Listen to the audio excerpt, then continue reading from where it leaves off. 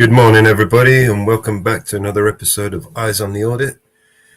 I'm your host, Mellows, and this is some fucked up show we're going to have today. I have no idea what I'm doing here. So, yes. Good morning, good evening, good afternoon to everyone around this insane world. That's for sure. We'll watch a few audits and a few other videos and some other shit.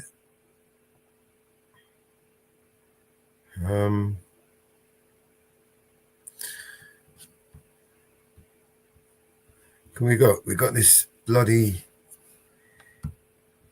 bullshit going on at the moment with this UK EU deal that they've got going on.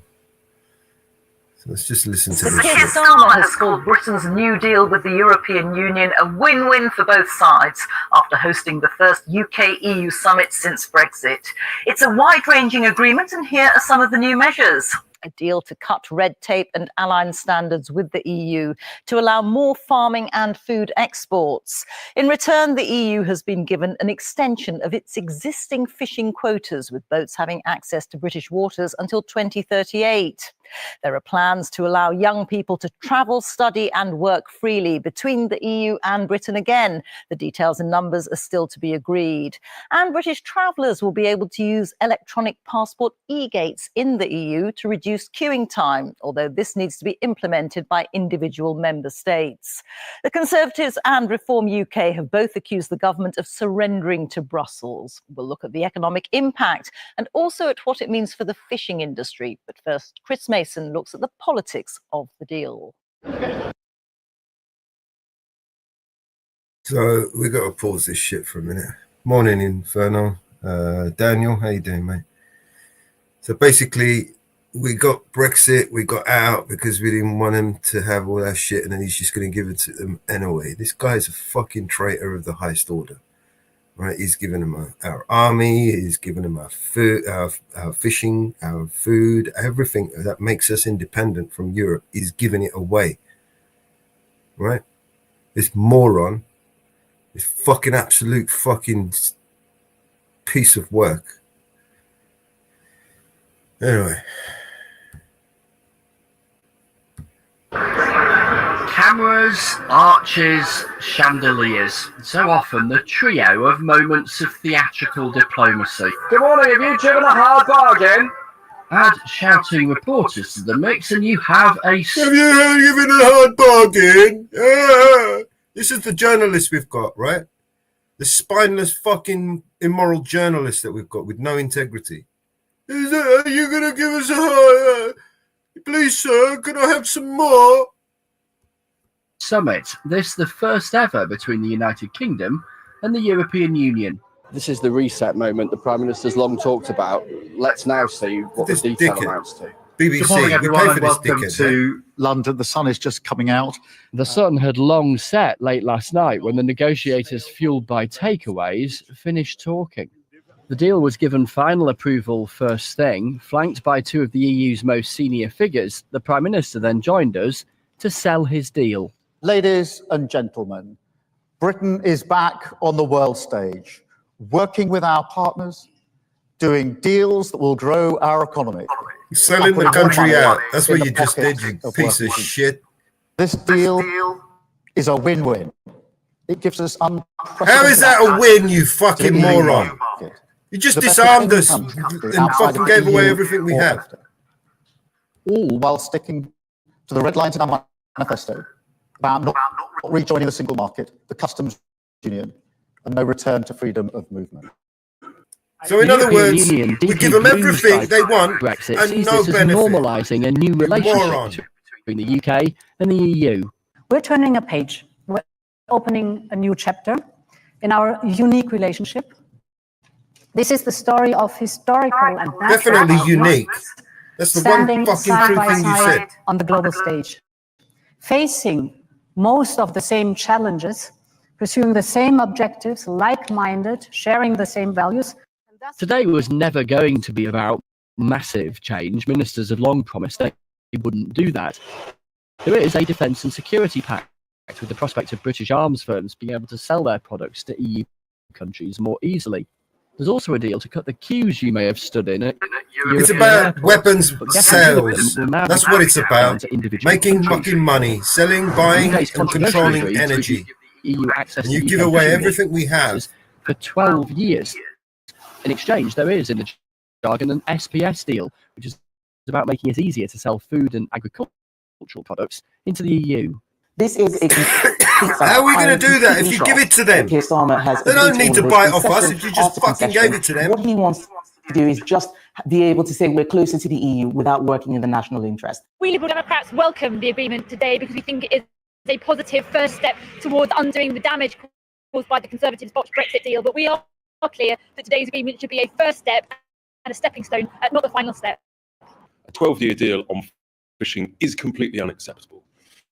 Likewise, sort of becoming a rule taker of new rules and regulations from Brussels, being subject to the European Court of Justice again. This is unacceptable. Strong views on Brexit are still not far away then, and neither are those difficult trade-offs between making trade easier and where power lies, sovereignty. To be clear, Prime Minister, isn't the truth that you've sold out the fishermen for what you see as the greater good? The driving principles What a of the fucking comprehensive sellout journalist. we've agreed today is about bills, it's about jobs, and it's about borders. They're the driving principles. How about you ask him a real question? Cuts away a huge amount of red tape for businesses and the way that we trade. It is incredibly important for fish because over 70% of our seafood goes into the European market. A question to the European Union, to President von der Leyen. This deal involves the UK becoming an EU rule taker, which some people here really don't like. Are you pleased to have the UK back within the EU's orbit?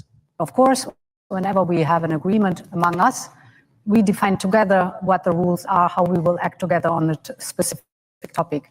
So it shows the sovereignty of a country by being able to take agreements like this one here today. Next for the three leaders, It shows the sovereignty by giving away sovereignty. Royal Navy Yeah, yeah. ship to illustrate what they see as the importance of closer defence ties. Make sure your hair's straight for the final photo op before the talking continues. Much of what's been agreed still lacks detail and timeframes. There are more negotiations to come. Chris Mason, BBC.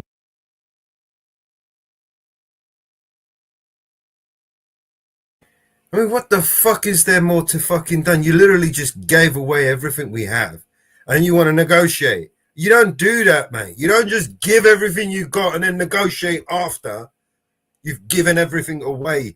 You tosspot fucking moron, fucking pathetic piece of shit, traitorous motherfucker.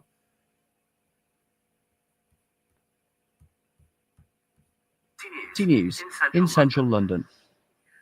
So will the UK be economically better off with this deal? Faisal Islam is here to tell us more. Faisal. Thanks, No! Rita. The full answer is yes, moderately, according to almost all Fuck businesses, you, supermarkets moderately. that trade our food and the economic modelling. Now, trade deals in general offer a modest bump up, fractions of a percent a year of the overall economy. Here we go with the famous fucking models that fucking full of bullshit that don't fucking mean anything. £5 billion a year eventually. Not based The on any fucking reality CPTPP at all. deal, which is in orange there, negotiated by the previous government, that's £2 billion-ish. The US deal to alleviate tariffs, well, that was worth hundreds of millions. And the deal for the 6 Gulf nations in yellow there is also imminent. Now, today's deal with the EU is worth £9 billion a year by 2040, but this only really flows from that free-flowing food and farm exports and electricity trading improvements. By with the EU. 2040. Which trades so much with Europe, this bigger boost comes from just those 2 areas. The big rollback of post-Brexit red tape is the eradication. BBC is the worst fucking piece of shit fucking news agency on the planet. They're such fucking costing new hypocrites. barriers to trade, especially damaging to perishable goods. 4 years ago, one exporter showed the reams of forms, the need for a vet to stamp for safe. Hey, Ma, hi, Others, welcome, man. cheese makers and popcorn makers, showed us how they had ceased trading, particularly directly with individual buyers in the EU. Some are now changing their plans after today. This is a great result for us and for every other food business in the UK right now. We've really struggled since Brexit. We haven't been able to ship online orders to our internet customers from all over Europe who want to buy our popcorn. So it's really positive. It's good. It's just a shame that it's taken so long. And maybe I wouldn't have actually sold that my business as I had to at the time. So this turns the clock back towards friction-free trade for often highly perishable food that the UK had in the EU single market before Brexit. In the business community,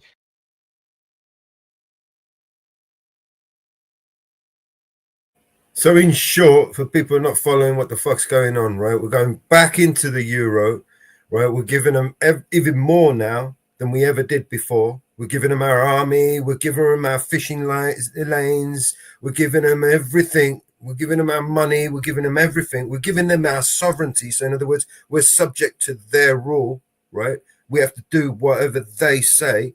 But we're out, right? We're out without the fucking benefit of arguing in a parliament and being able to say anything or be able to refuse them, or we've got no benefit of being in the EU, but we have to give everything to the euro. This guy is a sick motherfucker. He's just screwed us all over, right? And he knows he's out, he's going out, so he's just sold us off, right? He's done the worst deal. He knows he's out.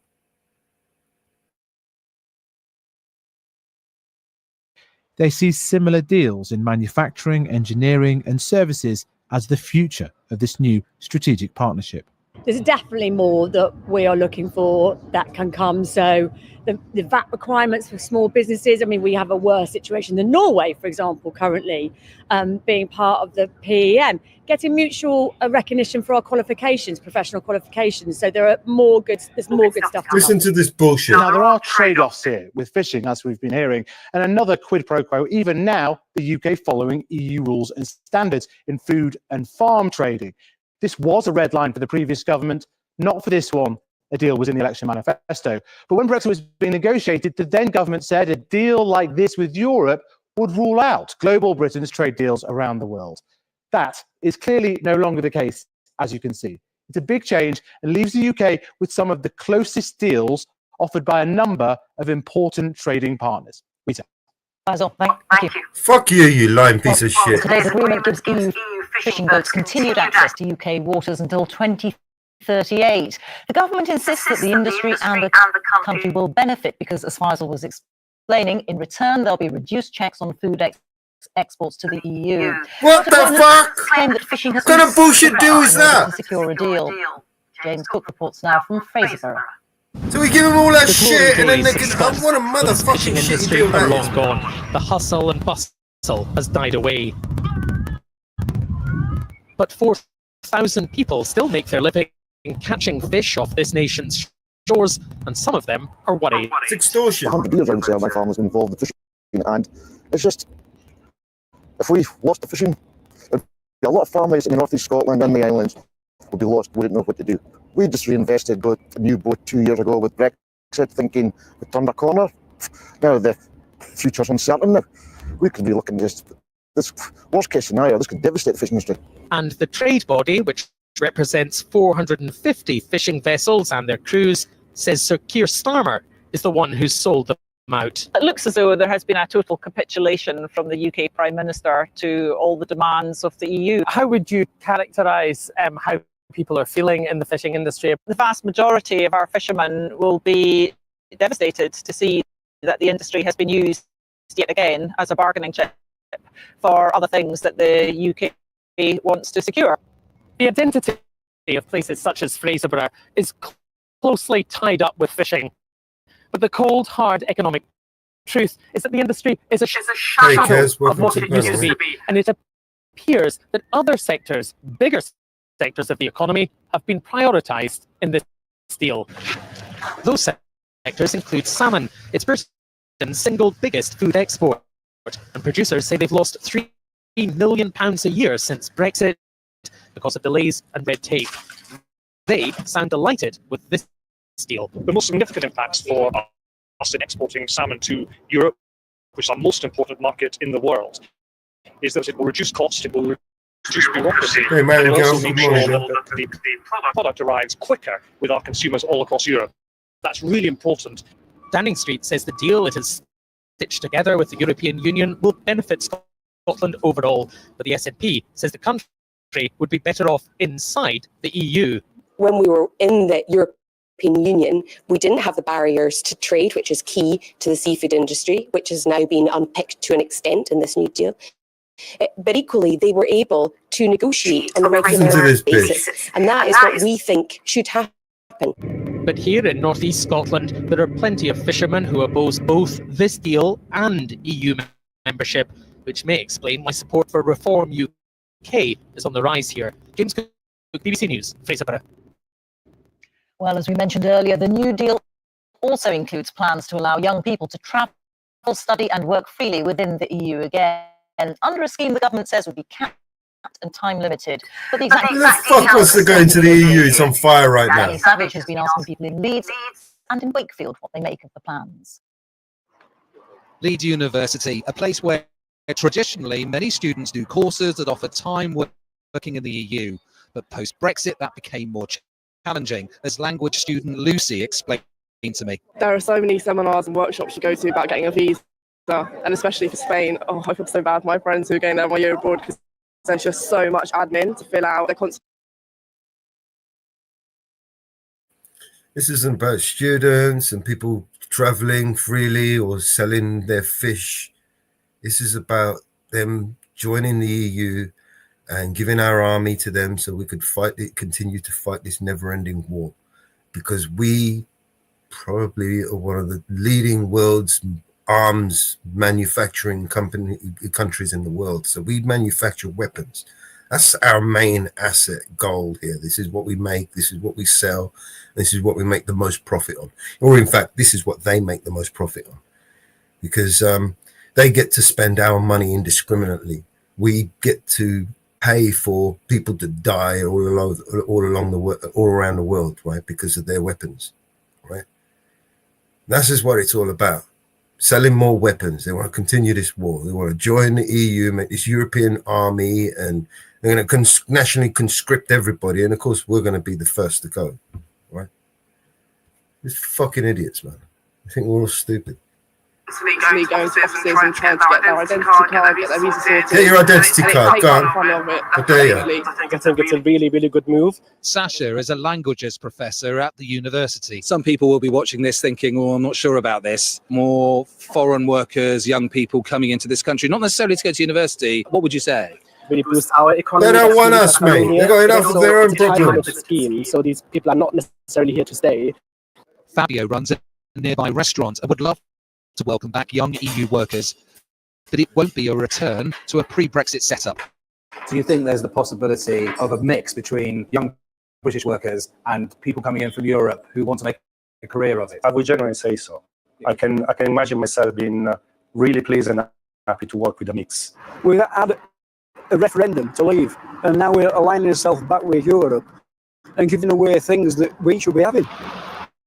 Down the road in Brexit supporting Wakefield, a future youth mobility scheme sparks some... Wow, they actually allowed him to say that on John, BBC. Dave, Jennifer and Moira. But if your grandchildren will go to Spanish or French, I would love them to be able to do that. Yeah. And I'm sure that families in Europe would love their children to be able to do that. And we shouldn't be restricting them because of political ideas. If more young people voted to remain, young people should be given that opportunity to have at least 3 years of that freedom. Oh, yeah. Young people aren't 35 years old, are they? You know, it's up to 35 years old. They're not young. Why come to this country? The Prime Minister says today will move us on from Brexit rows. Times are changing.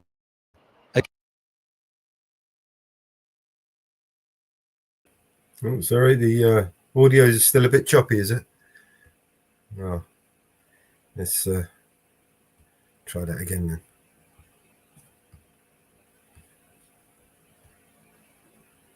Again. Danny Savage, BBC News, West Yorkshire. Chris Mason is with me for a final word. We heard a mixture of views there, Chris. So the Prime Minister's hate. All right. Still choppy. Don't worry about it. Fuck these fucking assholes. Fucking idiots. All right, let me stick out a link out there and see if anyone wants to come up and we'll chat some shit. We'll have to sort out maybe another machine to stream the films, the videos. Yeah.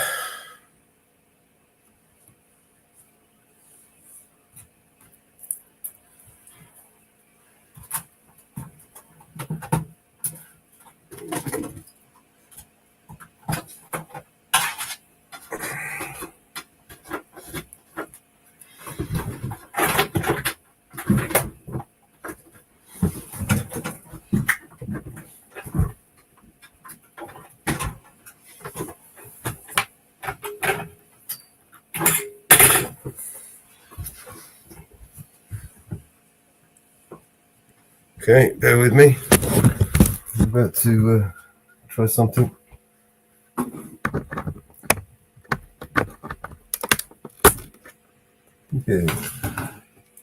That works.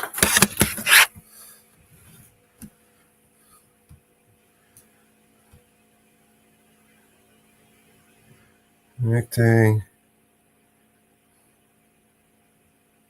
Yep, now we're connected. I'll try it again. Tell me if it's still choppy.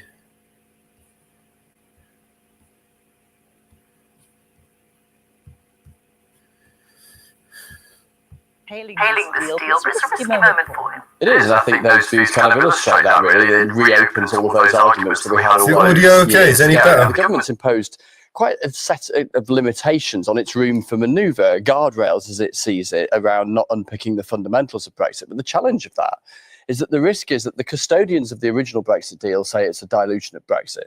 The forever convinced that Brexit was a disaster group of people will say that this is half-hearted. Now, the Prime Minister's language today, you picked up on this in the headlines a few minutes ago, is that he hopes most people are beyond that.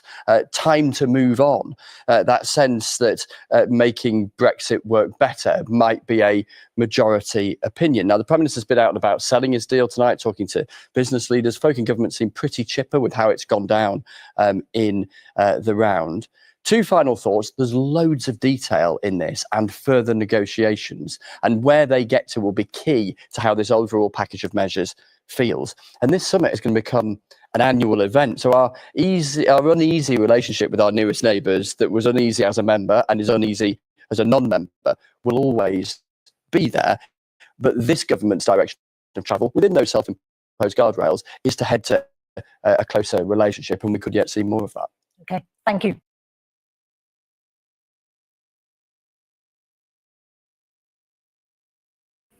He was making sure he was getting his notes out there, wasn't he? He was reading out his notes properly. Yeah. Not improvising, not a fucking thing, mate. Not on the BBC. You got paid for service there. Professional bullshitters.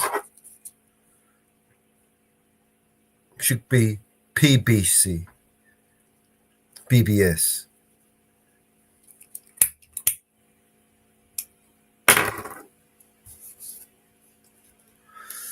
Yeah, fucking sick motherfuckers, man. This is how they try to sell that shit. Fucking stupid, man.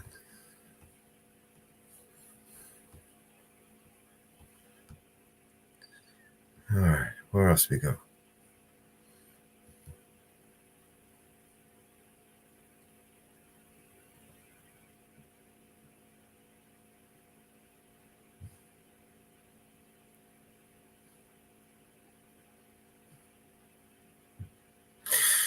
Oh, yeah, all right.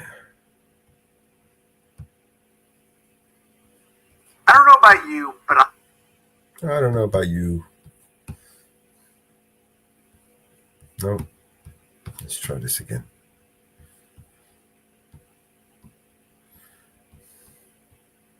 Yeah, definitely puppets. There you go. Oh, let me, let's make sure we do the like, and the share. Very important. I don't know about you, but I personally love it when I see cops let the mask slip so we can very clearly see who and what they are. All right, I'm gonna you up when I see you too. That's why you don't want to come here, because you. That's what it is. That's what I thought. Pull in the parking lot. We're in this parking lot right now. Pull over. Pull over now. No, pull over, goddammit. I'm not repeating myself. Get out of the roadway and pull over. License and registration now. Give me a second, okay? No, license and registration now. It's a bright yellow jacket standing in the middle of the street. What don't you understand? This is Officer Ali from the Waterbury Police Department, and he was hired to protect and serve the community. Guess what he did with his power and authority? Our top story right now at 6, the shocking footage of a Waterbury police officer threatening someone while on the job. Officer Sebastian Ali has been placed on administrative duty as the department now launches a full investigation. Your reporter Dylan Fearon live right now on West Main Street tonight with the new details for us. Dylan. Well, Mark Aaron, Officer Ali is not patrolling tonight. We have to go back to May 2nd. It was a Friday night. Officer Ali saw someone make an illegal turn around here that night. He tried pulling the driver over, who refused and kept going. Now, we have video, which Waterbury Police has confirmed is Officer Ali. At some point, he was speaking to people that seemed to know who was driving that car. It got tense. Officer Ali was angry, and we had to bleep out several words as he used disgusting language. Here's the video. I saw your face. All right, bro. I'll see you. Don't worry about it. All right, I'm gonna you up when I see you too. That's why you don't want to come here, because you. That's what it is. That's what I thought. If that car doesn't appear in the next 10 minutes, I will literally make your life a living hell. I am the wrong cop. Now, I agree that what this cop is doing and how he's presenting himself is completely unprofessional. We've seen cops in the past and cops presently. Look at any YouTube video on the platform. They are doing far worse than Officer Ali here, and everybody's outraged about his language. This is who cops are. When they do finally let the mask slip and their smiling face goes away and their fangs come out and their claws start protruding out of their nails, they show you who they are. This guy needs to be investigated. This isn't his first rodeo. There's no telling how many people he's actually abused. If he can't control his temper right here, and everybody pretty much knows if there's a Ring doorbell camera, some kind of camera, and they're operating knowing full well that this video footage could be reviewed and scrutinized later, and yet they still can't control their temper. They're showing you who they are. They're showing you they have a short fuse. They're showing you they have a volatile temper, and they're a danger to the community that they're supposed to be protecting and serving. We see this a lot. The outrage here is warranted because of the unprofessional conduct, but we've seen cops do far worse, and there wasn't even this level of outrage. To take off on. I will be here every day knocking on your door. I will put an APB out on that car right now and make sure that every state trooper, every cop in this city and every other city is looking for that car. And whoever is found in that car is going to get so f***ed up.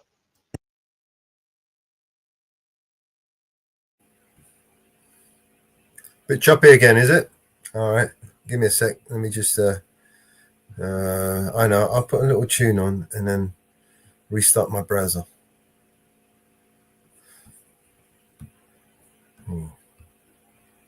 Maybe install these updates. Bad time to install the updates during a live. All right. Let me pause it here because it's going to ruin the video, and I'll play you guys a tune while I fuck around with this.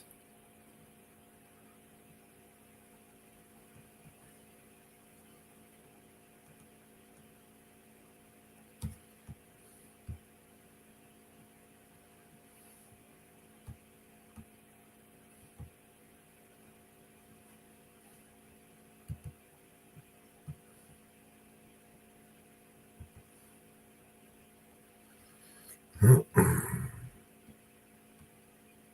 worry about all the videos.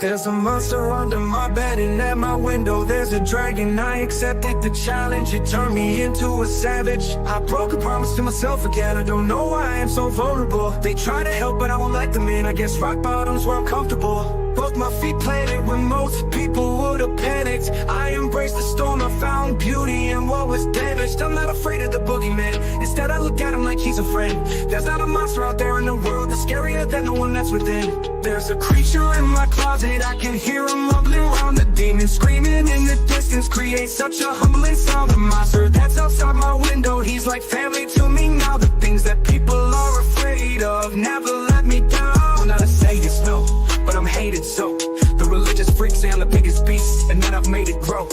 When I spray this flow, I created more. Creatures alike when I heat up the mic, I'm a blade of the night, but I'm tainted though. By the darkness I'm blinded, I spark it and shine it. They find it, this mind is woe. What if they label me a demon seed? Wanna disable, now I see them bleed. Injure me fatally and see them grieve, no. Yeah, I would not believe the creature inside me. If you deceive belief was alive, let me disagree when people define me or trying to take his. Whatever the fuckery told him, you don't wanna break this. You forsake his, what is sacred, then it's over no matter what your faith is. I'm a creature. There's a creature in my closet, I can hear him rumbling around. The demon screaming in the distance creates such a humbling sound. A monster that's outside my window, he's like family to me now. The things that people are afraid of never let me down. Yeah, I managed to get myself in trouble, all of this pain. Yeah, I'm down in this double dose and liquor's always to blame. If I could keep myself sober, I keep my hands to myself. I take a shot and it's over, that's how I end up in hell. I do. I hope I don't pass it down to my offspring. They get everything from their daddy, feel like I'm addicted to all things. Yeah, there's no reason to change, I've gone too far now. I'm stuck in my ways, back at the bar now. They said I'm a flirt, they right, I ain't perfect guy. So I'm thirsty and perking and purposely searching for something that's hurting me so I can get back up and go. I just back out of it slow, that's how it go. I'm not the back out of her, and next night act on no. Okay, they be laughing at me, hands be grabbing at me. Feel like God let it happen to me. That be black and blasphemy, beats bad desperately. Okay, yeah, I think I better let it go. Either that, or I gotta let it know that I can't do it. There's a creature in my closet, I can hear him rumbling around. The demon screaming in the distance creates such a humbling sound. The monster that's outside my window, he's like family to me now.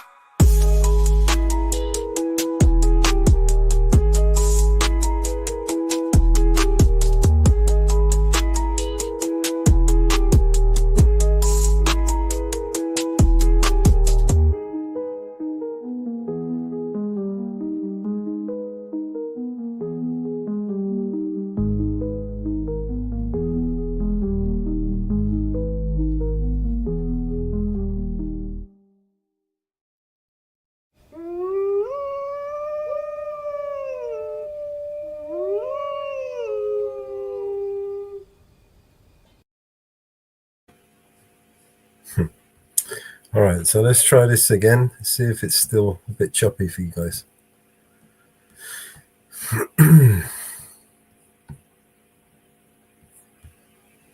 And there's no telling how many cops this guy actually represents. And when he does write a report and puts out an APB, the other cops just brainlessly follow it. That's why it's dangerous to have someone who's just an order follower who turns off their mind and just believes a police report or believes an APB bulletin. When a cop gets pissed off like this, he can exercise great power to ruin a lot of lives.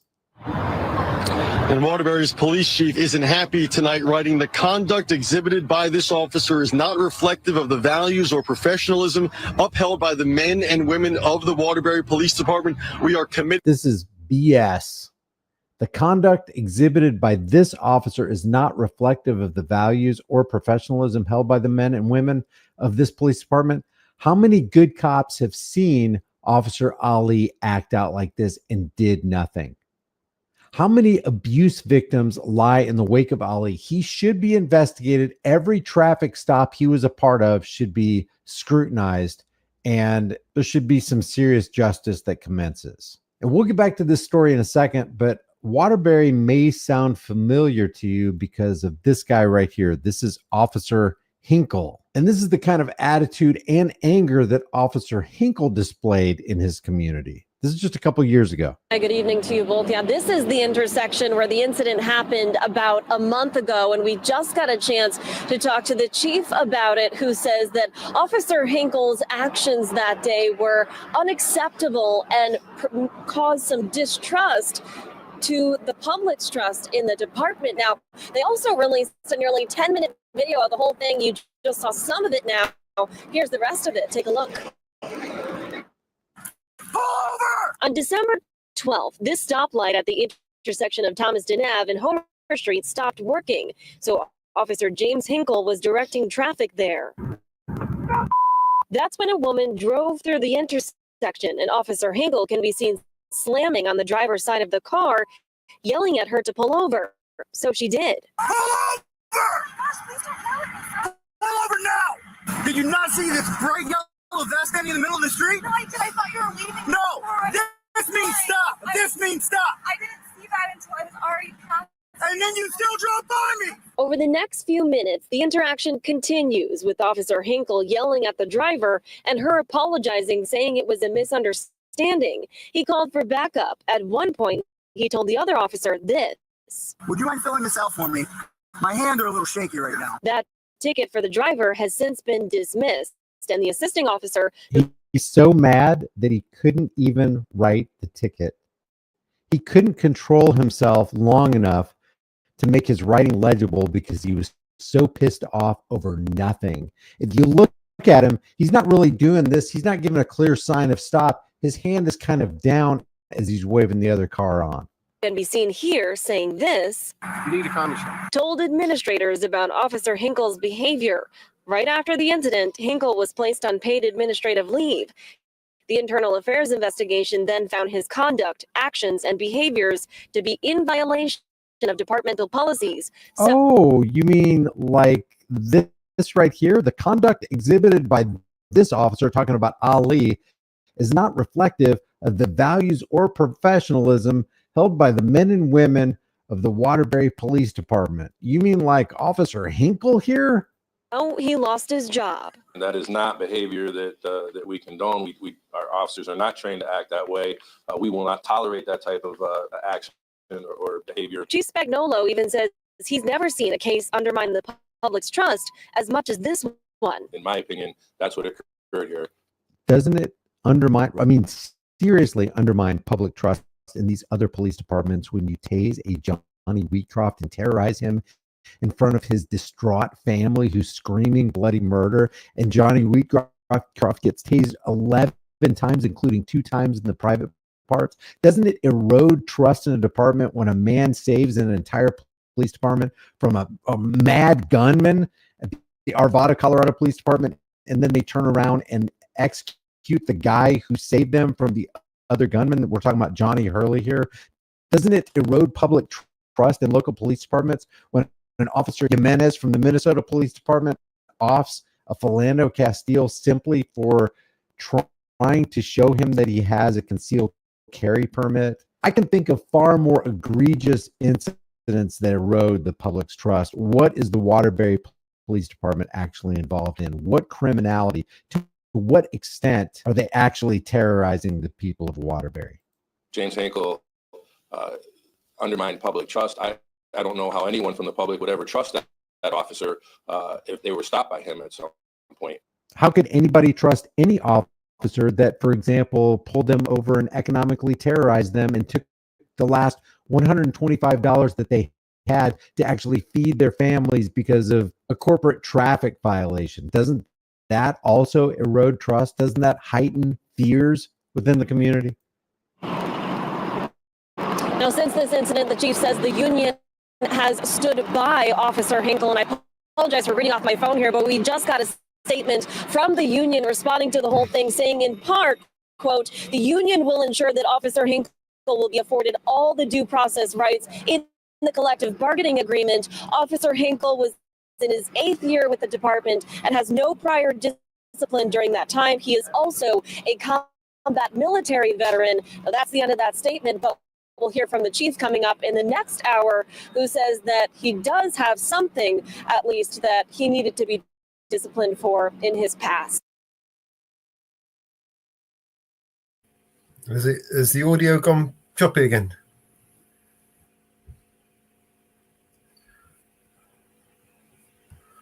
Maybe I'll stop sharing and share it again. I don't know what. There's only a few minutes left of it anyway. So Officer Hinkle didn't afford the driver of that vehicle due process, but the police union is going to make sure that Officer Hinkle gets plenty of due process. Back to Officer Ali. Committed to transparency and accountability, a thorough and impartial investigation will be conducted. We know Officer Ali has been with the Waterbury Police Department since 2023. Before that, he was with the NYPD in New York City, but he's on desk duty tonight as police continue investigating. Oh, he gets paid vacation. So they separate him from the community by giving him paid desk duty the way they would separate you if you went on somebody's porch and you threaten them like this officer threatened, you would see jail time. Sounds to me like the Waterbury Police Department doesn't give a damn about the people in the community because they keep hiring yahoos like Ali and Hinkle. Leave your thoughts about this to the world and global thought, please, in the comment. Yeah, he's got to be on desk duty so he can investigate himself, and then, you know, once he has thoroughly investigated himself and his own conduct, he can give us a, you know, I mean, he can't do that. We've got to pay him to sit on the desk and investigate himself. You know, how else is he going to learn what he done? Right? I mean, this is how it works. We pay them, they extort us and murder us, and just shut the fuck up and get on with it.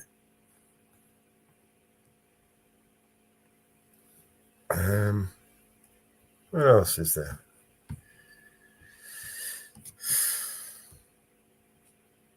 Crazy, huh? What's this? This is a year old. You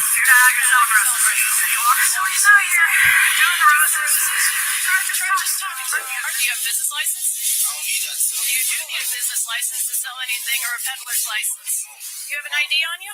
Why? What are you doing? If you're getting ready to go to jail, is why. This is how police officers treated a 13-year-old kid who was selling palmetto roses in front of a Walmart in Somerville, South Carolina.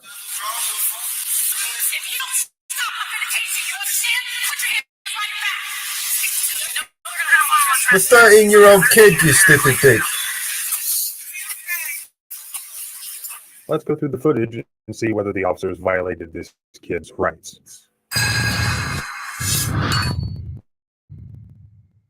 Right off the bat, let's compare this situation to a 3-year-old little girl who was selling lemonade in Kansas City a couple of years ago. Do you want to see a police officer today? Are you going to hug them? What do you want me to grow up? Yeah. She's been out here since 7, so that energy is coming from somewhere. Oh my gosh, the sheriff! Oh, the sheriff's here! Let me not do the street!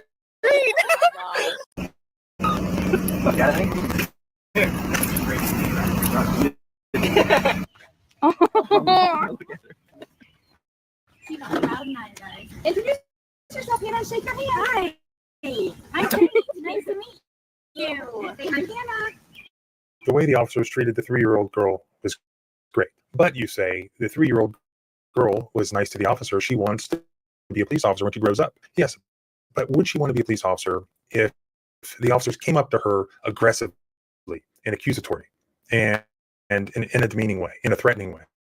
Would she still have reacted the same, or would she have cried and run to her mother, her grandmother, and never ever want to see a police officer again? These sorts of things don't happen in a vacuum. So let's compare the situation with the 3-year-old girl in Kansas City with what happened in South Carolina. On April 1st, officers with the department's hospitality team, LOL, were patrolling North Main after receiving complaints about people loitering and selling palmetto roses. Two officers, Guy and Sergeant Catherine Kirkland, used the public announcement system in their marked patrol vehicle to tell the two young men selling palmetto roses in front of Walmart to move along.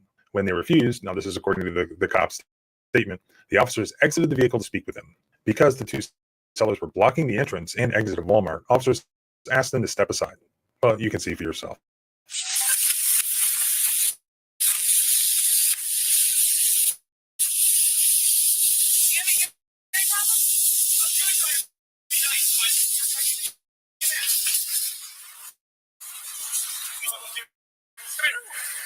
You have an ID on you? Why? What are you doing? Getting ready to go to jail is why. How? How? Because I'm going to put you in that car. So you're not out here selling these roses? Yep, I am. You're not out here selling roses? Yeah. You are? Do you have a business license? I don't need that. Do you have a business license to sell anything or a peddler's license? Yes, you do. Yes, you do. You can go to jail for that. Listen. Do you have an ID on you? Right off the bat, Officer Guy's approach was aggressive and did not attempt to de-escalate the situation, according to State Representative Marvin Pendarvis, who is representing this 13-year-old in the video. He said this was an overreaction. This was an escalation. There was no attempt to try to de-escalate the event from the time that they approached him. The 13-year-old sells the rose-shaped flowers made with palmetto palm fronds quite often, though this was his first time selling them at the Walmart along Somerville's North Main Street. He's on spring break this week. He was spending his time off from school trying to make an honest buck in the spirit of entrepreneurism. It's not uncommon, whether it's Girl Scouts or church groups or Little League groups, to gather in front of storefronts selling cookies, selling lemonade, selling whatever to make an honest buck or to raise money for a particular situation. He asked this question, and it's a good one. If there were Girl Scouts set up there, would the results have been the same? So what you've seen already is how they escalated just from 0 to 100 in no time. And now, just boom, we have violence. Hey, John. Welcome, man. Do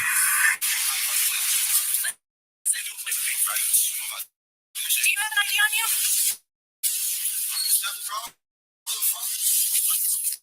Stop.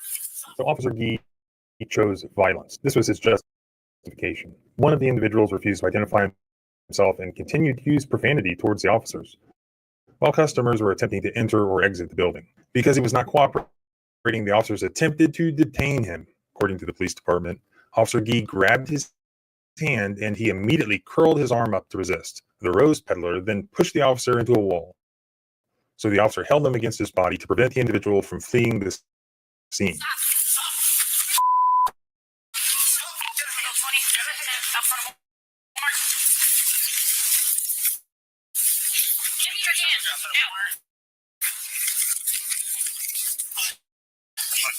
Give me your hand. Stop. Stop. Stop. Give me your hand. Now. Give me the hand.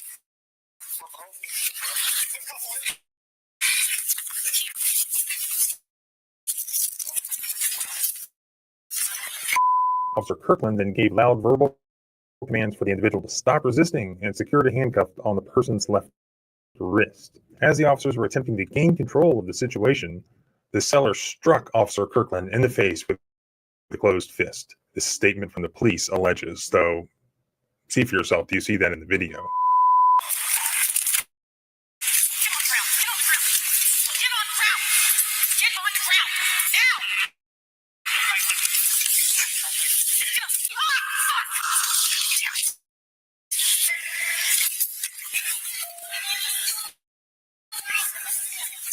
If you don't stop, I'm gonna take you. You understand? Put your hand behind your back. Put your other hand behind your back.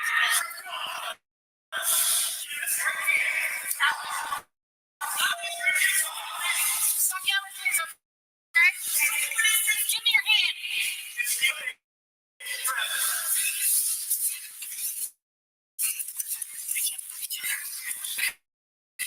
You're gonna have to loosen the forward a little bit. When I saw you guys before. One to take.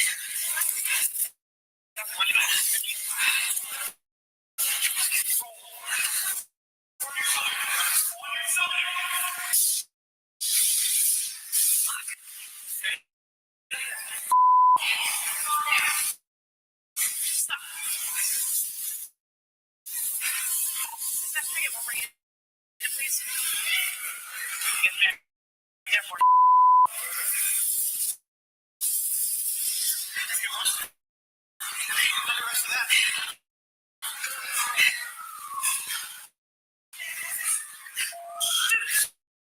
is your problem?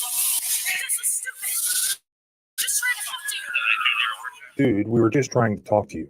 Is that true? I believe this is called gaslighting. This is what really happened. Do you have an ID on you? We're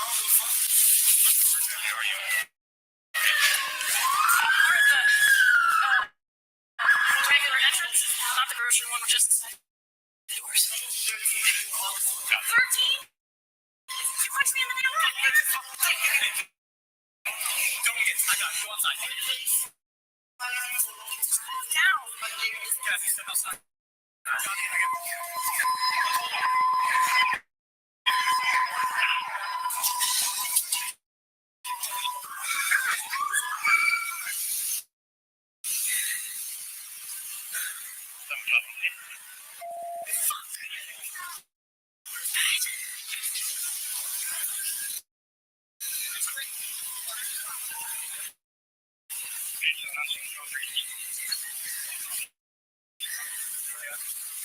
Probably have to have EMS.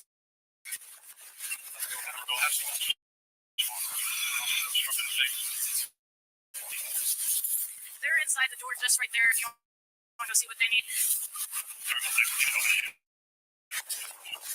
David! Come on, guys, it's open, all right? Why are you hanging out? Yeah. So he's out here doing the roses. We tried just talking to him.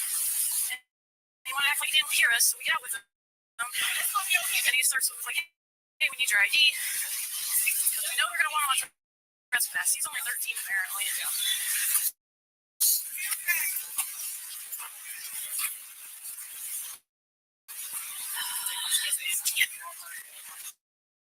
It's right in the eye. You see the lady out there with her cell phone. Really, that's why you're hearing about this. That is Mimi Rivers, and she originally took the video that went viral off of her phone. This is her post on Facebook where she says, dropping my daughter off first day at work, Walmart in Somerville, and this happened because they were selling flowers. Who baby is this? This is making sure he's okay. That then prompted the Somerville police to post the body cam footage, or the raw body cam footage. And as often happens, they think that the public is going to agree with them, but do you agree? What's the rest of the story? Well, not a whole lot. After the kid was handcuffed, he told the officers that he was only 13. And because he was underage, police will not release his name. He declined medical attention, and the officer who was allegedly punched in the face by him was treated by EMS at the scene, according to the cops. The Rose Peddler, as they referred to him, was charged with assaulting an officer engaged in official duties and released to his mother. The cops also said that the officers determined that the second person who had been selling palmetto roses was on an active trespass notice for Walmart. Police say that they've previously responded to several businesses that have complained about shoplifting by juveniles who were selling palmetto roses. Prove it. We will continue to conduct a thorough review of this incident to ensure our officers followed proper protocols and identified any areas for improvement, the police chief said in an April 2nd statement. Well, let me see if I can help you identify some areas for improvement here. Just give me a few minutes to think about it. I'm sure I can come up with something. In almost all of these videos, the police officers involved could have completely avoided negative exposure to the public if they had just used a little bit of common sense and some compassion. You can't just be aggressive in every situation. I tell people that practicing law, you don't want a lawyer who's just aggressive constantly. 9 times out of 10, you get what you want or what your client wants by being nice to people, by being courteous, by having compassion, by being polite, by having conversations with people. It's almost always time to be nice. That's what's effective until it's time to not be nice. Here, the critics will say, well, that's what happens when you fight with police. You don't fight with police. You don't be rude to the police. Both of these things can be true. When you're a police officer, you're going to encounter children who are not nice to you for whatever reason. There could be 100 different reasons. It's not your job to judge them for that or to punish them. A little bit of being polite, being nice could have gone a long way here. This wasn't a kid who was shoplifting. This wasn't a kid who was standing outside selling drugs. This is a kid who's making roses out of palm fronds. Come on, or out of palmetto leaves, whatever they are. I should know this. How could they have handled this differently? They could have said, well, Walmart called us. They don't want you out here. You have to leave. And then if they don't leave, well, you take it to the next step. Instead, they didn't even bother speaking to them in person. We don't see this part in the video, but they called to them on the loudspeaker, like they're holding hostages or something, and then got out and just got in their face and were rude to them, condescending. How can you expect anything different than the reaction that they did receive? All of this could have been avoided just by being nice. Legally speaking, what are the rights here? Were rights violated? This started off as a consensual encounter. The kid wasn't immediately detained. They started asking him questions. They did not have probable cause to arrest the kid, as far as I know. He wasn't under arrest, as far as I know. They were investigating, which they like to do. They didn't give him any warning, just attacked him with violence. So we went from a consensual encounter where the kid was never told he wasn't free to leave. In fact, he was supposed to leave. That was the whole problem. To boom, not only is he detained, but he's detained with brute force, with physical violence. Should he have not resisted? Should he have not fought back? We don't see him punching, but should he have not resisted them whatsoever?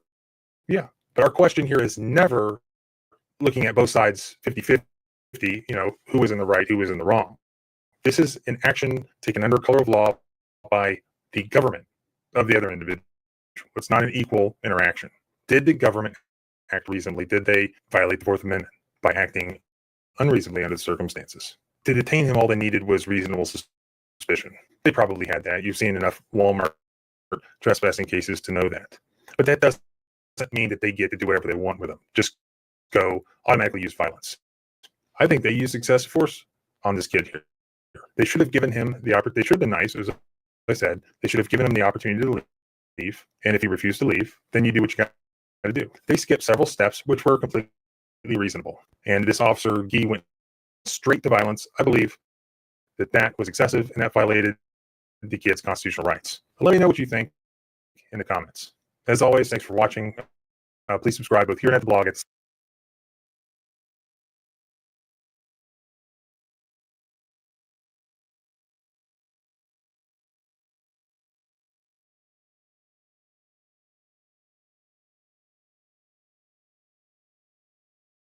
Yeah.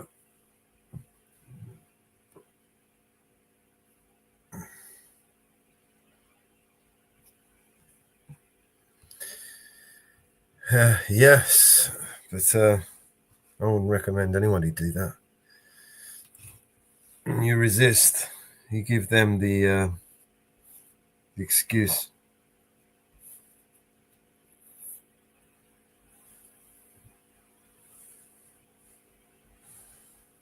Yeah. But yeah, that was a 13-year-old little kid, man.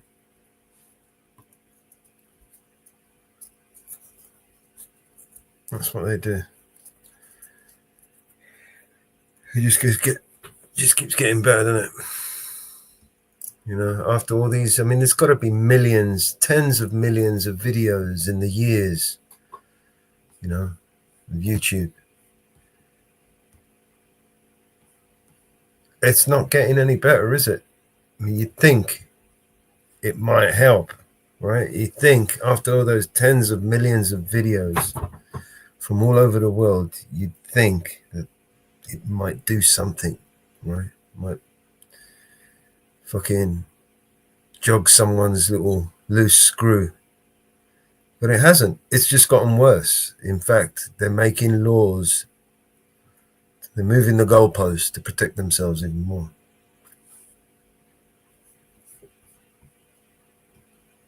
Unbelievable. All right.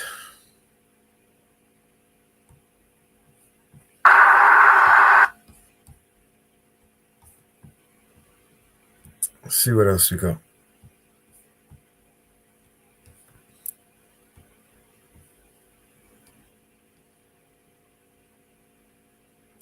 He's only just put this one up. I'm not going to play this one.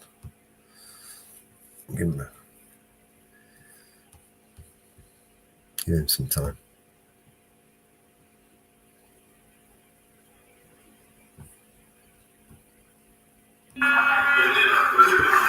Oh, what's his name? He's lying right now. So you see this camera and that camera? Those two cameras are two of the things that I'm trying to request because he's lying. I've not spoken to her for a couple of days. And you're trying to figure Right, go. That's all you're doing. What's the Fourth Amendment? I've not spoken to her for a couple of days, Matt and Gil. The vigilante media servers are down. We are currently down at the moment. Hopefully not for too long. So I haven't been able to open the Jitsi room, speak to anybody. I haven't spoken to Mama Bay for a couple of days. I hope she's all right. Should be fine. I mean, she's got my number if she needs me. She might, hopefully, later on when she gets up, she might see us on and jump on. That's what I'm hoping anyway. Let me know if the audio is okay, please. Sir, can you please tell her what the Fourth Amendment is? Because you just said it to me. Did you push that gentleman over there? No, he touched me. But did you push him? No. He said you pushed him. And that's why I'm trying to get those cameras because he's a liar. Well, he just told me you pushed And he's a him. liar. And he works here, and you should be here. So why are you taking his side over the public? You should be taking my side. Yes, I did. Yes. So you guys are trying to get that security footage? Is that what you're trying to do? So if it shows that he pushed me, what happens? Is he going to get arrested? Probably not. So then why are you even trying to get it? Just arrest me? So you guys are teaming up against me? Because if you get it and it shows him touching me first, I want you to do the same thing to him that you would do to me. All right, we got his information. You don't want to give his information. You just said his name's Justin. Yeah. We'll need to see your information. What's the Fourth Amendment, sir? Pardon me? What's the Fourth Amendment? You tell me. You don't know it? My right to be free from seizures of my papers, persons, and effects. Hold on. I'm If right. you do not I don't. identify yourself, I'm going to arrest you for obstructing governmental operations. So you're going to arrest me for not IDing? Yes. Okay, you need RAS. You need reasonable, articulable suspicion that I've committed a crime in order for me to ID You myself. have prevented me from conducting That's not how it works. lawful government You can't arrest me for resist. You can't arrest me Can for. I arrest you for resisting? Are you sure? No, listen. You can't arrest me for Your phone will be refusing to ID. Can I get your supervisor down here? I don't have a supervisor. Yeah, I you have a do. supervisor. I need your supervisor down here because you don't know how things How many work. supervisors do you want down Someone here? that knows what's going on. I Usually, know what's going usually sergeants don't. Usually lieutenants do. So if you have a lieutenant around, Sergeants don't know what's going on. yeah, yep. So if you think you can arrest someone for failure to ID, that's a big no-no. And I need your lieutenant down here, please. That's a big no-no. He thinks as long as he's called, he's allowed to ID anyone that's there. And Perry versus Ohio is already a Supreme Court ruling that states that's not true. They need reasonable, articulable suspicion of the crime. So the only reason I don't want to give my last thing, and I'm not saying I won't, but is for fear of retaliation. Is this going to get over there to them? I went and filed a complaint on a sergeant yesterday, and ever since then, everyone has my phone number blocked. I've actually had to use a friend's phone just to call this number. It doesn't matter what precinct I call, doesn't matter if I call internal affairs, doesn't matter if I call the records department. Everyone else can get through, but my number can't. Why would that be? And who can I talk to about that?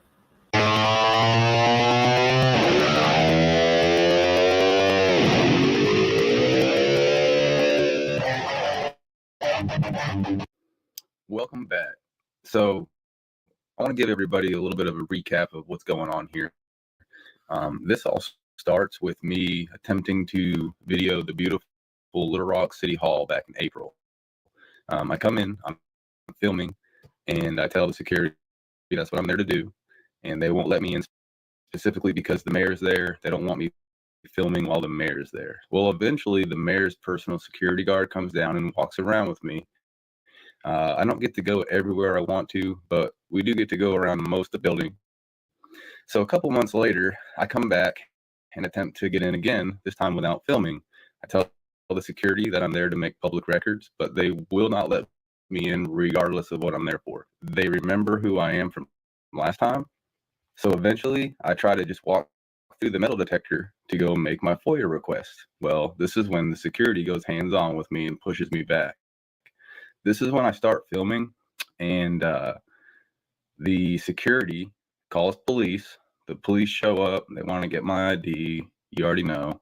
And that's when the security start lying. They make a false police report saying that I pushed him. I'm about to show you that didn't happen. I get a sergeant on scene. The sergeant attempts to ID me. He threatens to arrest me if I don't ID, so I make him go call his lieutenant. Eventually, I make complaints on the sergeant. My phone number gets blocked, the whole nine. We're going to get into it. So here I am entering the building. I'm not filming yet. I'm explaining to the security that I'm here to make a public records request. They never asked me to ID or sign in, and they state they remember me from last time and that I cannot make a public records request. They claim there is nobody here to make the request to, which we later found out was a lie. I eventually attempted to walk through the metal detector to go make my request, and that's when Stephen Neal pushes me backwards. He later lies to police on a police report that I came through the metal detector and pushed him. The police are called after this, and I begin to film.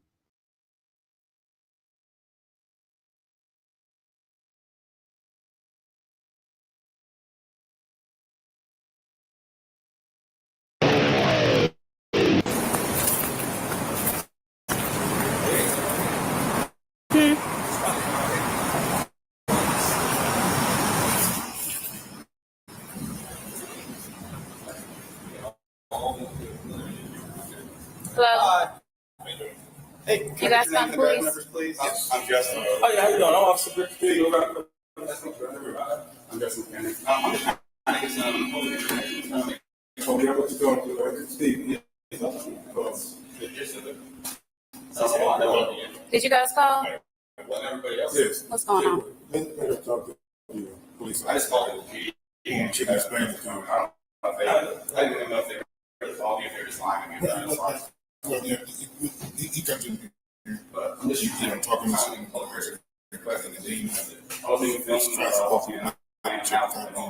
came out there, he pushed me, I pushed him back. And then I told, immediately told Tanya, Just get his information. What this happened? gentleman comes in, he's been here before, a blogger or something, but he's been for 4 years. Hey, sir. I'm talking to him. Please, okay, we'll talk to him. Can you take him outside, please? Okay. Thank you. And, do you want to get appointments? You know, who you want to talk to? He wants to come make a phone. You know, and then go back and forth. He wants to try to come through here. You know, by the time I get the record, you just try to come through. I can't push me. I'll push him back. Okay, push you. We can't do it. Push me. I'll push him back. Okay. You know, and then, So he pushed you. How did he push you? Stop coming. You come through, you put his arms up and push me. I pushed him back. Okay. And then there was a gentleman right there. Signing in. He gave me his card. So he said, he said if I needed anything, he would have. It's a witness. Okay. All right, sir. What's your first name? STEVEN. What's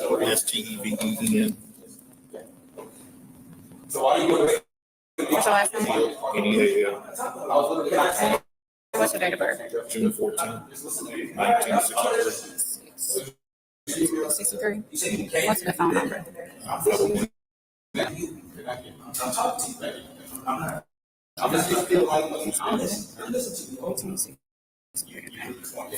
right, so what? He was kind of takes 3 or 4 days before the I'm gonna come up here and talk to you. He didn't want to really have anything to explain to him. He wanted to prove the fact that he could just come in here. We couldn't stop him. That he can do anything in here he wants. There's another guy that does the same thing he did. He actually threatened the boy. There was a case against him. You know, and so I think that's going to prosecution. It should be going to prosecution. You know, and So he threatened somebody here? not him. Okay. There's another guy. But not him. Okay. So did he ever state his business and what he needed done here? He said he wanted to have a nigga for you. We just can't come in here and nigga for you. You know, take it online and take.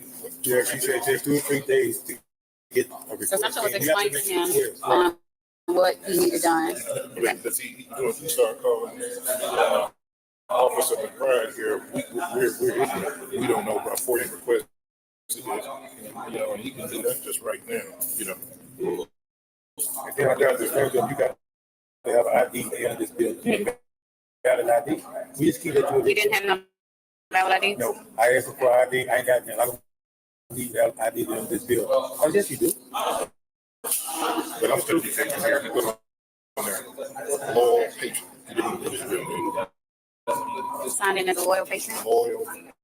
I did this wrong about that because when I told him he did that, he called another name. He called us.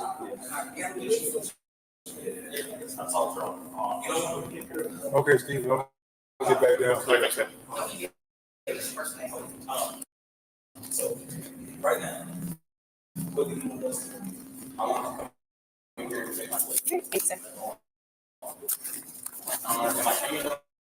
I'm a member of the public from getting photographed. Do you have any identification on you? I don't need an ID. Well, you need an ID to sign into this building or get into this building. Fourth Amendment. Sir, you need identification Ma'am, can you to please get tell me into the this Fourth building. Amendment? He knew the Fourth Amendment. He's smart. Sir. Do you know the Fourth Sir, Amendment?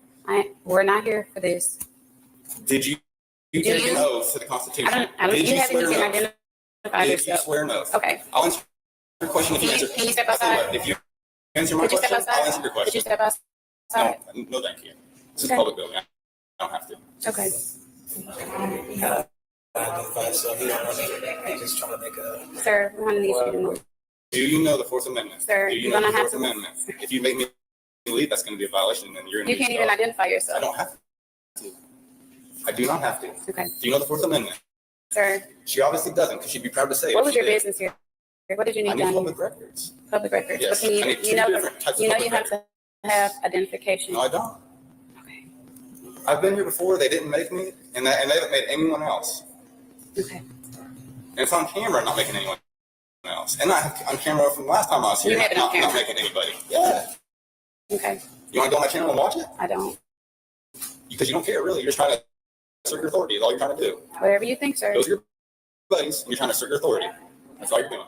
Sir, do you have any What's identification? the Fourth Amendment? Are you able to identify Sir, yourself? can you please tell her what the Fourth Amendment is? Because you just said it to me. Did you push that gentleman over there? No, he touched me. But did you push him? No. He stated you pushed him. And that's why I'm trying to get those cameras, because he's a liar. Well, he just told me you pushed And he's him. a liar. And he works here, and you shouldn't be here. So why are You you can't taking even this identify side over the yourself. public? You should be Did you taking my tell him that he side. pushed you Yes. first? Yes. He said he don't want to make a report right now. I'm thinking about it. Okay. It's not even about that. I just want to get my public information and be on my way. And there should be no one here trying to stop a member of the public from getting public records for any reason. You can't even identify yourself. I don't have to. What is the Fourth Amendment? Okay. What? I'm gonna go get my phone. You can talk to him. I don't even know his name. I will. Thank you. Hey, what's your name? You still on my? Is it public patron or royal patron? It's yes. Okay. This just. Justin.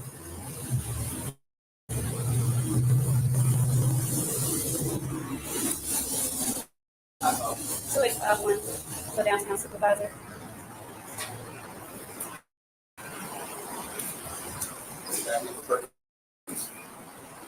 Yes, sir. Can you respond to our location? He's requesting to speak with the supervisor.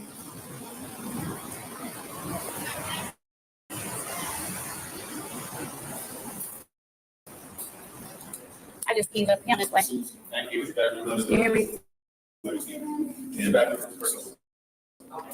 You won't identify yourself, sir. Your policy. It's a public record, so you can look it up. Okay. I'm just kidding. Okay.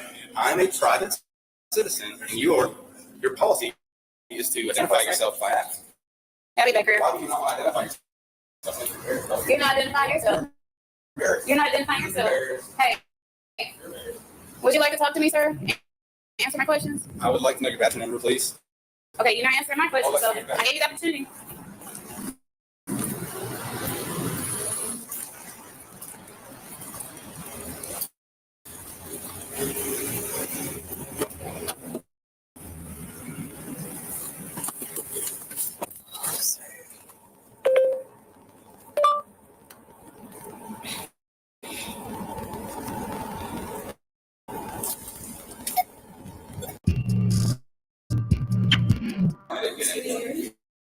That's my whole purpose for doing that first.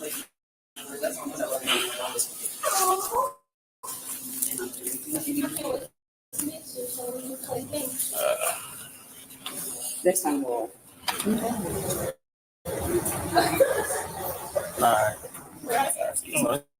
Alright. Oh, yeah. I'm sorry, oops. No. I'm just trying to, no. Like a 30. I just didn't want to get you one. Oh. Right. That's the first thing I'll be, I promise. Thank you very much. You too. Well, you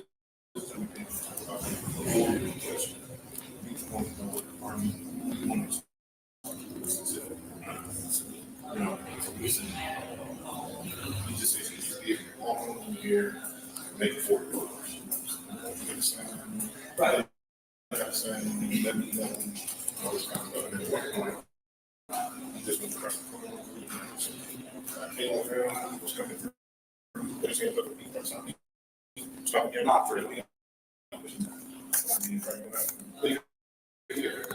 told him some track, it's gonna be 46.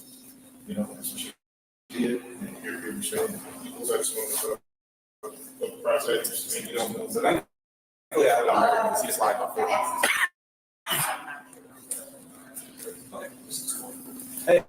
Hey, sir, I'm Sergeant Stanley, Supervisor. Hey, I'm Justin. Nice to meet you, man. So he didn't have a bunch of stuff. So I came in. I got mine signing in, but they never asked me to do that. Okay. They didn't want to let me through because they said I needed to make an appointment. I said that's not like me. And so yeah, they did. Because I was here before, just trying to take pictures of the building, and they called me to. And eventually, the inside. Okay. Just this little spot right here. Okay. And eventually, the security came down and walked around with me, which is awesome. That's all I wanted to do, take pictures. Okay. But they had an attitude with me here that because of that the whole time. So I went in again, they immediately recognized me. I said, hey, I'm not filming today. It's my call. Hey, you're not filming today? Well, I am now, but I wasn't going to. Okay, let's be honest. Okay, you're not listening to what I'm saying. So exactly when I came in, I wasn't filming. I didn't start filming until the police were called. Okay. I was doing many things like walking in the your person. Our interaction out there, interaction with you. I wasn't filming my interaction with them until they spoke.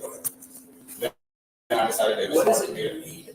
So you mind if I finish my story real quick?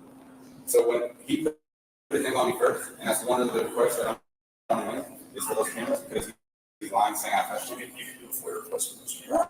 Right, exactly. So all I want to do is that, and I want one more FOIA request, which is the contract between the city for this building and the security. And that's it. That's what you think of.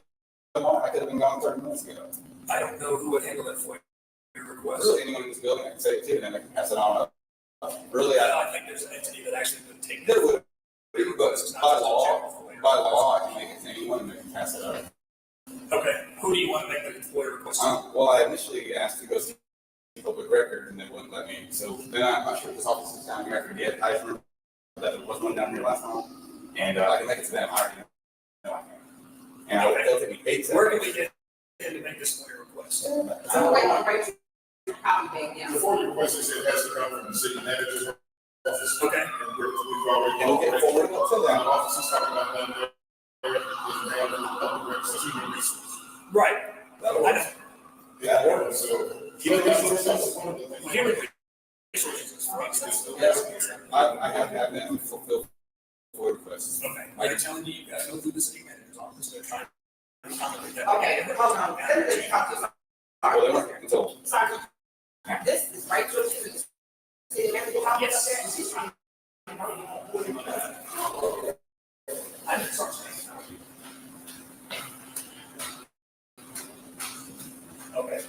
What you request?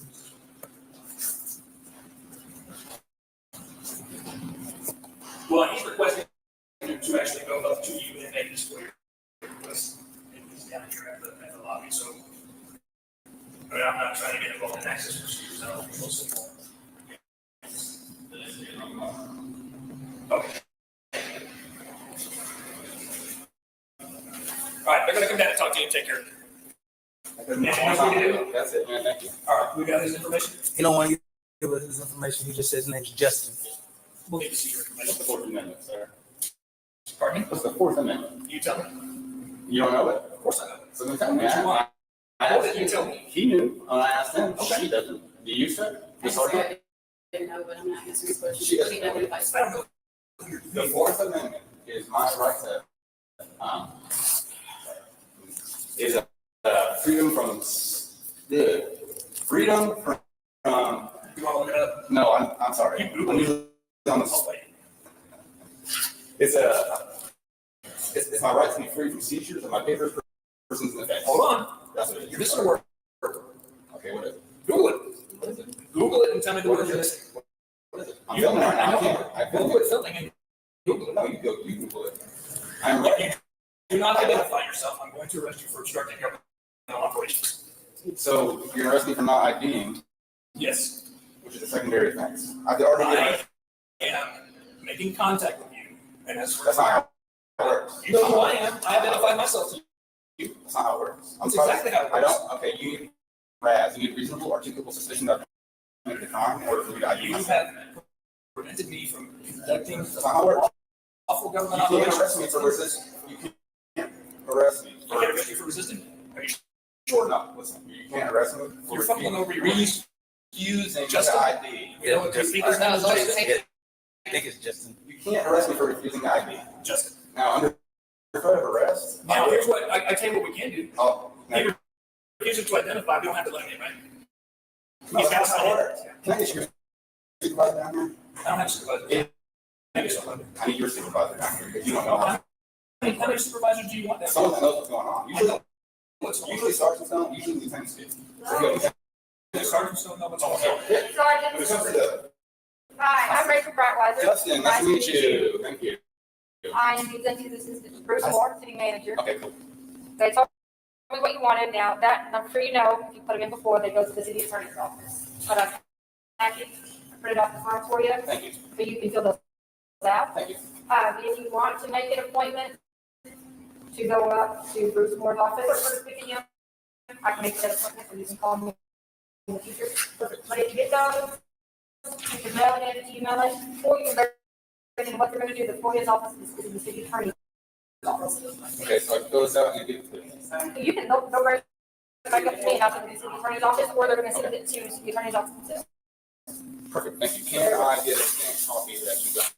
A receipt At this point, I confirmation. don't trust that. Yeah. Yeah, when you're done filling it out, if they'll have Just a a copy. stamp or a signature? Well, I'll sign it. Exactly, yeah, I'll do it. You're the best. So, and I should have a pen for you, and you fill it out. But be very specific, if you're reading instructions, be very Absolutely. specific. Yep. Okay, all right, thank you, sir. Thank you. Thank you. Very easy, very easy. So if you think you can arrest someone for failure to ID, that's a big no-no, and I need you to lieutenant down, please. That's a big no-no. Supervisor, Yeah, I you am do. a supervisor. I need your supervisor down here because you don't know How many things work. supervisors do you want down there? Someone that knows what's going on. I know what's going on. Usually sergeants don't, usually lieutenants do. So if you have a Usually lieutenant, sergeants don't know what's going on. yeah, when it comes to the Hi, I'm Rachel Brightweiser. Justin, nice to meet you. Thank you. I am the executive assistant to Bruce Moore, city manager. Okay, cool. They told me what you wanted. Now, that, I'm sure you know, put them in before, they go to the city attorney's office. But I'm happy, I printed off the form for you. Yep. Thank you. So you can fill those out. Thank you. If you want to make an appointment to go up to Bruce Moore's office or to speak to him, I can make that appointment, or you can call me in the future. Perfect. But if you get those, you can mail it in, email it, or you can bring it in. What they're gonna do, the FOIA's office is in the city attorney's office. Okay, so I can fill this out and then give it to him. You can, they'll bring it back up to me and I'll send it to the city attorney's office, or they're gonna send it to the attorney's office themselves.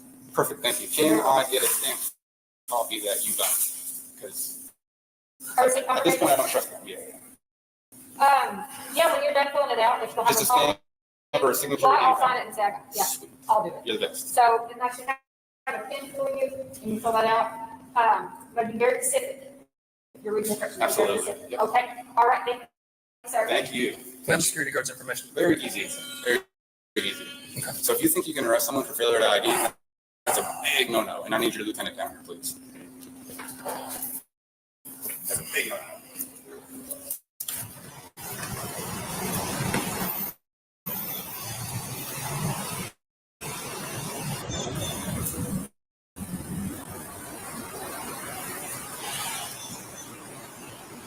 Have Lieutenant call me, please. Thanks.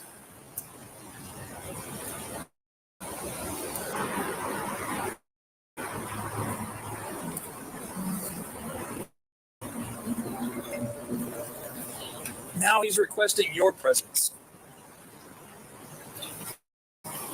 So he's trying to come in and file a FOIA. Security was here trying to ask him what department he wanted. He refused to cooperate with them, tried to bull his way through the magnetometers, and the security guard was, "Oh, hey, you can't just walk up in here." So he pushed the security guard back. Then, of course, got in with the officers, and the officers, he refused to identify to the officers, refused to identify with me. I told him, "I need your information. You've caused a disturbance. You're causing public alarm. You can go to jail for disorderly conduct." So now he's saying I'm wrong, and he wants my lieutenant because sergeants don't know what they're talking about. So I only know his name is apparently Justin, and he's filming. I don't know if he's live streaming or filming or whatever, but he's got his cell phone out filming the interaction. As soon as we got here, he started filming. He didn't film the interaction with the security. He waited until we got here to start filming. Yep. Because he wouldn't identify where he was going. You got to sign in to City Hall. He was like, "Well, I just need to go somewhere to do this FOIA request. Any office will do." And they're like, "No, where do you want to go?" And he wouldn't tell them where he wanted to go. He was just going to go anywhere he wanted to in the building. He only signed in as loyal patron, and then tried to bull his way through the security checkpoint. And then that's when we got called. While there's two security folks up here. The male was dealing with him. The female called us. And then my officers got up here, Perkins and Greer, and he worked them over about Fourth Amendment illegal searches and seizures. Of course, he forgot the illegal part. He said that we just can't. The Fourth Amendment says we can't search and seize. Like, that's not what it says. Trying to get him identified, he's refused, and then he asked for my lieutenant because sergeants never know what they're talking about, what the lieutenants do.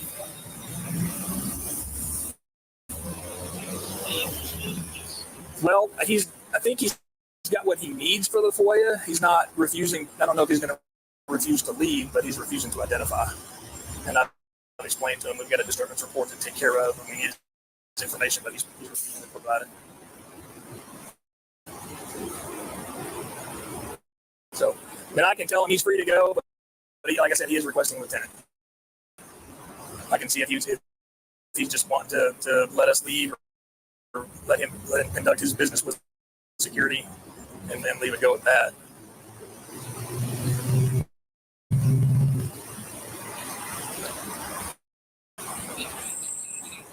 Well, he's got the forms to fill out for the FOIA. They're supposed to go through the city attorney's office, the request he's trying to make. Because I guess he wants the contract for the building and the security company that's working the building up here. I'm guessing this is this stuff out here. I'm pretty sure he's homeless. There's a couple of bags out here, folding chair, whatever that is. But yeah, that's all he wants was to do a FOIA request. He's got the paperwork to do the FOIA request. So I can see if he's just wanting to be left alone and we can leave, and we'll just put him in as Justin and describe him and be done with it. just make it go away. I'll let you know. Okay.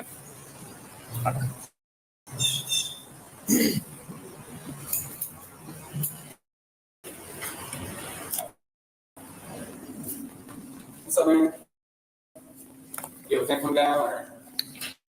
I've addressed you as sir. If you could call me, hey, sir, or sergeant, that would be awesome. Yes. You want me to treat you with respect?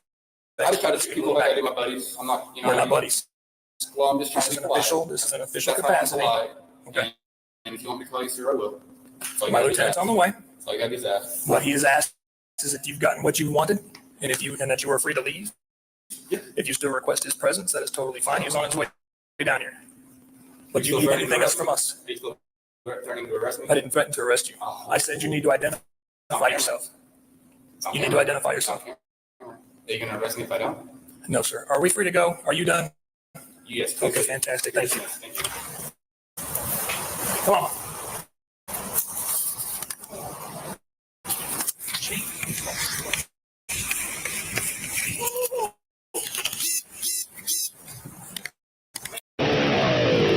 All right, real quick, let's read through the official police report. It is full of lies. This entire thing is completely inaccurate. It's wild. So it says officers responded to 500 West Markham in reference to a disturbance. Upon arrival, officers made contact with Stephen Neal, security. Neal advised he explained to the unknown male the forms he requested were not available for distribution or request, as the personnel over that department was not in the office, which is a lie, because that nice lady Rachel came down with the forms that I needed that same day. So obviously she was there, the forms were there. Neal stated he explained this to the unknown male once more. Neal advised the unknown male was objective to the answer given and refused to leave. Neal advised the unknown male walked toward the metal detector, attempting to pass through it. Neal advised the unknown male pushed him, big lie, attempting to pass through it, but he was able to push him back through. Officers made contact with the caller, Tanya McBride. McBride advised she witnessed the push take place. She's also a liar, and was advised by Neal to contact police before further escalation. Officers made contact with Captain of Security Fred Wilson. Wilson advised he tried making contact with unknown male, informing him that there was no one in the building to grant that request. Lie. Wilson went on to say the unknown male demanded to get past the metal detector and to make a forgery request. What the heck does that even mean? Officers made contact with the unknown male. Officers tried identifying the male, who responded to officers, I did not have to give my identity. The unknown male began to question officers, asking, what's the Fourth Amendment? Officers observed the unknown male pull out his phone and begin to record officers. The unknown male requested to speak with the supervisor. Officers contacted their sergeant, who responded to the scene. Officers made contact with the unknown male, who advised once more, what's the Fourth Amendment? Officers observed the unknown male request the responding sergeant supervisor. Officers observed the unknown male start to make contact with someone who brought down the forms he needed. Weird. Officers observed the sergeant asked the unknown male if there was anything further officers could do for him, as he got the forms he requested, because they were there the whole time. So how many lies did we just witness? This entire police report is lies. It's saying I pushed him. It's saying that I signed in with a name, but I never even signed in at all. It's saying that the people there that make FOIA requests were not there and that I was unable to do it. However, right in the police report at the end, it literally admits a lady came down with the forms that I needed. This entire thing, quality security are liars, and you don't want them at your business. You don't want them anywhere that the public is going to be.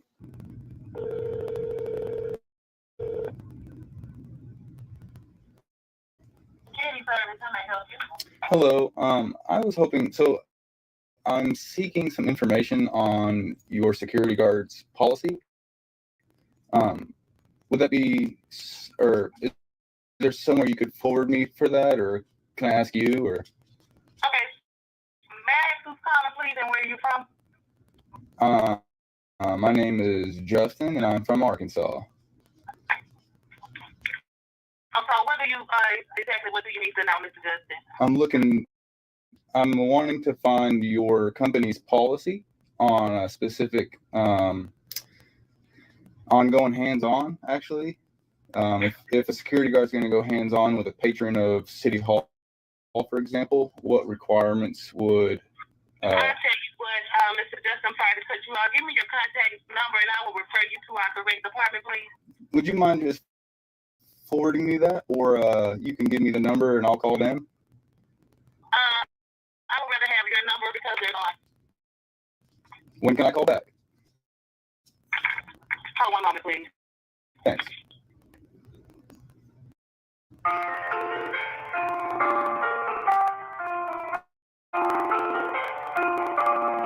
This music sucks. Sorry if you like it, I don't.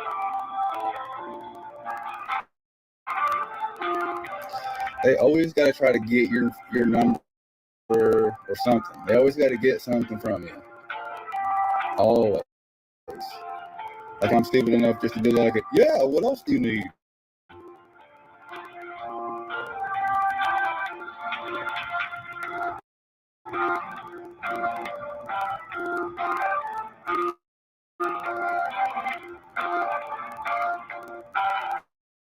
Okay, I kind of like it now.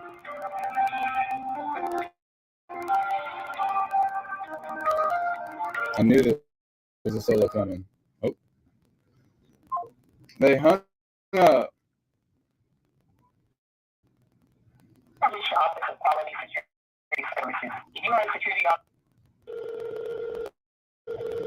What a terrible security. Your call has been forwarded to an automatic voice message system. Why does it not surprise me that this is the company Little Rock decided to hire?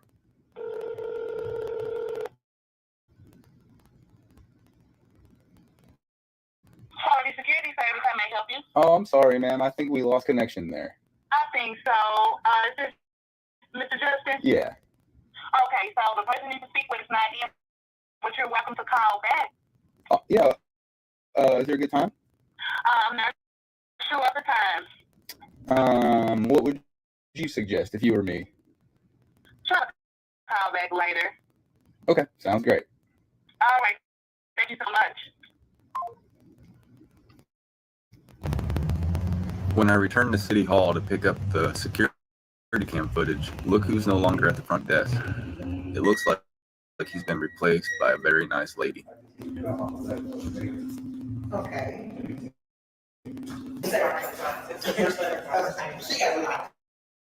Oh, cool. All right. How you doing? I'm good. How are you? I'm good. I'm here to pick up a FOIA request. It should be a flash drive and an envelope, I'm told. Okay, what's your name? Justin. Right now. That's it. That's it. Thank you, guys. Have a good All right, weekend. you have a blessed one. Enjoy your holiday. You too. Thanks.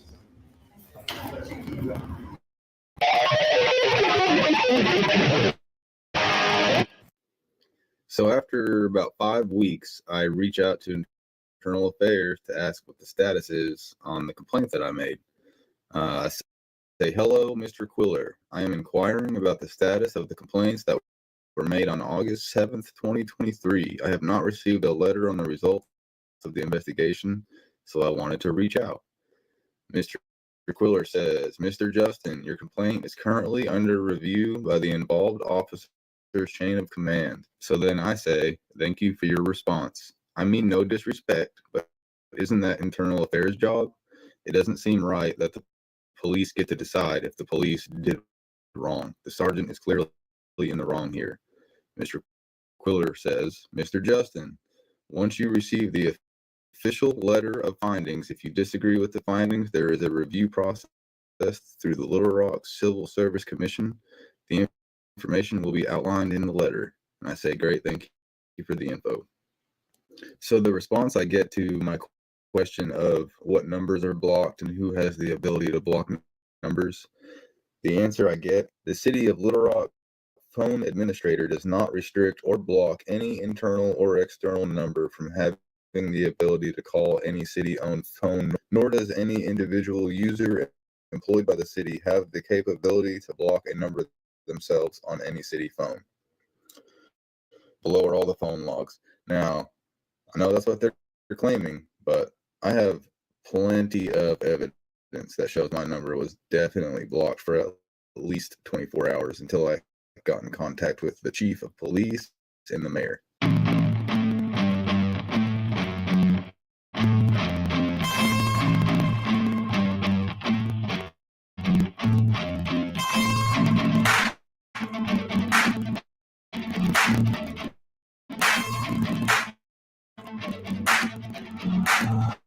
I wanna taste the pain. I think I'm seeing all red. 2 bullets in the gun, 1 shot to the head. I need a blank space. 'Cause everything is a threat. But I never back down, man. I better be dead. I'm making love to face. You look better in bed. I don't walk this life till I take my last breath. I want.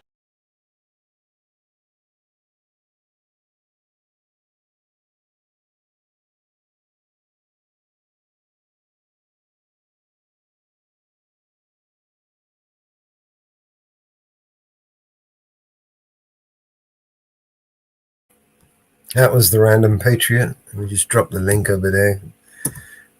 Give him a subscribe. Tell him I said hi. All right, where else I go? Where is everybody? All right. Let me play some music for a little bit.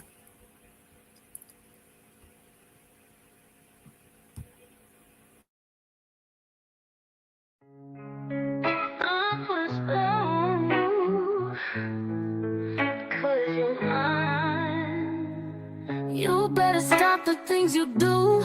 I tell you I ain't lying, I ain't lying. You know I can't stand it. You running around, you know better, daddy. I cannot stand it 'cause you put me down. Oh no, I put a spell on you because you're mine.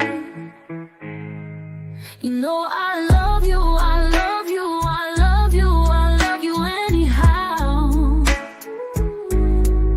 And I don't care if you don't want me, I'm yours right now. I put a spell on you because you're mine. You buzz your mind.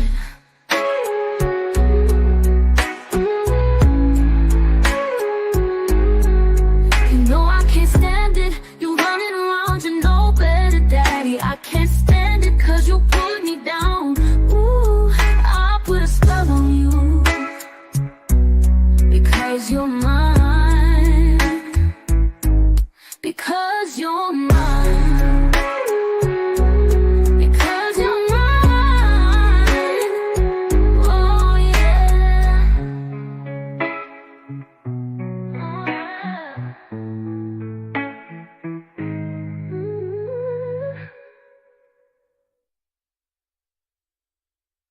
I cast a spell for you, 'cause you are mine. Gonna make you see. Cross that line, you better quit now. Quit your tricks. This love ain't a game, no magic fix. Under my spell, 'cause you belong to me.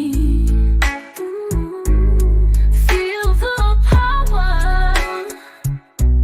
in my decree.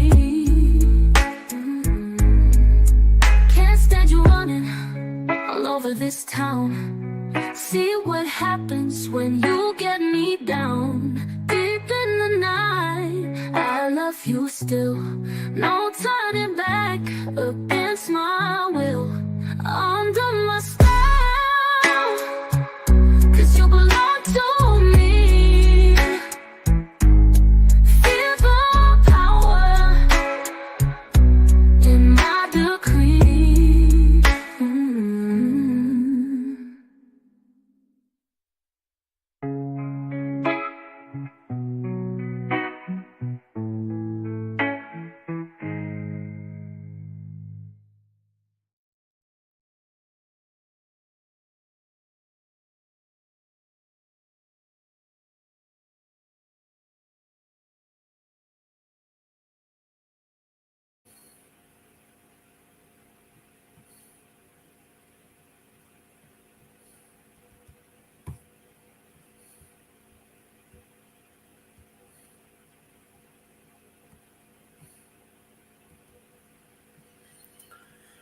So who got around?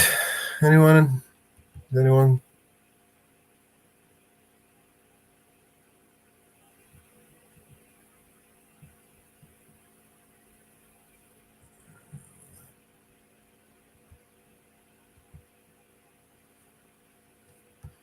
I'll find another video for you.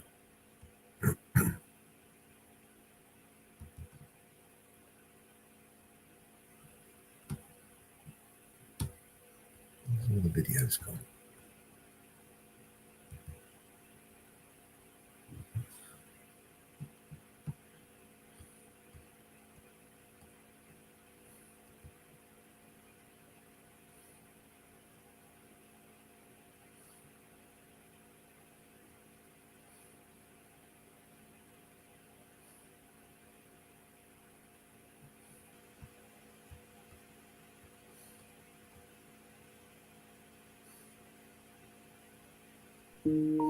Hot bottom at the pain is greater than the suit. Remind them every time it's greater than the suit. Education we defend is gonna save the world. Dreaming reunite together, save the world. I remind them that the pen is greater than the sword. Remind them every time it's greater than the sword. Education we defend is gonna save the world. Dream and reunite, together save the world. I remind them that the pen is greater than the sword. Don't stop trying, we all equally God's light. Education we defend is gonna save the world. Save the world, save the world. Inshallah. Education is not just some privilege, it's a right every child deserves, is God-given. That right comes under threat, it must be defended. You don't think Allah don't see what you're doing to his children? Who's the hell accountable? Who's in charge, mister? These kids don't have nothing to do with y'all business. You should be building more schools, not prisons. They bombed us, it ain't even make the news of y'all city. He could have been a scholar, but he's a child of Gaza. Missile hit his home and crushed and killed his baba. We should be playing soccer or meeting up by our lockers. He wanted to be a doctor, but he didn't have those options. Like the pen is greater than the sword. Remind them every time it's greater than the sword. Education we defend is gonna save the world. Dream and reunite, together save the world. I'll remind them that the pen is greater than the sword. Don't stop trying, we all equally God's lives. Education we defend is gonna save the world. Save the world, save the world, inshallah. The system need to be eradicated. The attack on education has been activated. It's not random, it's intentional, it's calculated. I'll be lying if I said I wasn't aggravated. I ain't smiling cause I ain't happy. Know how many times I pray for peace and peace ain't happy. Still get on my rug and pray for peace, still gotta take actions. And people held responsible for actions. Until then we gotta stay active, we need change that. Change need to be data driven, accurate, comprehensive. And since we are the victims, we deserve a voice in the day-to-day decisions. And we can dig this generation out these great. Remind them that the pen is greater than the sword. Remind them every time it's greater than the sword. Education we defend is gonna save the world. Dream and reunite, together save the world. I'll remind them that the pen is greater than the sword. Don't stop trying, we all equally God's light. Education we defend is gonna save the world. Save the world, save the world. Inshallah, system need to be eradicated. The attack on education has been activated. It's not random, it's intentional, it's calculated. I'll be lying if I said I wasn't aggravated. I ain't smiling cause I ain't happy. Know how many times I pray for peace and peace ain't happen. Still get on my rug and pray for peace, but God take actions. And people held responsible for their actions. Until then we gotta stay active, we need change. That change need to be data driven, accurate, comprehensive. And since we are the victims, we deserve a voice in day-to-day decisions. And we can dig this generation out these grave conditions.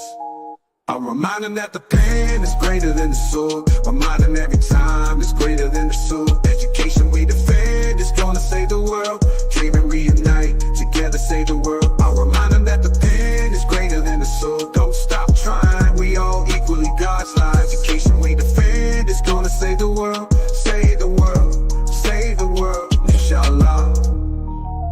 Remind them that the pen is greater than the sword. Remind them every time it's greater than the sword. I'll remind them that the pen is greater than the sword. Remind them every time it's greater than the sword. I'll remind them that the pen is greater than the sword.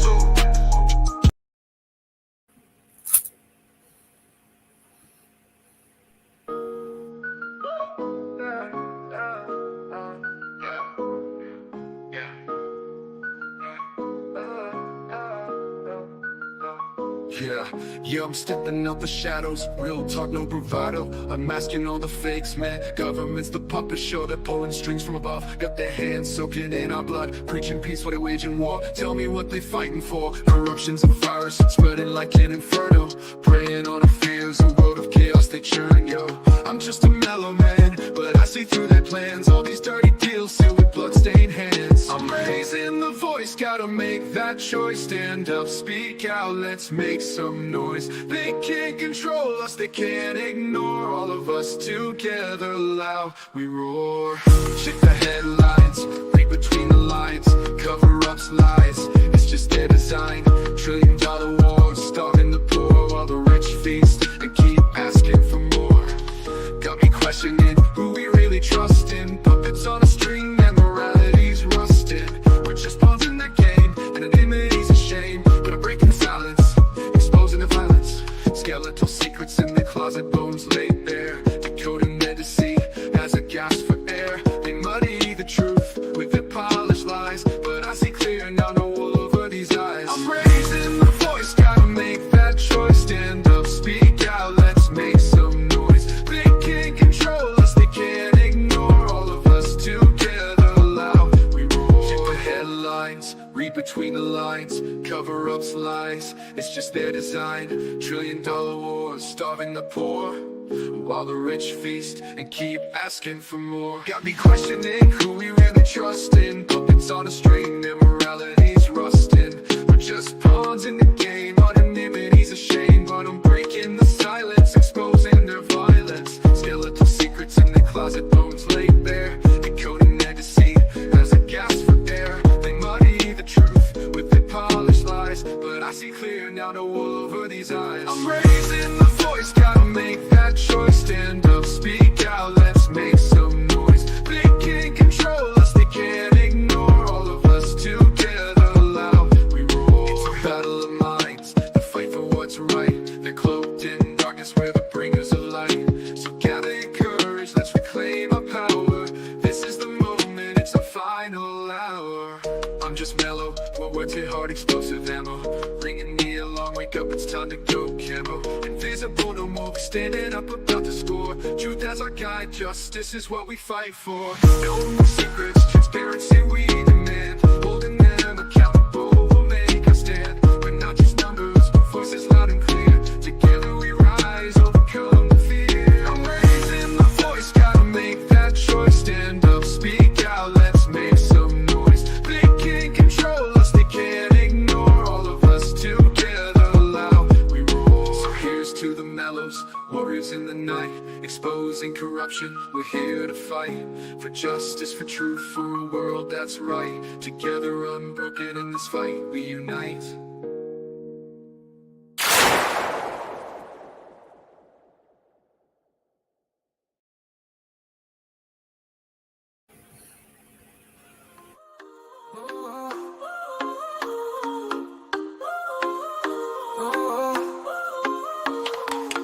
Moonlight high above us, we got that OG smoke. Rooftop party on fire, liquor pouring like hope. Big beats moving bodies, women dancing so free. Booties shaking like rhythms everyone wants to be. Rooftop groove, we fly high. Underneath the starry sky, feel the bass in our soul. Let the good times take control.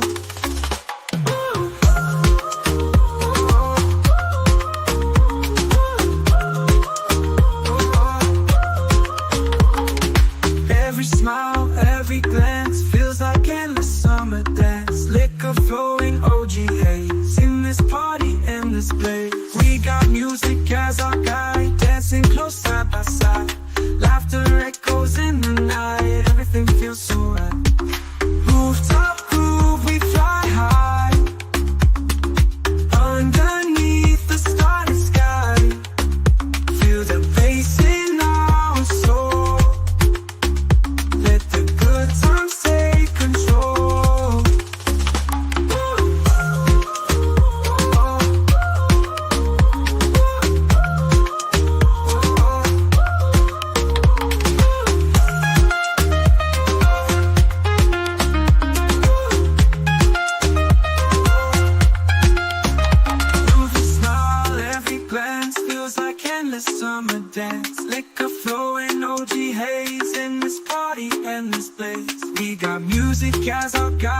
dancing close side by side.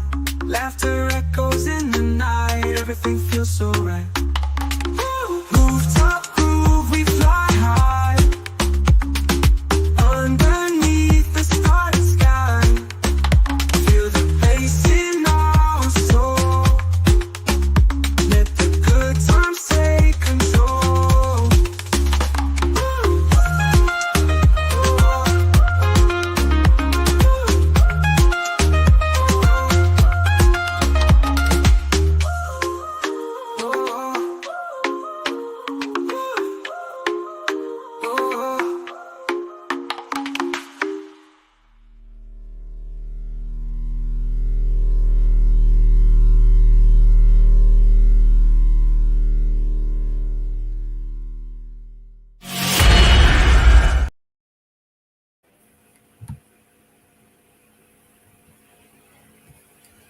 All right.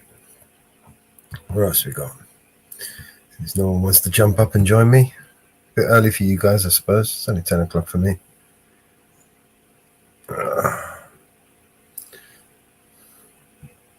All I hear is new chain, big house, fast car, it's so boring. And all of that is lies, man, it's so corny. Death threats coming every other day for me, but I don't believe a word, that shit is ghost stories. Hi, my name is Mellows, welcome to the show. If you are easily offended, then you probably should go. My resolution to lose is who my new music is triggered. And just 1 million views on YouTube is 2 big middle fingers. I don't apologize or compromise, I quantify the figures, cause I'm optimized for making a killing and getting bigger. Had to fire all along, I needed fuel in the flicker to light the fuse to the mixture of the rumors and liquor. They got nothing else to do but try to cut me with scissors. But what's a blade to a building made out of iron and pillars? Go ahead and cry me a river, cause I've been dying to go swimming. And I'm decided to find it funny when they whine, cause I'm winning. I just tell the truth, it's up to you to love or dismiss it. I'm just pointing out what I feel that the game has been missing. And every time I open my mouth up, you get offended. You say that talk is cheap, but then you act like it's expensive. You can't afford to speak your mind, afraid you'll get rejected by some strangers on the internet whose lives are all pathetic. I was surrounded by people who just pretend to be down, and then I blew up off a record. No one's friends with me now.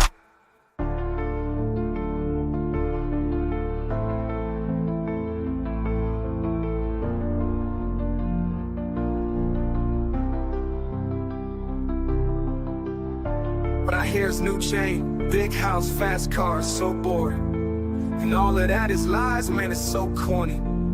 Death threats coming every other day for me, but I don't believe a word, that shit is ghost stories. Hi, my name is Mellows, welcome to the show.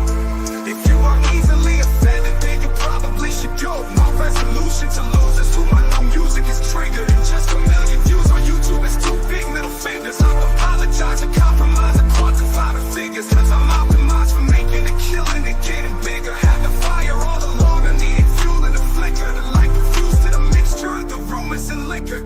They got nothing else to do but try to cut me with scissors. But what's a blade to a building made out of iron and pillars? Go ahead and cry me a river, cause I've been dying to go swimming. And I'm deciding to find it funny when they whine, cause I'm winning. I just tell the truth, it's up to you to love or dismiss it. Hey, Colin. Just pointing out what I feel that the game has been missing. And every time I open my mouth up, you get offended. You say that talk is cheap, but then you act like it's expensive. You can't afford to speak your mind, afraid you'll get rejected by some strangers on the internet whose lives are all pathetic. I was surrounded by people who just pretend to be down, and then I blew up off a record. No one's friends with me now.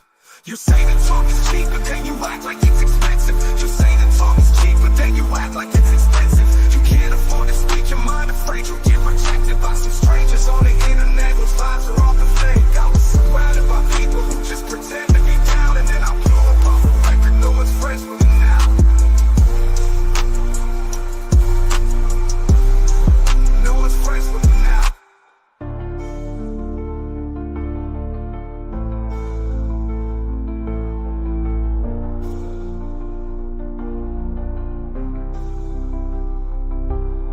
Can't afford to speak your mind, afraid you'll get rejected by some strangers on the internet whose lives are all pathetic. I was surrounded by people who just pretend to be down, and then I blew up off a record. No one's friends with me now.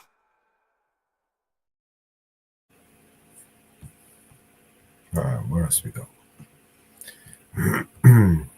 got any new songs uploaded or videos made.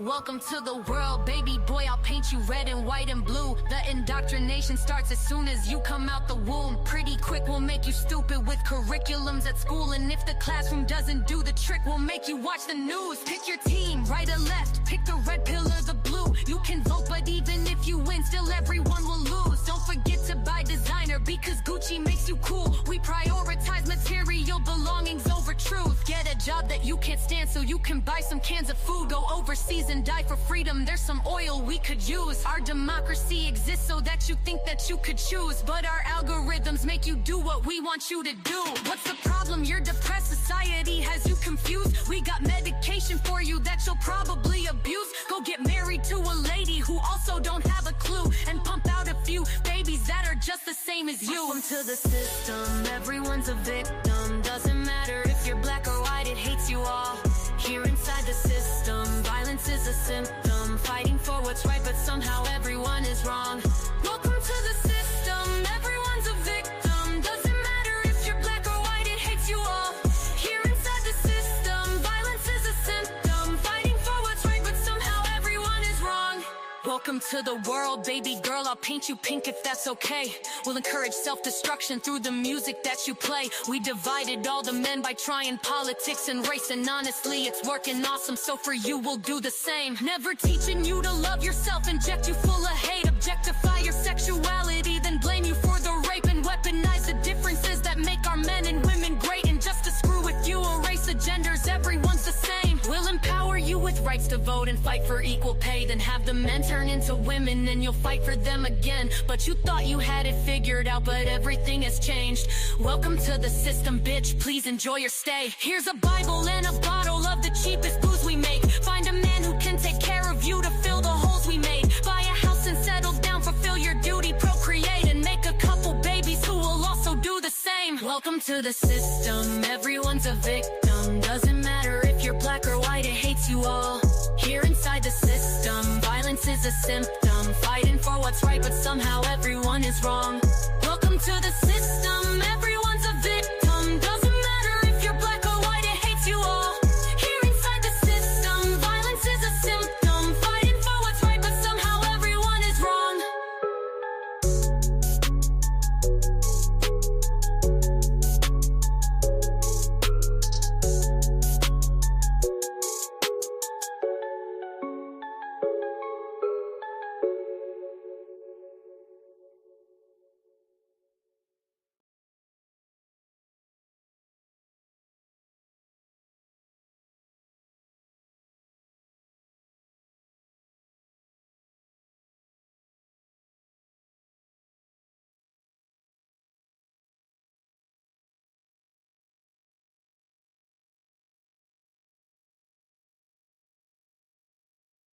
New president, President Dan.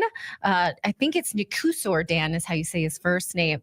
But this election is a total sham. They had an election just a few weeks ago. The globalists didn't like who the people picked, so they reran the election until they got the guy they want. And what a surprise. The media is calling this an election stunner, that they got the pro-EU aligned candidate in.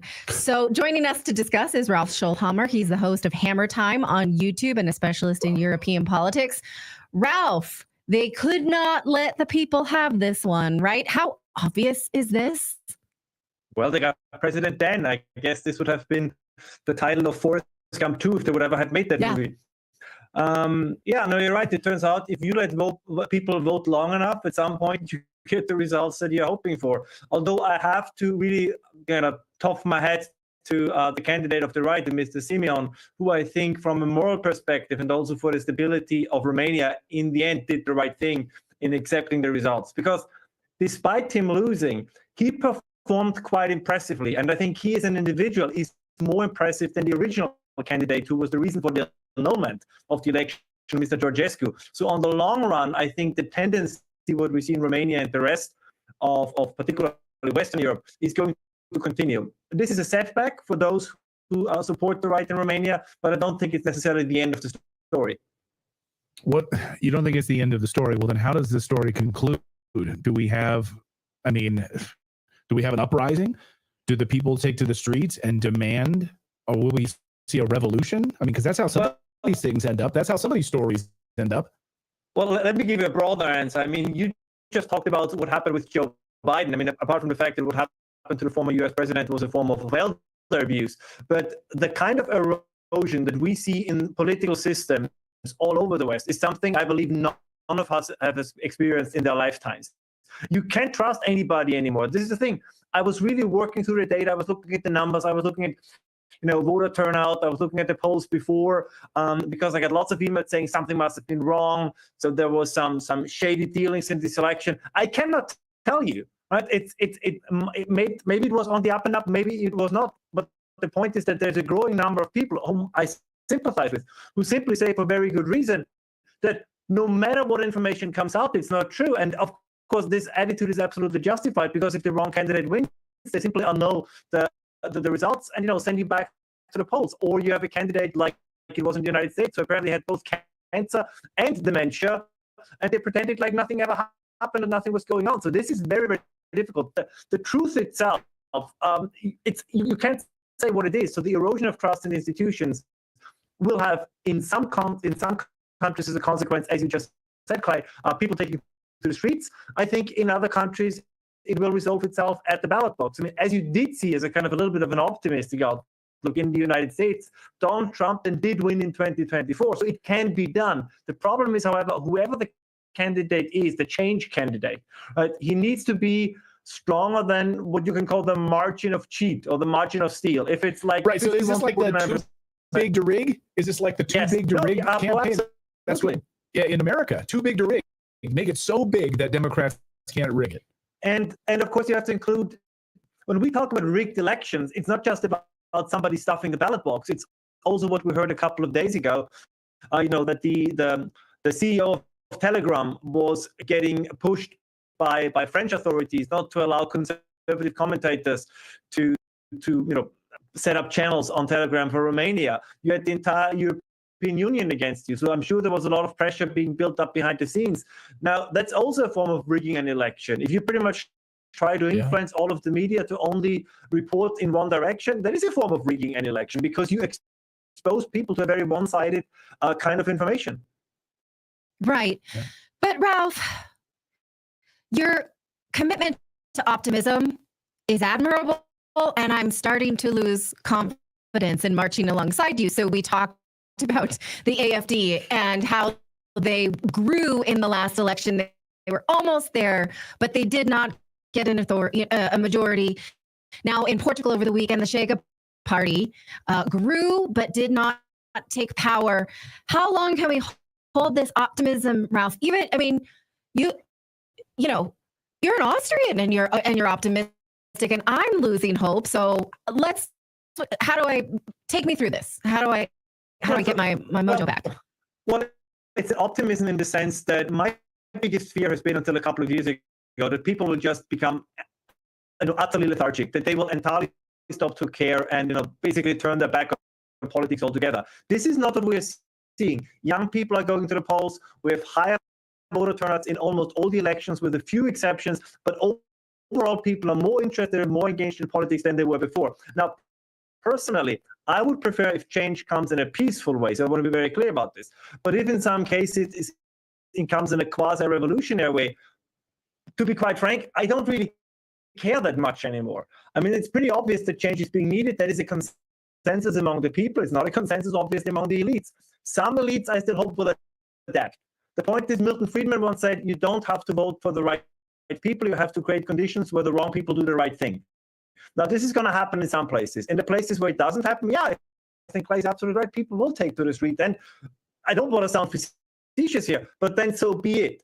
It's only a race against time. As you mentioned, the AfD in Germany, either at some point the German establishment will accept the will of the voters, because during the next elections, the AfD will be the strongest party. I think that's at this point almost unavoidable until something entirely unforeseen happens. Or, of course, and it happened in Germany before, yes, people will take to the streets as they did in 1989. I mean, as I said, I don't wish for a revolution, but it's not necessarily something I'm dreading either. Right. The optimist, the eternal optimist. And I agree with you, I think, but I think we're going to see big change. Yeah. Just one quick point, because when the change of the guards happens, I would rather have optimistic people than in charge to say, okay, the future is now ours to conquer, and not necessarily people then just took back and say we need to take revenge on those who tried to prevent us from getting to power. I mean, there's a lot of work to be done. And even though, again, I sympathize with many of these new political movements, even if they would win the elections, even if Germany would have an AfD chancellor, the challenges are so massive that they will also have to communicate to the voters that they will not be able to change the world within 6 months. I mean, this is what Donald Trump is experiencing right now. Really changing a system from the bottom up is very difficult, hard work. So there also needs to be some expectation management on both sides when it comes to the parties and when it comes to the electorate. Now, when they call him a pro-EU candidate, can you tell us, I mean, the opposition wasn't like, we're going to leave the EU right away. I don't even see that as possible for Romania. Was it really that extreme and scary that they couldn't have him?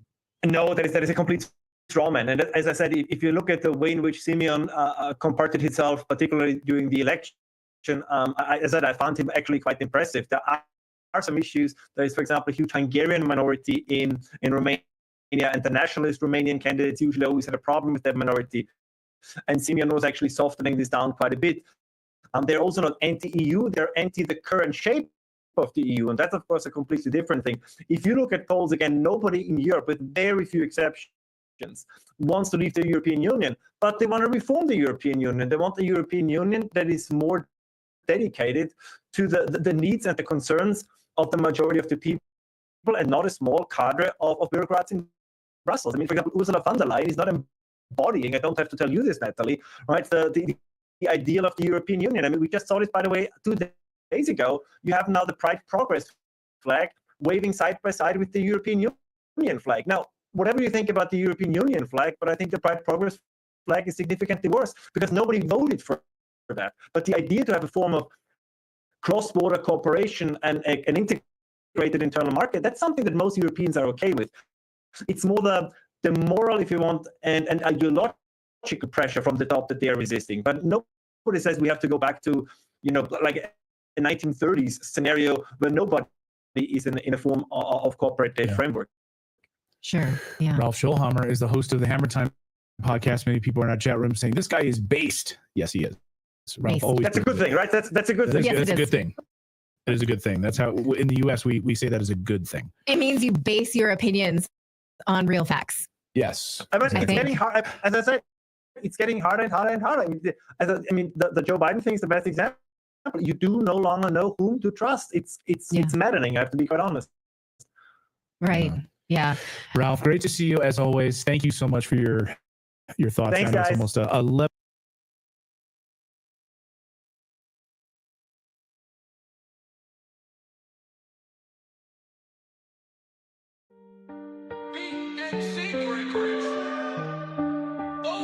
What would your last words be if someone put a gun to your head and said you had 2 minutes before they shoot? Here are mine. Wish I can go and revisit the evil I did through the course of my life. Wish I could go back in time, take the wrongs that I did and reverse them to right. Wish I could take all the pain, the hurt, the struggle and keep them inside. Wish I could say that I'm sorry to people I broke here before that I die. Wish I can go back in time to my father, I didn't really mean it. Wish I can go tell my mom that I loved her and all of this money I got, I don't need it. Wish I could go to the church and I talk the Lord in an effort to conquer my demons. I'm begging and pleading, I'm down on my knees and he's ready to shoot and I'm practically bleeding. So this is my destiny, I finna get death to the G. Somebody please help me, yeah. These are my last words. It's Mellows! Wish I can go back in time and revisit myself just to make me believe. I had these goals and these dreams in my mind that were mine that I'll never achieve. All of these gifts and these talents were given by God, I was blessed to receive. I was too busy worried about bitches and money and all of this shit that you people would think needed help with depression. All of my passive aggressions, I should've confessed them. I learned my lesson, I didn't get nothing but sadness that fucked over all of my blessings. Fucking perfection. I should've walked on my own and I traveled the common direction. Just to be trending.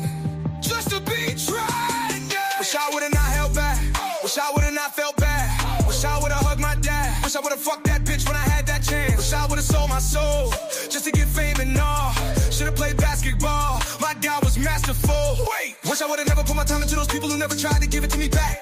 Wish I would've never put my heart into a woman that would break it, then allow it just to have a second chance. Wish I would've let him see what I was really dealing with instead of trying to hide it on a motherfucking track. I blow a milli just to prove that I'm a legend in the making, just to show him what it looks like when I get it right back. These are my last words.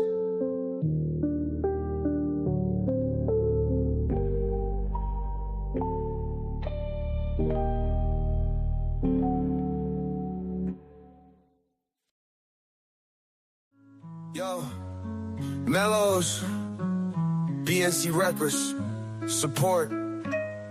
Yeah, she says she wants a real man, one who opens up the door, hold her hands and still smiles when he feels bad. In control of his emotions, wears his heart on his sleeve but don't get mad.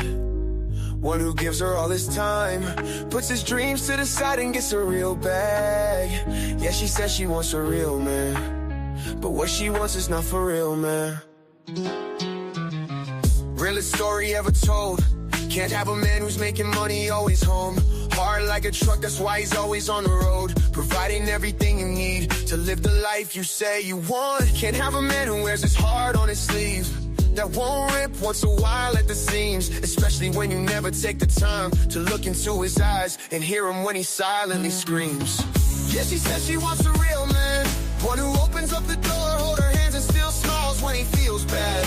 In control of his emotions, wears his heart on his sleeve but don't get mad. One who gives her all his time, puts his dreams to the side and gets a real bag. Yeah, she says she wants a real man, but what she wants is not for real, man. That Disney movie that she wanted was a dream and not reality, or something that she got. She put the man up on a pedestal to scars, and when she found out he was human and he dropped. He's not perfect, but he tries to live up to her beautiful life. But as time goes by, you'll realize the man he once knew on the inside him died. Yeah, she says she wants a real man, one who opens up the door, hold her hands and still smiles when he feels bad. In control of his emotions, wears his heart on his sleeve but don't get mad. One who gives her all his time, puts his dreams to the side and gets a real bag. Yeah, she says she wants a real man, but what she wants is not for real, man. Love is patient, love is kind, can be evil and also blind. God made man, then said in life you'll find good things when he finds his wife. So as a real man, broken and confused, struggling not knowing what to do, he dove to the bottom of the bottle, drowned in his sorrows and prayed one day she would rescue. But stop pointing out at all his mistakes, be the place he felt safe to express the emotions the world said he can't. He's the rock that she needs, but she hammers away at the love that he has like she wants it to break. Despite all of the pain, twisted and changed, trying to become the whole picture she paints, till she woke up one day, said she's walking away, looked him dead in the face and then screamed. Yeah, she says she wants a real man, one who opens up the door, hold her hands and still smiles when he feels bad. In control of his emotions, wears his heart on his sleeve but don't get mad. One who gives her all his time, puts his dreams to the side and gets a real bag. Yeah, she says she wants a real man, but what she wants is not for real, man.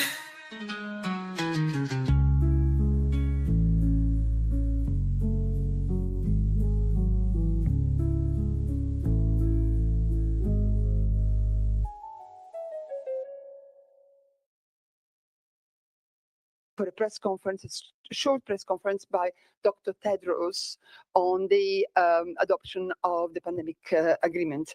And that will be just after the French press conference. Please be reminded that when we do, as usual, press conferences for member states, it's only in person. So please be in the room for the French authorities press conference. And then we will resume hybrid for Dr. Tedros' press conference. Without further ado, I'd like to give the floor now to Baba, who has brought us Arafat Jamal, who is the UNHCR representative in Afghanistan. He's joining in from Kabul, and then we will go to our segment on Gaza. We have the pleasure, I'll introduce you afterwards, to have a few colleagues here in person. So, Baba, up to you. Thank you, Alexandra. Good morning, dears. Happy Tuesday, if we can say that. I'm joined here by my colleague, UNHCR's representative in Afghanistan, Arafat Jamal, who's leading our humanitarian response there. He's here with an update on massive returns back to Afghanistan of Afghans from the region. We have been alerting you about the situation over there. This is not Arafat's first time in Afghanistan. He has been extensively engaged with the situation there, if I'm not wrong, nearly or more than 3 decades. Arafat Jan, the floor is yours. Thank you. Thank you so much, Babar, and good to see you again, Alessandra, and all the colleagues in the room. Giving you a little snapshot on what's happening in Afghanistan at the moment. 3 million Afghans have returned from neighboring countries since September 2023. This year alone, 380,000 have returned. They repatriate to a nation and a people that is welcoming them home, yet they return to a homeland that is dramatically unprepared to receive them. These past few months, I have traveled to all the main frontier crossings between Afghanistan, Pakistan, and Iran. I have witnessed a host nation that is embracing its long exiled brethren, taking care of them, feeding them, and sheltering them.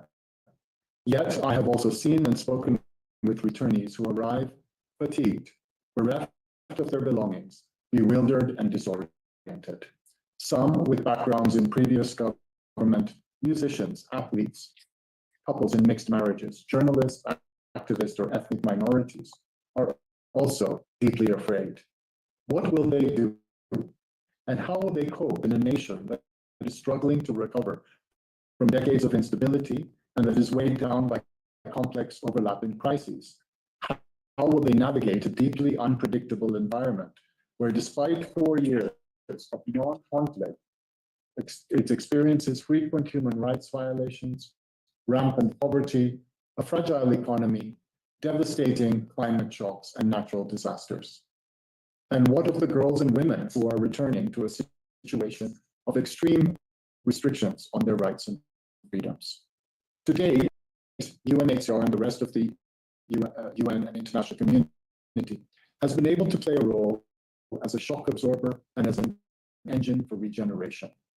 Providing returning refugees with a cash grant, which previously had been at around $2,000 per family, has enabled people to invest in their new lives through constructing houses or incubating small businesses. And once back in their home district, we have been able to anchor whole communities through programming in clinics, schools, houses, and job creation.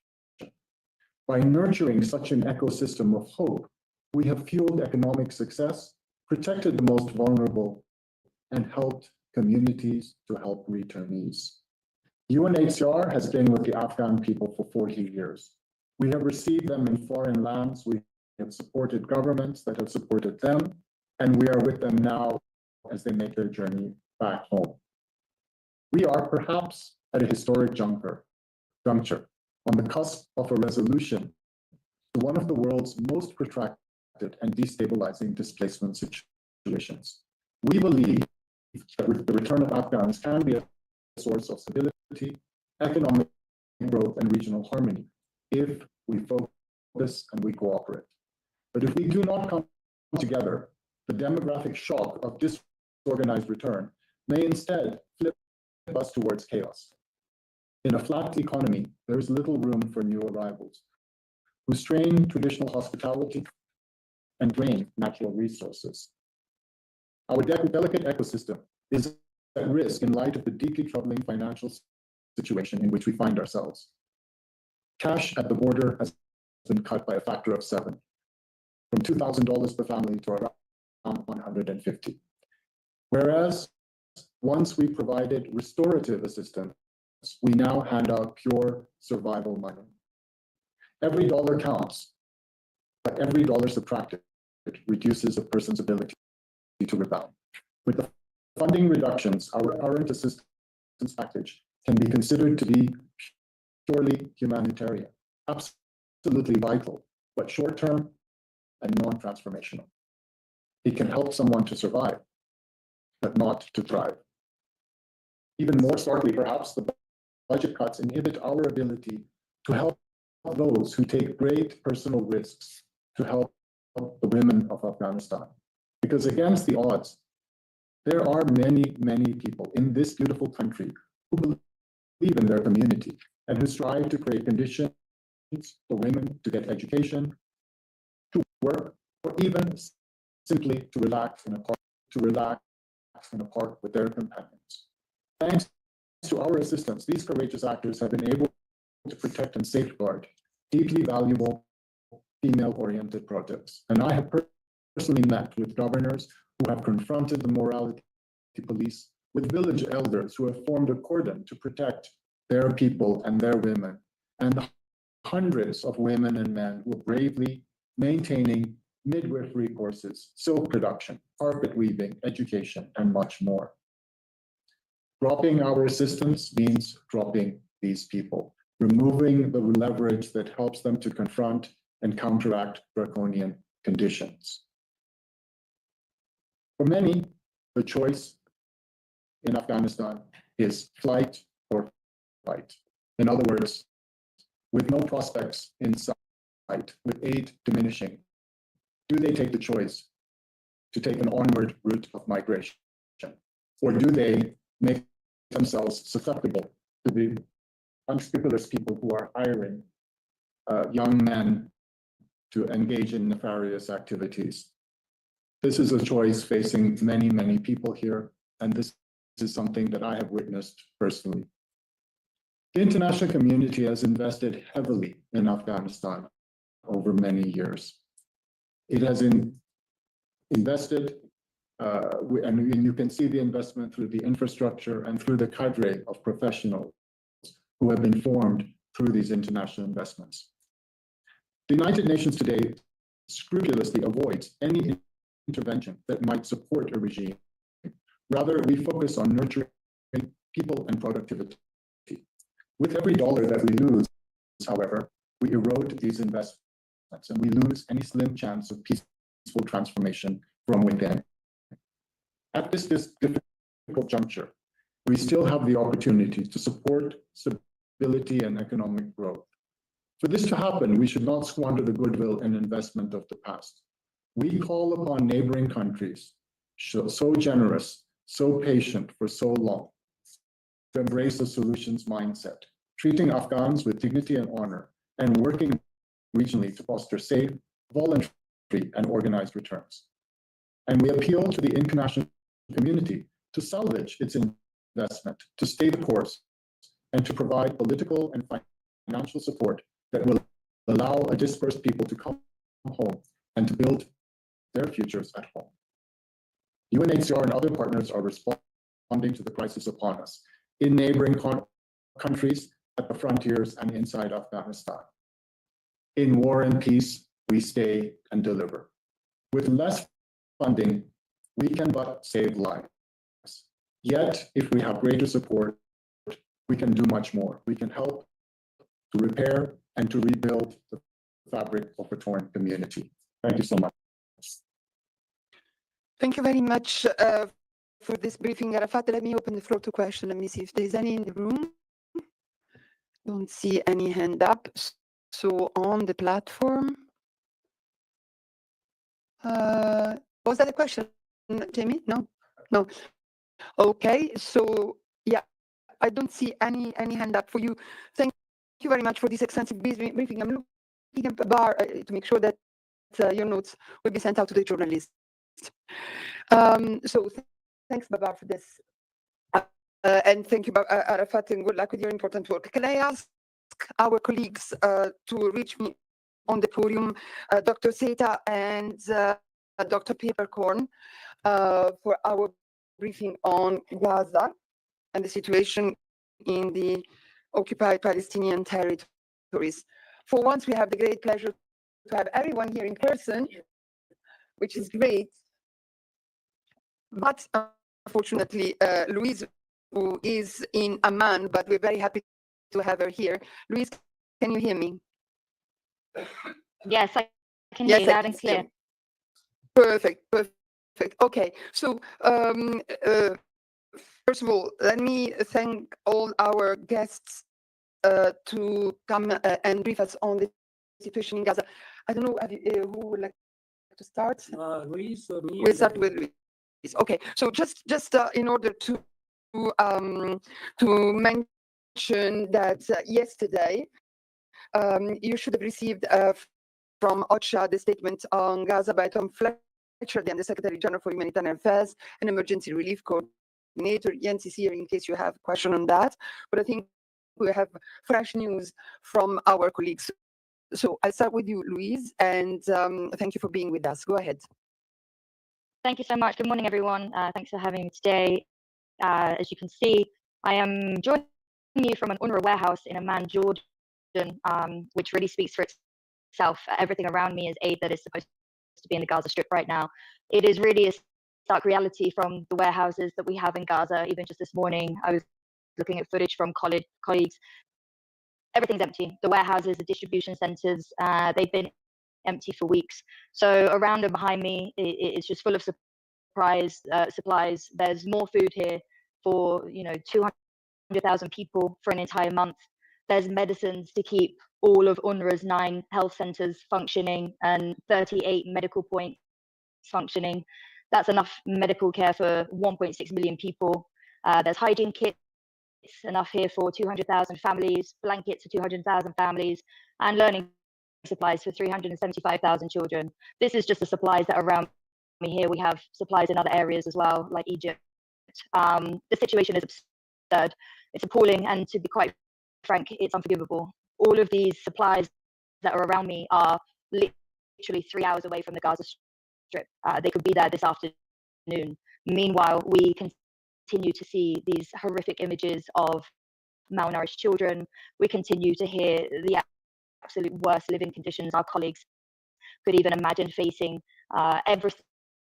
Every single basic supply, the basic necessity that a human should have, they are deprived of right now as we speak. The international community and the United Nations have been very clear. These supplies need to be in Gaza now. There is absolutely no time to waste. It has been 11 weeks of siege on the Gaza Strip. It's a deficit. Anything we provide now is trying to undo damage that's already done. For many, it is too late. But let's have this right. The supplies that I'm talking about and the ongoing starvation, this is only one part of the horror that we're seeing every day. There are indiscriminate strikes. Yesterday, we had 2 UNRWA teachers who were killed. An UNRWA school turned shelter in Nusayrat. Initial reports say 7 people were killed, including children. This is one of many attacks on UNRWA facilities that we've had in recent days and weeks. My colleague, my friend Hussein, he's been telling me the last day how he's just buried the remainder of his family. This is aunts, uncles, children's in a strike in Jabalia. And he has spent the last few days trying to dig these child relatives out of the rubble. 2, he tells me, a 10-year-old and a 7-year-old, they still cannot reach. It is appalling. My friend and colleague Raja, she witnessed a very young boy killed in a strike before her eyes. And when I spoke to her, she just said, I cannot take this anymore. She had nothing else to say. She cannot take this anymore. I don't think anybody in the Gaza Strip can take this anymore. Yesterday in Khan Yunis, another large-scale displacement order was issued. This area now covering 23% of the entire Gaza Strip. Where are people going to go? We have been saying this for 19 months. These people are trapped. There is no way out of the Gaza Strip. There are no supplies for them. They're being starved. They're being bombed on a daily basis. How much more does the world need to see before there's action? What else can we possibly say at this point? I really have nothing more. 19 months of talking about these horrors day in and day out. The situation is appalling. It's horrendous. And that's over from me. Thank you. Thank you very much, Louise, which we would like really to send our condolences to the families of your staff, of your colleagues who have been killed. And unfortunately, as we know, this has brought, this very grim milestone of 300 staff members killed in Gaza, which is, of course, atrocious. And the Secretary General said it at this last press conference in Iraq. Nothing justifies the atrocious October 7 terror attacks by Hamas, but nothing justifies the collective punishment of the Palestinian people, which has to cease. We need a permanent ceasefire, then conditional release of all hostages, the free flow of humanitarian aid, and irreversible action towards a two-state solution. And I now give the floor. Please stay with us, Luis, because there will be surely questions. I give the floor now to Dr. Akihiro Seta. Dr. Seta, thank you very much. He's here to be with us. As our colleagues, journalists know, every year you give us an update related to the annual report on the Department of UNRWA, focusing on the main indicators regarding health of Palestinian refugees. And of course, what we have heard is it speaks about by itself, but you have more. Please. Thank you very much. It's always good to come back every year to explain. And it's in the media now, it's in the website. This is the annual report we published, and then this will be available. And half of this report has a data set of what we are doing, and half of them the narrative to explain how we are doing under a very difficult situation. And this is a sign of our pride. I'm very proud to come back to tell to the world that this is what we are doing, and it's amazing because that say for example I go to Gaza later, but since start of the war we take care of the 8.5 million consultations since the start of the war, and it never stopped. And we have health centers functioning, medical points functioning, and the West Bank, because of the atrocity in the northern part of the West Bank, our health centers still managed to cope with the needs of the patients. And we have 2 health centers in East Jerusalem. It's still functioning. So UNRWA stays deliver. And there's the largest primary health care provider in Gaza and the second largest primary health care provider in West Bank. We still continue to deliver the care, taking care of the pregnant mothers, babies, immunizations, and diabetes, hypertension, anything that they need to seek to our health centers as much as we can respond to them. So I'm very proud of this, and I really appreciate that almost 3,000 health staff, but also 28,000 UNRWA staff. They continue to work under extraordinary difficult conditions. That's amazing. That's truly amazing. At the same time, Gaza is not sustainable. Those who came last year may remember I said that when I went to Gaza, today is worse than yesterday, and tomorrow is worse than today. And unfortunately, this never changed. Rick just left Gaza, so he can tell more. But my last visit in Gaza is the mid of January, before the anti-UNRWA Knesset bill took place. And it's still 3-4 months ago. But I really can't tell I know Gaza. It's totally different from the people. When we speak to the staff who are coming to work every day, they say that when I ask them, how are you? The answer is, I'm not good. Even the greeting level, I'm not good. And what are you thinking? I still remember one of the staff said, I'm thinking only 2 things: how to survive, how to die. This is truly unfortunate, and the shortage of everything, and the famous IPC report came out, and the malnutrition is on the rise. I have data from until the end of April, because May data we don't have yet. It shows the malnutrition is on the rise. It went down when the ceasefire happens, it went down, but now it's on the rise. And then the worry is that if the current food shortage continues, it's exponentially increase, and they're beyond our control. Rick and myself visited Gaza many times before the war. We always enjoyed the nice people, nice food, nice environment in Gaza. It's unthinkable that 10% of kids are malnourished. It's unthinkable that we have severe malnourished children in Gaza, where they used to enjoy the life. And there's no life in Gaza. That's what our staff says so. And this will affect our operations. And then today, Luis mentioned the 9 health centers. Luis, sorry to say that I just heard that we have only 7 now.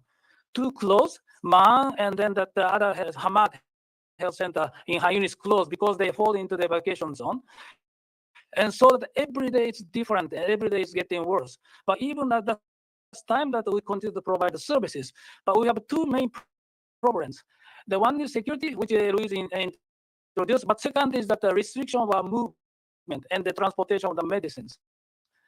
We use around 100 medicines in our primary health care, and 1/3 of them already stock out, simply because nothing came in from the 2nd of March.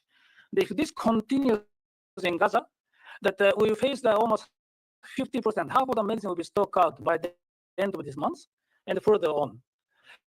And we have the largest primary care provider in Gaza. Without medicine, what we can do? And then we have that we have a common medicine, but we have a life-saving medicine like insulin for the type 1 diabetes patient. Insulin is lifelines. Same for the hypertension and others. If we run out of medicine, whatever we do, people will suffer more, and it's totally unnecessary. If you go out of Gaza in 1 kilometer, 2 kilometers, you can buy everything without any problem. Inside Gaza, you can't find it. And as you can see in the back side of Louis' photo, we have plenty of medicine in Jordan that could solve, and plenty of food in Gaza, in Jordan, that could instantly solve all the suffering of the Gaza people to a large extent. If the borders are open, and then we can bring them in. And we are ready to bring everything in the pallet, everything in the truck. Once it's open, we can send all the medicines. It's totally frustrating. We see the stock out the medicine, but we couldn't bring in. And we are not allowed to bring anything with the name of ours. So because of the restriction. So that's what we are going to do, and that's the biggest problem. And I tell the world that please let us bring all the medicine and the food to solve the suffering of the Gaza people. Thank you. Thank you very much, Dr. Seta. And as you said, I mean, the annual report is online, so the journalists can access it. If there's a press release related to that, it would be good to send it out. I'm looking at the colleagues, UNRWA colleagues on that. And now let me turn to my right. Rick, it's so nice to have you here. First of all, because you're safe, you're well, and you're with us for the, I guess, for WHO press assembly. And also because we can hear from you in person about this health situation in Gaza, in addition to what Dr. Seta just said. Please. Thank you very much, Alexandra, and also thank you very much, Sita. And it's really indeed good to be here in person, and I especially tied up for you, so that's all good. So I was on another mission in Gaza last week, and difficult getting out, but it's and a little bit, I say, because referring to the former speakers. So every time you get into Gaza, you actually always think it cannot get worse, but it gets worse. So I want to focus a little bit on the general issues, and then I want to focus specifically on the health systems, and I want to close with something on mental health. So first of all, if you look at the figures since 15th of May, the intense hostilities killed many, but displaced close to 40,000 people once again. And overall, I think we've seen a displacement of more than 500,000 people across the Gaza Strip since mid-March. So this bloodshed, I mean, like, must, of course, stop. Then, if you look at the health system, and specifically, I want to focus a bit on the health system, is being pushed to its limits and facing attacks and acute shortage of supplies. And when I went to the hospitals in the north last week and in the south, and we brought in the dwindling WHO supplies. So everywhere we got the same messages. There's a lack of everything related to trauma and trauma care, IV fluids, antibiotics, but also what Sita mentions, for example, insulin, more complex oncology treatments, but also simple things like disinfectants and cleaning material. I mean, like, that's what we are talking about. On attacks, so since October 2023, WHO has documented 697 health attacks in the Gaza Strip. And again, WHO urges for the active protection of healthcare. Hospitals must never be militarized nor targeted. Just to give you a quick update, and that is all because it's changing actually as we speak. It's changing as we speak. When you go to the north of Gaza, so you see intense and military presence in the vicinity of Indonesian hospital since 18th of May. Hospitals barely functioning, hardly any access in or out. Roads have reportedly bulldozed. Most patients self-evacuated. After hostilities intensified on 15 May. A killing of a staff member, injuring one patient, etc. Only 15 people, including patient staff, remain in the hospital. They urgently need food and water. The hospital's generators was reportedly hit yesterday.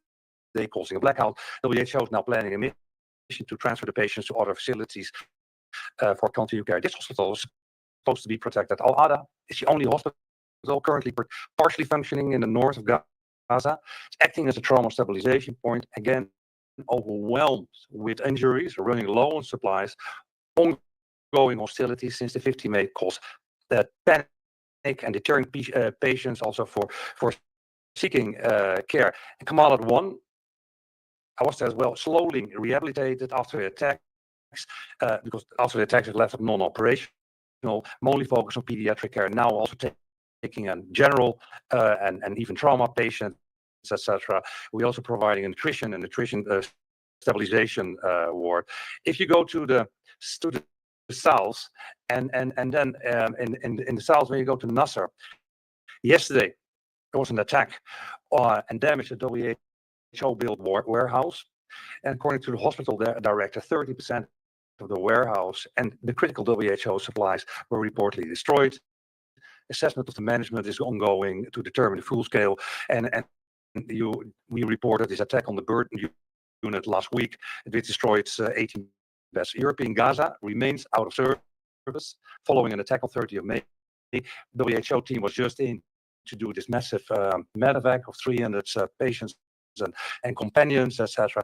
That hospital closure in Europe, in Gaza. Why is it so important? It was the only place where you had neurosurgery, cardiac care, and cancer treatment to a certain level. The only positive point I want to raise, actually, when it comes to hospital, the Shifa, where also which resumes a little bit more amidst the destruction, a referral function. They have 50-bed emergency ward. They see over 500 patients per day, but they start functioning again as a referral. Al-Ahli, which was non-functional, as you know, starts to become partly or minimal functional as well. So that is on the hospital. The last 2 points I want to raise is the mental health toll of the conflict in Gaza. I think it's incomprehensible, and I think it will last a lifetime for many.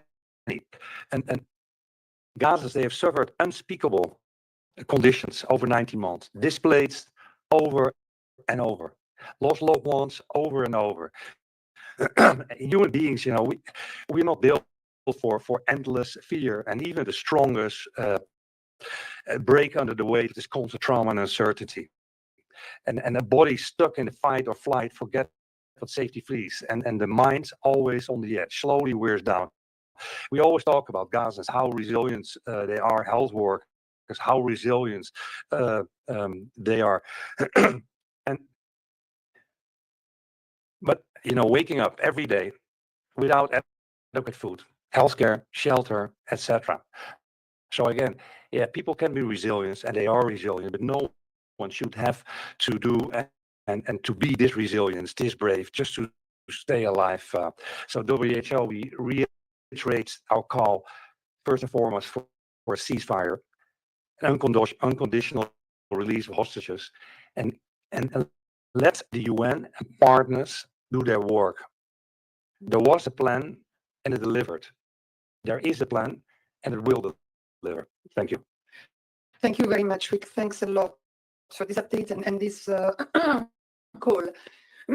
Sorry, before I give the floor to the journalists for questions, just let me remind you that yesterday, UN Women published new estimates that more than 28,000 women and girls have been killed in Gaza since the onset of hostilities in October 2023. The estimates mean that one woman and one girl on average are killed every hour in attacks by Israeli forces. Among those killed, thousands were mothers leaving behind devastated children, families, and communities. These figures underscore the shattering human toll of the conflict and of lives and futures lost too soon. UN Women continues to work with women-led civil society organization in Gaza and joins the Secretary General in reiterating the call for an immediate ceasefire. The estimates with much more granularity are available on the website. If you have not received the press release, we can send it to you. So I'll now open the floor to questions. I've seen quite a few hands in the room, so I'll start with Agnes Pedero, AFP. Yes, thank you. That's a question for Dr. Peppercorn, Mr. Seita, but also for Jens, I think for maybe a more global view. So Israel has announced that 5 trucks have entered Gaza, and I think 9 have been cleared. So the question now is who will be distributing this aid and how it will be distributed, and more generally, how do you feel? Do you feel that your calls of last weeks have been heard and understood by the Israeli authorities, or on the contrary, do you feel that you are in a more complicated situation now with trucks? Yes, but only 5. Do you feel that you are like trapped? Thank you. Okay, so I don't know. Jens is in the room. Indeed, he will be coming to the podium. But maybe I can already give the floor to whoever wants to answer, or Louise. Yeah, Louise, Rico, Louise. Try to lead. I'm sure Jens will come in as well. By the way, good morning, Jens. Good to see you. So, so first of all, I mean, and I think it's the Women in One UN, and I think I'm sure Jens will be a bit more specific. I think Tom Fletcher have been very clear on this as well. So I think, of course, the UN welcomes that some aid comes in, but we all have raised constantly it's a drop in the ocean, and absolutely insufficient. So that plan and to deliver food and other items across Gaza is grossly inadequate to meet the immediate needs of over 2 million people. And I think for WHO, like other UN agencies, we echo. Okay, I think audio's a little bit choppy, so let me just stop and start it and restart it. Sorry about this, guys.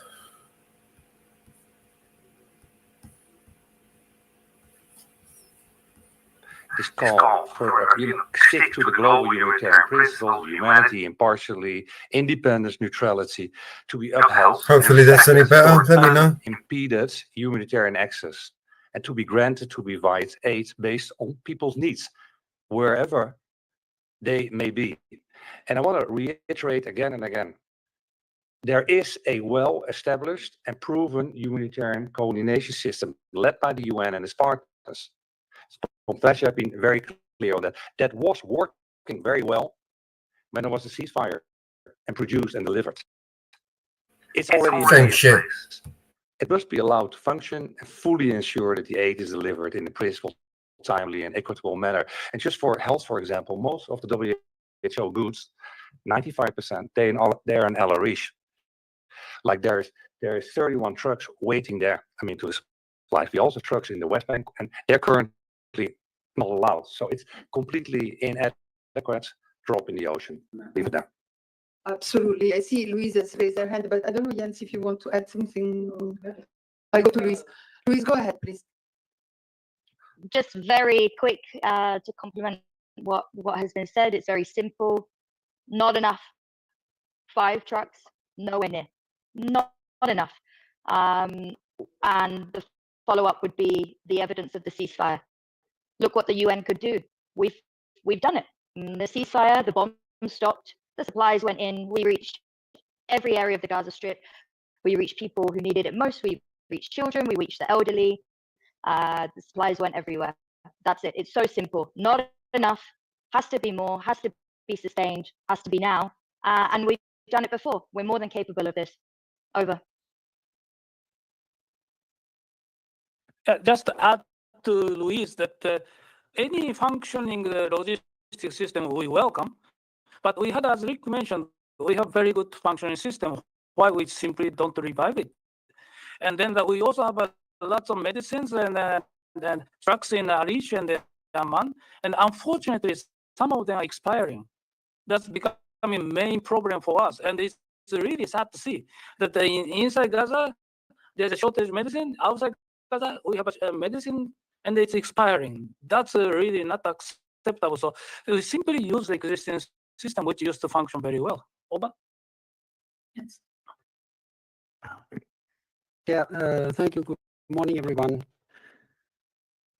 So yesterday there were 9 trucks that were cleared for entry. Out of those 9, 5 of them actually crossed into Gaza, if you like. For logistical reasons, 4 of them were not able to enter.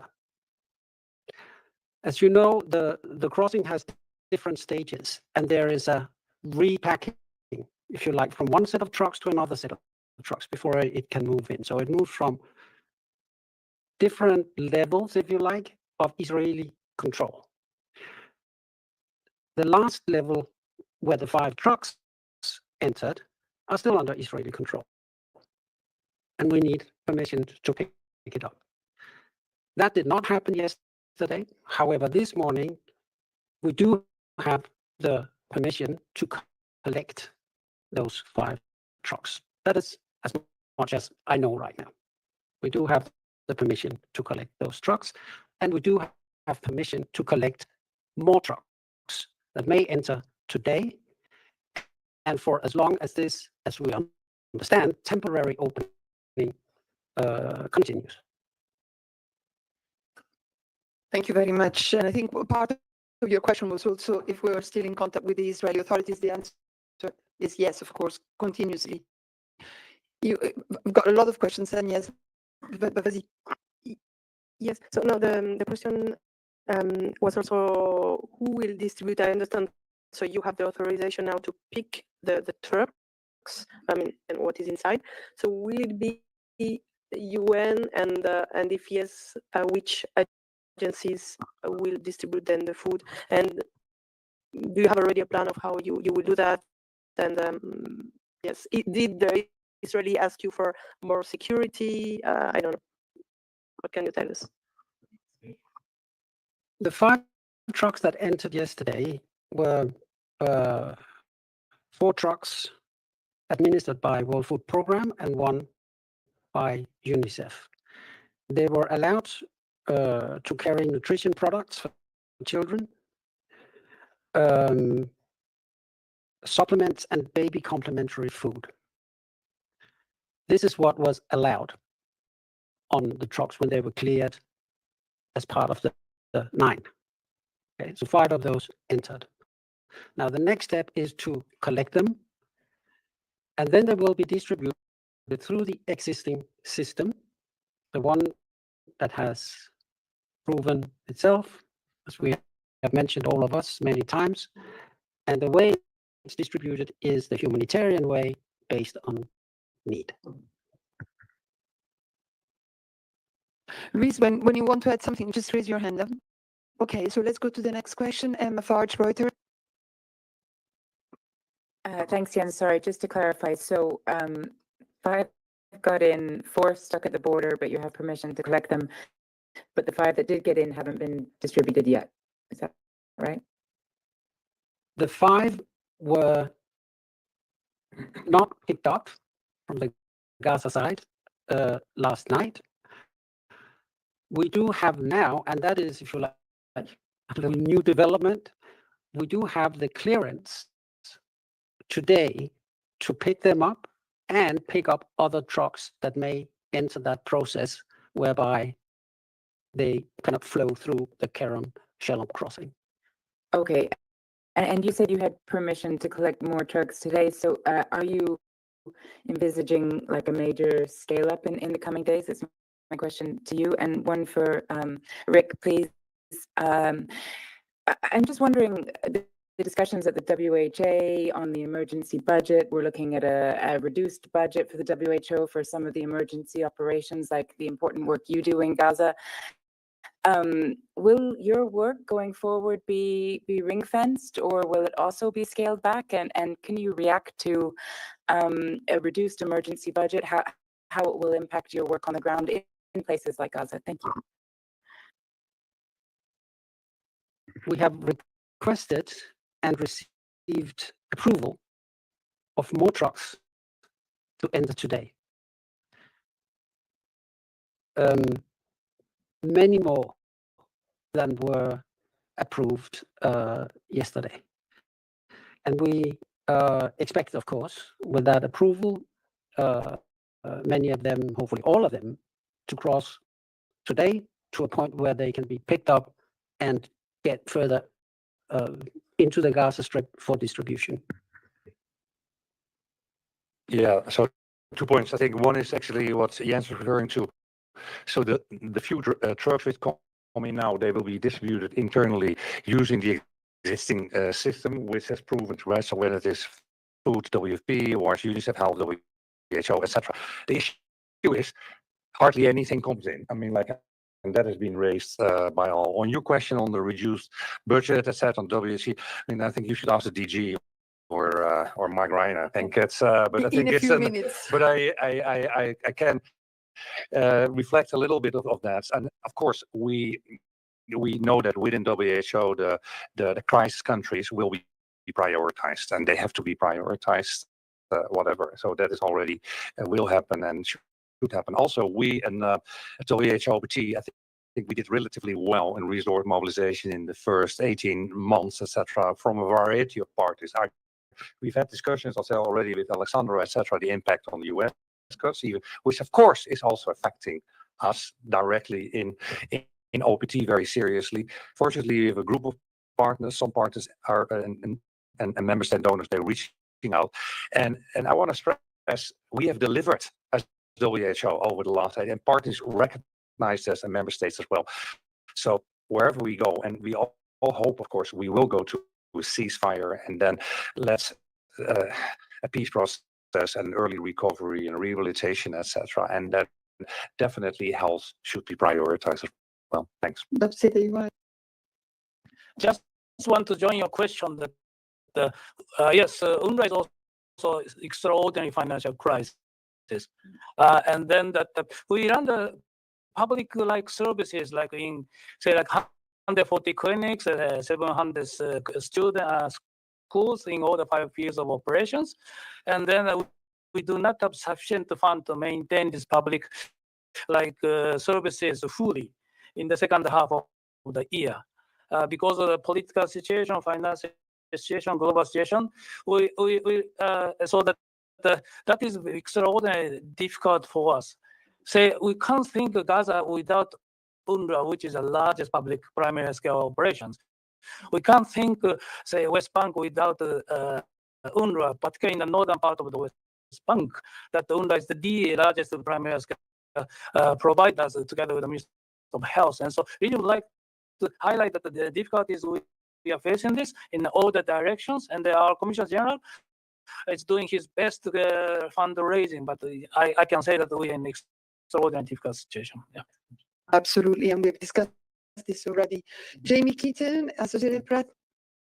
Thank you, Alessandra. I have a few questions. Just to follow quickly on Jens's latest comment, if you could specify, you said that you've gotten approvals for many more trucks to enter today. Can you be specific as to how many that is? Could you start with that? And then the other question about that is, how much have you noticed by past experience that when the number of trucks is lower, that it increases the risk of looting or diversion by desperate Gazans or by armed militant groups that may try, because the fewer that you have, it seems to me, if you've got tens of thousands of Gazans who are desperate, there's going to be greater pressure on the fewer numbers of trucks. So the higher number, wouldn't that necessarily translate into less of a risk of diversion?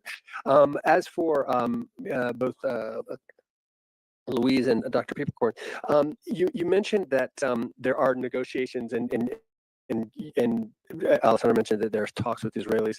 It seems to me that Israel, to a large extent, holds the cards here to a large piece. And so I really hope you can drill down on exactly what the United Nations is saying in these conversations, because the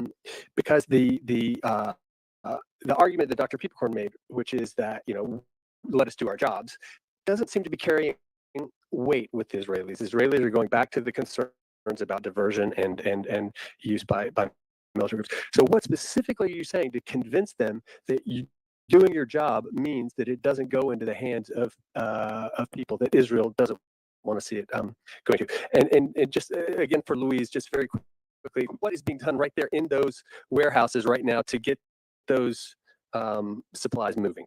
Thank you. Okay, let's start maybe with Jens. And yes, I mean, you're absolutely right. When you don't know when the next truck will come, you're probably desperate, and looting is a reality in that case. Jens. Thank you, Jamie. On your first one, around 100. Past experience has very clearly showed that the less aid you get in and the less there is properly distributed in Gaza, the more desperation rises. And that has several effects, predictable effects. One is that the insufficient supplies are at greater risk of being looted. Why does that happen? Because it's being sold.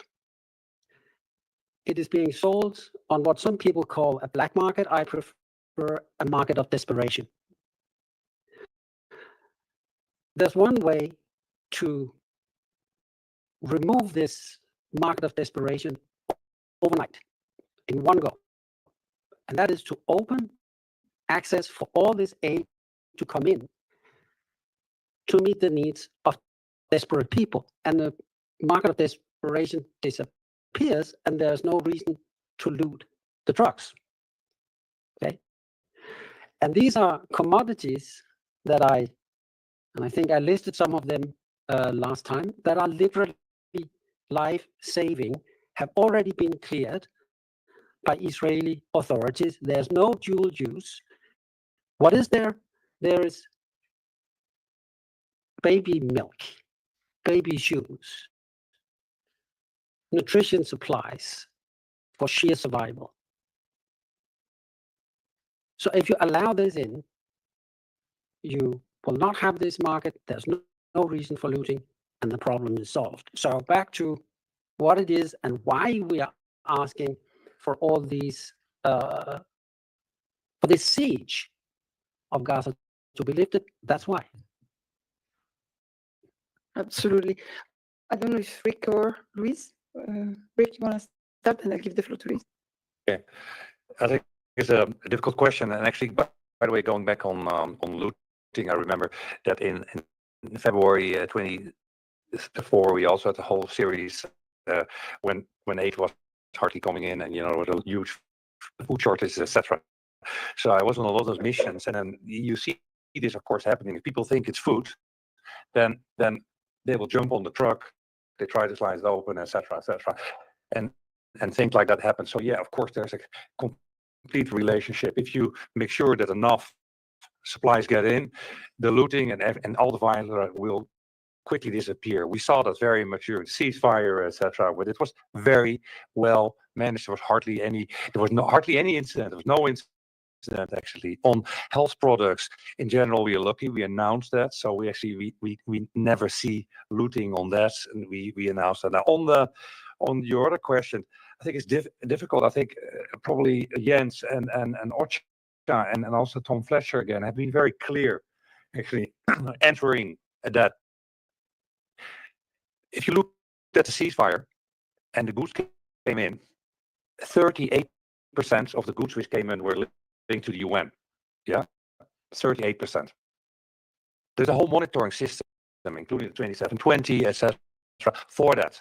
And on the locked cluster, so WFP will very much do that on the food, and UNICEF on the wash, and we on the health. And let me say something on health. Like the WHO essential medicines, medical supplies, they go directly to the WHO warehouses, two in Deir Bala and one in Gaza City, when allowed. I mean, like when we can move. And from there, based on priorities and needs, we directly bring them to respective hospitals, etc., and health facilities for perusal. So this is how it works. And people know that. Israeli authorities know that as well. So let's make sure that we can continue implementing a system with has proven it delivers from the UN and partners, etc. And let's make sure that we can expand that system. Thanks. Louise? Thank you. Just to say, this isn't a new problem. This isn't a new siege. You know, the 11 weeks that we've had, that it's certainly been the longest time during this war that the aid and commercial supplies and any supplies haven't been permitted to enter the Gaza Strip. But I spent most of the last year in the Gaza Strip. I was there when the Rafah incursion started. At that time, when I arrived in Gaza in April, the border was open to Rafah. Once that border was closed, everything changed. Really, everything changed. So this is why we continue to call when you're asking what we're doing to get the aid around me into the Gaza Strip. This is part of what we've been saying for, you know, almost every day for the last 19 months. We need more access. Access is very critical to this. Seeing the operations in Rafah, seeing what we were and weren't able to get in at any time, and now not even having that crossing functioning, and continuously having to kind of reinvent how we're able to do logistics in the Gaza Strip. But most importantly, just to continue to reiterate that this isn't a new problem. The humanitarian response has been strangled since the very beginning of the war. There were weeks in the early days we weren't able to get any supplies in.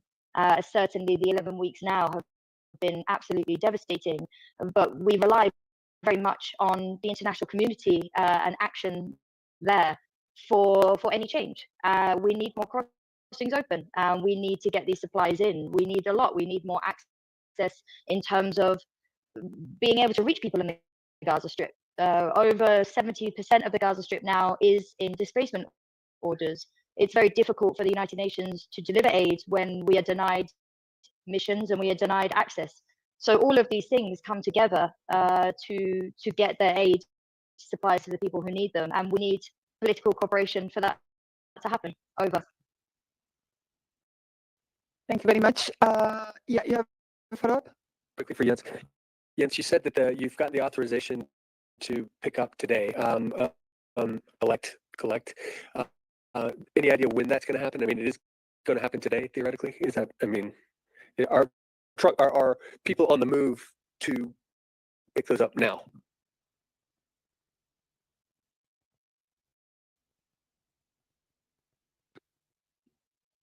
We will, of course, do everything in our power to get that aid in. I cannot say if people are on the move right now. It is a developing thing, and we have been, as you know, disappointed in the past. So when we can clearly confirm that there's been movements on anything, we will do so. But we want to be, clear. We want to be, solid. Thank you very much. I'll go to the platform. John Zarocostas, The Lancet, and François Quatre. Yes, good morning. Thank you for this briefing. I was wondering if, and it's addressed to both of you, the conflict in the OPT has been in the headlines, but I was looking at some figures from WHO, and I noticed your appeal for the health segment is only 6% funded out of nearly 600 million that you're asking for. If you could elaborate what's behind the lack of funding for this appeal on the health component. And secondly, if I could have some information on the supplies that you need urgently, and does that include medicines to treat people with problems of eyesight, and also medical equipment? Because I understand nearly 4,000 people are at risk of losing their eyesight at the moment in Gaza, on top of the 1,500 that have already lost their eyesight.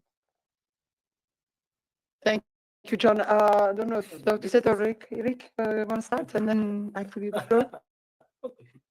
Or that you like?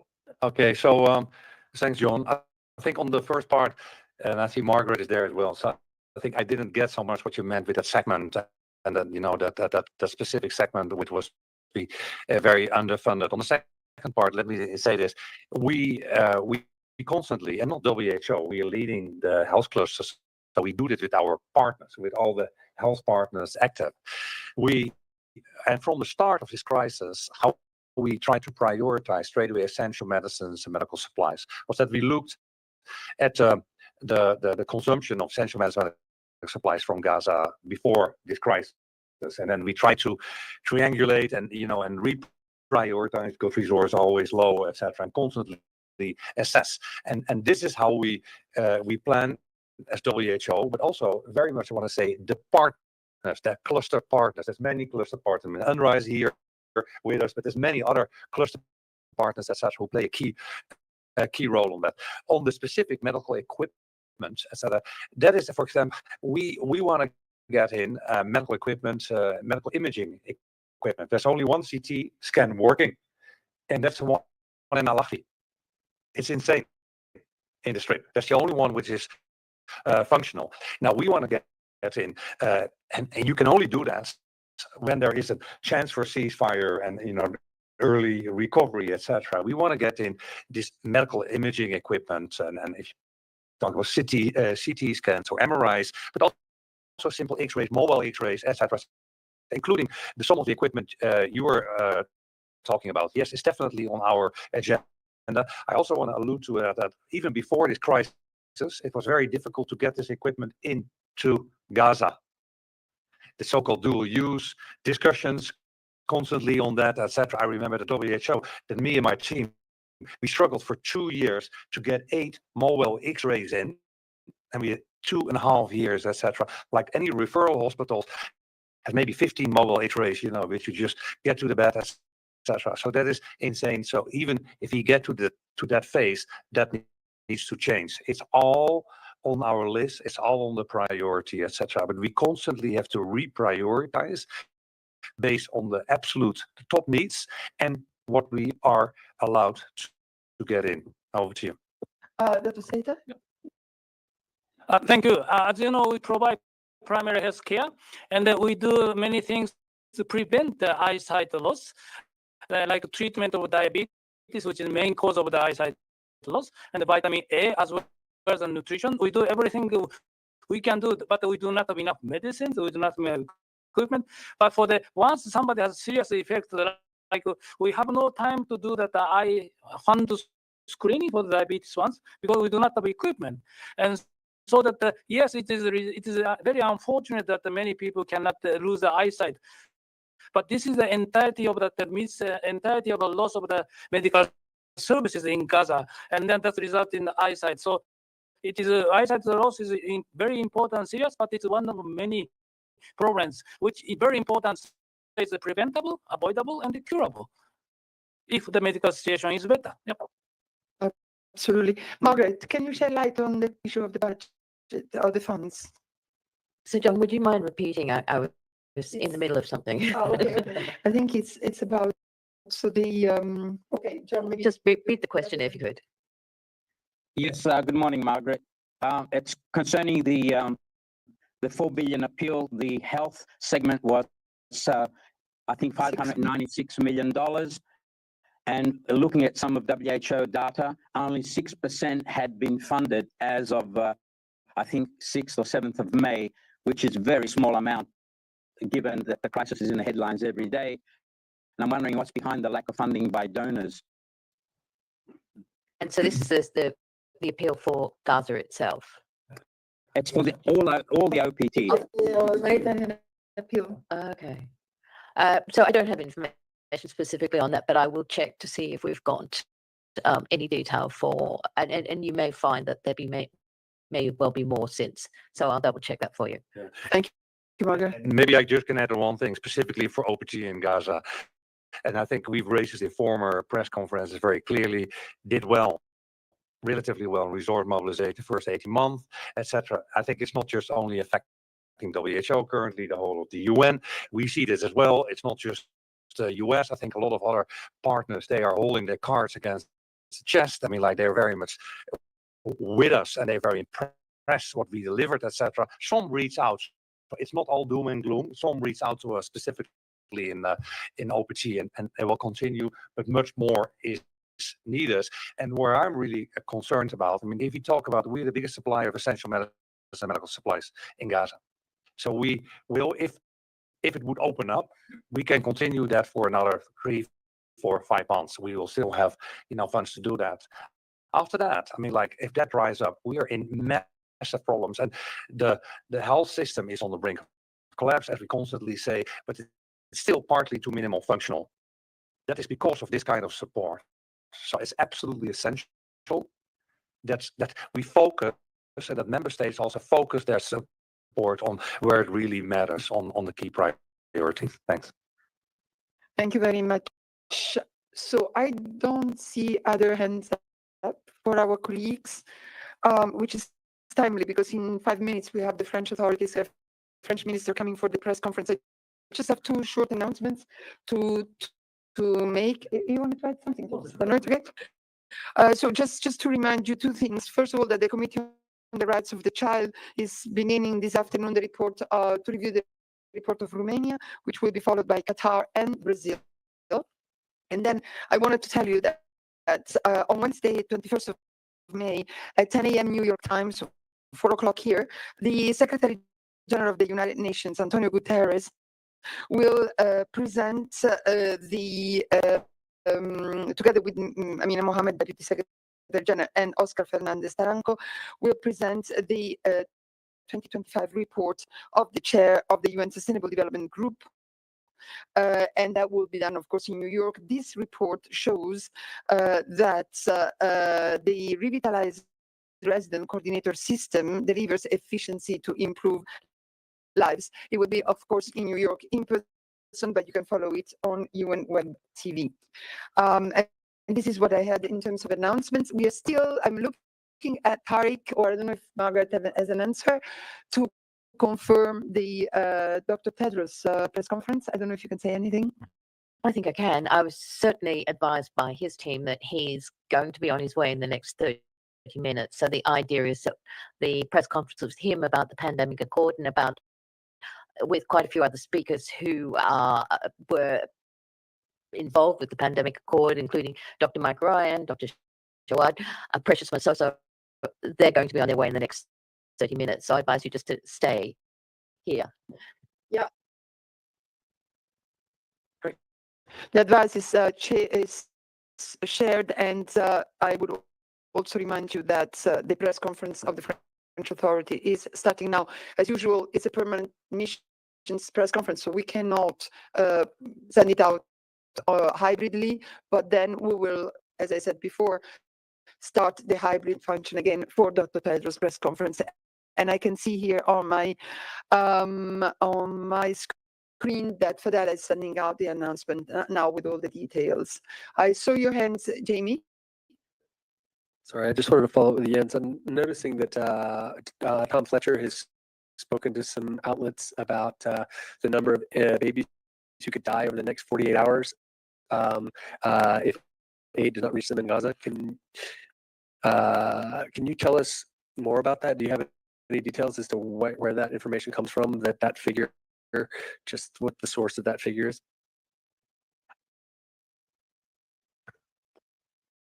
For now, let me just say that we know for a fact that there are babies who are in urgent life-saving need of these supplements that needs to come in because their mothers are unable to feed them themselves. And if they do not get those, they will be in mortal danger. So that is as much as I can say right now. If we have more specifics, we'll come back to you on that. Anybody else? I'm looking at the hands. No? Okay, so thank you very much. I would like to thank so much all the people, all the colleagues who have briefed us now, Louise in Amman, Rick and Dr. Seta here in person, and Jens and Margaret, of course. So thank you very much. Stay with us, and we will wait for the French minister to arrive. And I'll see you at the next briefing on Friday. Thank you very much. Bye.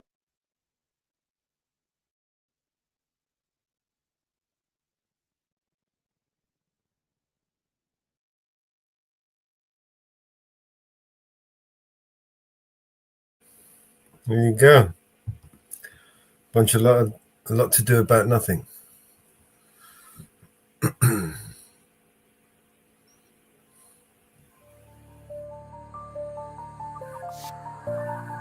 a bit of music to come.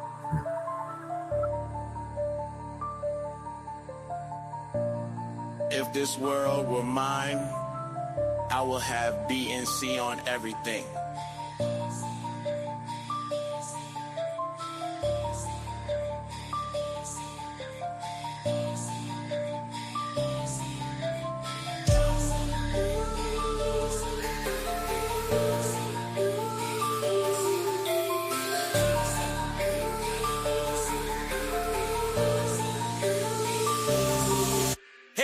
Roman numeral 7, babe, drop it like it's hot. If this world was mine, I'd take your dreams and make them multiply. If this world was mine, I'd take your enemies in front of God. Introduce them to that light, hit them strictly with that fire. Hey, Roman numeral 7, babe, drop it like it's hot. If this world was mine, I'd take your dreams and make them multiply. If this world was mine, I'd take your enemies in front of God. Introduce them to that light, hit them strictly with that fire. It's a vibe, do your dance, let them watch. She a fan, he a flop, they just wanna kumbaya. Now in this world, concrete flowers grow. Hard and she only doing what she know. Weekends get it poppin' on the low. Better days coming for sure. If this world were, if it was up to me, I wouldn't give these nobodies no sympathy. I take away the pain, I give you everything. I just wanna see you win, wanna see if this world want me to see on everything. It go in when you out, ride it, do it real slow. Slide, baby, you a star, strike pose. When you with me, everything goes slow. Come in, put that on my titty. So, Rari, red crown, stack, wrist stay, froze, really drip. Tell me, pound, if you wanna way home, dummy. In this world, concrete flowers grow. Heartache, she only doing what she know. Weekends get it poppin' on the low. Better days coming for sure. If this world were, if it was up to me, I wouldn't give these nobodies no sympathy. I take away the pain, I give you everything. I just wanna see you win, wanna see if this world mine. BNC on everything. I can't lie, I trust you, I love you, I won't waste your time. I turn it off just so I can turn you on. I'ma make you say it loud. I'm not even tripping, I won't stress you out. I might even settle down for you. I'ma show you I'm a pro. I'ma take my time and turn it off just so I can turn you on. Baby, weekends get it poppin' on the low. Better days coming for sure. In this world, concrete flowers grow. Heartache, she only doing what she know. Weekends get it poppin' on the low. Better days coming for sure. If this world were, if it was up to me, I wouldn't give these nobodies no sympathy. I take away the pain, I give you everything. I just wanna see you win, wanna see if this world were. BNC on everything.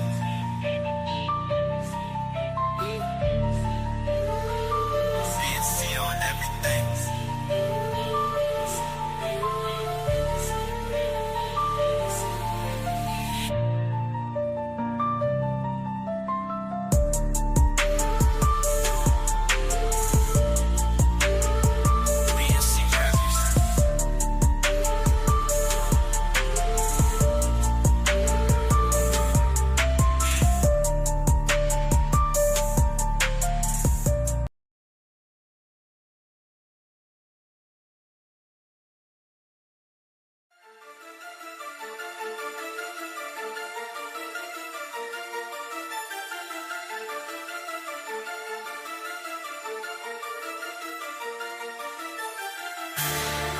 You believe what you see, what you see. What you see, what you see. When our world shatters into pieces, moonlight takes us high. A million splinters scattered like whispers in the night. In the corners of our mind where the shadows conspire. Colors swallowed by the sun. Desires never tire. Black holes trailing dreams just before they made. Fountains flow with flowers on islands of betrayed. Tears fall like rain, but we rise, no defeat. Winners in the storm, fireworks beneath our feet. You believe what you see. All the things that you know. But oh, you don't fathom the depth of my soul. Oh, the depth of my soul. Yeah, the depth of my soul. Oh, the depth of my soul. Feel the depth of my soul. Come, it's a game, every page is locked tight. Mirrors reflect the path where we must make it right. Sound of hello cuts through the black, it's a spark. Sending the spiral and navigating through the dark. Good vibes in the air, truth dressed for the parade. In the shadows we dance, playing life charade. But here we stand, architects of fate. The truth heavyweight, ready to elevate. You believe what you see. All the things that you know. But oh, you don't fathom the depth of my soul. Oh, the depth of my soul. Yeah, the depth of my soul. Oh, the depth of my soul. Feel the depth of my soul. Peering through the veils where reality's framed. A realm of reflections, nothing remains the same. Unlock the secrets where echoes collide. In the chambers of my heart, let my essence abide. Lost in the chaos, yet rising from below. My soul's the navigator, guiding through the flow. You believe what you see. All the things that you know. But oh, you can't grasp the depth of my soul. Oh, the depth of my soul. Let the rhythm roll. Oh, the depth of my soul. Yeah, my soul's on patrol.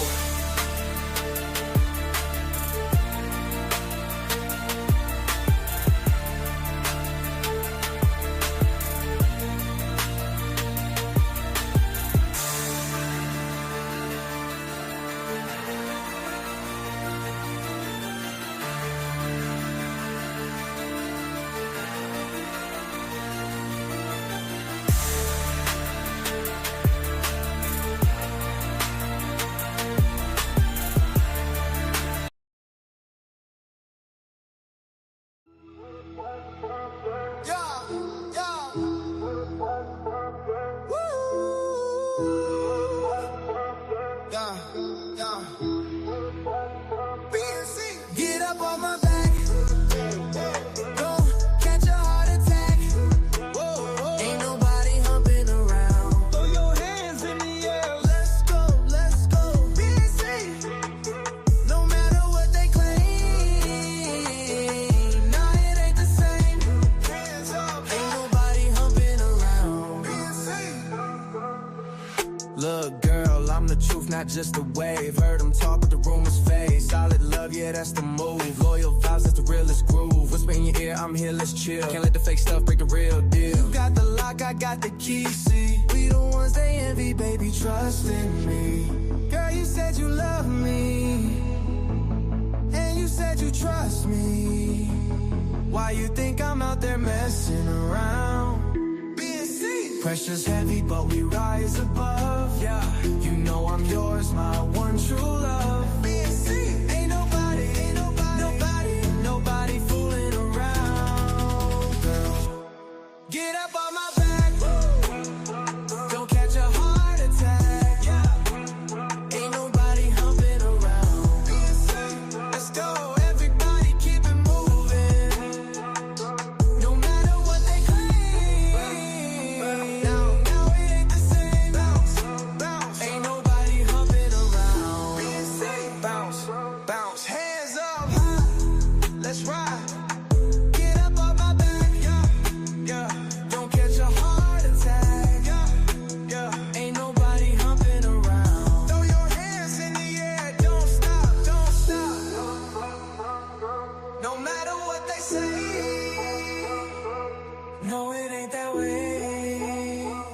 nobody humping around but BNC. BNC brackets worldwide. Stand up. Come on, BNC. Come on, bust it. Come on, BNC. Come on, bust it. Now back to the BNC. Back to the BNC. Come on, everybody, let's go. BNC problems. When you trust someone, but you're always checking back, can't have no second guessing around you. And you say you don't care, but where you at? You're giving me reason to doubt you. Say that you love someone, why you calling all around? Think I got some chick on the side. Girl, you don't trust no one, and you're always in doubt. You lose the game if you play that way. Get up off my back. Save your heart attack. Yeah, baby. Ain't nobody humping around. No matter what they say. No, it ain't that way. Ain't nobody humping around. Come on, dance, flip it back. When you love someone and wanna love them right, gotta loosen up or they'll leave you. Hold on so tight and you're gripping too tight, soon they'll be leaving without you. Say that you love someone, why call all my BNC friends? Thinking I've got something to hide. Girl, you don't love no one, you know nothing about love. You lose the game if you play that way, yeah. Get up off my back. Save your heart attack. Ain't nobody humping around. No matter what they say. No, it ain't that way. Ain't nobody humping around. BNC. Girl, when you dress like this one, you know condolences drain. Ain't no stepping stone, try to step wrong, watch you fall slow. I'm here to uplift, let your soul go. Taking charge, I'm the maestro, feel the vibe. Smooth operator, gonna take you on a ride. No denying when I groove, you'll be mesmerized. Feel the BNC rhythm in your bones, got you hypnotized. Feel the thrill, no chill when I'm dealing ace. BX swag in the penthouse, ladies. Now let's embrace. I know it's been a minute since you heard a fresh BNC sound, so I'm back with the heat, time to break new ground. BNC innovator in the game, always bringing something fly, leaving footprints for the rest, that's how I rise. A shift from the norm, yeah, I'm flipping the script. Unapologetically me, gotta stay equipped. BNC is more than music, it's a lifestyle. I'm original, with the BNC crew, making waves undeniable. Yeah, we in the building, going all out, let's live it. BNC on the stage, you know we're gonna bust this. Get up on my back, get up. Save your heart attack. Whoa, ain't nobody humming around. Going up, money up. No matter what they say, from the heart. They can see what's down, what about. Ain't gonna run. Ain't nobody humming around. Being said, lay some hum. Come on, come on, come on. Get up off my back. That's right. My friend, my friend. Ain't nobody fooling around. Being said, hands up, pal. Come on, come on. No matter what they say. No, it ain't that way. Ain't nobody fooling around. Being said, when you so lazy.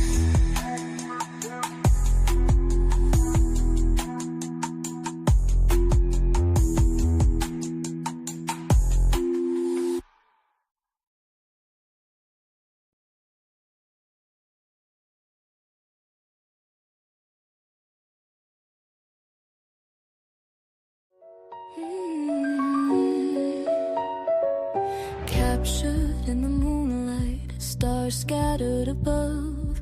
Lost in the magic, was it fate or just love? Your touch like a whisper, soft as morning dew.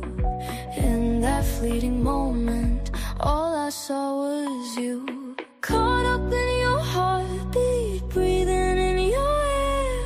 Falling without warning, losing all my cares. Night turned into daylight, dreams began to weave. Holding on to moments, never want to leave. Lost in the rhythm,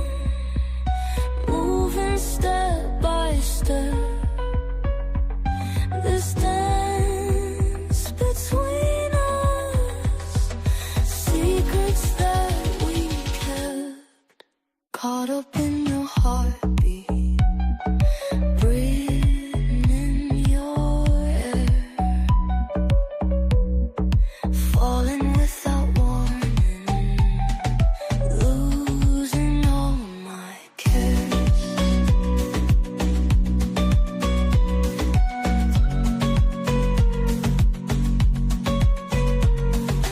Night turned into daylight, dreams began to weave, holding on to moments, never want to leave.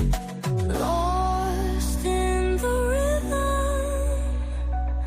moving step by step.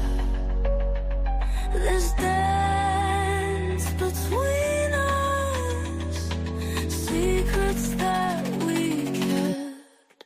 Caught up in your heartbeat, breathing in your air, falling without warning, losing all my care.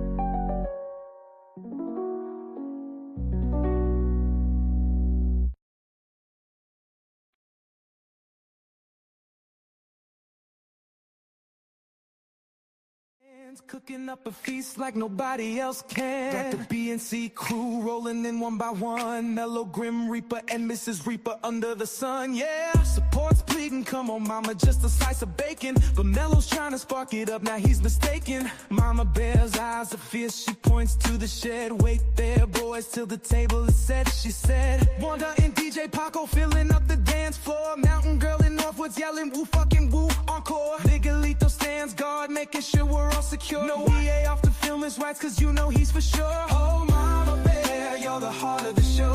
With your love and care, you make the evening glow. From the kitchen to the floor, you hold us together. The moments you create will cherish forever. Swag is on a mission, Kiwi's calling his name, while DJ Paco spins the record, keeping up the game. Maria and Cad share a toast with Shamrock. Tommy V and Vince engage in deep talk around the clock. The vibe is electric, the air is filled with joy. Support still dreaming of that piece of bacon, boy. Wanda's heels click as she grooves with the beat. Mama Bear watches smiling as she takes a seat. The music echoes through the night, the stars above agree. Every soul in Mama's house can feel the unity. Northwoods whispers there's no place like this, and Miguelito nods secure in bliss with every twist. Oh Mama Bear, you're the heart of the show. With your love and care, you make the evening glow. From the kitchen to the floor, you hold us together. The moments you create will cherish forever. In the chaos and the fun, your warmth shines through. We owe this night to you, oh Mama, that's true. Underneath the stars, the dance never ends. Thank you Mama Bear for bringing us together, friends. Oh Mama Bear, you're the queen of the night. Under your care, everything feels just right. From laughter in the kitchen to the joy in the air. Here's to you Mama Bear, our heart and our flair.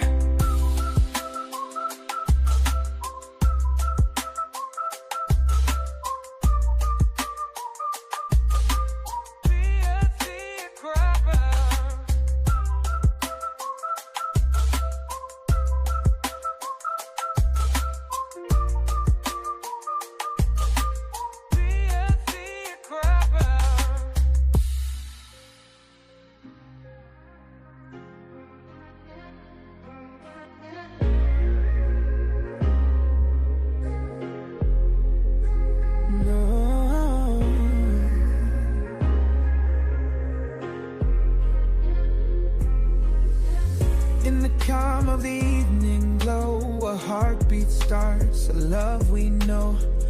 Through the windows whispers around, a gentle love in every sound. Ooh, mama, ooh. Ooh, mama, ooh. Yeah. Oh, Mama Bear's got a heart so wide, in her embrace there's no place to hide.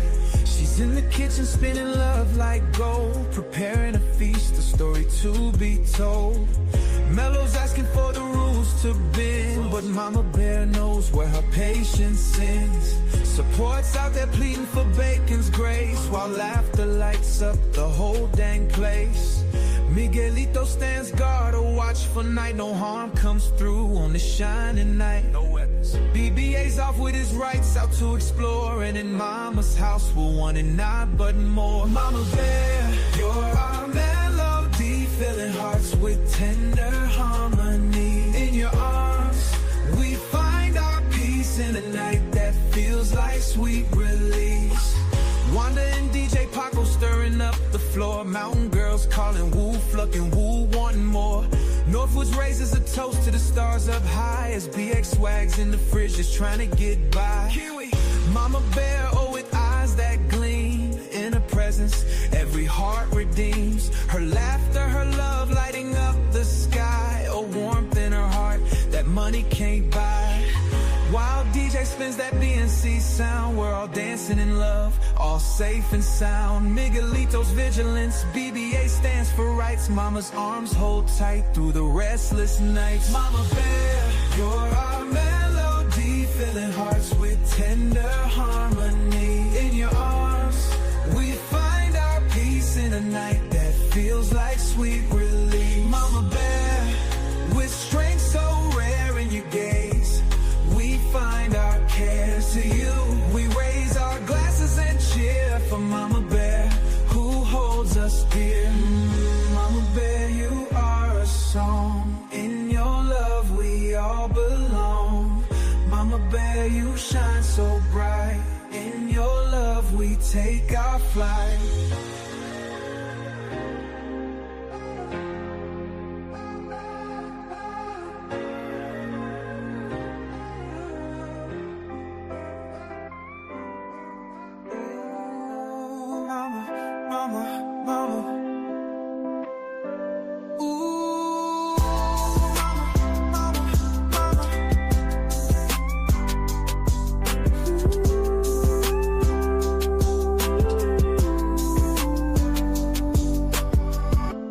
Heart of the woods, where the stories unfold, Mama Bear stands tall, her spirit pure gold, with strength like a mountain, love like a sea. She's the queen of the night, where we gather to be. The table's set, the laughter's near. She's the legend, the one we all revere. With the B&C crew gathered round, Mama Bear's feast is the finest sound. Oh, Mama, Mama, Mama. Oh, Mama, Mama, Mama. Oh, Mama Bear, her love's a glowing flame. In her embrace, we'll never be the same.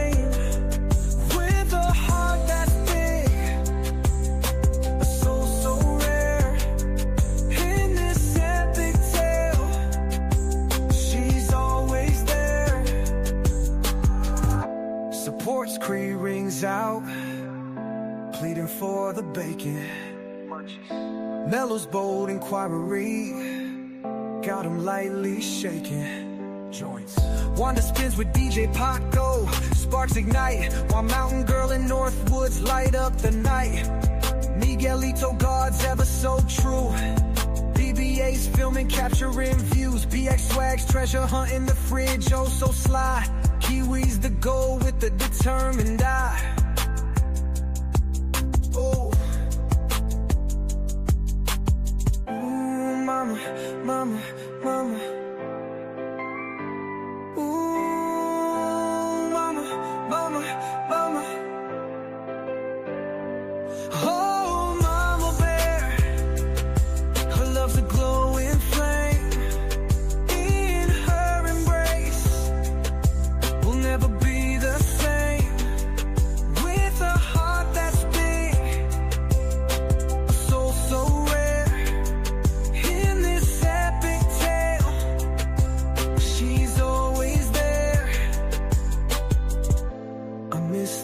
chaos, inferno sizzles bright. Howie hood taps, lost in the night. But Mama Bear's warmth, her tender care, makes every memory a moment to share. Ooh, Mama, Mama, Mama.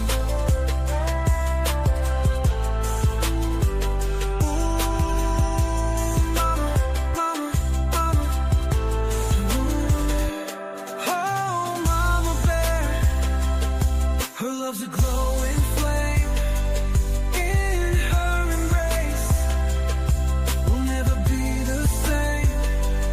With a heart that's big, a soul so rare.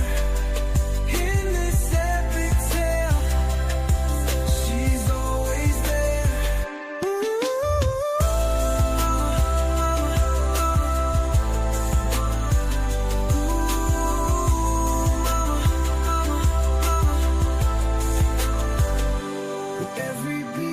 She wraps us tight. Mama Bear, our guiding light.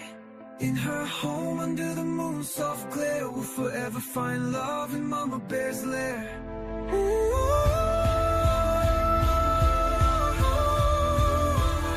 We love you, Mama.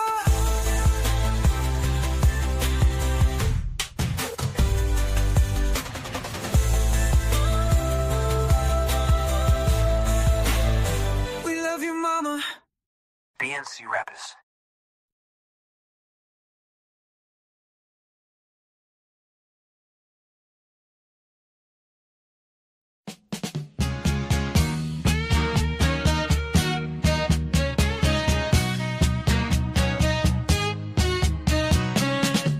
In a moment soft and true, caught up in a lovely haze. Didn't see B&C love sneaking through, made its way in charming ways. Suddenly a B&C touch was near, holding me as time stood still. What could I do when you were here? Let my heart take the wheel. Now we're dancing on moonbeams high, in a rhythm where dreams alone can dwell. Praying this night never breaks its B&C spell. Holding tight to the stars, where B&C hearts truly fly. I've been yearning for your B&C touch. Feels like centuries gone by. Knew your B&C song would mean so much, lifting my soul to the sky, filled my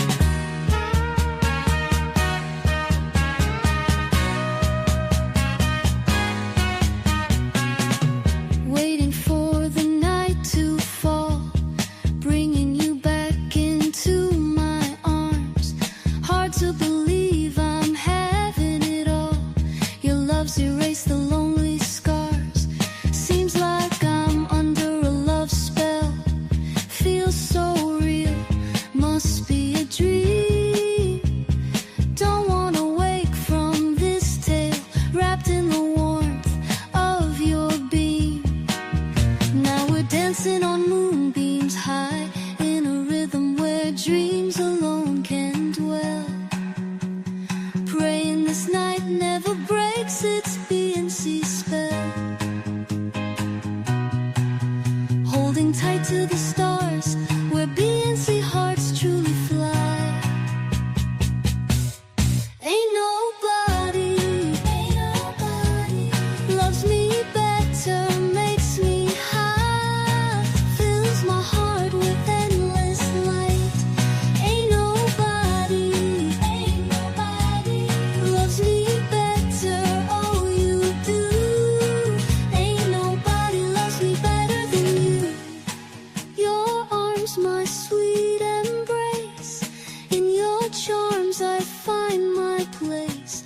A gentle surrender with each night, in tenderness we take flight.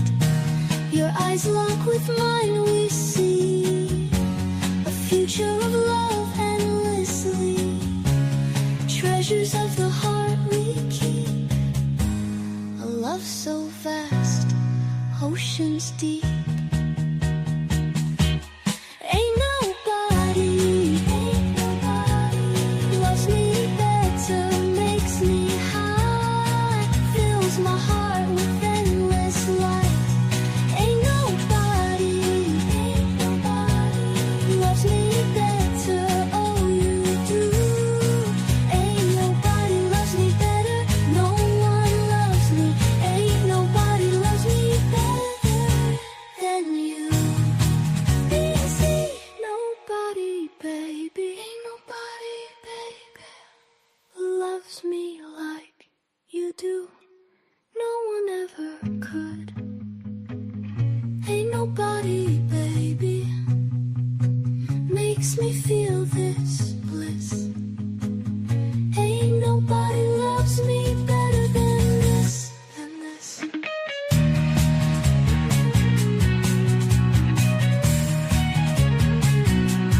BNC.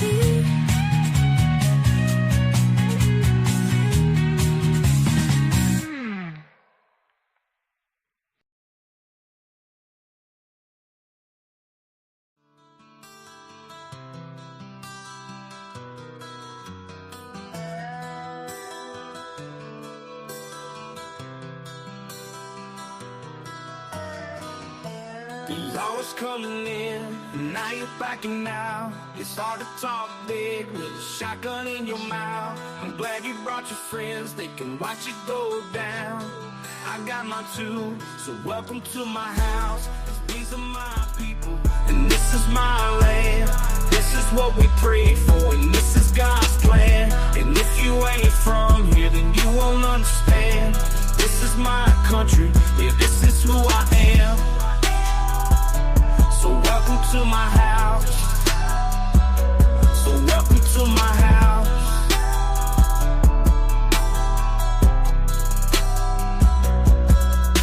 I'ma stand up for mine, you better believe it, cause today won't be your day, I can guarantee it. You should turn and walk away and get to leaving, or I'll let this 12 gauge do all my speaking. Don't push me on the edge, boy, cause I'm aiming for your head, boy.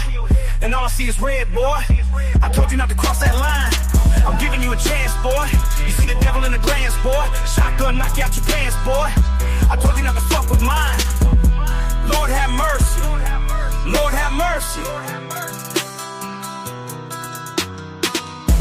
The law is coming in, and now you're backing out. It's hard to talk big with a shotgun in your mouth. I'm glad you brought your friends, they can watch it go down. I got mine too, so welcome to my house. 'Cause these are my people, and this is my land. This is what we prayed for, and this is God's plan. And if you ain't from here, then you won't understand. This is my country, yeah, this is who I am. So welcome to my house. So welcome to my house. Baby girl inside this house right now, she's sound asleep. So it's probably best for the both of us if you just turn around and leave. Cause if you come in this fucking house, then you two gonna go to sleep. I promise you, boy, don't play with me. I pray to God my soul to keep, especially in this day and age. Gotta handle shit our own way with a 30-30 or a 12 gauge. Behind this door, yo, hella waits. My old lady, she rides too, picking up every shell case, moping up these blood stains, but she ain't seen a damn thing. Most of my people are convicts, hard-headed, no nonsense, so please approach with caution. You never know who's watching. You never know what's on the other side of that front door, and you knock it. My like motherfuckers get the dropping. All the neighbors heard was the dogs barking. The sun was down, it was getting dark, and I told the sheriff ain't no problems. Like them bobbers.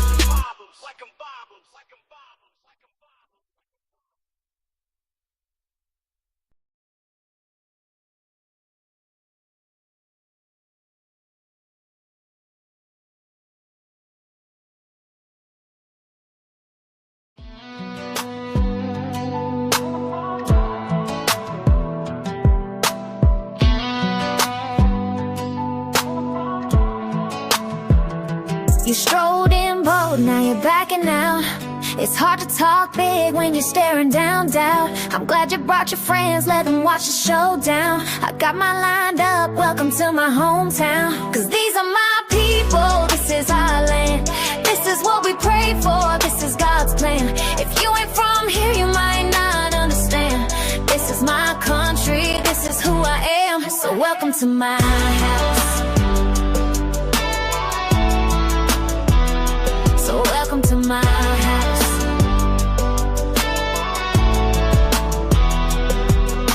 I'll stand up for mine, you better believe it. Today's not your day, mark my words, I mean it. You should turn and walk away. Time to believe it, know this 12 gauge remedy will do my speaking. Don't push me to the edge, boy. Push me to the edge, boy. I'm aiming for your head, boy. Aiming for your head, boy. All I see is red, boy. All I see is red. Cross that line and you'll regret, boy. I'm giving you a chance, boy. See the devil in a glance, boy. If I knock you off your stance, boy, I told you don't fuck with mine. Lord have mercy, Lord. Strolling bold, now you're backing out. It's hard to talk big when you're staring down doubt. I'm glad you brought your friends, let them watch the showdown. I got mine lined up, welcome to my hometown. Cause these are my people, this is our land. This is what we prayed for, this is God's plan. If you ain't from here, you might not understand. This is my country, this is who I am. So welcome to my house.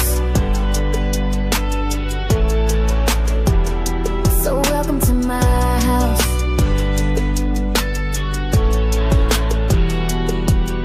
I've got a little girl fast asleep, so let's keep this peace. It's best for both our sakes. If you just take your leave, if you step into this place, you might find eternal sleep. I promise you don't tread lightly, I pray my soul to keep. In this day and age, we handle things our own way. With a 30-30 or a 12 gauge behind this door, hell awaits. My old lady rides with me, picking up the shell cases, cleaning up this mess, but she's seen way worse these days. Most my people are fierce souls, hard-headed, no nonsense. So he would care, my friend, you never know who's watching, what's waiting on the other side, who's lurking in the dark. Might step out and you'll find a storm about to spark. All the neighbors heard was the dogs bark. As the sun went down, shadows started to mark. I told the sheriff it's all cool here, trust me. Just taking out the trash, nothing to see. If you wouldn't mind, please excuse the scene. Just with my family, living the dream. I'm sure you've got better things to pursue, so I'll let you go. Get back to what you strode in bold, now you're backing out. It's hard to talk big when you're staring down doubt. I'm glad you brought your friends, let them watch the showdown. I got mine lined up, welcome to my hometown. Cause these are my people, this is our land. This is what we pray for, this is God's plan. If you ain't from here, you might not understand. This is my country, this is who I am. So welcome to my house. Lord have mercy, Lord have mercy, Lord have mercy, Lord have mercy. So welcome to my house.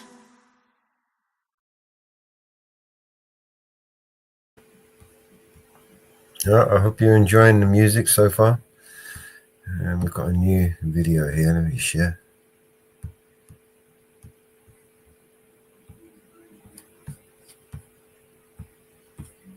More propaganda. Israel's Prime Minister has condemned the leaders of France, Britain and Canada after they called for an end to his country's renewed military offensive in Gaza.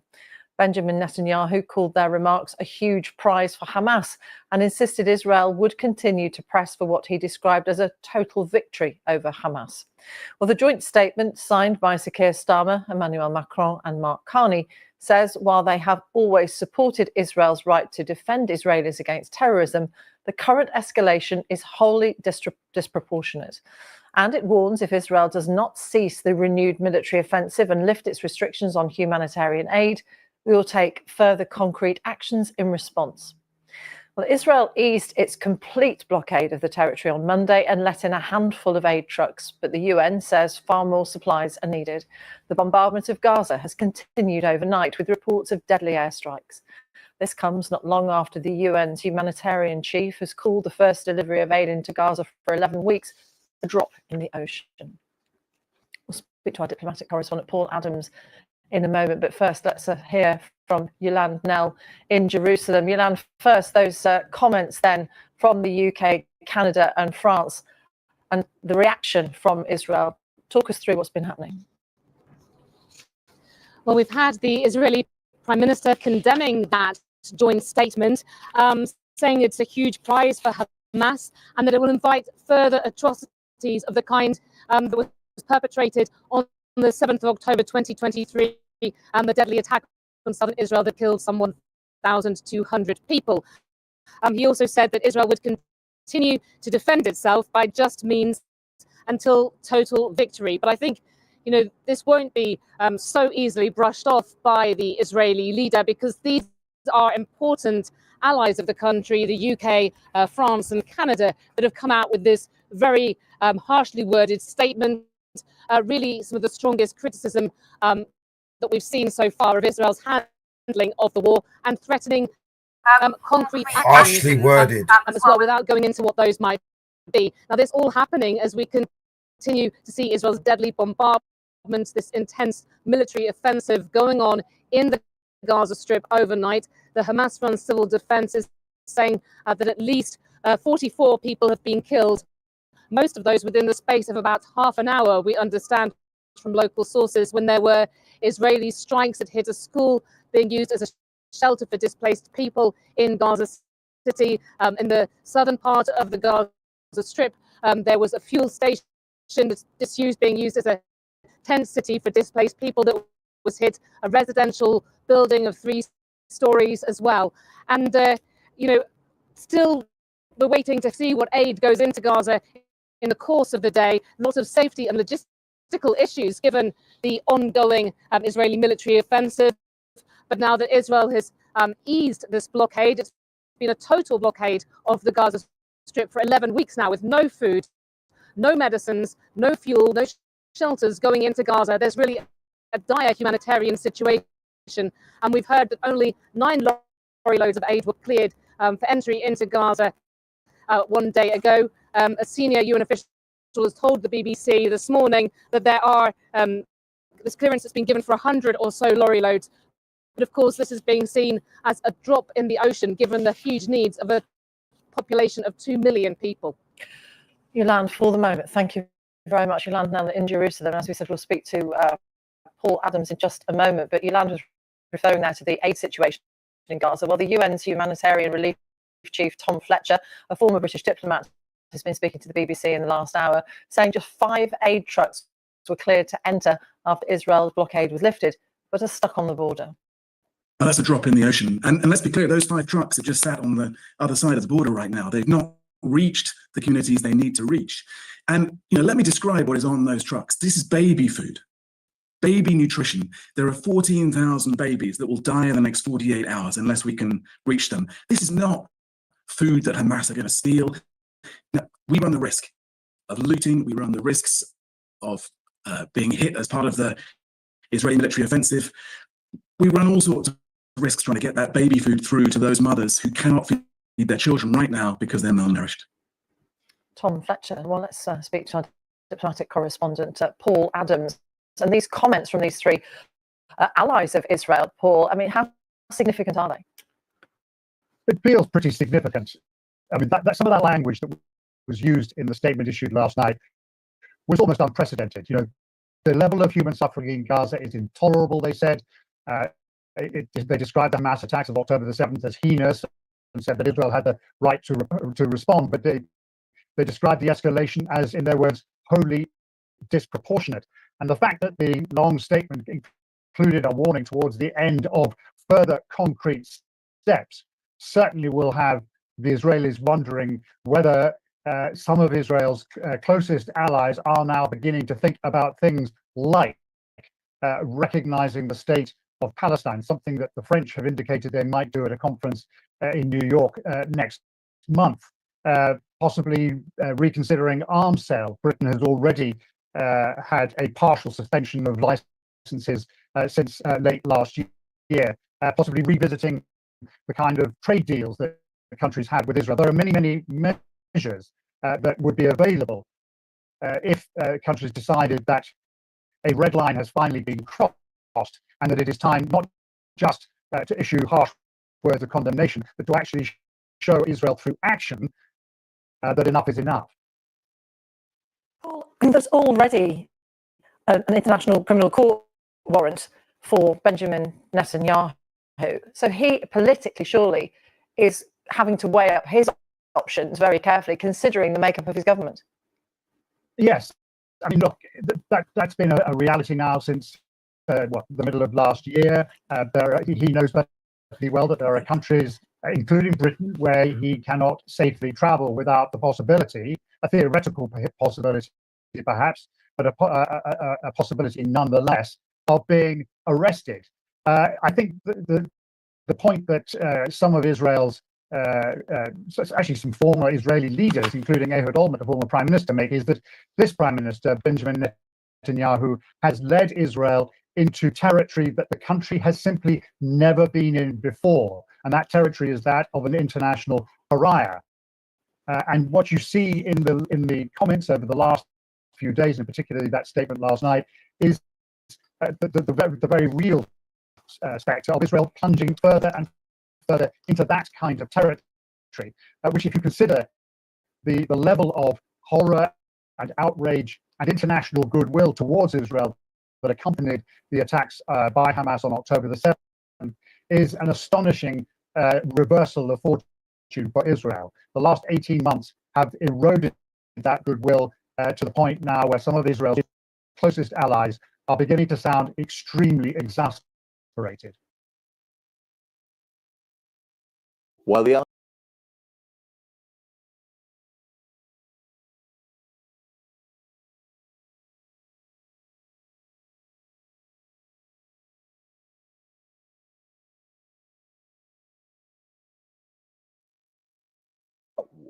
overseen by extremist ministers in the Israeli government is being waged against Palestinians on the occupied West Bank. Israel insists that it's fighting Hamas, but in the West Bank, Fatah is the leading political party and Palestinian authorities in charge. So what is happening in the West Bank is nothing to do with Hamas and does make this conflict look more like one between Israel versus Palestinians than Israel versus Hamas. I've just got back from the West Bank, having spent the best part of a month talking to people who almost every night were being visited by settlers who would come in and destroy their cars, or beat them up, or often hit their wives. The children were traumatized by this. And the message really was get out or die. It's lawless. Kind of reminded me of Mad Max 2, if you've seen that nightmare film.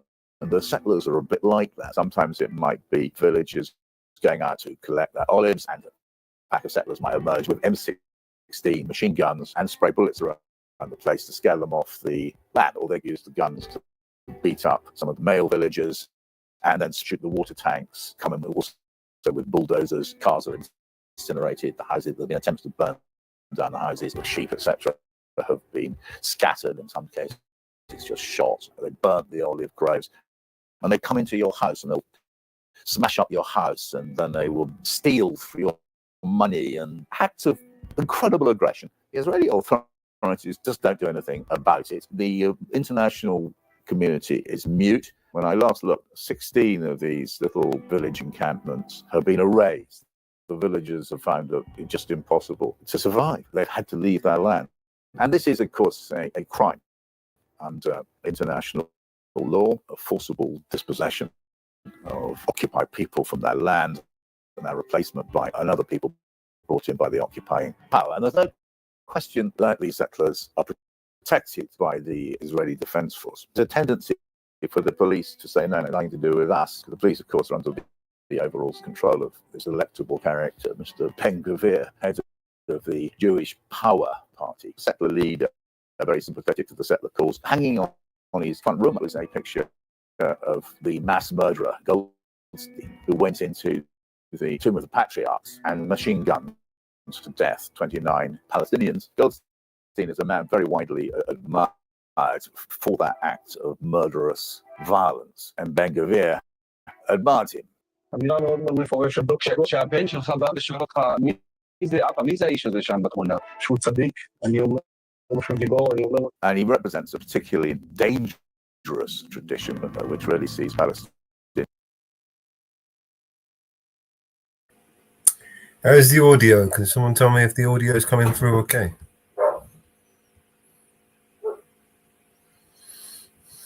Maybe I'll stop it and start it again.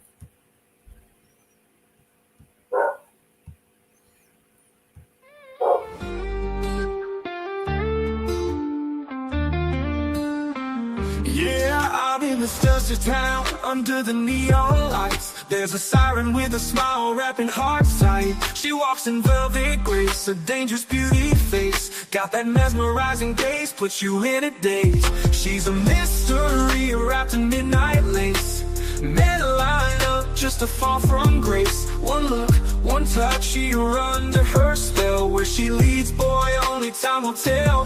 Body and soul, she's got that fire. Takes you high, much higher. When she loves you, boy, it feels like sin. She's got a key, lets herself right in. Body and soul still steal away, like a bandit queen in a break of day.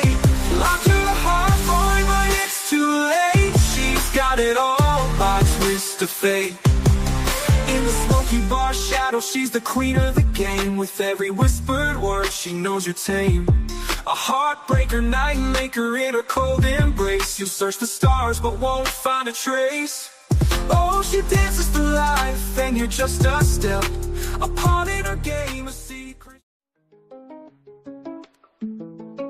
There is a war between the rich and poor, a war between the man and the woman. There is a war between the ones who say there is a war and the ones who say that there isn't. Why don't you come on back to the war? That's right, get in it. Why don't you come on back to the war? It's just beginning.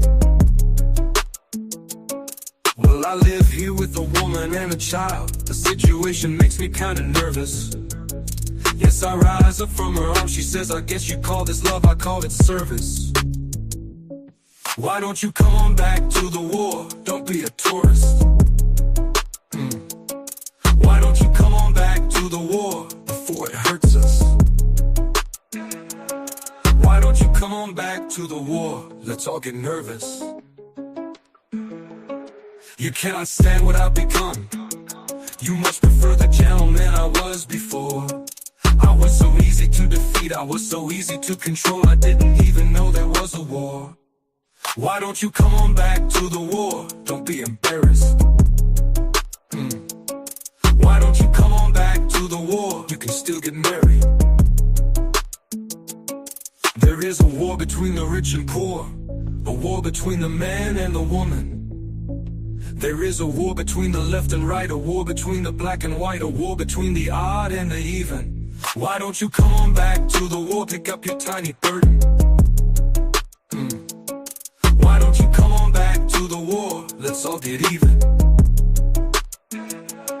Why don't you come on back to the war? Can't you hear me speaking?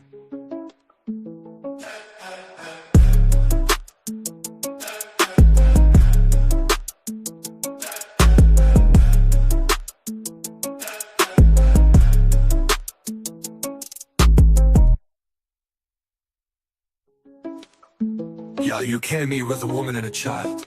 The situation makes me kinda nervous. Yes, I rise up from her arms. She says, I guess you call this love, I call it service. Why don't you come on back to the war? Don't be a tourist. Don't be a tourist. Why don't you come on back to the war before it hurts us? Why don't you come on back to the war? Let's all get nervous.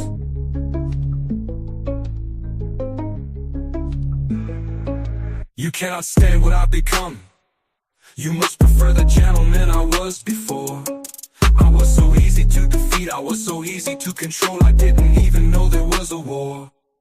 Why don't you come on back to the war? Don't be embarrassed. Don't be embarrassed. Why don't you come on back to the war? You can still get married. There is a war between the rich and poor, a war between the man and the woman. There is a war between the left and right, a war between the black and white, a war between the odd and the even. Why don't you come on back to the war? Pick up your tiny burden.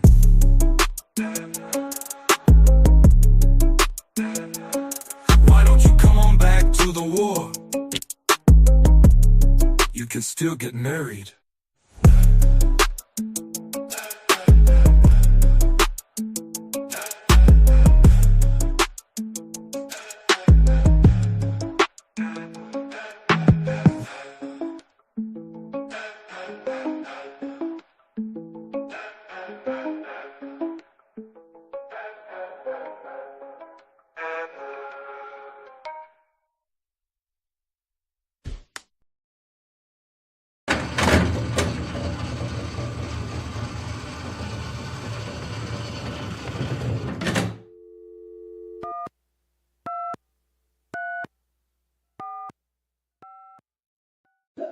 Tune up, ting on the confident low show. I'm on a low show. So that means the man's is down low and a confident brother, but it never would show. You understand that? Talk shit but never know. But hey, I got man that never would know. So people ask questions about me, I don't mind that. Fucking that's how it made me hot that. So fuck hey, brothers on his ass, never would pass. Bro, confident about me, I'm confident about myself. Yeah, I wouldn't drop you on that pass. I wouldn't put you on your fucking ass. Bro, a man to a man. You don't even need to show that, Dan. You know what I mean? It's that way. I'm a confident brother and I wouldn't show. Because I wouldn't fucking drop you, though. I didn't low, show low, show that means man lol with them. But never show understand that talk shit but never know. But I got man that never know. So people ask questions about me, I don't mind that fucking. That's how it made me had dough. So fuck it, brothers on his ass, never would pass. Broken forward and about me, I confident then about myself. I wouldn't drop you on that pass, I wouldn't put you on your fucking ass, bro. A man don't even need to show that they know what I mean. It's that way. Comforting brother, I wouldn't show. Cause I wouldn't fucking drop you though. I didn't low, show that means man low with them. But never show understand that talk shit but never know. But I got man that never know. So people ask questions about me, I don't mind that fucking. That's how it make me have that. So fuck it, brothers on his ass, never would pass. Broken forward and about me, I confident then about myself. I wouldn't drop you on that pass, I wouldn't put you on your fucking ass, bro. A man don't even need to show that they know what I mean. It's that way, a comforting brother, I wouldn't show. Cause I wouldn't fucking drop you though.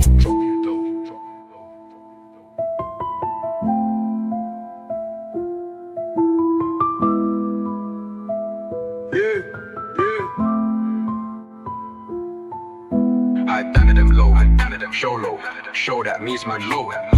But never show understand that talk shit but never know. But hey, I got man that never know. So people ask questions about me, I don't mind that fucking. That's how it make me have that. So fuck it, brothers on his ass, never would pass. Broken forward and about me, I confident then about myself. I wouldn't drop you on that pass, I wouldn't put you on your fucking ass, bro. A man don't even need to show that they know what I mean. It's that way, I comforting brother that I wouldn't show.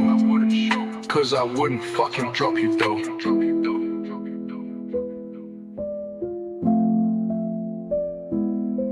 Yeah. Go and fucking drop you though.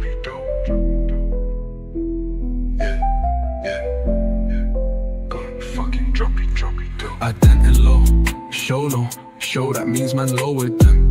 But never show understand that talk shit but never know.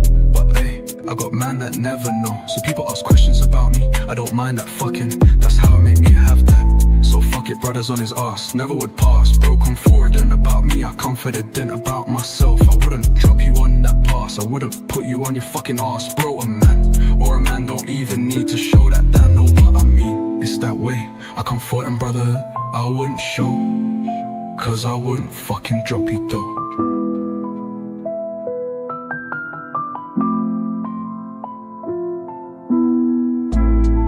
I wouldn't show, cause I wouldn't fucking drop you though.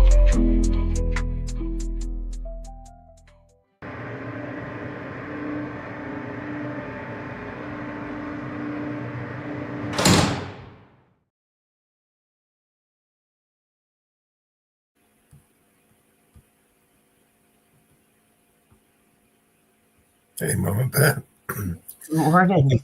Good morning. Welcome to the show. Good morning, everybody. I was hibernating. It's freezing here. The temperature dropped. Oh, yeah. We had frost warnings last night. Oh, that's shit. Well, I'm glad you're okay. Mountain Girl was asking about you earlier. Oh, I'm freezing. I was hibernating. I didn't want to get out of bed. You're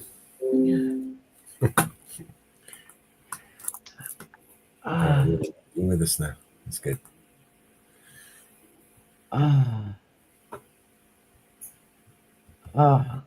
Still no Jitsi. Vigilante servers are still down. Yes, Nick messaged me last night, asked me what that money was for, so just put it in private chat.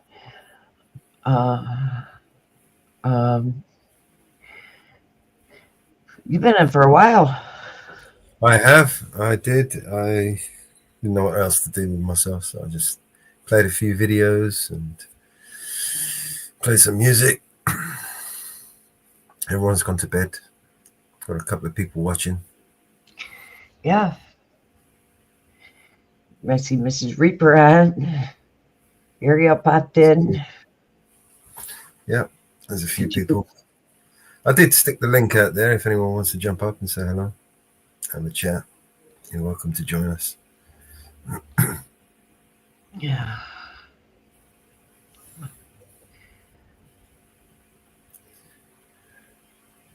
I was just playing some music. Didn't know what else to do. It's getting kind of boring with listening to all that bullshit propaganda. Oh, it's been going on for quite a while.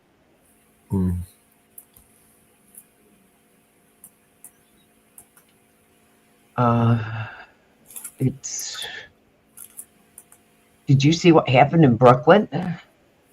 No. The Mexican ship hit the bridge. No. Yeah. Let's have a look. Yeah, ship hit the bridge. Yeah.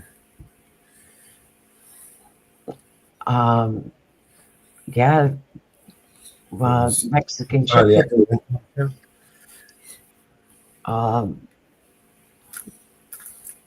This weekend, I think it was Sunday, 2 were killed. A bunch of them were injured. Yeah.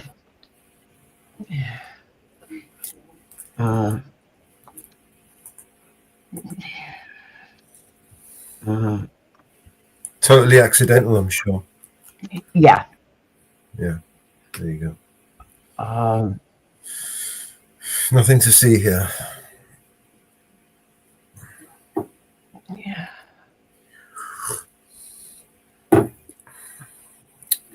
We don't have a problem with corruptions. Your eyes are deceiving you.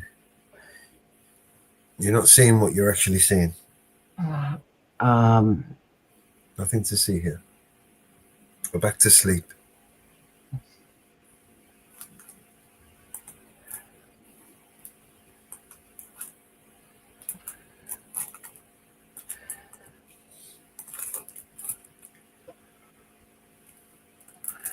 They actually stand on this ship.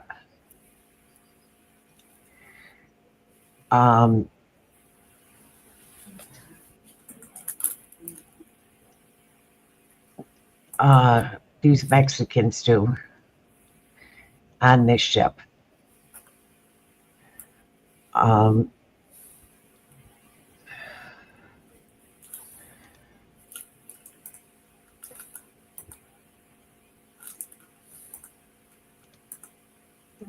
This was one of the updates they just gave. To probe into the collision of a Mexican Navy tall ship and the Brooklyn Bridge. In a news conference today, NTSB investigators said information that they have is preliminary. Fox's Alexis McAdams has more from New York, where the ship is docked. Federal officials are investigating how a Mexican Navy tall ship struck the iconic Brooklyn Bridge on Saturday. This is the start of a long process. The question pertains to a possible cause of the bridge strike, possibly as an engine failure. We will look at the status of the engine. We'll look for any failures. We'll look for engine inspections. The Mexican Navy training ship was on a global goodwill tour and was scheduled to visit 22 different ports over the next year. The ship was leaving New York City and heading to Iceland. But in what looked like the scene out of a movie, you can see the boat traveling in reverse at a high speed.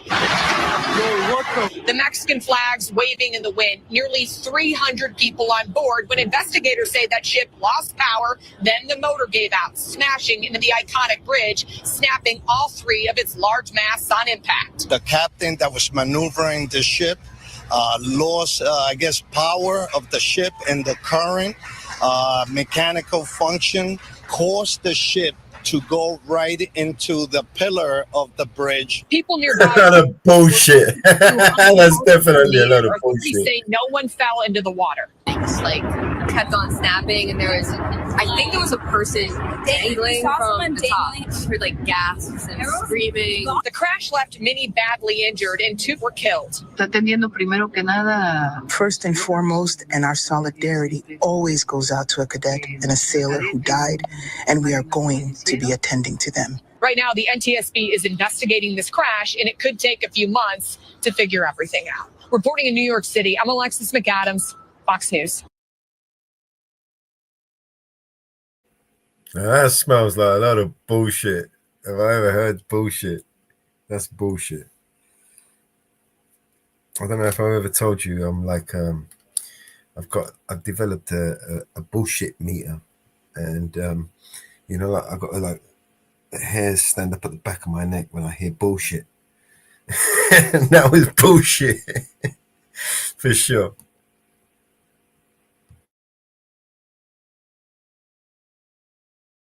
I'm talking and I'm muted.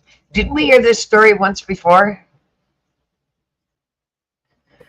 Not too long ago. when the bridge took out in New York City, in Washington, D.C., or was it New York City? Where's that bridge taken out? Washington, D.C.? Could it be possible The engine failed. Could it be possible that there was someone that died who fell off, or what happened? What was that? 2 were killed. 2 were killed. I don't know. I guarantee you one thing: we'll never know the whole story. Engine failed and it was going in back reverse. Yeah, not sure about that.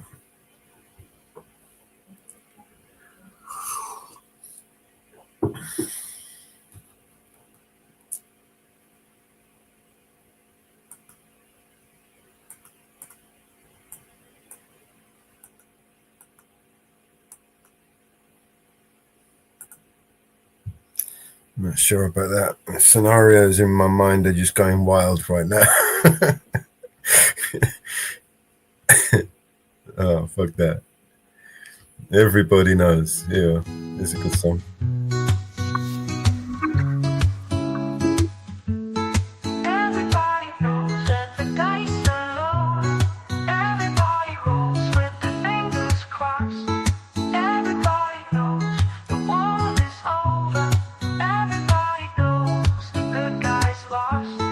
Everybody knows the fight was fair.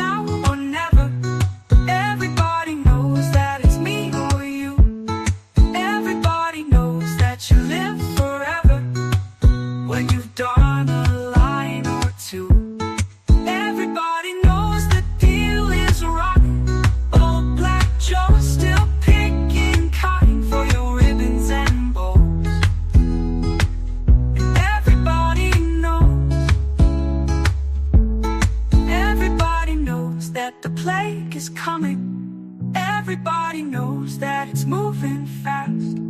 Everybody knows that the naked man or woman are just a shining artifact of the past.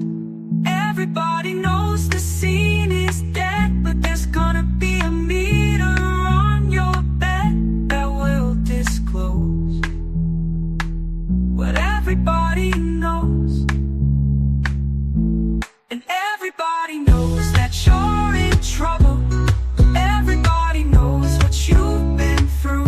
From the bloody cross on top of Calvary to the beach of Malibu. Everybody knows it's coming apart. Take one last look at this sacred heart before it blows. Everybody knows.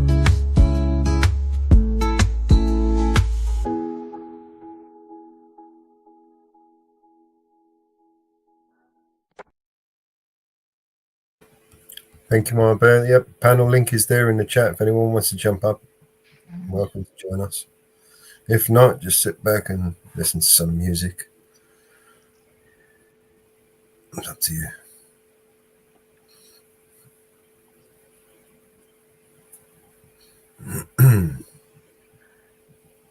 Anything else interesting happening?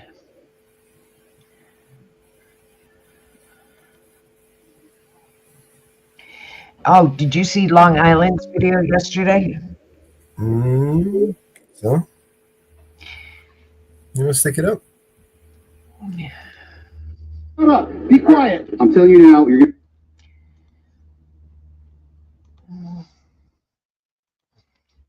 That was a good one.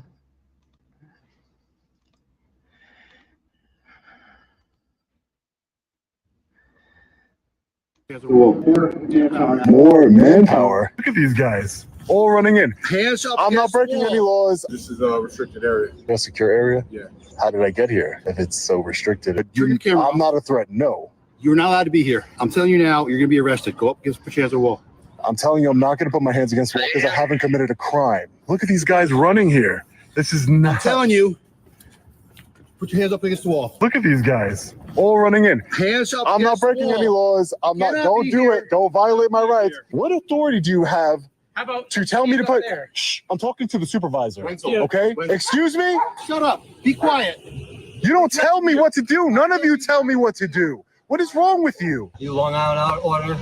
I possibly. You understand where he's coming No, from? I know who he is. This is Sean Paul Reyes. My understanding, one of our final complaints. Yes, sir.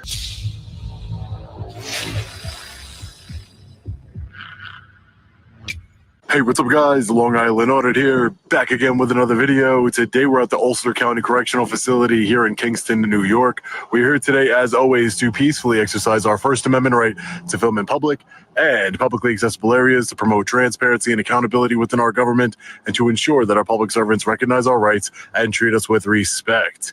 Let's get into it. All right, ladies and gentlemen, let's take a look around the outside of the facility. We always have to be mindful of any restricted area signs, especially when dealing with a correctional facility. So let's make sure we don't go into any restricted areas. You all right, Bob? Who are you, sir? I work for the sheriff's office. And your name? My name is Johnson. Johnson? Yeah. No, Johnson, I don't need any help. Thank you. Well, you can't be around here. That's all I'm saying.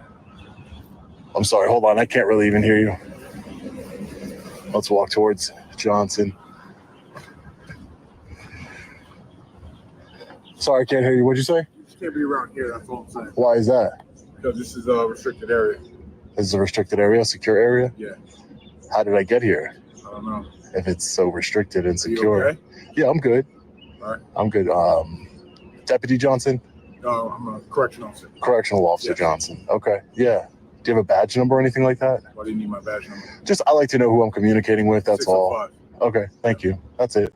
My name is Sean. But they said that you were out here walking around. Yeah, I'm just taking a look at the vehicle. Yeah. Just taking a look at them. You just can't be back here looking at the vehicles, though. Oh, why is that though? Because it's a restricted area. But it's not. It is. Why do you say it's restricted? Well, you can't be around our vehicles, is what I'm saying. So your vehicles are restricted? So, I mean, do you have a purpose for being here? Well, yeah, I'm taking a look at the vehicles right now. Why are you taking a look at the vehicles? I find them interesting. Thought it was interesting to look at. That's all. All right, so are you done here, or are you going to continue to wander around? Wander around. I don't think I'm wandering around. Wandering around means like you don't have a purpose or anything. I definitely have a purpose. Well, you don't have a purpose for being here is what I'm saying. But I don't have a purpose according to you. But you're looking at our vehicles for what reason? I just told you I think they're interesting and I wanted to look at them. All right. So are you going to leave, or you're going to continue to stay? I'm going to continue to stay. Yeah, thanks. So that's Correctional Officer Johnson here. I hate it when they say, you're just going to wander around the facility. Wandering implies that I don't have a purpose. I do have a purpose. I have a constitutionally protected purpose. These are taxpayer vehicles here, and we're just taking a look at them. Hands up against the wall. Excuse me, sir? Put your hands up against the wall. You're on private property. It's the sheriff's office. I'm not breaking any laws. Who are you? I am the officer working here. You're going to tell me to put my hands Put up your hands against up the wall? against the wall. I am not breaking any laws. You have no authority to detain me. Are you even a deputy sheriff? Watch commander. Are you More manpower out to where the cars are kept. Right now. more manpower? For what? You can't be here filming. Sir, you seem tired after what you just did, but I'm not a threat. No. You're not allowed to be here. I'm telling you now, you're going to be arrested. Go up, put your hands on the wall. I'm telling you, I'm not going to put my hands against the wall because I haven't committed a crime. You can't be here. Being here is a crime. No, it's You see not. the sign on the way in? There is no sign. There's signs saying this is the law enforcement center.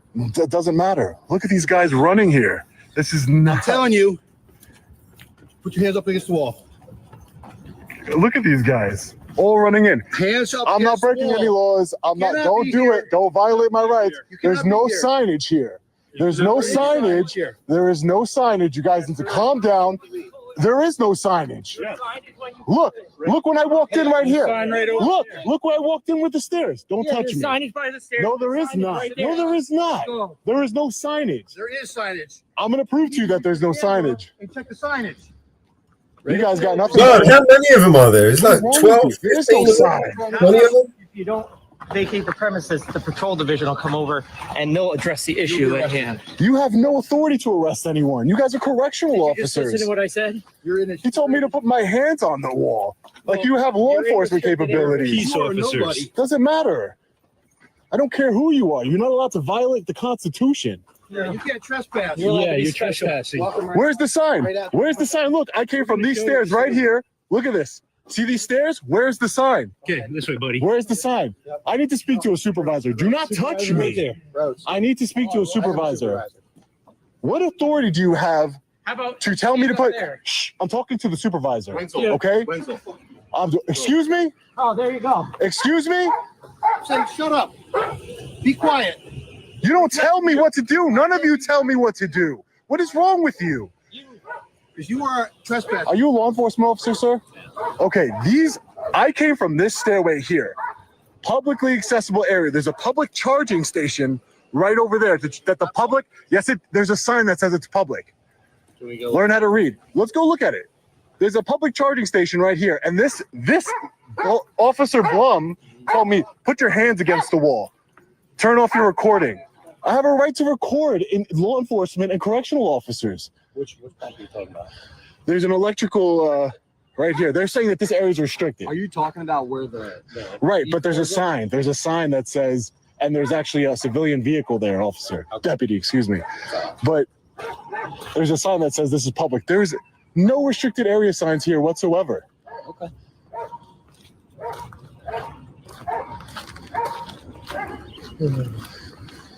How's your day other than this? I mean, until 20 correctional officers ran outside to tell me to put my hands against the wall, it was going all right. It's a beautiful day here today. Checking out the cars. Do you understand their concerns, though? But they could have asked, okay, deputy, whatever concerns they might have, they could ask about their concerns. They don't have to say, turn off your camera, put your hands against the wall right now. They're correctional officers. I'm not an inmate. Right here.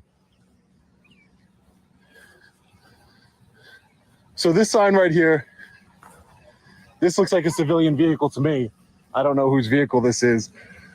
But again, it says this charging station is available for public use.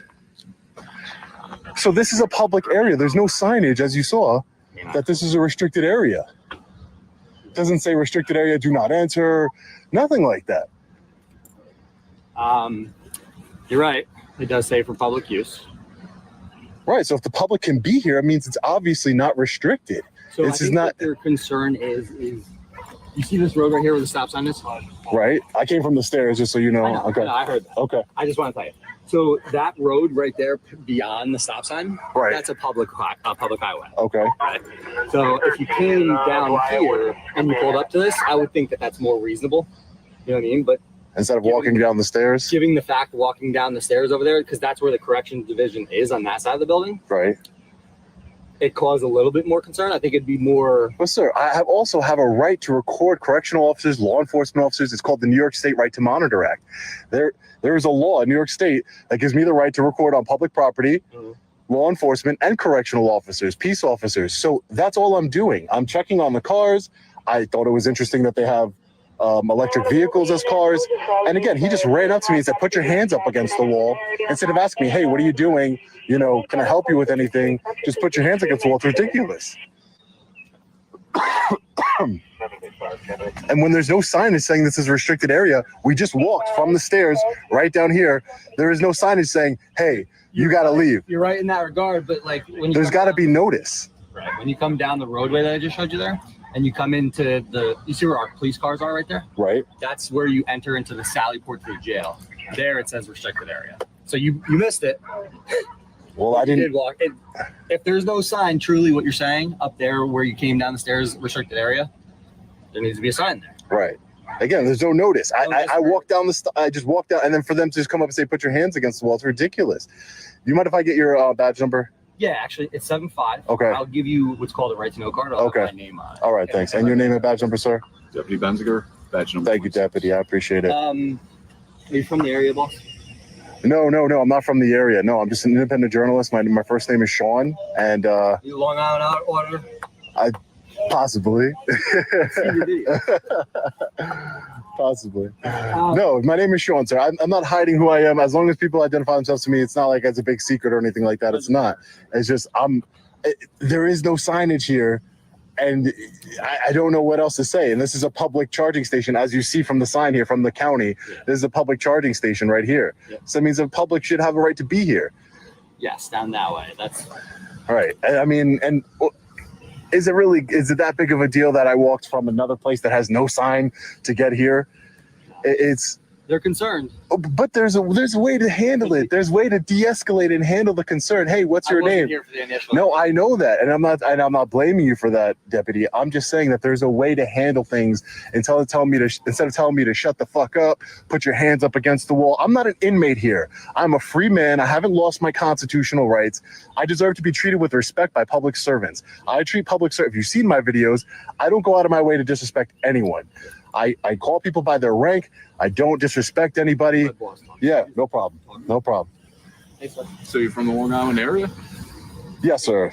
You've seen my videos, yeah, from Long Island area. Okay. Yeah. Like Suffolk or Nassau? Just because- Suffolk. Okay. Yeah. Suffolk. Yeah, born and raised Suffolk County, yeah. Thanks. That's quite a hike to get up here.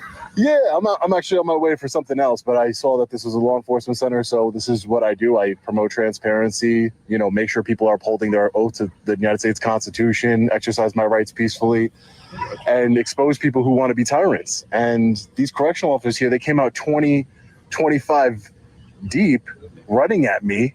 Imagine how terrifying that is to have 20 men running at you for taking pictures in a public area. I got you. But I'm also sure you can probably understand where their cause for concern is. For what? Tell me. It is a jail, and God forbid somebody were to try and aid somebody with escaping. But anything I can see from here, you can get from Google. Just think logically. Anything I can get from Google Satellite View, Google Street View. So the camera in and of itself is not some sort of weapon. It's not a tool for escape. No, again, people. I'm not saying that you have malicious intent. I'm just saying that depending on if somebody were to go that route, obviously you can get those images from Google Maps, but they could also do in-person reconnaissance, Which Right. I mean, is why I think if they had nefarious intent, they would want to do it from Exactly, Google yeah. Maps, right? We don't know where you're. But that's how you talk to. But that's why you talk to people. Exactly. As my partner there said, Right. we weren't the first ones here. Right. So again, this is normally how I am with people. Like obviously, for our job, we always have to see if there's any criminality behind things, and then once we find out, okay, You don't just run up to people and tell them to put your hands up against the wall when they're not breaking any laws. no. No, right? That's what I But figured. again, that comes down to the investigation and what we're told, you know. And again, details were vague. So again, we weren't really sure what was really going on with this. We just got word that there was a man filming in the area, so we didn't know what the intent was. And Would that's you what mind we're coming doing. for a walk? A walk where? You see that white sign right there? I just want to take a look at that. Sure. And I want to walk back to where you came. Sure. We can do that. That's fine. Yeah, that's fine.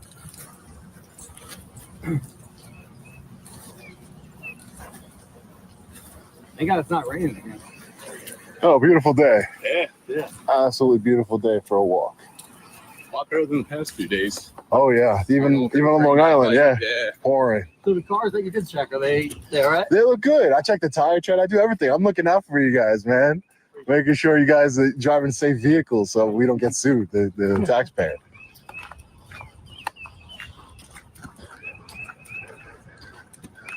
Oh boy, oh boy.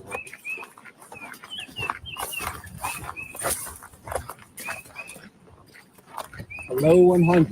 You ever hear that? No, what is that? Saving officers' lives. You know, like wearing your seatbelt on the drive and stuff like that. Paying attention on the drive. Right. So they do have a restricted area sign here, but there's a public charging station over there that the public has access to use. So that's weird. I'm trying to get the big. I'm trying to get the big picture. I'm trying to get the big picture. A public charging station in a restricted area. Okay. There's some questions I may not be able to answer to you. Right. No, I'm just getting the whole picture. That's all.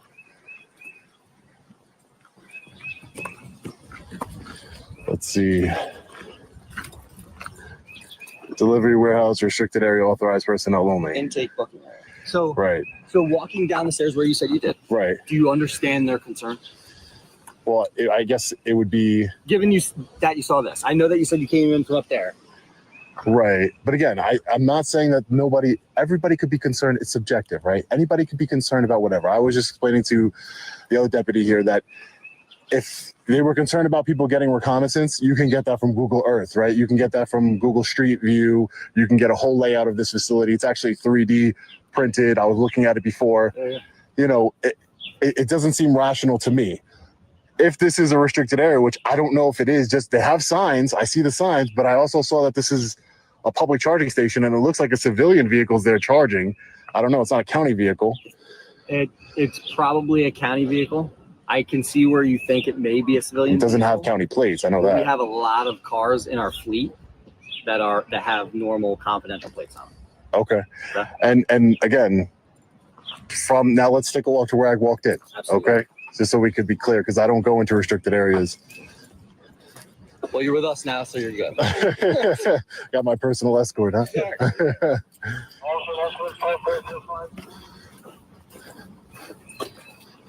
And again, man, just de-escalation and asking questions and saying, "Hey, listen, this is a restricted area. Let me show, like you did. Let's take a walk. Let's look. Yeah. You know, I came from up here. That's where I parked my vehicle. This is where I came from. I'm all ears and all eyes to see every aspect of it. You know. Yeah. So I walked down these stairs over here into this area and walked to the public charging.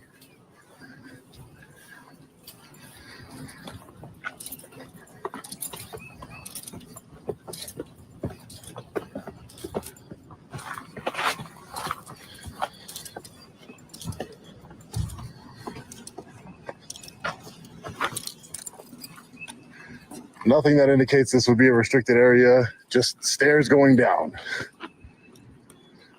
Right? I mean, I do not disagree. Am I wrong? Like, I don't. That's something that needs. If they don't, Signs were there at one point. I think they got lost in probably a snowstorm or something like that. you understand where he's coming No, from? I know who he is. This is Sean Paul Reyes. I know who he is. And listen, man, I don't disrespect. If you know who I am, I don't disrespect people. I don't do that. But listen, no, I learned from your stuff too. So I'm like, oh, I didn't know that. Yeah, I watched your videos. Oh man, you know, and no disrespect towards you guys. It's just that when I got somebody running at me, 20 people running at me saying, put your hands against the wall. And I'm like, whoa, wait a minute. I know I'm not in a restricted area, at least to my knowledge, from where I'm walking. Any reasonable and prudent person would agree. Right. So, and again, that's all I wanted. That's all I wanted, some de-escalation. If it is indeed a restricted area, I don't need to be there. It's fine. There's public areas, you know, it's fine. It's not a big deal. It is a restricted area. Okay, then I won't go down there if it's restricted. I will bring it to the attention of my bosses. Right. What your concerns were. Right. I will also do an incident report on that too. Okay, that's fine. You can. So if you need to foil it for whatever reason. Okay, that's fine. That's fine. Yeah, that's pretty much it. Listen, no disrespect to the correctional facility here or the sheriff's department whatsoever. I was just taking some pictures and things got escalated really quickly, man. Saw that one. Yeah. Whoa, what's going? Imagine me, man. Imagine me. I've been doing First Amendment auditing and activism for 4 years now, and that has never, ever happened to me where I saw 20 to 30, you know, correctional officers just running at me, literally running at me. And I'm like surrounding me and I'm like, whoa, what's going on here? Let's talk about it. Let me go get you that card. Yeah, thank you. I appreciate it. Thanks. Yeah, if you have like a CAD number or something. Yeah, incident number. Gotcha. So how long have you been doing this for? 4 years. 4 years. Yeah, I've done trainings with law enforcement agencies across the country, New Jersey, Ohio. I have an upcoming one in Georgia. Yeah, I try and I want to bridge the gap. I've done ride-alongs, trying to bridge the gap, not only expose tyrants. I'm not like anti-cop. I'm just anti-tyranny. I'm anti, the lack of accountability that there can be in law enforcement. But I also, I believe in law and order. Law enforcement is an essential function of our country. I believe that. It just needs to be done right. That's my point. I don't think that's an unreasonable point of view. That the people who are sworn up to uphold our rights and the law, be held accountable. Right? That's it. Just like people at the end of the day too. Right. I mean, the flag is not for the government. The flag is for us. It's for the people, right? No matter if you're in the government or outside of the government, we all pay taxes. Yeah. It's for the people, right? They take our money the same, right? Yeah. Taxman always gets his cut. Right. It's like extortion. Yeah, of course. 5791. Are you a supervisor here, sir? No. Oh, okay. I just wanted to make sure. Okay. You go, sir. This Thank is the you. right to know card. Okay. All their names are on it. Very cool. Okay, very cool. Thank you, guys. I appreciate you being professional and not jumping on me as soon as you saw me. I was like, oh man, today's the day I'm gonna get beat up. Like I said, I will bring that to the attention. Okay, sounds good. Yeah, if it's restricted, and then maybe also bring to the attention that if you're gonna have a public charging station that says specifically this is maybe it's supposed to be a public charging. Maybe the only reason it got installed was to make it available for public use. For people, maybe that's how they got the money to do it. I don't know. Maybe I'll somehow look into, but maybe that's why that's there. And then you can't really have it. It kind of defeats the purpose to say, hey, this can be used. Maybe it comes up on people's maps, right? Maybe, and then they come in here and they're like, oh, restricted area. And then they got 30 guys jumping on them, right? So, we don't want that to happen to somebody who's not going to. Well, anyways, guys, I'll let you get back to work. Take care, all right? Thank you. You too. Nice meeting you, man. What brings you here?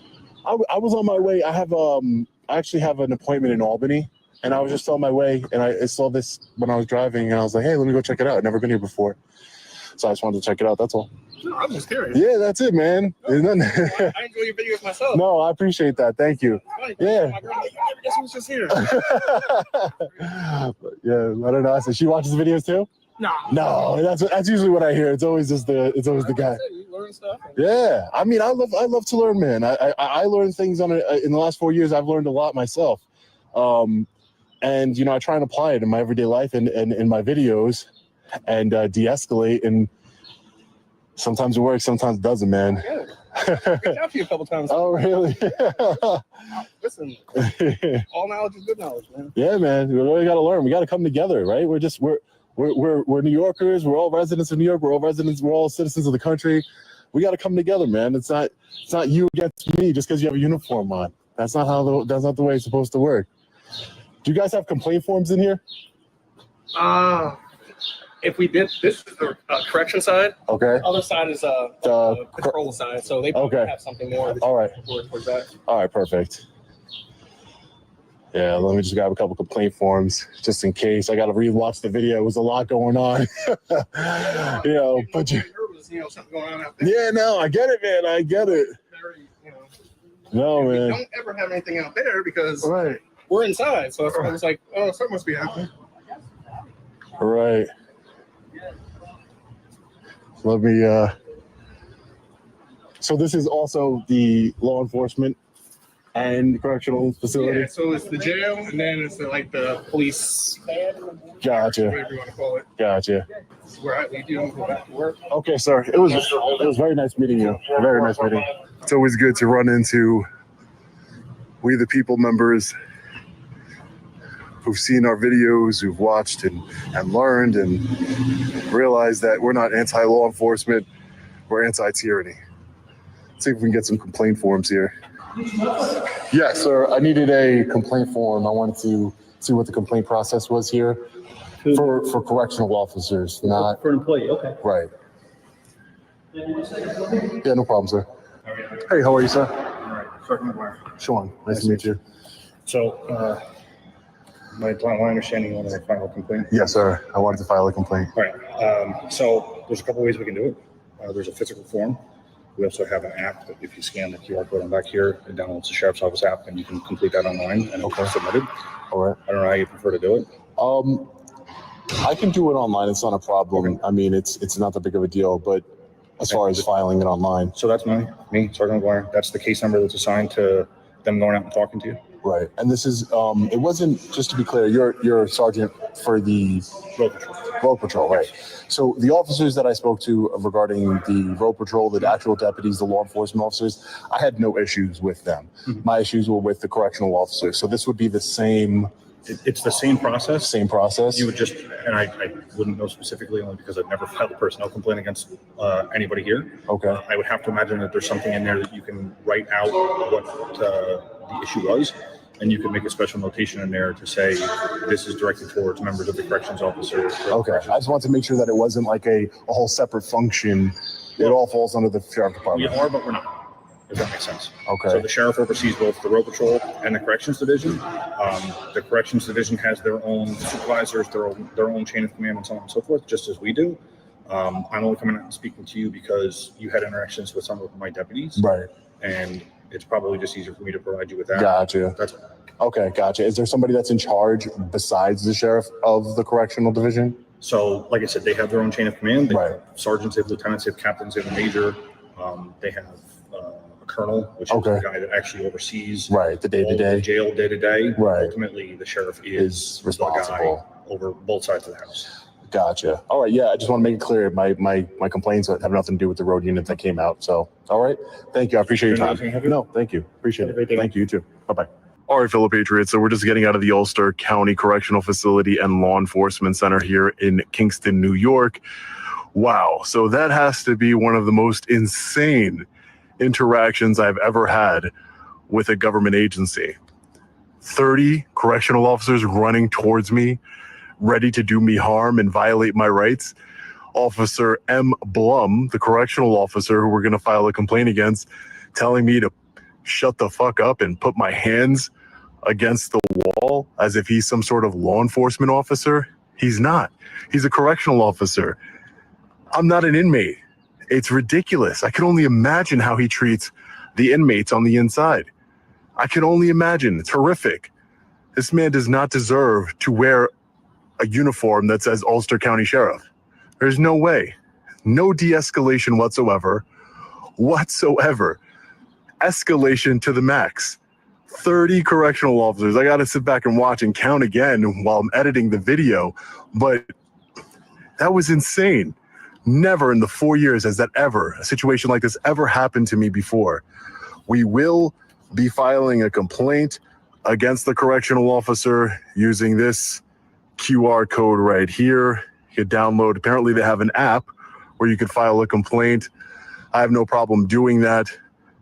I'd rather be on my way to my next audit here in New York State, but it's insane. We will be looking for accountability for the way that that officer treated us, because that's ridiculous. You know, I will say the deputy sheriffs, they arrived, the actual law enforcement officers, when they arrived, they didn't escalate anything. They were de-escalating, willing to have a conversation.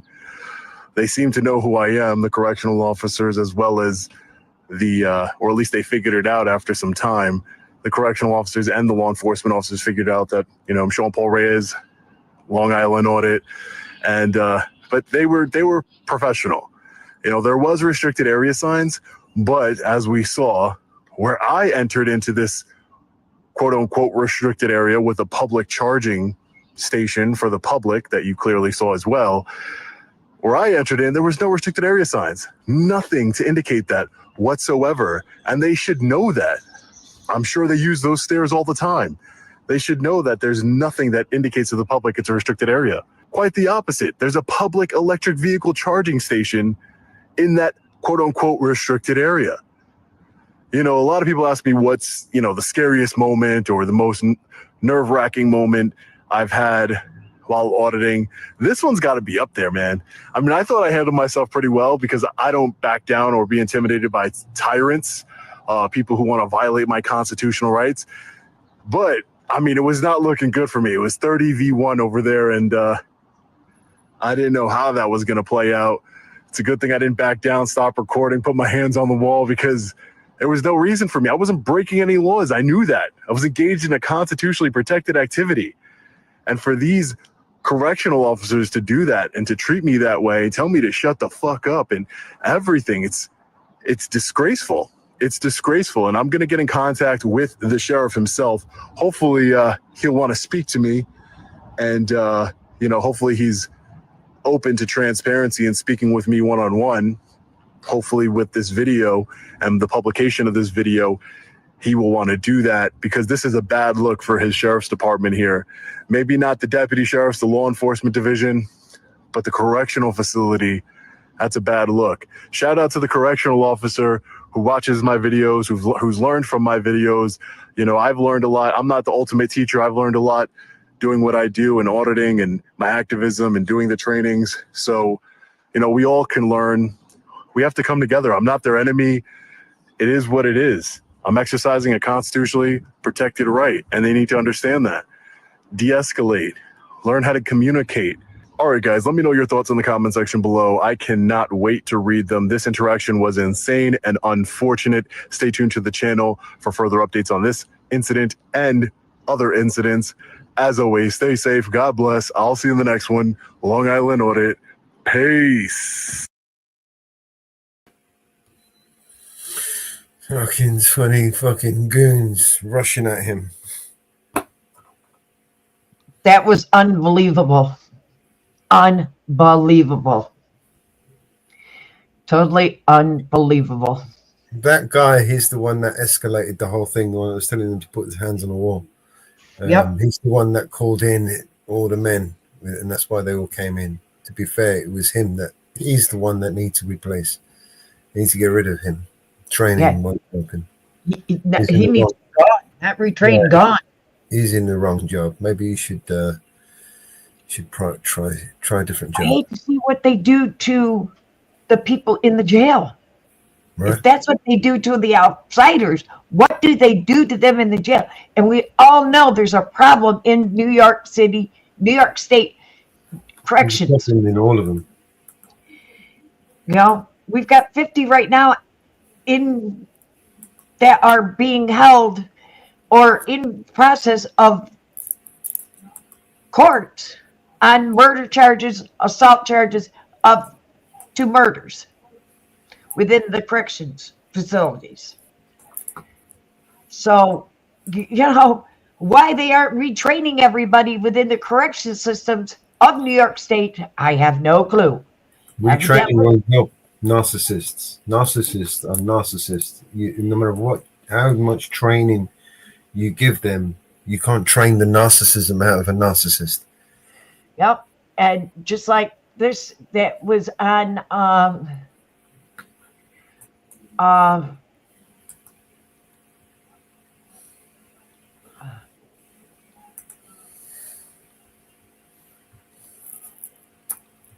the civil rights, this sheriff, this chief of police. A police department in Pennsylvania reported to the public and the media that they had arrested this guy, Benny, for resisting arrest, assaulting an officer, and then fleeing the scene. Benny was in a lot of trouble, but fortunately for him, he was able to obtain surveillance footage that showed what really happened was that Benny was just headed to work on his motorcycle, and he ends up getting attacked. I played this one earlier. Well, it's all right. We can play it again. Duty police chief in a road rage incident where he gets physically assaulted, attacked, and guns pointed at him out of literally nowhere, then runs away for his life. Tell me what you think. Who is the criminal here and who was the victim?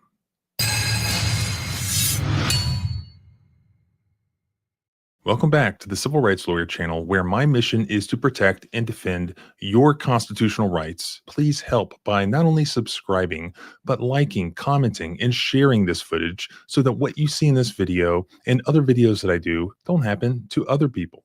According to a press release issued by the Manheim Township Police Department in Pennsylvania, this man, Benny Xavier Pena Rivera, was arrested on multiple serious charges, including 1 count of aggravated assault, 1 count of evading arrest, 1 count of resisting arrest, 1 count of DUI-related something, and 5 counts of vehicle code violations. This is what they said happened. Around 5:13 p.m. on Wednesday, April 30th, 2025, Chief Fisher was in the area of Lidditz Park and Chester Road. He was behind a black motorcycle that was not displaying a Pennsylvania registration plate.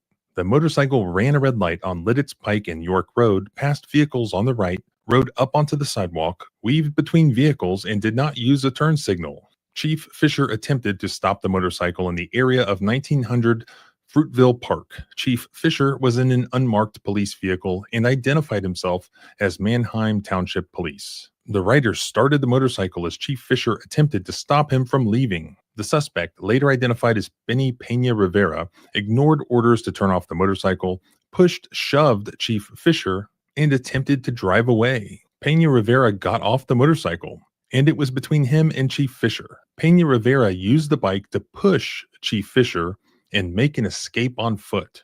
A search of the area ensued. Pena Rivera was identified as the rider by police investigation.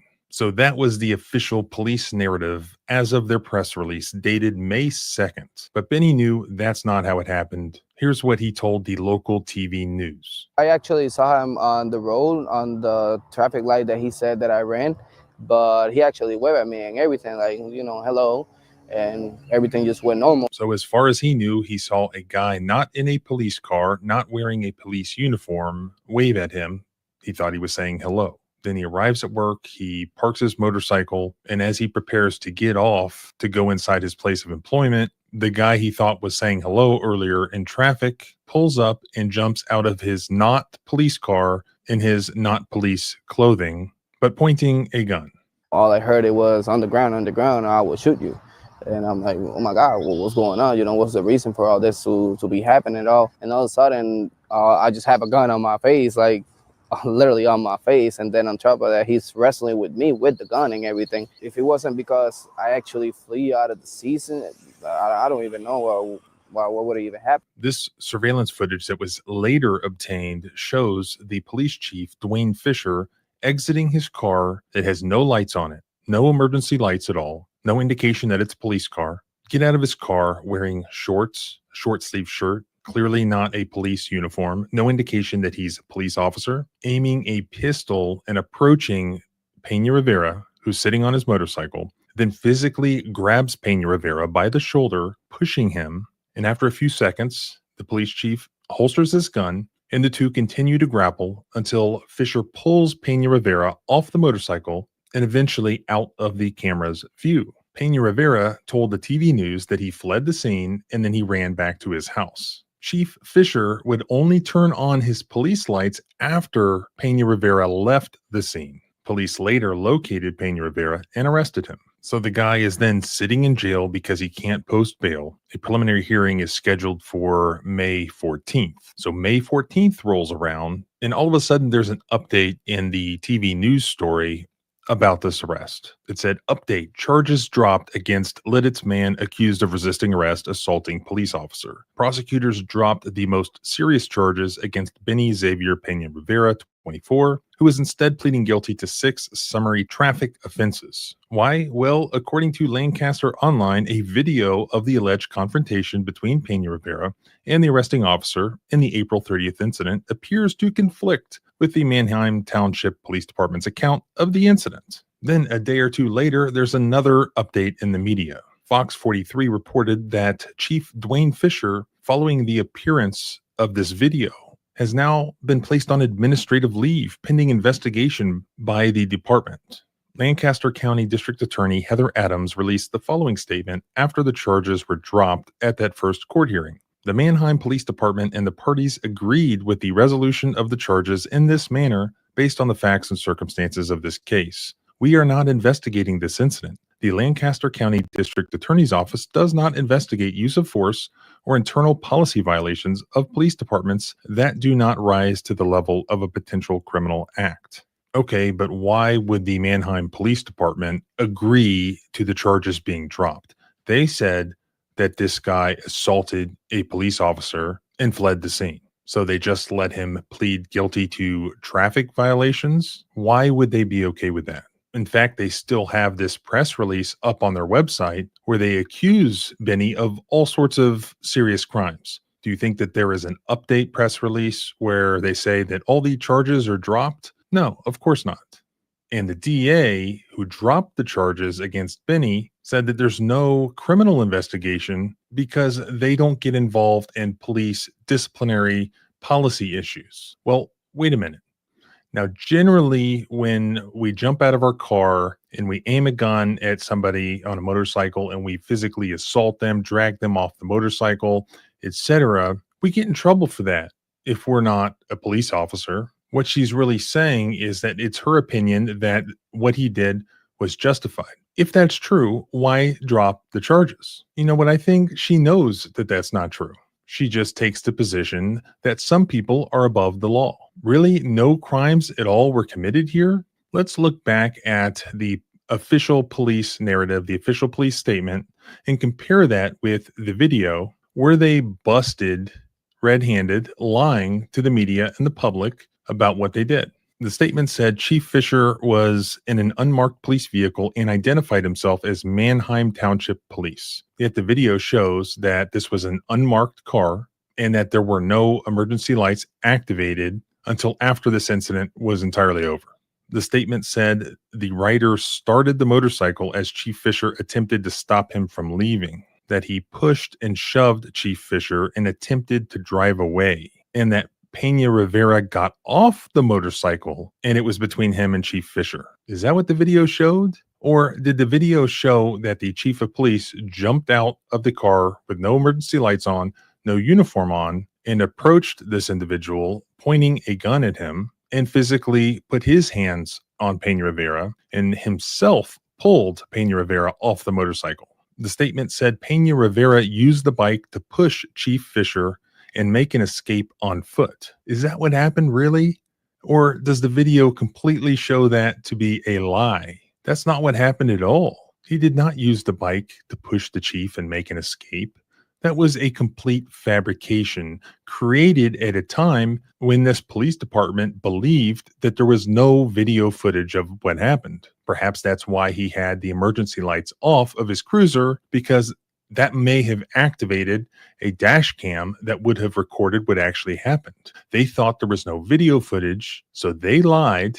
They incarcerated a man who at best had committed minor traffic offenses for days and days, weeks, tried to destroy his life And they weren't going to do the right thing. They weren't going to tell the truth. Nobody was until the video surfaced, thanks to this guy himself or his lawyers, and put it on the news. The only thing that protects you, that protects me from our government, is video footage. This is a great example of that. Who are we going to believe, the Manheim Township Police or our lying eyes? We can see what this looks like. This looks like your everyday road rage incident, which, by the way, appears to happen all the time with off-duty police officers. I mean, maybe he wasn't off-duty. Maybe it's their policy for this guy to not wear a uniform and to instead wear shorts and not activate his emergency lights, and so on and so forth. Or perhaps it was a road rage incident that was covered up because they didn't believe it was caught on video and disguised as, hey, we caught a criminal. He attacked the police officer. We have to back the blue. We're going to give him a high bond, keep him incarcerated, and he is going to be punished to the fullest extent of the law. So we have a victim, an innocent victim. Okay, he committed traffic violations. We have punishments for that. He apparently pled guilty to that. But a much more serious crime was committed by this chief of police. And while he may end up getting disciplined, he may end up getting fired. Even if that happens, that's not enough. Nobody is above the law, right? No force was justified here, much less deadly force. Quite the opposite, actually. What would we do as law-abiding citizens if somebody breaks in our home or attacks us with a firearm where there's no indication it's a police officer, where it appears as if we're being attacked by a criminal? If somebody attacks us in that manner, it would be reasonable for us to use deadly force, but only if we're protected by video footage. And here, it saved this guy from these serious criminal charges. Even so, the government is still not willing to take responsibility and accountability. This district attorney is gaslighting you, and now you know. Like I asked you in the beginning, in your opinion, who is the criminal here? And if you want to help, remember, the only thing they're afraid of is other people seeing what you just watched. So share the footage far and wide.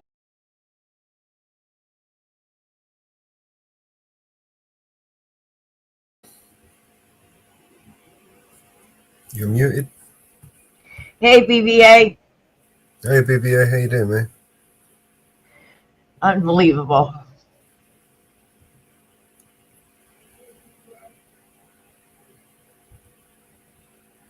Tyrants all the way around.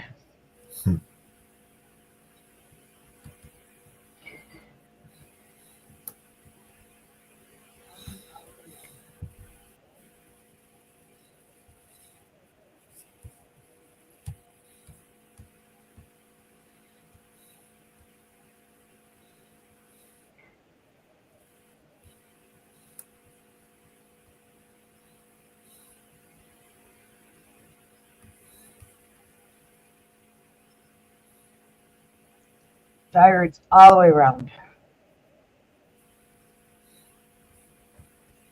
Unbelievable.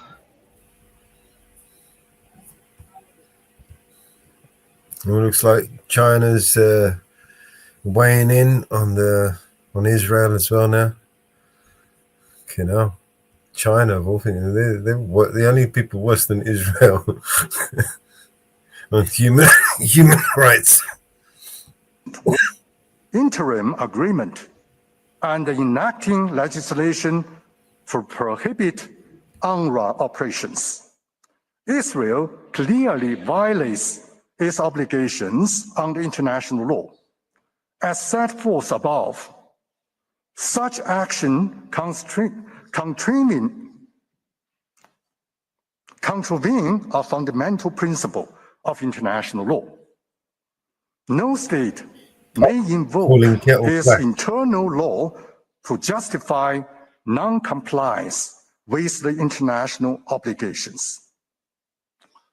While differences may exist regarding the implementation of the interim in this case, the Chinese agreement, calling the kettle black. Israel is required to consult and negotiate with the UN in good faith to resolve these matters properly.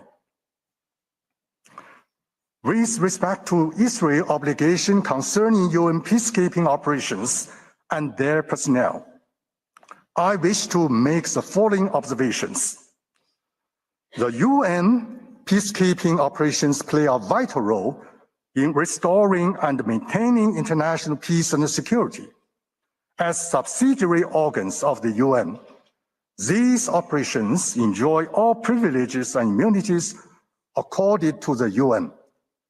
For the UN officials and experts on mission in peacekeeping operation, their privileges and immunities are guaranteed under the General Convention and the relevant international practices.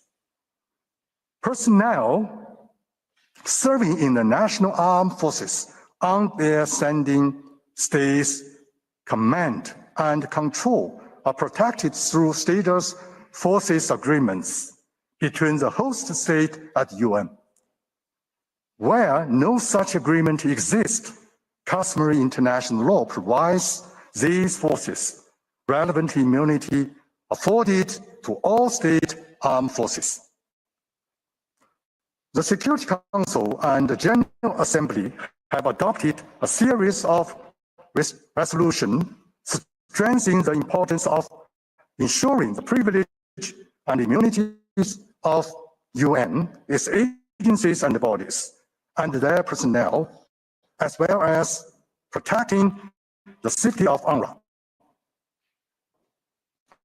UN peacekeeping operations and their personnel. These resolutions reiterated the international law obligation that Israel shall fulfill in good faith. As a final point, general international law imposes two obligations on Israel in relation to the third parties in the OPT. First, Israel shall respect sovereign immunity of states, immunity of state officials, and the diplomatic and consular privileges and immunities of third states. Second, Israel cannot exercise sovereign power in the OPT, including any attempt to prohibit UNRWA's presence and activity. Such sovereign powers rest exclusively with Palestine. Mr. President, the Palestinian people face no greater urgent threat than deprivation of humanitarian assistance. While the court advisory opinion of July 2024 still echoes, the reality of occupied Palestinian territory remains grim. Occupation continues and starvation persists. The desperate eyes of Gaza's children pierce our conscience with two burning questions. Will international law surrender to the brute force? Will the pillars of civilization yield before the law of jungle? China respectfully calls upon the court to issue an advisory opinion that upholds the integrity of international law and stirs the conscience of international community. Only by safeguarding fairness and justice through the rule of law can we build a community with a shared future for humankind.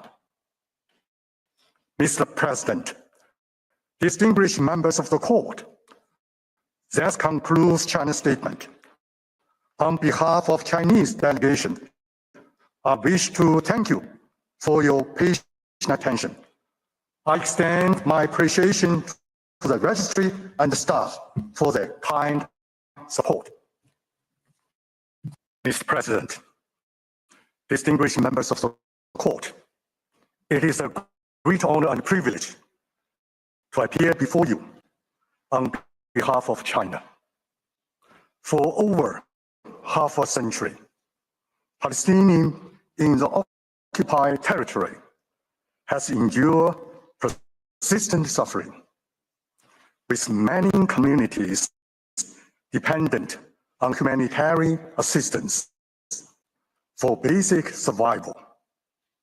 Following the October 2023, the escalation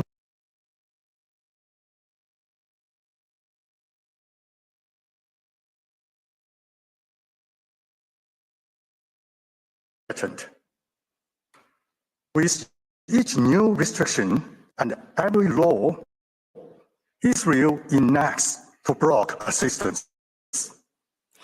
The situation grows more desperate in Gaza and throughout the occupied territories. We are witnessing an unprecedented humanitarian crisis, threatening to overwhelm an already suffering people. The suffering of Palestinian people touches the very heart of China. For 12 straight years, President Xi Jinping has sent messages to the UN Special Commemorative Meeting in observance of International Day of Solidarity with the Palestinian people, expressing China's unwavering support for Palestine's just cause. China continues to provide humanitarian assistance to the Palestinian people, while also participating in broad international efforts to alleviate the humanitarian crisis and support post-conflict reconstruction in Gaza. President Xi puts it simply and powerfully. I quote, "The humanitarian cause is humanity's shared mission," end of quote. This principle guides China's position that the United Nations, as the cornerstone of multilateralism, should play both a central and unique role in leading and coordinating humanitarian assistance. As the stakeholders in this humanitarian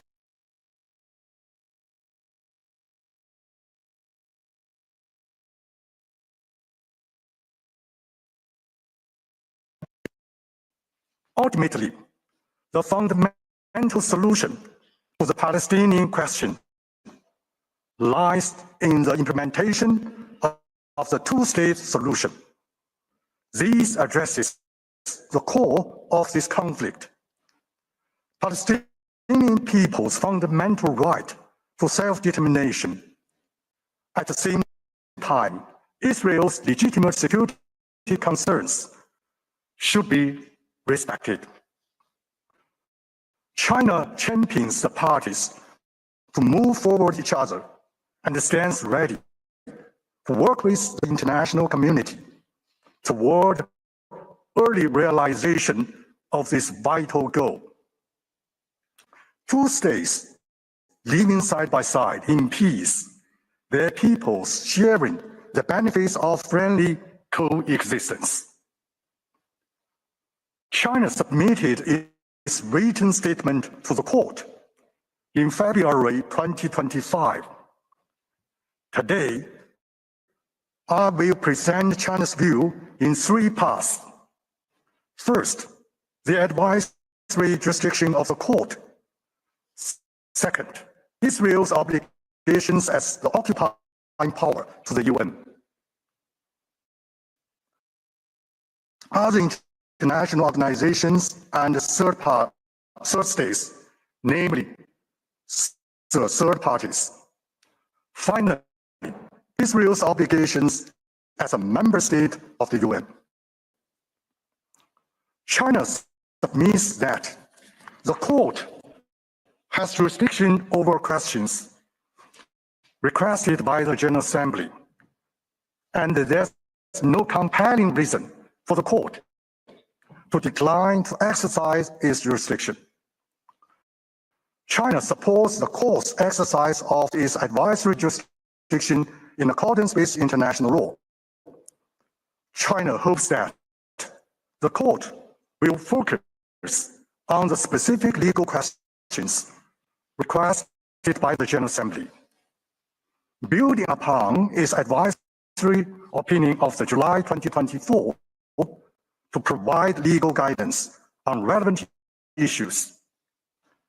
The guidance will serve to promote lasting peace, stability, and development in the Middle East.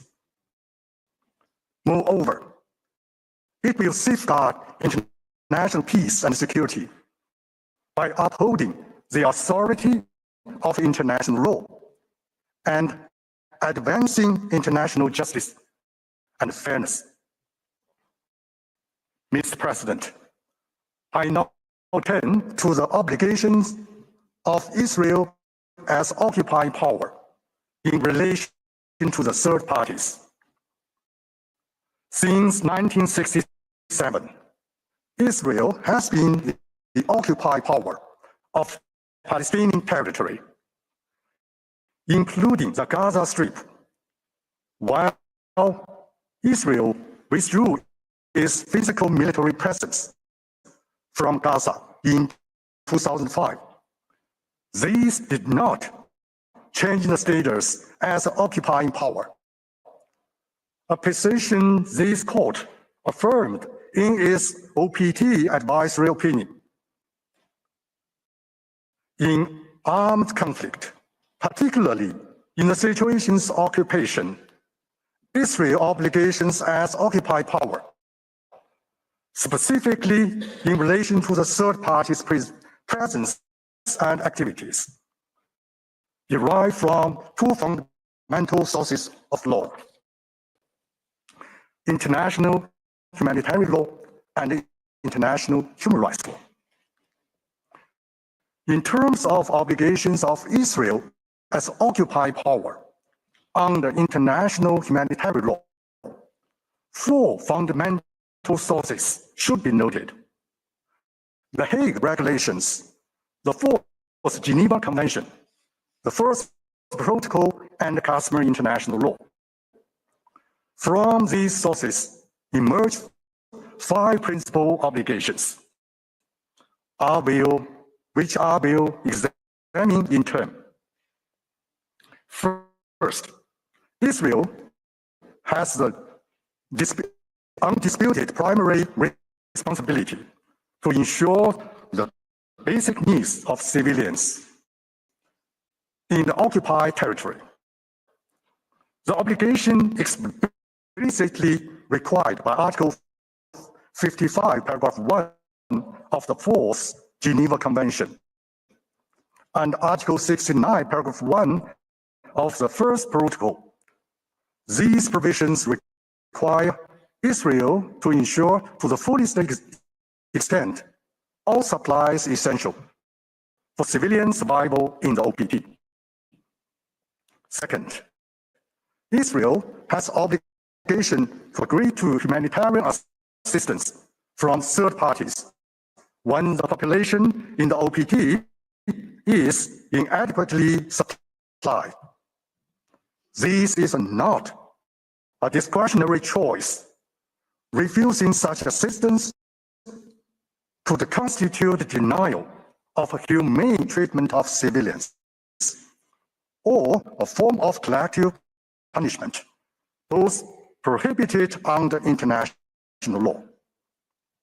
Third,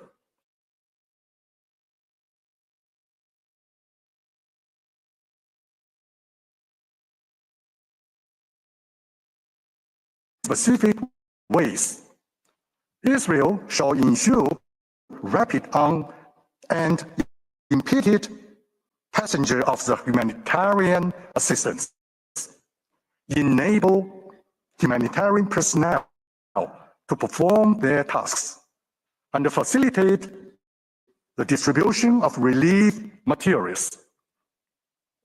Fourth, Israel has obligation of respecting and protecting humanitarian assistance personnel and materials provided by the third parties. This entails a negative obligation to refrain from causing harm to them and the positive obligation to take active measures to protect them. We are deeply concerned about casualties among humanitarian assistance personnel in the OPT. We call on all parties to comply fully with their obligations under international humanitarian law to ensure the safety of humanitarian assistance personnel. Fifth, Israel has obligation not to, for the purpose of civilian starvation, impede humanitarian assistance from third parties by using siege or blockade. When siege or blockade are not prohibited per se as a method of warfare under international humanitarian law. These methods become unlawful when intended to starve the civilian population. Moreover, as confirmed by the court in its OPT advisory opinion, Israel, as occupied power, has no sovereignty over or no right to exercise sovereign power in any part of the OPT.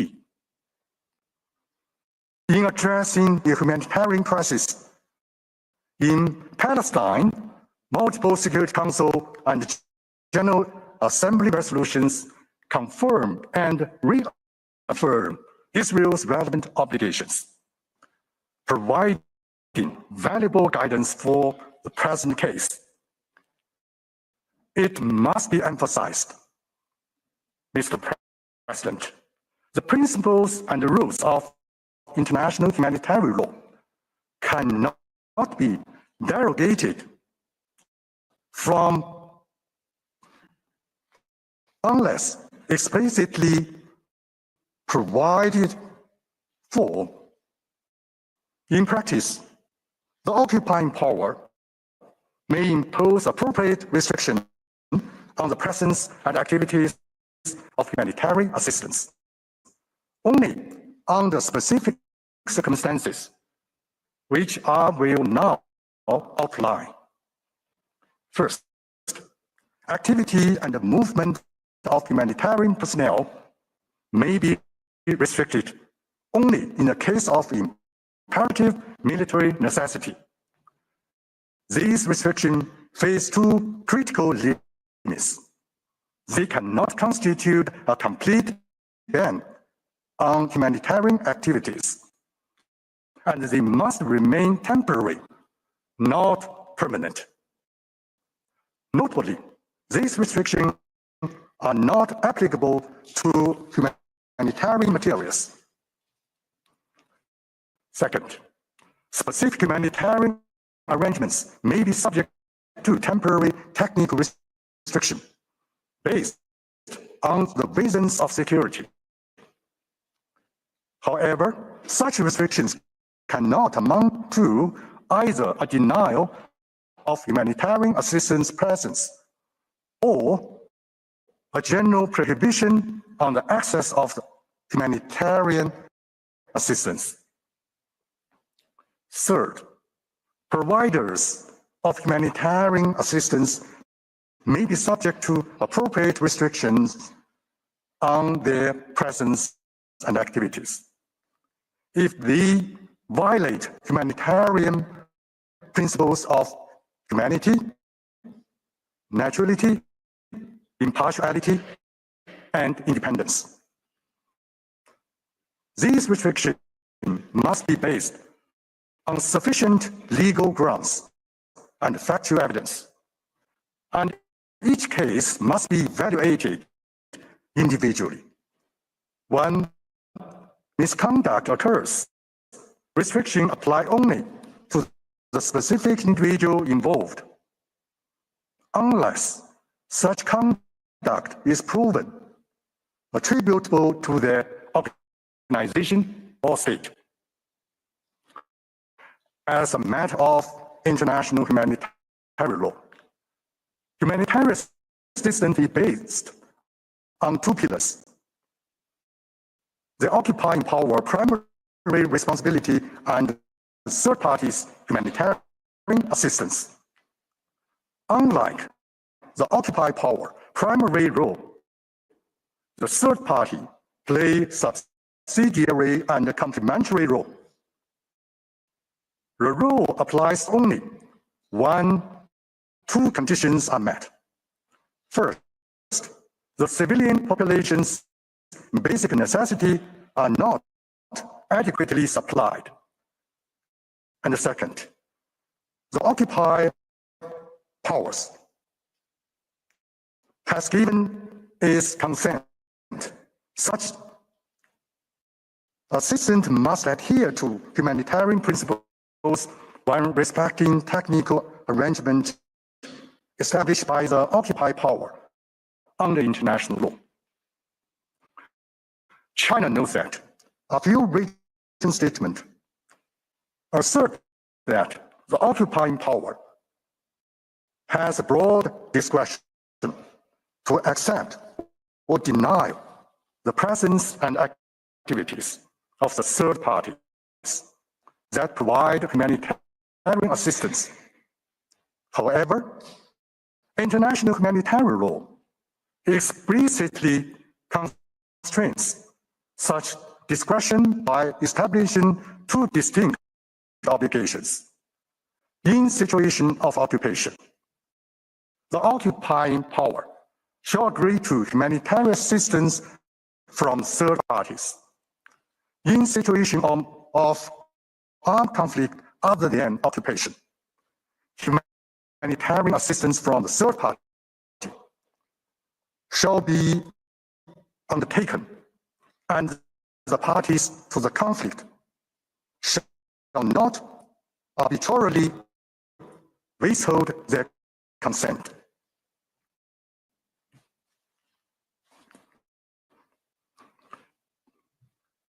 In the situation of armed conflict, international human rights law complements international humanitarian law. Talks a lot, doesn't he? Israel is a party to several key international human rights conventions.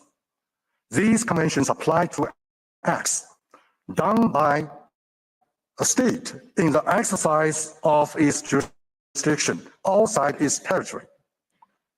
Therefore, Israel is bound by these conventions in its conduct in the OPT. Israel has occupying power, is obliged to respect, protect, and fulfill the human rights and fundamental freedoms of Palestinian people in the OPT. These obligations include a full spectrum of rights, including Palestinian people's right to self-determination, life, work, and adequate standard of living, as well as the right to food, health, and education.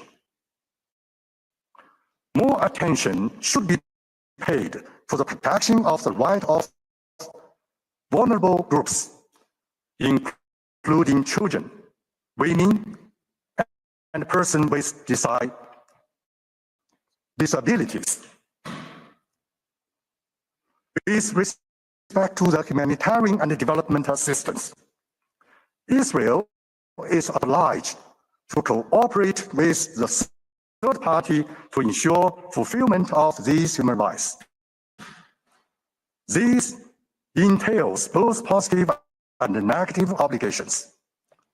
Israel shall actively facilitate humanitarian and development assistance while refraining from creating obstacles to such assistance.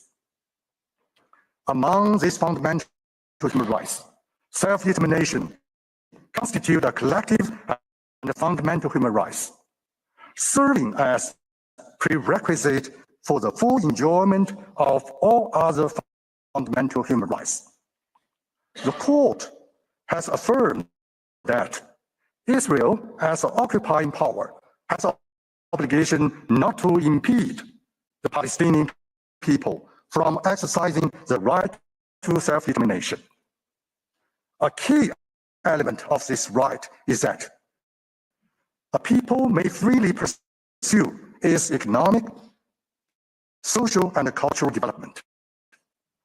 The right is also fundamentally linked with the right to development. Declaration on the Right to Development states that the human rights to development implies the full realization of people's right to self-determination. Under the Declaration, every human person and all peoples are entitled to participate in, contribute to, and enjoy economic, social, cultural, and political development. It necessarily follows from that, given the Palestinian people's right to self-determination and their right to development, Israel is under the obligation to facilitate and promote, rather than to impede, humanitarian and development assistance from the third parties.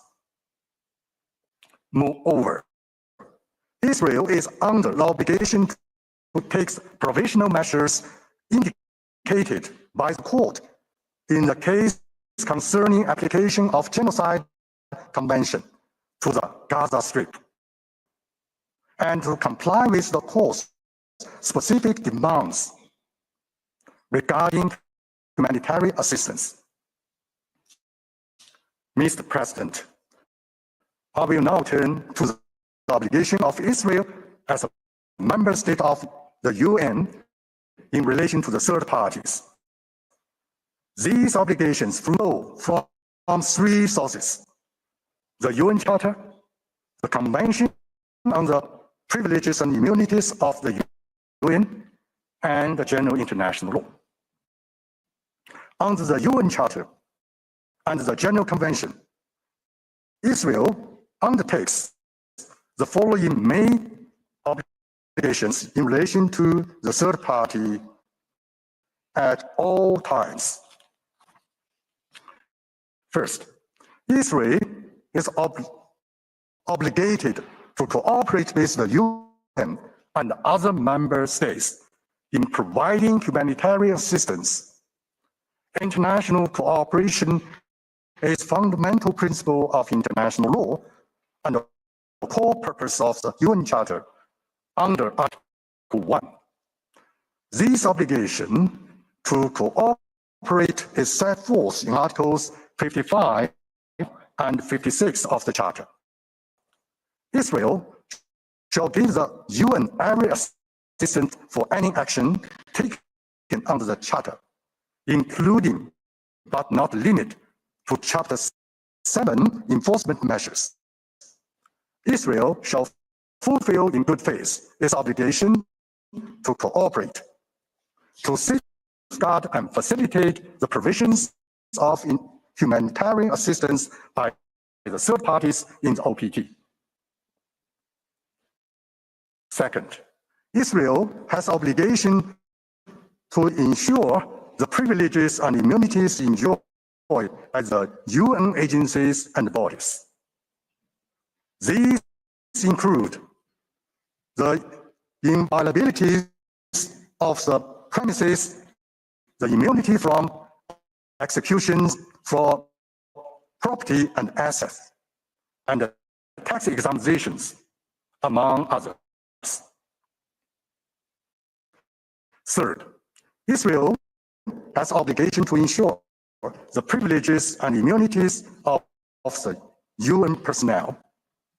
These includes immunity from legal process and travel facilities for UN officials, as well as the privileges and immunities of experts on mission. With that being said, I now move on to address Israel's specific obligation in relation to the UNRWA. UNRWA is backbone of humanitarian assistance operations in Gaza. Its role in alleviating the humanitarian crisis in Gaza is both indispensable and irreplaceable. As subsidiary organ of the UN established by the General Assembly, UNRWA is entitled to all rights and privileges accorded to the UN organs by international law.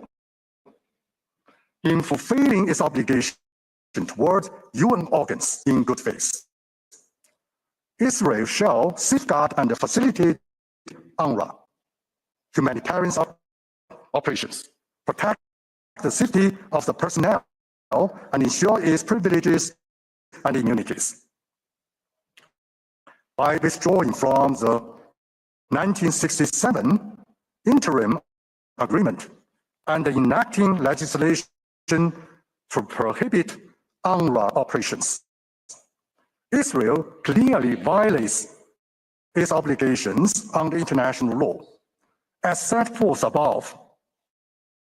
Such action contravene a fundamental principle of international law. No state may invoke its internal law to justify non-compliance with the international obligations.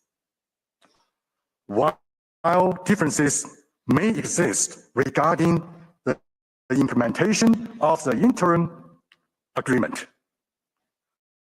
Israel is required to consult and negotiate with the UN in good faith to resolve these matters properly.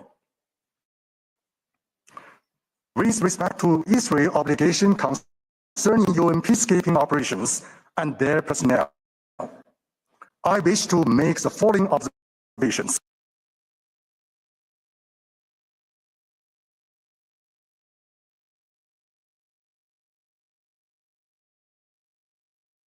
As subsidiary organs of the UN, these operations enjoy all privileges and immunities accorded to the UN.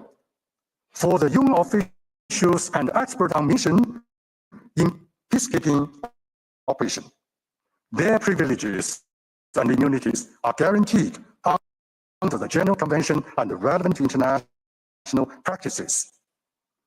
Personnel serving in the national armed forces on their sending states' command and control are protected through status forces agreements between the host state at UN. Where no such agreement exists, customary international law provides these forces relevant immunity afforded to all state armed forces.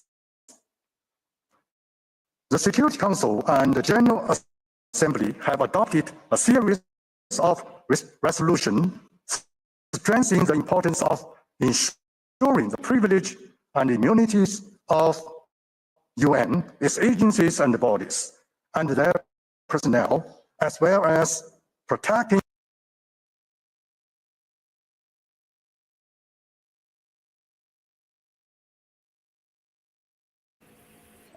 Well, I think this is reiterated circles, the right? international law obligation that Israel shall fulfill in good faith. All right, enough. Well, enough. You just better swallow enough of that Wow. Wow. But the only people on the planet that could actually say that they're just as bad as Israel with their human rights violations on its own people are condemning Israel for. It's just the hypocrisy is beyond imagination, right? You know, so there's that. Well, I can't believe this. New York State Comptroller's Office has no records of no records to justify $41,807 in our taxpayers' funded jet travels by our Attorney General's Letitia James' office. Funding a private jet used by her.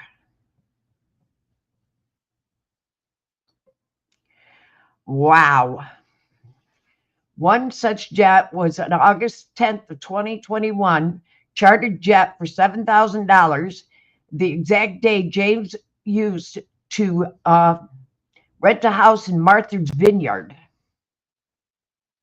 Another one, November 8th, for $13,246 to go to Puerto Rico to campaign.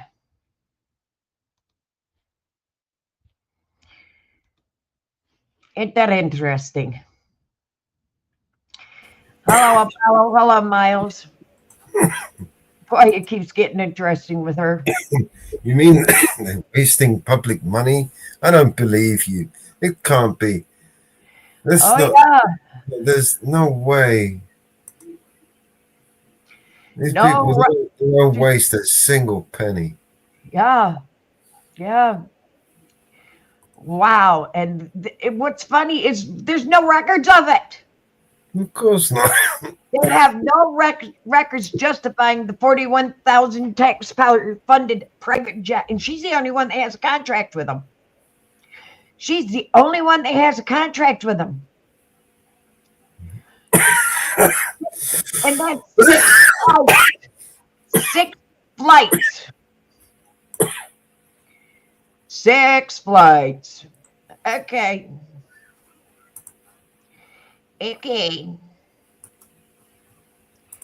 And everybody is aware that we in New York State are paying $10 billion. $10 billion for her attorneys to fight Trump.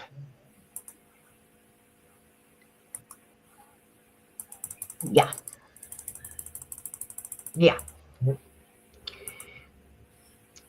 Money well spent. Yeah, my tax money is paying for her attorney. Yeah, I'll chip in. I'll chip in for that. You know, it's got to be worth it. Yeah. Yeah. Love being a homeowner in New York State. Oh, I love giving my government my money. I just love it. It's and by the way, guys. Oh, by the way, anybody that's in the U.S. that sends money, that pays taxes in New York State, in the United States, actually, in the United States, because New York State gets federal funding. Because we get federal funding. You're paying for her too.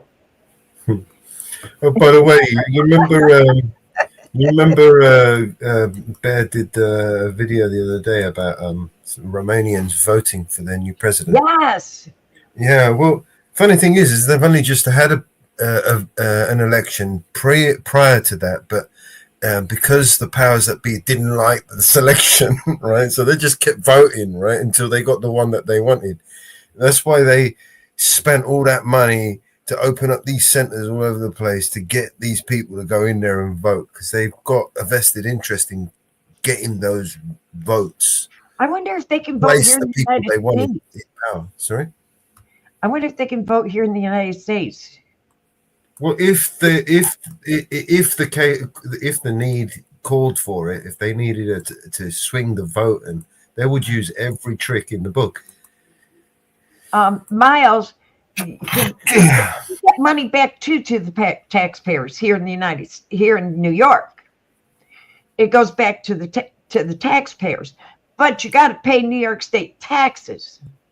You got to pay. Senior citizens, we're in a lower tax bracket, and we don't have to pay New York State taxes. We don't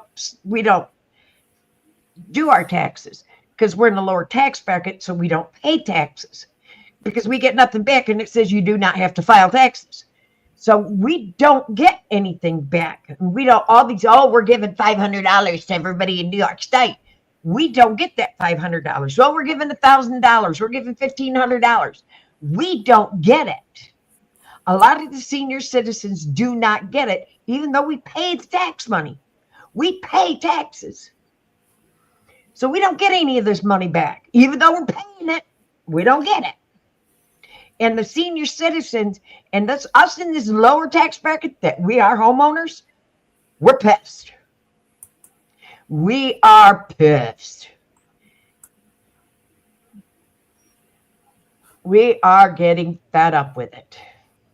I pay school taxes, I pay county taxes, I pay state taxes.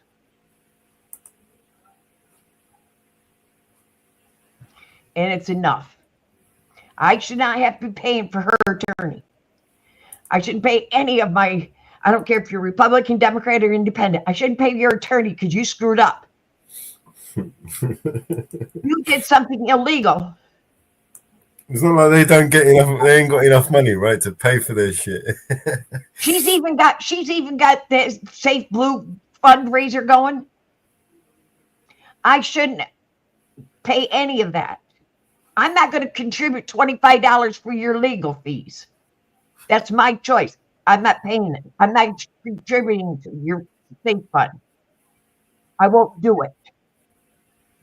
But why should my hard-earned taxes go to your attorney? And just like all you guys that pay taxes, we are a federally funded state. Every state's federally funded in a way. So everybody is paying for all this shit that's going on in the United States.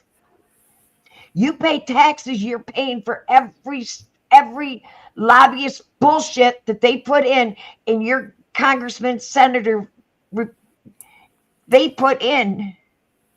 You're paying for all this bullshit. You pay for all this crazy bullshit.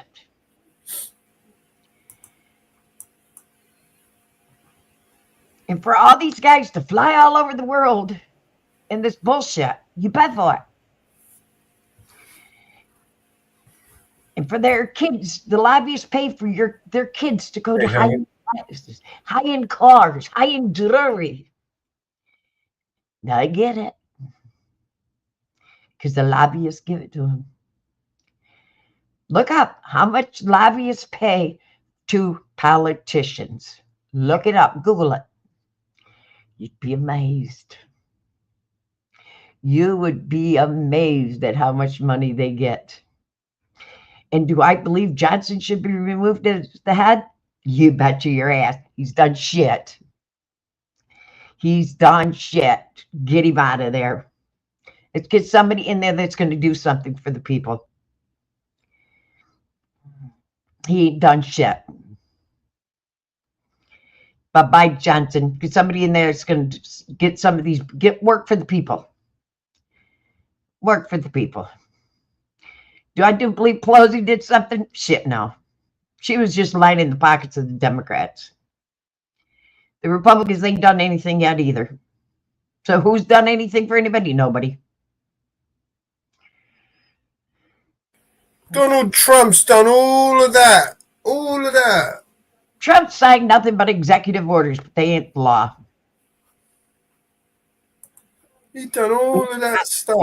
We have not gotten laws. Yeah, we've got laws passed on some things, but we have not gotten true laws down to. I don't want to hear anybody say anything bad about Donald Trump.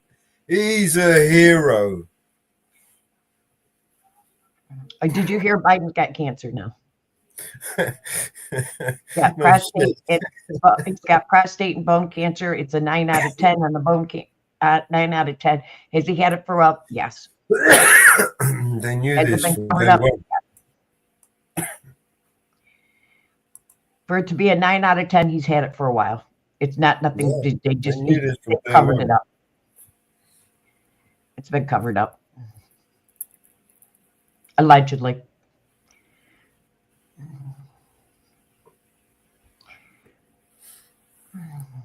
But Donald Trump, he shit's gold. That guy, he's the one. He's the savior. He's gonna save us. He's gonna do it. Well, you better start doing something because right now I ain't seeing the Republicans He's doing it. He's doing shit. Done everything. He's gone around the world. They may have lowered a few prices, but they ain't done hardly yet. They haven't done enough. He's They have He's not done done everything enough. he can. It's like,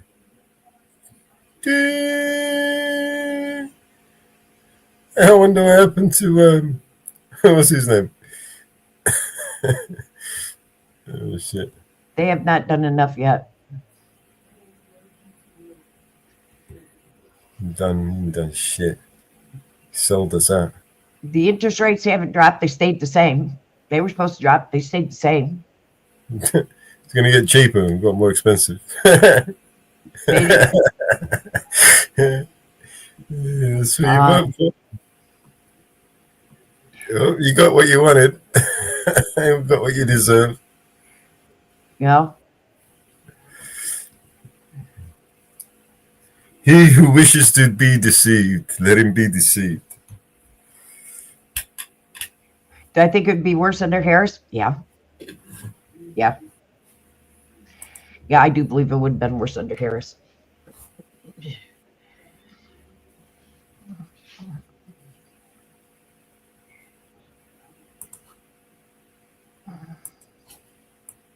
Because they did things too late about securing the border. Do I believe in a free being able to come to our country? Yes. Yes. The legal way. If you want to come to our country, do the paperwork, wait your turn, and do it the legal way. I don't believe in crashing the border. I don't believe in crashing the border. Do it the legal way.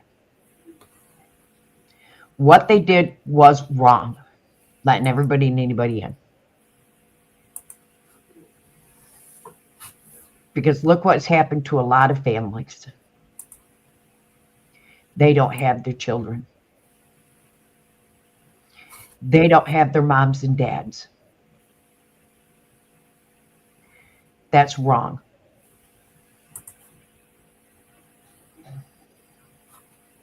Do it the legal way.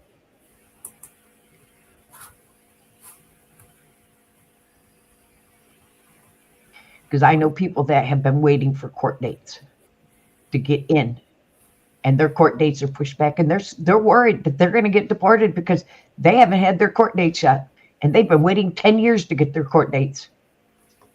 That's wrong. And they got pushed back because of all this that's going on in our country. They walk around with files of their court papers proving that they're waiting for their court date. They've even gone through their FBI checks and passed them, waiting to get their court dates. And that's wrong. All they're waiting for is their final court date. How is that fair to those people? Get pushed back. It's not about being fair. It's about making money. That's wrong. It's totally wrong. Totally wrong.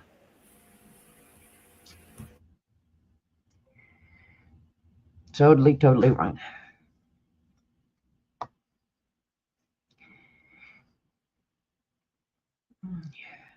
And I've heard through the rumor mills that some people have gotten citizenship that just came 2 years ago, 3 years ago. And people that's been here for 10 years waiting for their court date haven't gotten it.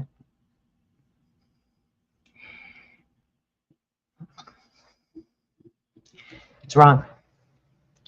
Oh, let's find an update on Diddy here. Diddy case. Let's see.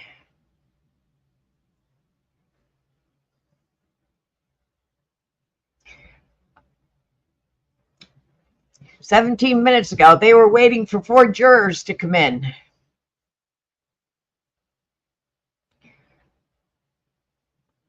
They were missing jurors. Finally, all the jurors have been, and so all the jurors have finally arrived.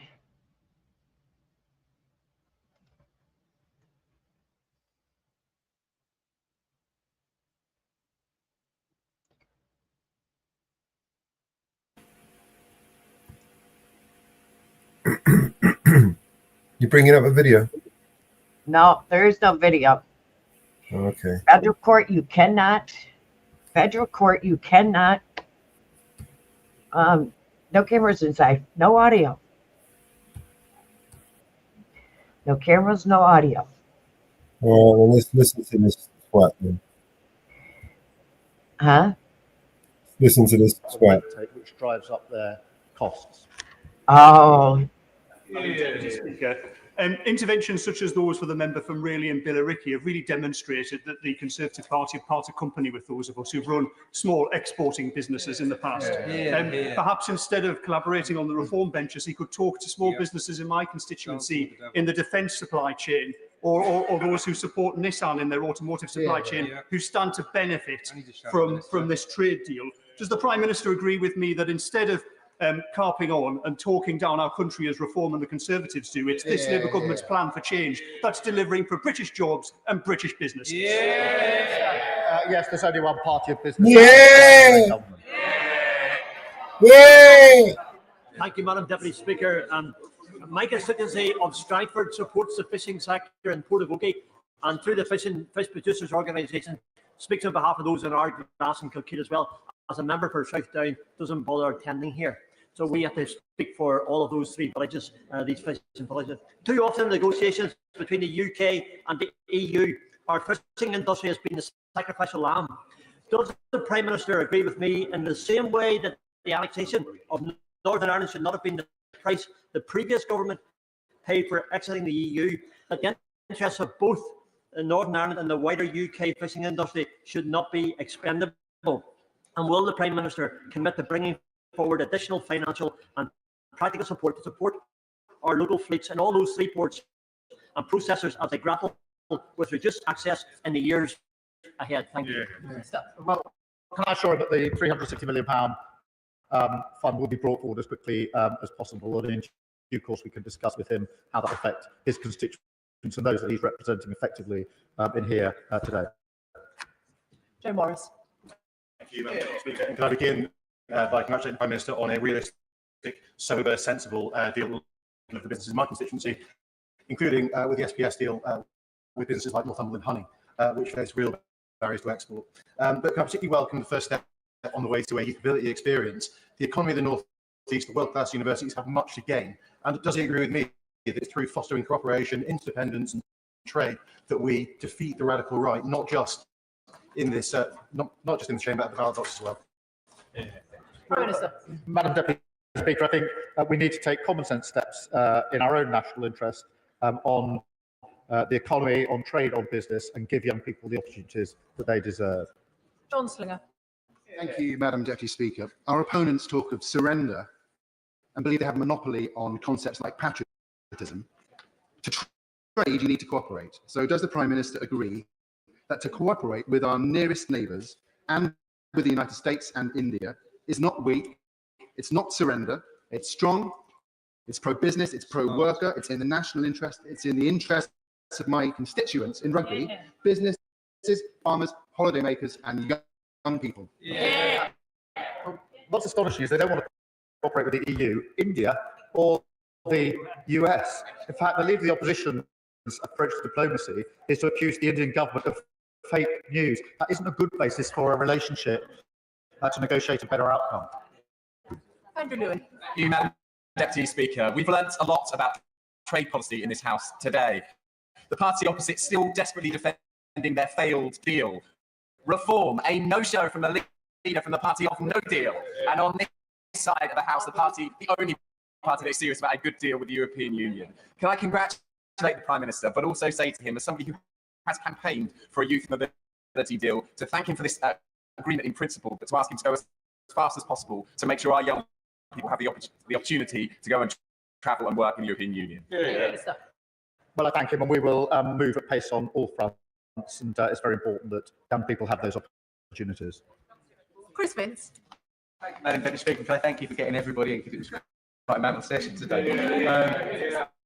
And can I thank the Prime Minister for his statement. I notice many businesses are in support of this deal. My constituent Harlow is home to many great businesses, from manufacturing companies pharmaceutical companies, defence manufacturers and food exporters. Can I ask the Prime Minister to outline how this deal will benefit my great businesses in Harlow?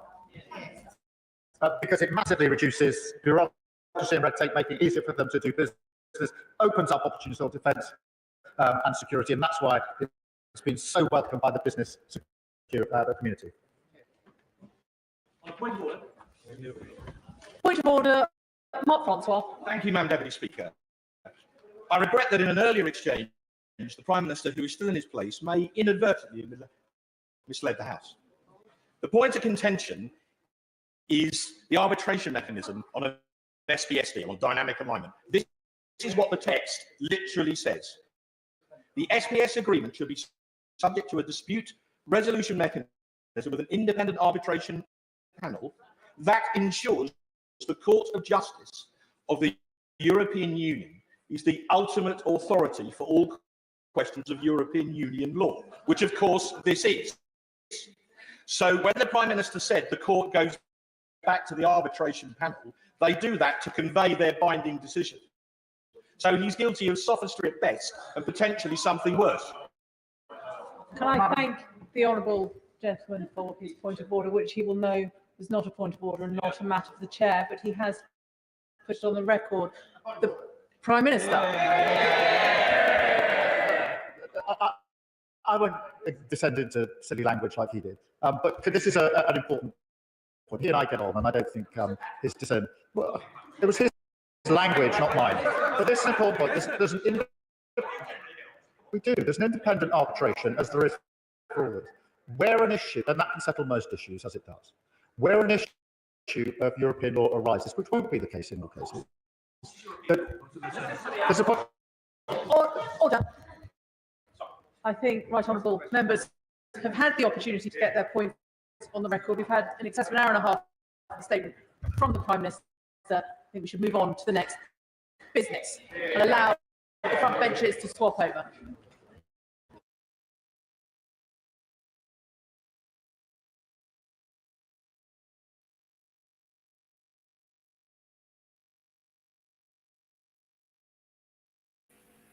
You see how they just protected him there and just ended it and just, yeah, that's enough of that. Which brings us to no. a statement from the Foreign Secretary on How come Israel that's so scratchy? territories. David Lammy. Well, with permission, Madam Deputy Speaker, I'll make a statement on Israel and the occupied Palestinian territories. This weekend, the Israeli Defense Force. This guy's a piece of work. He's a warmonger. Ground operation throughout Gaza, Operation Gideon's Chariot. 5 Israeli divisions are now operating there. Prime Minister Netanyahu says that they're going to take control of the Strip, letting only minimal amounts of food reach Gazans. Madam Deputy Speaker, I quote Mr. Netanyahu. He says, just enough to prevent hunger. Fewer than 10 trucks entered Gaza yesterday. The UN and the World Health Organization have issued stark warnings of the threat of starvation hanging over hundreds of thousands of civilians. Madam Deputy Speaker, this is a bomb. Civilians in Gaza facing starvation, homelessness, trauma, desperate for this war to end, now confront renewed bombardment, new displacement, and new suffering. And the remaining hostages, kept apart from their loved ones by Hamas for almost 600 days, are now at heightened risk from the war around them. Madam Deputy Speaker, 2 months ago, the ceasefire collapsed.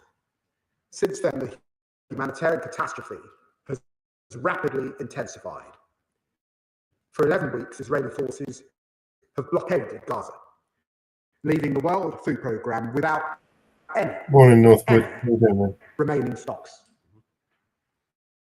Israel has repeatedly struck hospitals, with 3 more hospitals in northern Gaza ceasing operations this weekend. Yet more aid workers In Northwood. and medical workers have been killed. After last year proved the deadliest year on record for humanitarian personnel, the diplomatic deadlock between Israel and Hamas has sadly also hardened. Despite the efforts of the United States, Qatar, and Egypt, which we of course support, no ceasefire has emerged.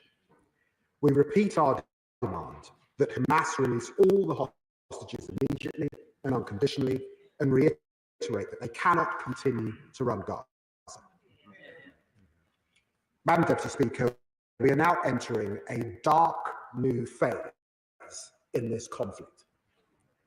Netanyahu's government is planning to drive Gazans from their homes into a corner of the Strip to the south and permit them a fraction of the aid that they need. Yesterday, Minister Smodrick even spoke of Israeli forces cleansing Gaza, destroying what's left of residents, Palestinians, being relocated, he said, to third countries. We must call this what it is. It is extremism. It is dangerous. It is repellent. It is monstrous, and I condemn it in the strongest possible terms. Madam Deputy Speaker, Israel suffered a heinous attack on October the 7th, and the government has always backed Israel's right to defend itself. We have condemned Hamas and its abhorrent treatment of the hostages, and we have stood with families and demanded their loved ones being released. It's morally unjustifiable, it's wholly disproportionate, it's utterly counterproductive. Whatever Israeli ministers claim, this is not the way to bring the hostages safely home. Nearly all the hostages have been freed through negotiations, not military force. And that is why hostage families themselves and many other Israelis oppose this plan so strongly. Nor will this plan eliminate Hamas or make Israel secure. This war has left a generation orphaned and traumatized, ready for Hamas to recruit, as we learned in Northern Ireland, to defeat terrorists and their warped ideology. You cannot just rely on military might. You have to offer a viable political alternative. Opposing the expansion of the war that's killed thousands of children is not rewarding Hamas. Madam Deputy Speaker, since entering office, we've taken concerted action in Gaza. We restored funding to UNRWA. We supported the independence of the international courts.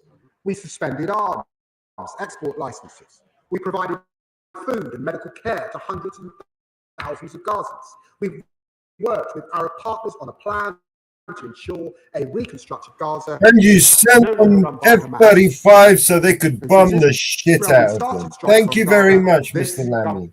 You hypocrite lying bastard piece of shit.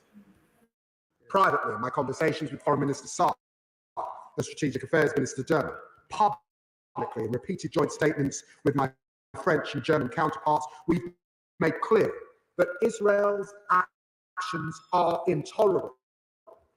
We have raised our concerns in the UN Security Council and before the International Court of Justice. Yesterday, the my honourable friend, the Prime Minister, joined leaders from France and Canada strongly opposing the expansion of Israel's military operations. And the UK led a further statement with 27 partners criticising Israel's proposed new aid delivery mechanism, and defending the essential humanitarian principles of the international system that the UK did so much to establish in the first place. Our message is clear. There is a UN plan ready to deliver aid at scale, needed with mitigations against aid diversion. There are brave humanitarians ready to do their jobs. There are over 9,000 trucks at the border. Prime Minister Netanyahu, end this blockade now and let the aid in. Regrettably, Madam Deputy Speaker, despite our efforts, this Israeli government's egregious actions and rhetoric have continued. They are isolating Israel from its friends and partners around the world, undermining the interests of the Israeli people, and damaging the image of the state of Israel in the eyes of the world. I find with your help, deeply painful as a lifelong friend of Israel and a believer in the values that were expressed in its Declaration of Independence. As the Prime Minister and fellow leaders said yesterday, we cannot stand by in the face of this new deterioration. It is incompatible with the principles that underpin our bilateral relationship, rejected by members across this House, and frankly, it's an affront to the values of the British people. Therefore, today, I'm announcing that we have suspended negotiations with this Israeli government on a new free trade agreement. We will be reviewing cooperation with them. But you will continue to send them parts for F-35s, right? The Netanyahu's government's actions have made this necessary. Madam Deputy Speaker, today, my honourable friend, the Minister for the Middle East, is summoning the Israeli ambassador to the Foreign Office to convey this message. I say now to the people of Israel, I want a strong friendship with you based on shared values, with flourishing ties between our people and societies. We are unwavering in our commitment to your security and to your future, to countering the very real threat from Iran, the scourge of terrorism, and the evils of anti-Semitism. But the conduct of the war in Gaza is damaging our relationship with your government. And as the Prime Minister has said, if Israel pursues this military offensive, as it has threatened, failing to ensure the unhindered provision of aid, we will take further action in response. The UK, Mr. Speaker, will not what, give you on a two-state fat-ass? solution. Israelis living in secure borders, recognised and at peace with their neighbours, free from the threat of terrorism. Palestinians living in their own state, in dignity and security, free. Oh, I know. You're going to give him some harsh words. State solution remains the ideal framework, indeed the only framework for a just and lasting peace. But as the House knows, its very viability is in peril, endangered not only by the war in Gaza, but by the spread of illegal Israeli settlements and outposts across the occupied West Bank, with the explicit support of this Israeli government. There are now weekly meetings to approve new settlement construction. Settlement approval has accelerated, while settler violence has soared. Here too we have acted, repeatedly pressing for change in this course and direction, sanctioning 7 entities in October and signing a landmark agreement to bolster support for the Palestinian Authority when Prime Minister Mustafa visited London just last month. But here too we must do more. Today we are therefore imposing sanctions on a further 3 individuals and 4 entities involved in the settler movement. I have seen for myself the consequences of settler violence, the fear of its victim, the impunity of its perpetrators. Today we are demonstrating again that we will continue to act against those who are carrying out. How's my audio? Is it still choppy? Madam Deputy Speaker, Despite the glimmer of hope from January's ceasefire, the suffering from this conflict has worsened. But January showed another path was possible. We urge Netanyahu's government to choose this path. The world is judging. History will judge them.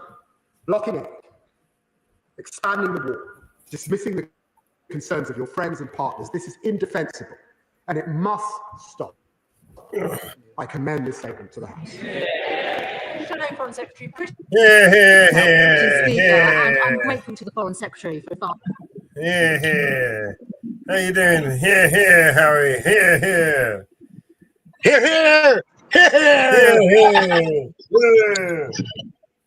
I know you hate it, but it is kind of comical.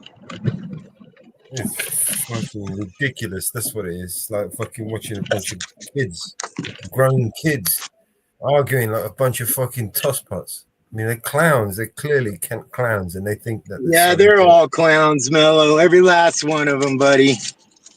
They all think that they're so important up there. Look at them, standing all upright, doing all their fucking Masonic rituals, thinking they're all fucking Jack the Lad. Look at them. Every single one of them. Fucking clowns. Well, Trump talks about all these cuts and stuff like that. I feel let's cut political welfare. You know what I mean? Using our tax dollars for their benefit. They don't have the answer. Obviously, it's not worked. Both sides have tried. I'm sure it's the same over there. Same people control the same people all over the place, bro. Follow the money. And you'll see who controls How we people. doing? How we doing this morning, everybody? I hope everybody's good. I'm just off to work. Came in to show my love and support and all that good stuff. Yeah. Appreciate it, man. I really do. Doing good. I'm going to stop sharing this thing. This is boring me anyway. My audio is coming up a bit choppy. Yeah, it's been the last 6 days.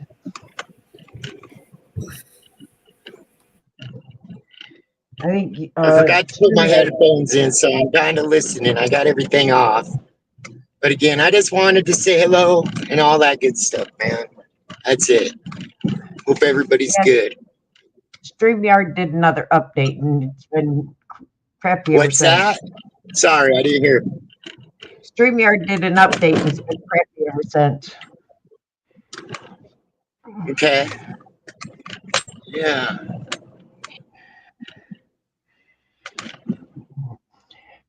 But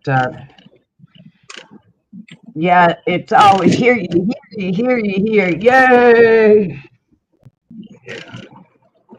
How about this? Vigilance Media? Yeah, here.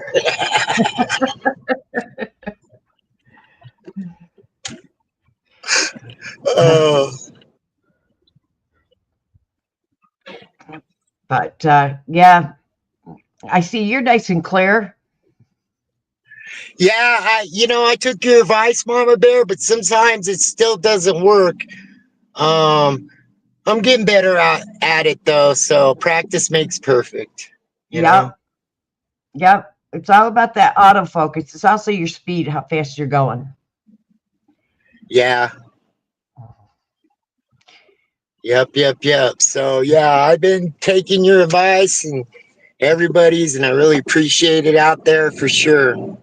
Yeah, that autofocus is bad. Hey, Nathan. How are you? Yeah.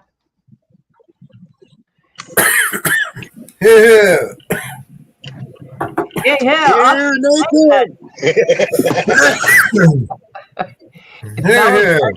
If Mello started doing that all the time, I'd mute him. Over there. I'm muting. I'm muting. I would mute him.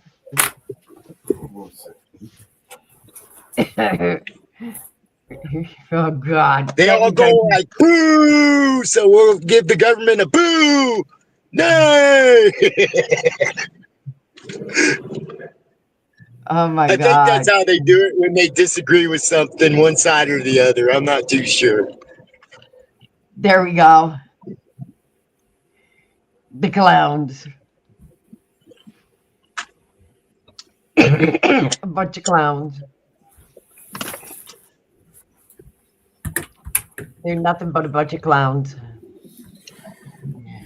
Here. Hey, Elsie. They're nothing but a clowns there, just like ours. Well, some clowns get a bad name, really. You know what I mean? Like, The circus it's clown. kind of a thing. You know, it's kind of insulting to the circus clowns, isn't it? I mean, we keep calling all these Yeah, clowns. it is. Clowns, this, coppers are clowns, and the judges are clowns, and politicians are clowns. It's not fair to the clowns, man. I mean, all they wanted It's to do not. was just make people laugh, right? Now, everyone's a clown. You got fucking clowns coming out of the fucking woodwork. Yeah. My dad was a comedian. He was a big clown guy. Like, I got all his collection. It's packed away right now. But yeah, that's why I say clowns get a bad name. Not only that, they put clowns in horror movies, so all the kids around America are afraid of clowns, you know? Yeah. You think that's not by design?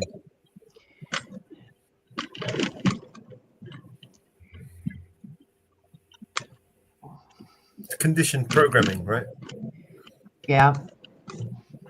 That's what it is. The Hegelian What else dialect. can we use for them? It's best. No, they are not back running yet. It's being worked on right now.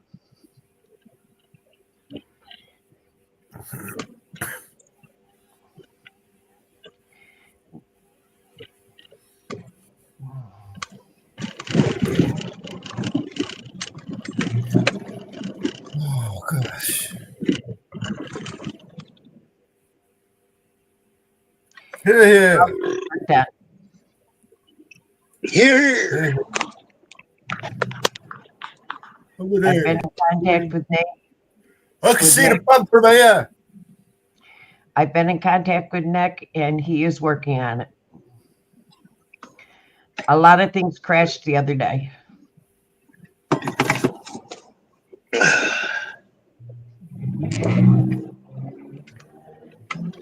We were not the only ones with servers that crashed.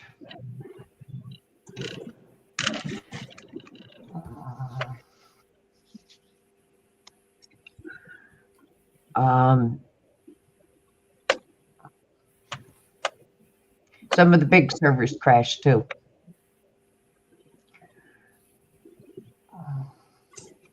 Zoom even crashed. Okay. So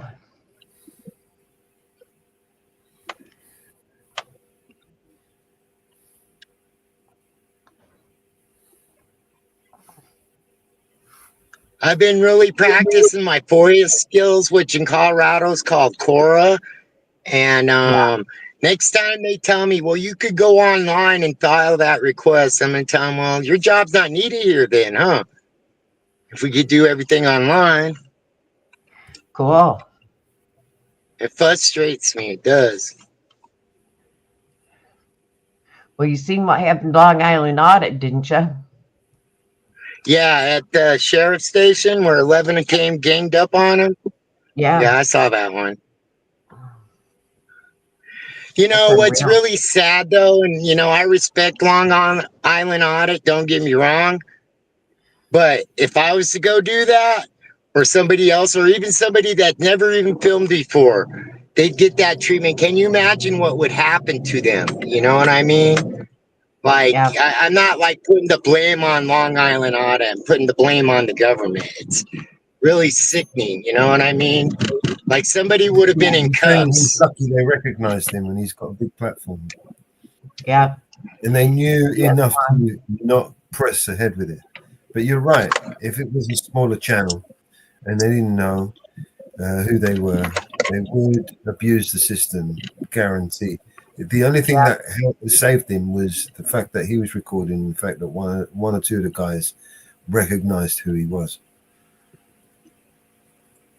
Well, I mean, things are changing too, and you know, I don't mean this in a bad way, but there's a lot of people out there that's not liking freedom, and they think we're troublemakers. You know Not what I mean? everybody.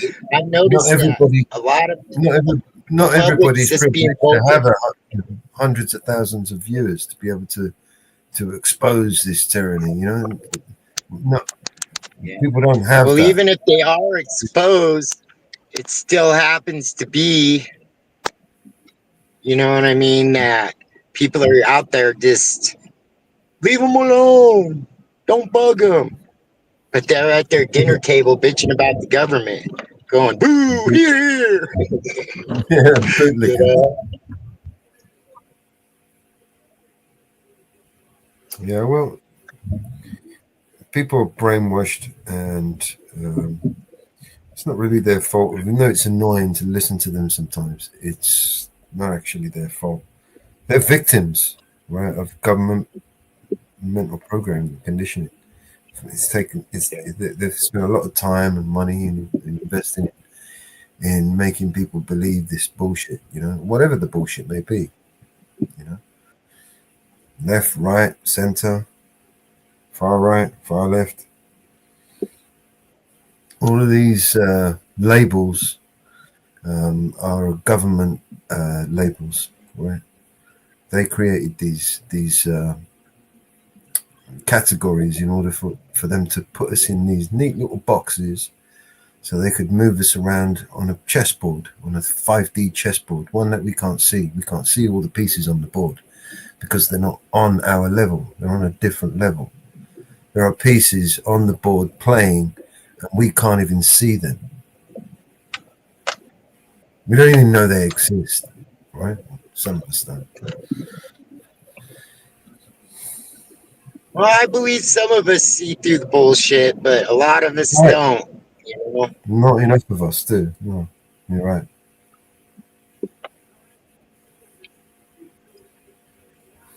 Be right back. Then Just we gonna get condemned as terrorists or whatever the case may be. You know what I mean? Like, I just don't understand it.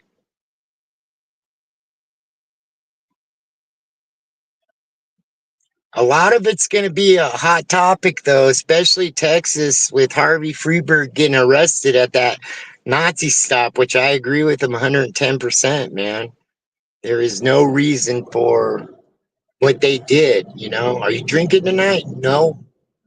If there's no sign, you should be fucking let go without any grief. Like there was a ticket for a modified mirror.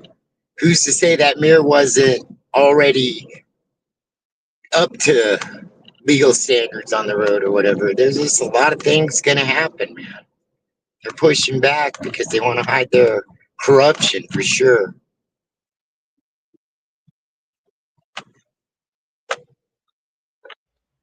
And even though we're a liberal city, Colorado's really bad at it. Sorry, Mama Bear. Yeah, I just said, yeah. That's why these core requests are so hard. And when I get off work, I should be off early today, but that one I did in Durango to find out for Press for Transparency, I have not got no response back. So I'm going to call them down there and see what's up. There's no way I could go down there, but at least I could get on the phone with them and say, hey, what's up with my core request?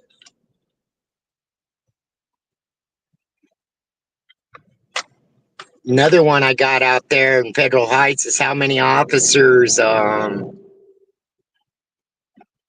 in accidents in Federal Heights as well. That's another one I'm going to follow up pretty soon. I've got no email, no nothing on them, so.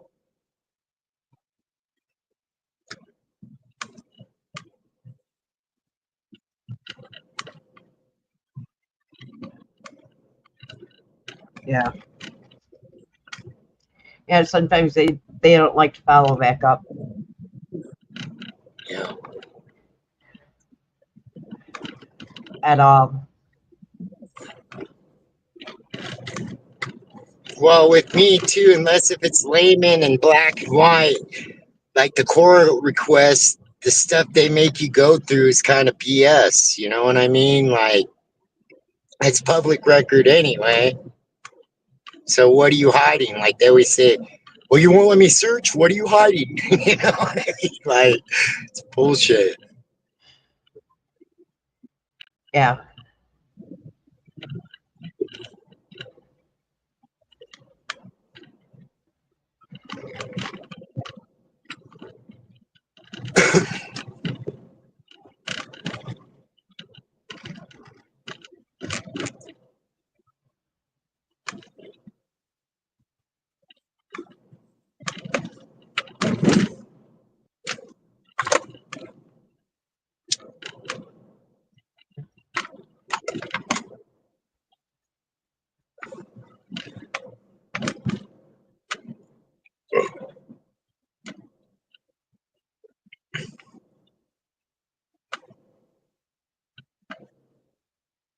Oh.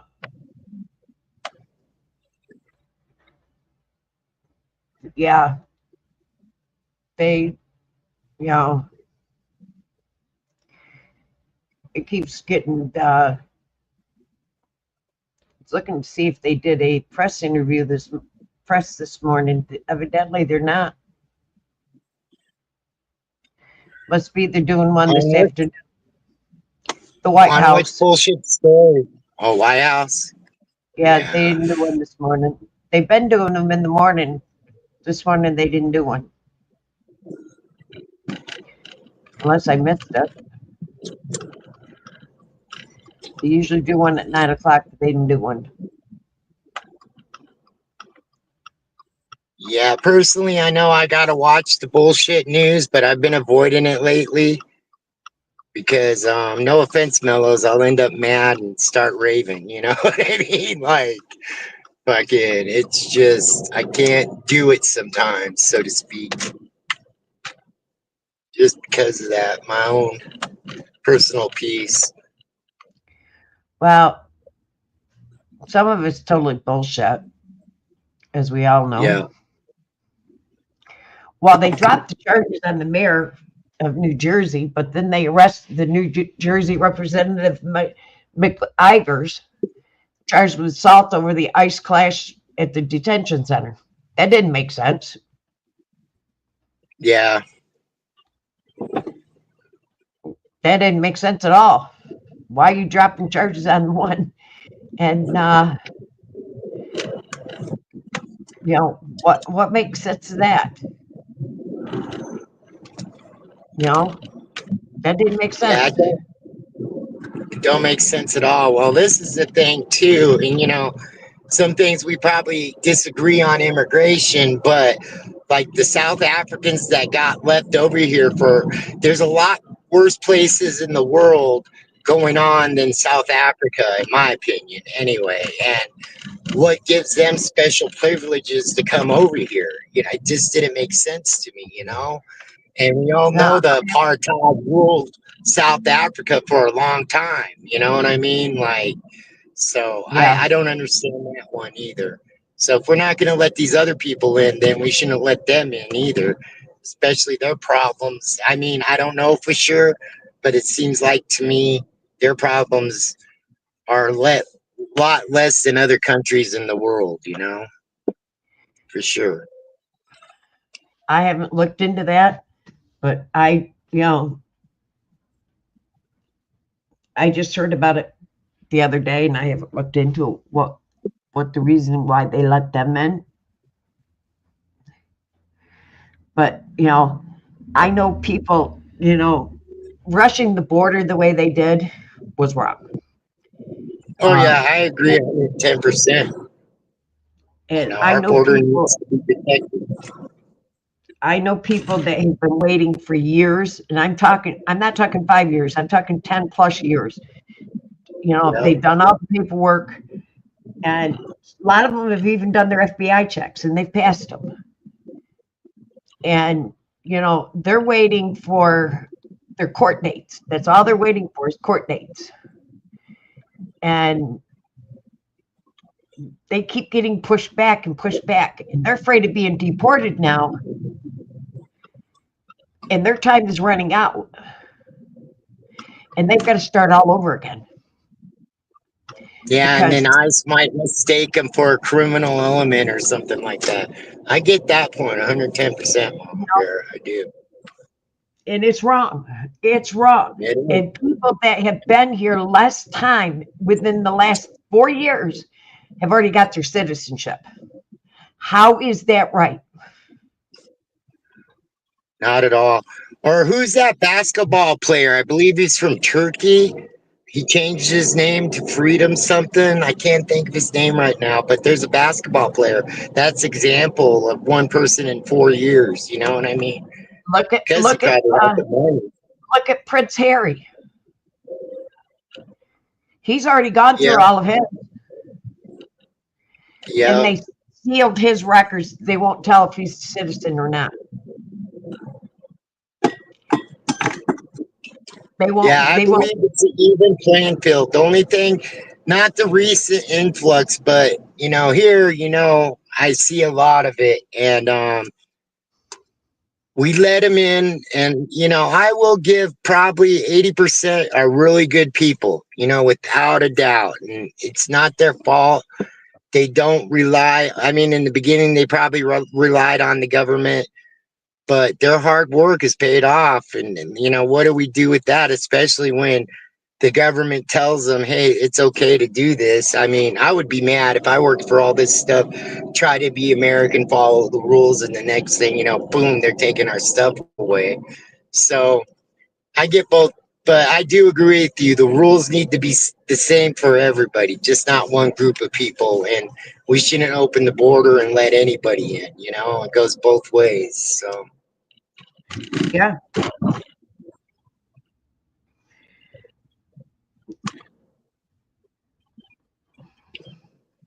It's getting totally ridiculous. They're not being fair to everybody. Only their political agenda. That's why I'm saying, I don't know why more people doesn't say and political welfare. Stop giving these guys all the extras. You know what I mean? Where is it being fair to everybody?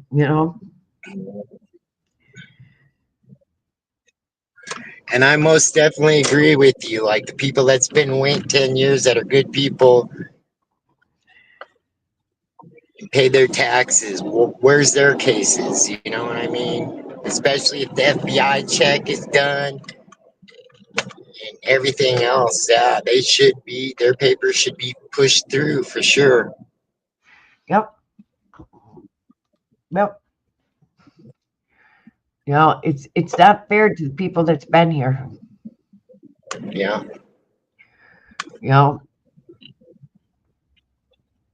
I'm sorry. It's just not fair. No reason to be sorry. It's not fair. This is where I'm at too. It's not fair that these people come before, the recent influx and how they gave them money and housing. People say, oh no, that didn't happen. Yeah, it did happen. You know what I mean? Like the housing and everything else, the corruption from the hotels. I mean, the list goes on. I don't agree with that as a taxpayer either. It kind of pisses me off. Not saying that I hate these people for doing it. I'm just saying that I have to pay my taxes, and I don't file for Medicaid. But what if I filed for Medicaid if I really need it and worked hard all my life and my Social Security's in there and stuff like that? What? Yeah. And especially vets as well.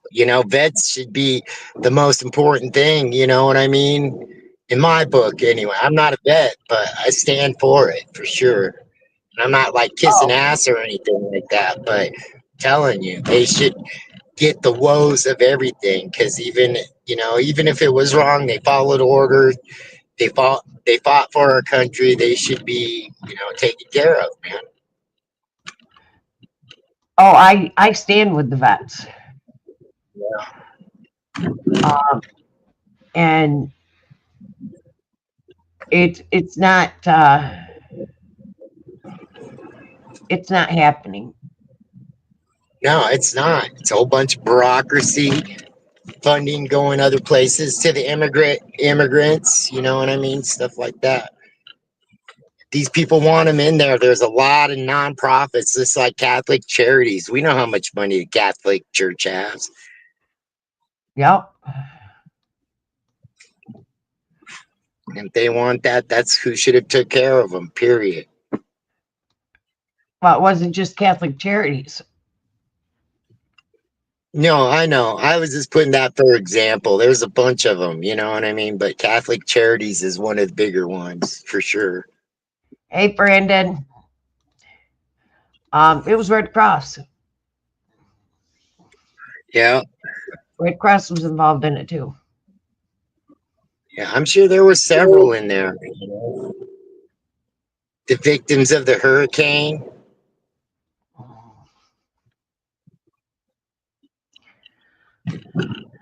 All that. The list goes on, man. The list goes on.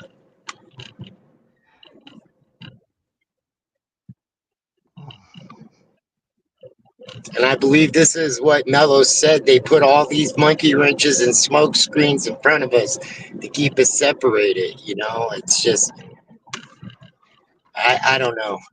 I don't know where it ends. I don't know where it stops. All I know is I can be vocal. That can't be true, can it, Outlaw King? Seriously? That can't be serious.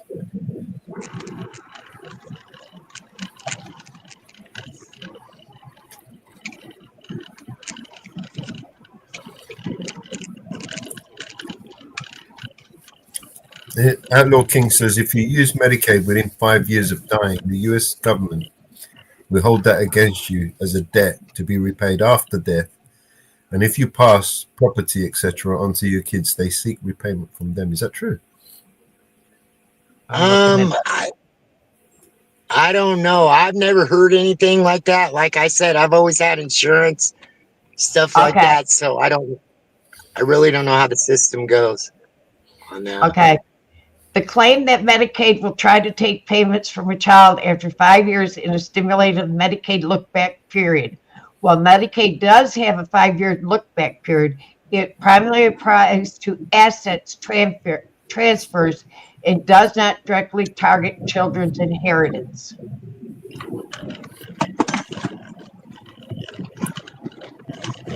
So it's sort of true.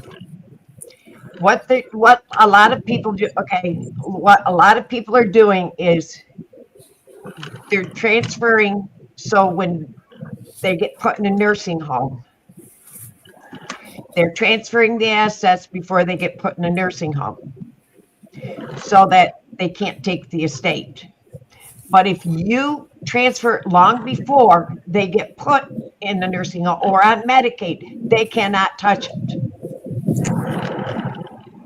They cannot touch that property. So if you are elderly and you want your home to go to your children, you transfer that assets long before. Right. Okay? Now my property can't be touched because my property's already put in to trust. My property's already been assigned. They can't touch my property. Well, just like my parents. But my parents were never put in a nursing home. Just like my family, you will own nothing. Just like my family's already told me, I'll never be put in a nursing home. We don't believe in nursing homes.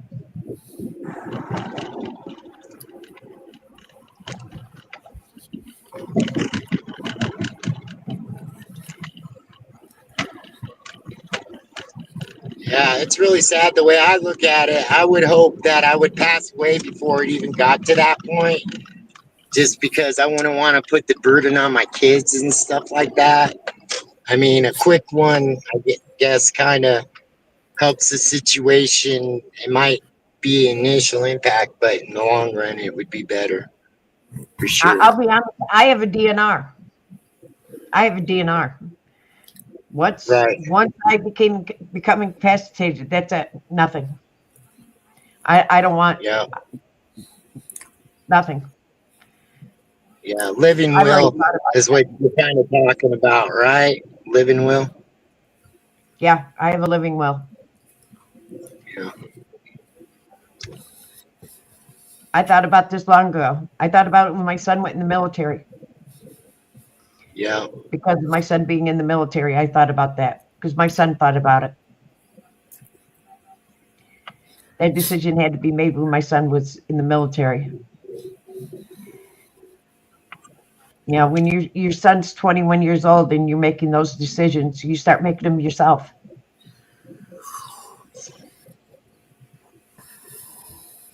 Yeah, that's hard, Brandon. That's hard.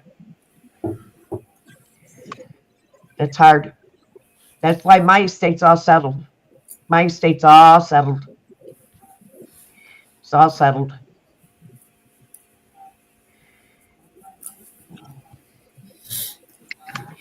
I've seen too much when my dad died. My estate's all taken care of. I have a living will and I have my will all prepared. Signed, sealed, and delivered. Yeah, my dad did the same thing. He took care of it, so I kind of learned from him. And when he did have the cancer, it Not went after away. what? Not after what I've seen happened with my dad. It's all taken care of. And that rule, outlaw, came into effect long before Trump. Let's get that clear. Long before Biden. So get that clear. That ruling came long before Trump and long before Biden. That's been in effect with Obama, I believe. So don't put that in with Trump. That ruling was there before. I've known that for years.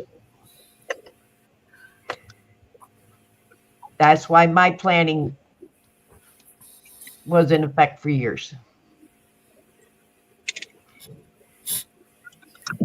Okay, guys, I'm going to let you go. I got to get at it, but I appreciate you letting me up. It's good to see you guys up and running again. I mean that sincerely. Thank you, Howie, mate. Thank you. Have a good one. Have a good day, yeah? Yeah, you too. Here. Bye, Yeah. guys.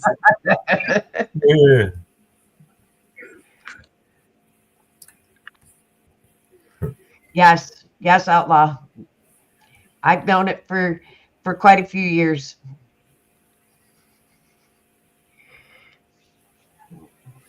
Yes, and a lot of people don't think about planning ahead. A lot of people do not think about planning ahead for their future and getting their estate settled. Even young ones. You know, I thought about it because my son was in the military and my son was in war. And we did a lot of thinking when my son was in war. And when you get down to the nitty-gritty of it, especially, I live in New York, and New York has a lot of laws. And when you really think about it, and you think about everything within it, and I'll tell you, there's a lot to think about, especially when you have children, and about, you know, what's going to happen. You know, my ex-husband was a truck driver. I was a truck driver. We owned our home. We had 4 vehicles. We had a boat. We had 2 campers. We had kids in school still. We had to think about that, and then think about what the kids went out of school. We had to think about grandchildren.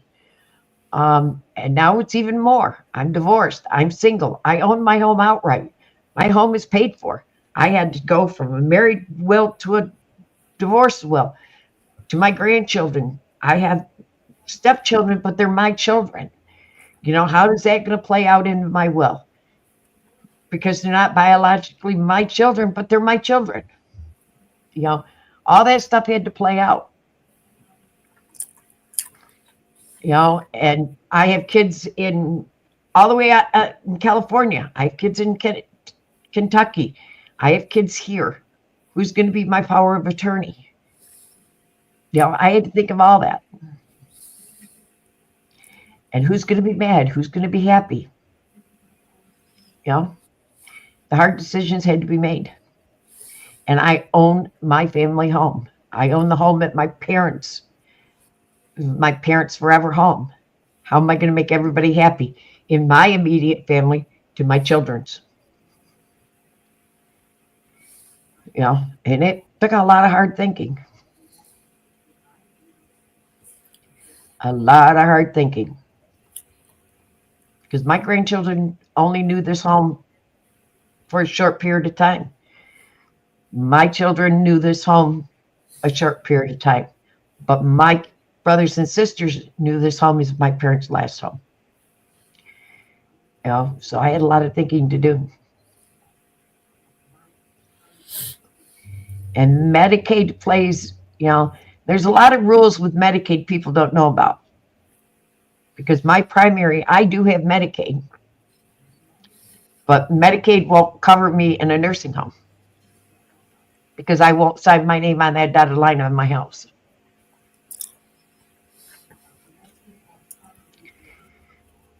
Because I won't relinquish my home. Because I signed my home over to the trust. So I can't ever go into a nursing home.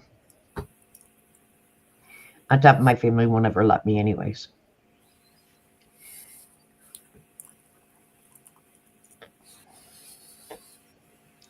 Yes, probate is a headache, especially if you don't have a will. But then if you do have a will and they still go against the will and you have to go into probate, that's even more of a headache. Because somebody can test the will. Believe me, I know.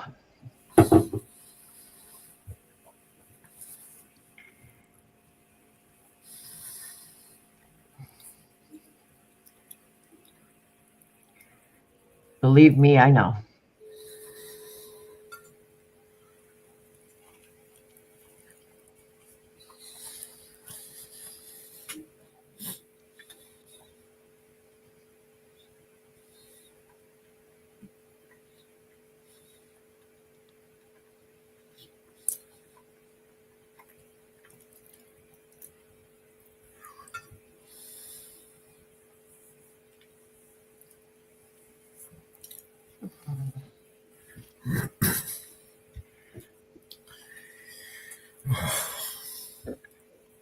But the court systems are always full of shit. Because somebody always loses.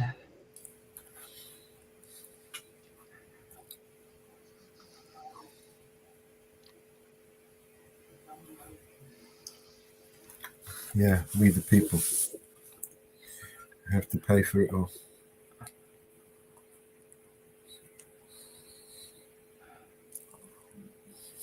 Yep.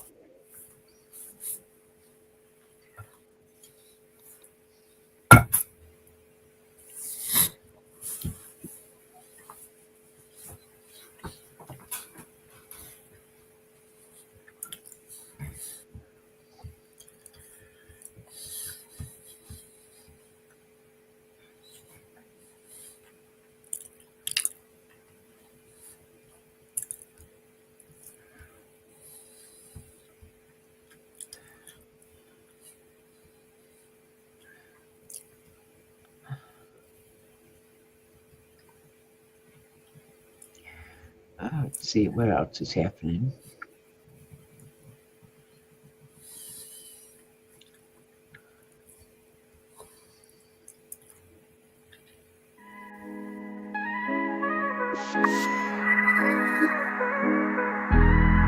Yeah. Born under siege, a place where you can't leave. Smoke's in the air, so it makes it hard to breathe. I need my family, protect them from the disease. I went to chase my dreams, hoping that they rescue me. Made it out the maze, God's been blessing me. First time in LA, got Gaza next to me. It's in my heart, it's in my veins. I've been smiling at the pain. The bombs lit up the night sky and turned them into day. It's hard to come up with the right rhymes. I don't know what to say. I start to cry when I write mine. It happens every day. A lot of death in my lifetime. All I do is pray. This is my story from the sideline. This life is not a game. I wanna call my mama. I hope she charged her phone. Hope my brother's not alone. Hope that one day they'll be grown. This is genocide, but this time it is televised. Don't believe all that you see, cause they'll be telling lies. I count my blessings, not the problems. From the bottom where the robbers acting violent, killing toddlers, bombing us with helicopters. They seeing me on the TV and they calling me the monster. That only makes me stronger. This is me against the world, so I'm doing it for the world.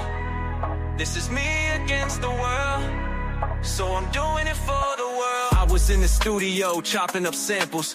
Electricity's off, we sleep with the candles. Sleeping in our sandals and leave the doors open cause the bombs fall.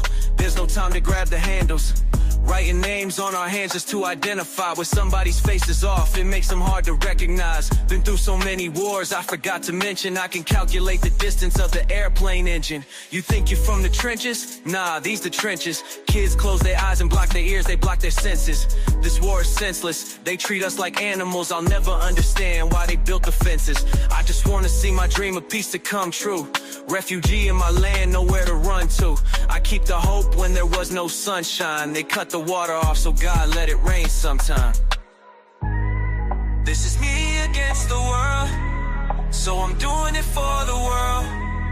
This is me against the world, so I'm doing it for the world.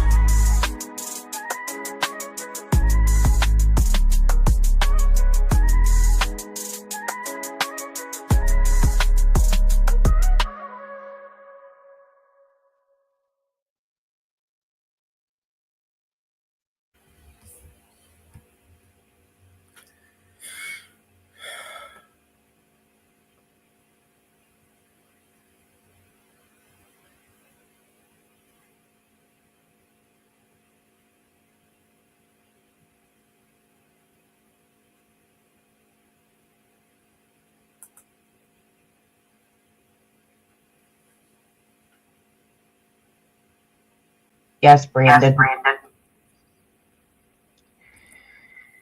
See redacted.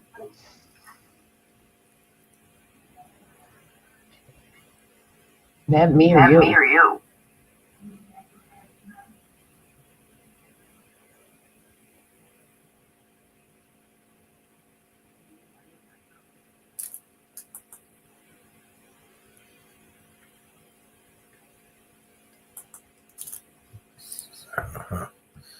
Oh, but it's dropped off.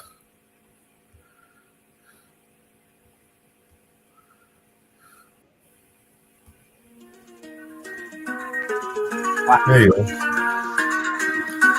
I don't know if it was me, I can hear you actually. It dropped off for some reason. And the violence caused such silence. Who are we mistaken? But you see, it's not me, it's not my family. In your head, they are fighting with their tanks and their bombs and their bombs and their guns. In your head, they are crying. In your head, zombie, zombie, zombie. What's in your head? In your head, zombie, zombie, zombie, zombie. What's in your head? In your head, zombie, zombie, zombie, zombie. Oh, oh, do do do do do do. Another mother's breaking heart is taking over. When the violence causes silence, we must be mistaken. It's the same old theme since 1916. In your head, they're still fighting with their tanks and their bombs and their bombs and their guns. In your head, they are dying. In your head, zombie, zombie, zombie. What's in your head? In your head,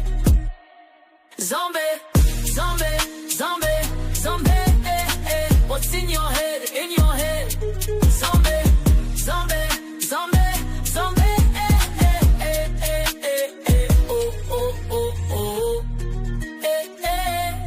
Yeah, yeah.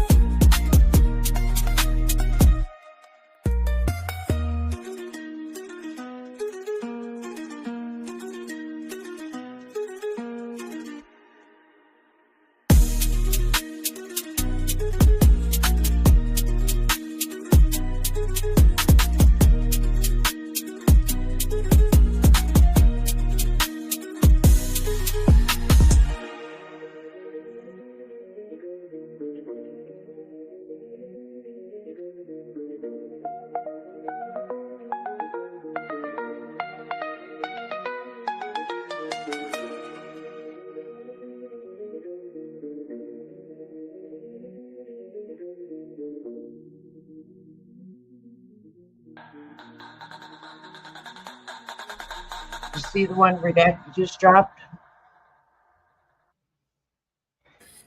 Probably. Bring it up.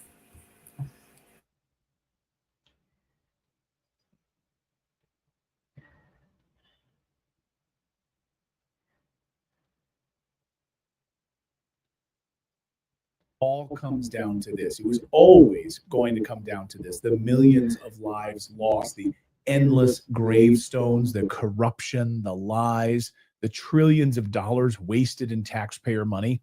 It was always going to end with President Trump sitting down talking directly to Russian President Vladimir Putin. And now it's happening, finally. Started yesterday with that 2-hour phone call between Trump and Putin, the first, hopefully, of many phone calls. And right on cue, of course, literally moments after the phone call ended, the European Central Bank issued an alert, a warning that they might have to take away your gold because things are about to get bumpy. So peace in Ukraine is a major threat to these globalists. Unbelievable. And the Brits are already calling Trump's call with Putin a failure for Trump. The question is, how can this be spun by Donald Trump as anything other than a U.S. president who has failed? So you see how the European narrative is unfolding, right? You see how Europe feels about it. So we've got a lot of news to get to, and there's so much at stake. I can't begin to overstate its importance. The world order is hanging in the balance right now. The media is panicking. You saw it overnight because they know this was never about Zelensky. It was never about democracy. This was always about who controls the future. Will it be the globalists that run the EU, or will it be Trump, or will it be Putin, Xi Jinping, and the BRICS nations all coming together? Well, just last week, President Trump said it bluntly. There will be no peace without me. Not Biden, not NATO, not the EU, certainly not Zelensky. Trump made it clear that the Ukraine war ends when he walks into the room, not before. Okay, maybe. Remember, Putin holds all the cards here, not Trump.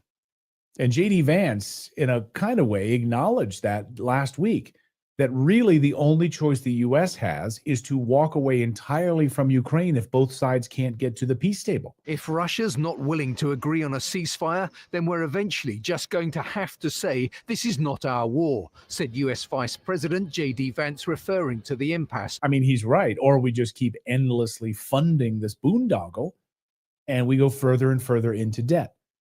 But last night, the warmongers and neocons like Ben Shapiro did not like J.D. Vance saying that we'd walk away from Ukraine, their brains melting down. You mean we just let Russia win? If what J.D. Vance means is something else, namely that we'll walk away from the negotiating table and then we'll continue to support Ukraine sufficient so they are not overrun by the Russians, agree.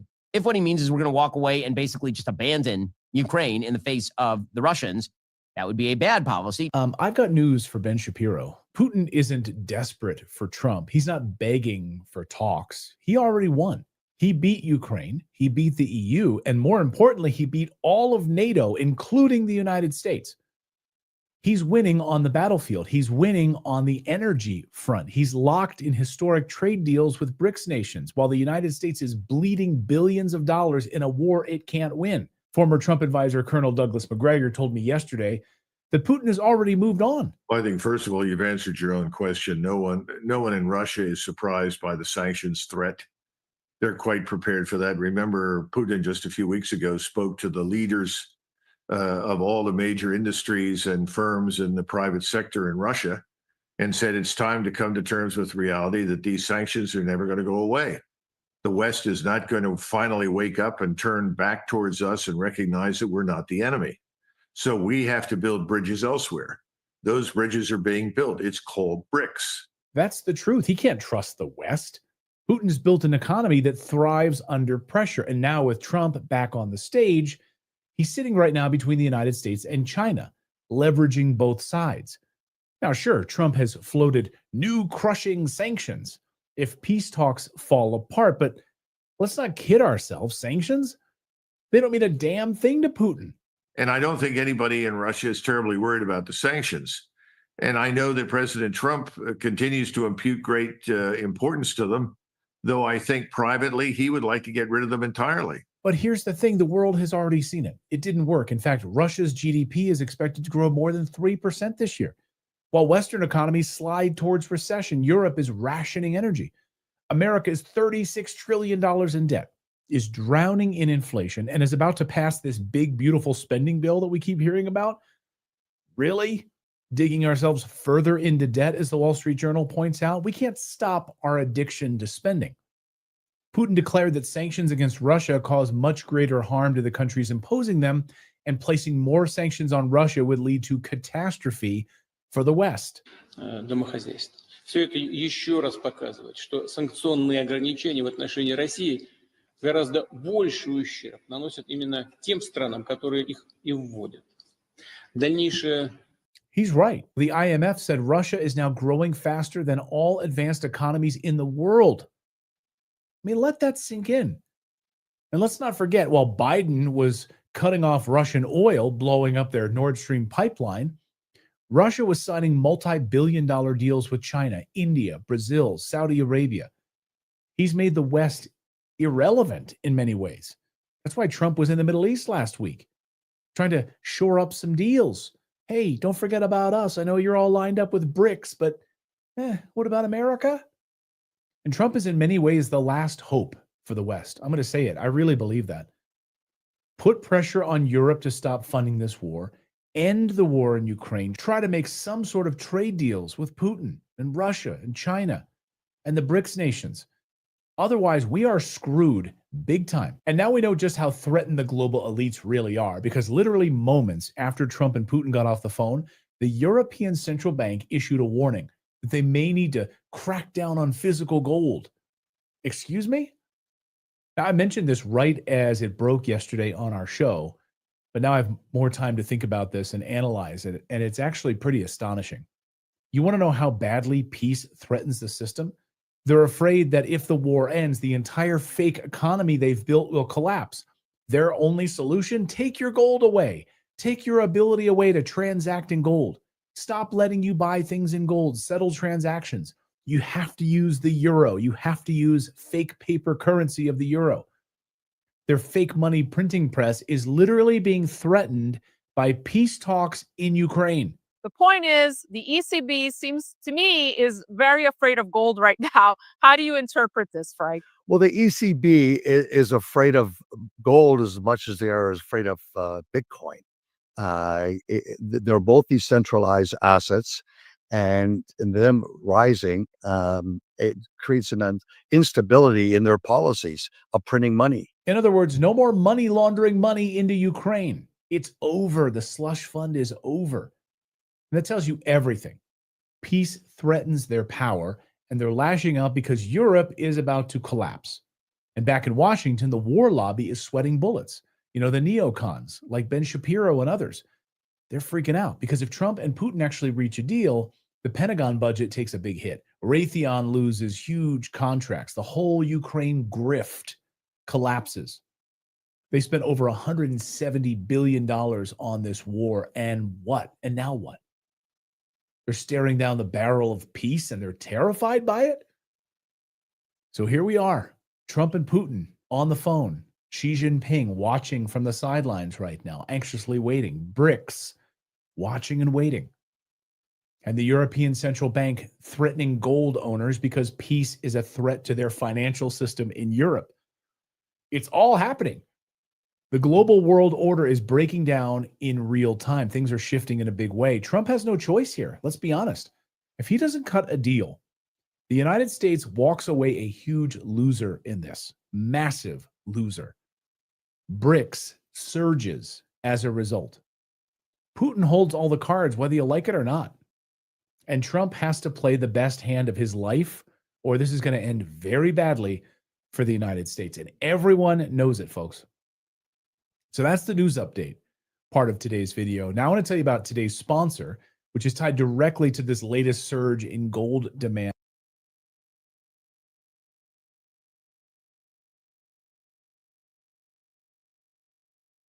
Insiders were buying stock. Well, yes, insider purchases. Then on the 24th, he purchased 60,000 shares at a Canadian price of the co-founder and director of the company purchased 20,000 shares. On top of that, Tyron Brettenbach, the second co-founder and a director, purchased 50,000 shares. And the day before that, on April 30th, Mario purchased 10,000 shares. The day before that, 15,000 shares. On April 28th, he purchased another 25,000 shares. And then on April 25th, he purchased 110,000 shares. Then on the 24th, he purchased 60,000 shares at a Canadian price of 15 cents a share. So collectively, that's a total of 240,000 shares in just the last week of April. Those are insiders buying up this stock. So that team assembled to run XCap Ventures have been involved in the discovery of over 20 million ounces of gold with previous endeavors that they were involved with. So again, here's the value proposition. Do your own homework on this. Advanced gold proposition here. Guys, research, and I love that for their strategy.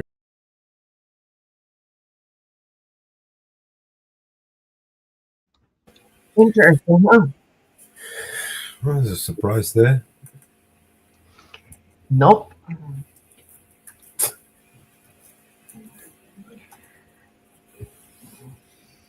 Insider trading? No way. I don't believe that for a second. No. Not my government. They would never do that. Yeah.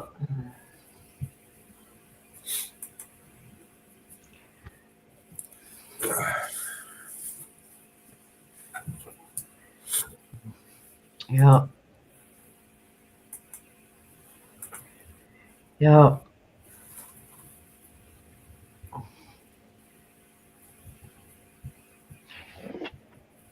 Yeah, nothing like that.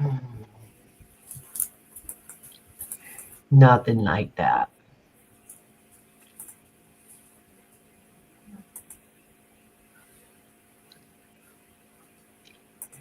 Nothing like that.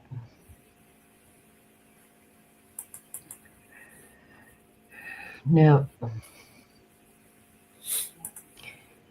No. All right, what else you got? I'm looking.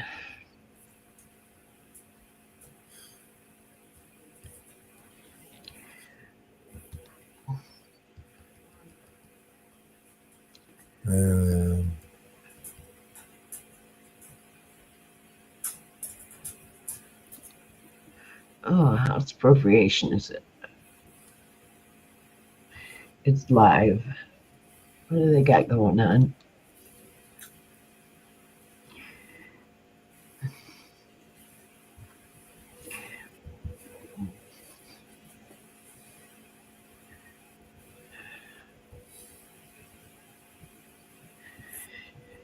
U.S. Security and Exchange Commission, Department of Interior budget hearing. Land management issues.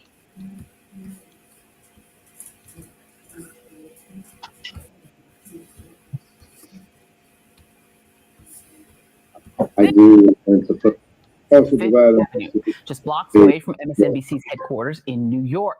An aging 41-floor skyscraper that Trump's son-in-law and top advisor, Jared Kushner, bought in 2007 for $1.8 billion. Now, experts said he overpaid, and that was before the Great Recession dropped the property's value by a lot. Jared Kushner, his big pet project was that 666 Fifth Avenue, that big office tower. He's going to tear it down, build something new. It's notably, it's a nice skyscraper and a name that, or an address that is as memorable, we should say. They had big plans for it. At one point, they were talking about demolishing it and doubling it in size. And as you say, this was Jared Kushner's really ambitious project. It did not go the way that they thought it would. Presidential family member and White House aide Jared Kushner broke his silence today in his first extended TV interview since Trump was elected, a 43-minute discussion that was often boastful, sometimes defensive, and at several points, honestly, bizarre. Now, for context, before I break this down, here are some of the questions Kushner was presented with. How did you get this job? I mean, it's like you have like the dopest job in the world, like the secretary of everything. The buggy would then call it secretary of everything. Are you having fun? Because all we hear about is the chaos and the destruction. And as President Donald Trump prepares for his first major foreign trip next week to the Middle East, his administration is privately turning to a familiar face for help navigating the region, Jared Kushner. Now, the president's son-in-law was the chief Middle East negotiator during the president's first term. Now, we're learning that he's informally advising some of the president's top administration officials, people like Steve Witkoff, on help with navigating how to talk to these Arab leaders. Now, one of the key goals for the president next week is to return home with economic agreements from Saudi Arabia, Qatar, and the United Arab Emirates. But we're also learning that one of the more quiet, private goals that they're plotting behind the scenes is to try and expand on the Abraham Accords. The Abraham Accords were hammered out during the president's first term that essentially normalized diplomatic relationships between Israel and a number of Arab nations. Now, all of this comes as Jared Kushner does not want, we're told, a formal role in the Trump administration. Instead, he prefers to operate more behind the scenes in a quiet role. I don't make a lot of noise. Noise is sometimes made about me, but I try to keep my head down. Now, Jared Kushner is powerful but rarely heard. So it is revealing to hear his own assessment of his work so far, whether you agree with it or not. So here is how Kushner grades himself on the assignment of achieving peace in the Middle East. The president asked me to do the Middle East peace process, which is something that I think we've made a lot of progress on. I'm as optimistic as you can be about that. I was given the Middle East peace process between the Israelis and the Palestinians, and I've dealt with a lot of the other regional partners in that effort. In light of the attack, the Abraham Accords are more important than ever. Clearly, this is one of the hardest problem sets that's existed probably in geopolitics, but the end state has to look something like this, and it has to have two elements. Number one, Israel has to have the security to not be threatened by its neighbors and to be able to protect its citizens. That is absolutely crucial, is non-negotiable. And I do think a lot of the world agrees that that's something that should exist. The second element is that the Palestinian people have to have the opportunity to live a better life. And I think that if you go through the element, it's not just saying let's create a state. It has to be a state that can function and thrive, because if you don't create that, then the people will, again, find ways to blame other people instead of the leadership that's putting it there.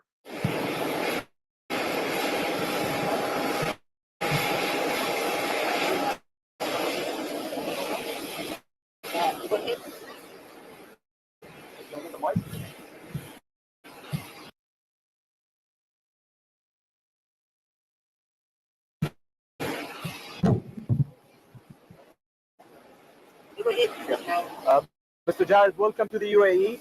How does this peace accord support peace and throughout the region? And my second question is, how did it feel to you personally? How did it feel to you? That was Jared Kushner speaking with Harvard University's Middle East Initiative last year. And his comments were strikingly similar to what we heard from President Trump Tuesday about the U.S. taking over and rebuilding Gaza. Kushner is, of course, the president's son-in-law who took a leading role on Middle East policy during the first Trump administration. If you are a single issue voter on the question of the candidates having family members who trade on their name and influence to make lucrative foreign deals with governments that have adversarial relationships to the U.S., forget about Hunter Biden. That's piker stuff. Republicans have found nothing on him anyway. Your number one concern right now should be Donald Trump's son-in-law, Jared Kushner. A new deep dive on Kushner's foreign wealth investment firm in the New York Times covers the old classics like Jared's ties to the Chinese ambassador and a friendship with Mohammed bin Salman, the Saudi crown prince, who later gave Jared's investment firm $2 billion against the advice of his own finance experts, like the board that reviews investments for the Saudi sovereign wealth fund. The Times goes further than that to show that as a once and possibly future Trump administration official, Jared Kushner is open for business everywhere. In total, 99% of the money placed with him by investors has come from foreign sources. The president's senior advisor and son-in-law, Jared Kushner, played a key role brokering this agreement. He joins us now from the North Lawn of the White House. Good morning, Jared. Thanks for joining us this morning, George. This agreement has the potential to be a truly transformational event in the Middle East. Even experts who've been critical of President Trump in the past, like Tom Friedman, call it a major breakthrough. So can you explain, what does it mean for U.S. national security? Why is it happening now? Yes, thank you, George. Great to be with you. So this is the first peace agreement that happened in the Middle East in the last 26 years. This is between Israel and the United Arab Emirates. Then just last week, President Trump announced the second peace agreement that he was able to broker in 29 days. So we have two peace agreements being signed today at the White House between Israel and Arab countries. This really signals the end, we believe, of the Arab-Israeli conflict. There's still a lot more work to do, but for 70 years in the region, you've had the Arab countries not wanting to interact with Israel in a substantive way. This has led to a lot of people using hatred to extremism, which has led to terrorism all throughout. And America, for the last 20 years, has been very, very distracted with the Middle East. We've had hundreds of thousands of troops that have been through the Middle East. We've obviously had a lot of terror, that we've had threats coming to America. So bringing peace to that region allows us to focus more here domestically and create less risk to America, and obviously bring our troops home, which is something that President Trump's been doing. It has not ended the conflict between the Israel and the Palestinians. The Palestinians calling this a betrayal. Are there hopes for a state now, Dad? No, look, I think that there's a lot of posture, right? In deals, everyone's at no until they're at yes. And I think what you're seeing is tremendous movement. 666 Fifth Avenue, a prime piece of New York City's skyline, just 6 blocks from Central Park. Jared Kushner decided to make it his trophy in 2007. This was the deal that put Jared on the map. I think every dynasty wants to own a piece of Manhattan. To get the seller's attention, Kushner offered a big price, $1.8 billion, a record at the time. And the 26-year-old CEO of Kushner Companies borrowed aggressively to get the deal done. You said that it was who they partnered. What went wrong here? Is it a function of the industry? Is it a function of mismanagement? It's somewhat all of the above. I mean, they bought it at a very high price. Yeah. They went way too ambitious in terms of their plans with it, and then they just couldn't manage the finances of it. And it'll be interesting to see what Brookfield does with it. Well, that's right, because people who know this building say it's not that easy to renovate this building. For example, it has low ceilings, and you can't fix that very easily. So it's really interesting to see how Brookfield really redoes that building and makes it profitable. And just as a reminder, Brookfield is one of the probably least appreciated and most powerful investment firms in the entire world. We talk a lot about Blackstone. Brookfield is right there as a real estate manager. Bruce Flatt, the CEO, is incredibly powerful, incredibly influential, and little known.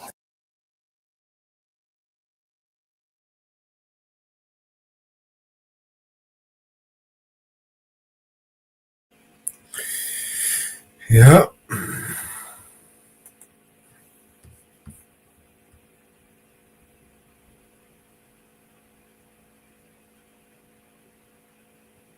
Hey, Joe Cox. How you doing, mate?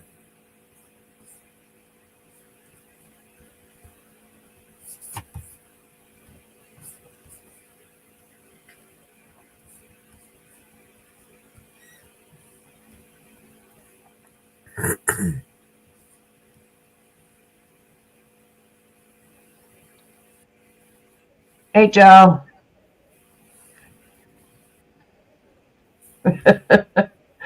We've been up for a while, Joe.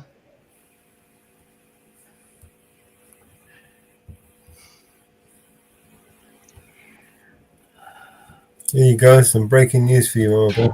What?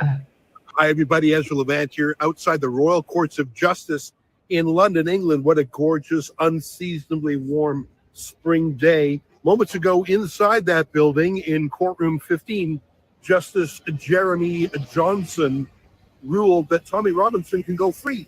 He's been in prison for 7 months in solitary confinement in a maximum security facility full of murderers and terrorists called His Majesty's Prison Wood Hill.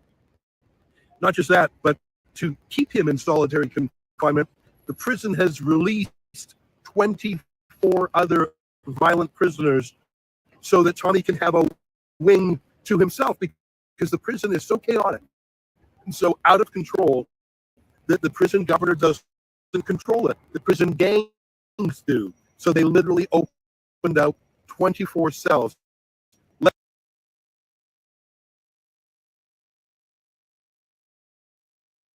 It's cutting out. Prison, but he.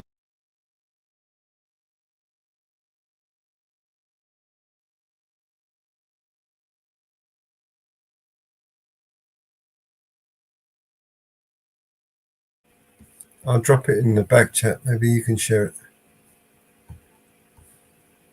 Okay.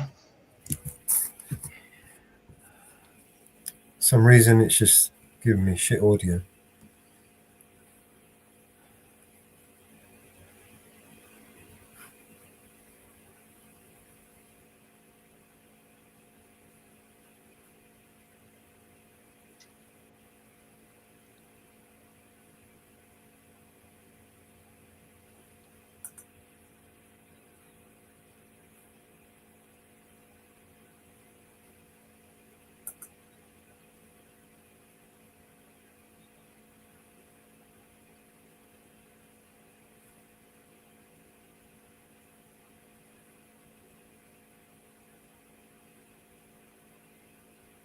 Tommy Robinson can go free. He's been in prison for 7 months in solitary confinement in a maximum security facility full of murderers and terrorists called His Majesty's Prison Wood Hill. Not just that, but to keep him in solitary confinement, the prison has released 24 other violent prisoners so that Tommy can have a wing to himself, because the prison is so chaotic and so out of control that the prison governor doesn't control it. The prison gangs do. So they literally opened out 24 cells, let those prisoners go just to hold Tommy. Talk about a bizarre justice system. Tommy was set to serve several more months in prison, but he purged his contempt, is what they call it in the law, by taking down the video finally in the last few days. That's what the judge said who sentenced him some 7 months ago. Part of the sentence was punitive. That is, to punish Tommy for publishing the video, but part of it was to force or coerce Tommy to actually take the video down. So by doing that, Tommy shortens his sentence by several months. He'll be released later this week unless the prison has some last-minute spasm of authoritarianism, which can't be ruled out given their sadistic governor, Nicola Marfley. It was an interesting hearing. Tommy's lawyer made the case that Tommy did everything he could to take down copies of the video, deleting it from his own account, writing to allies who had posted it. What was interesting is there were several accounts, including in Denmark, that simply refused to take it down, saying that they would never comply with a judge's order to censor. And the judge heard that and saw that Tommy tried to get them to take it down and accepted that Tommy did everything he could. It's interesting to me that people around the world published that video, including in France, the court was told. Besides Tommy's lawyer making the case that Tommy had purged his contempt, there was a lawyer here for the Solicitor General, that is for the government, of Keir Starmer. Realize how censorious this government is. Every single day, according to the Times of London, 30 people in the UK are arrested every day for a social media hurt feelings crime. 30 per day. That is more than are arrested for the same thing in Russia. Now, I'm not saying that the UK is an authoritarian regime in some of the ways that Russia is, but my God, it's going in that direction, wouldn't you say? Tommy joined today's proceedings by a video link from the prison, and he'll soon be released. What's astonishing is that he was in prison at all. If I'm not mistaken, there has been no other journalist who has served time in prison for contempt of court in nearly 100 years, let alone spending 7 months in solitary confinement. I think, again, that goes to Tommy's status as an enemy of the state. I'm worried that Tommy simply cannot get a fair hearing in the United Kingdom. He's become a pariah, and there's such peer pressure, even amongst the judges, to put him in prison. Let me give you an example. Although Tommy will be getting a number of days, this is another charge.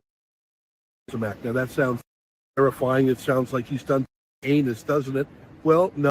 In fact, all he did was, when he was picked up by police without warrant and held under the Terrorism Act, that's an astonishing law. It's like their version of the Patriot Act over here.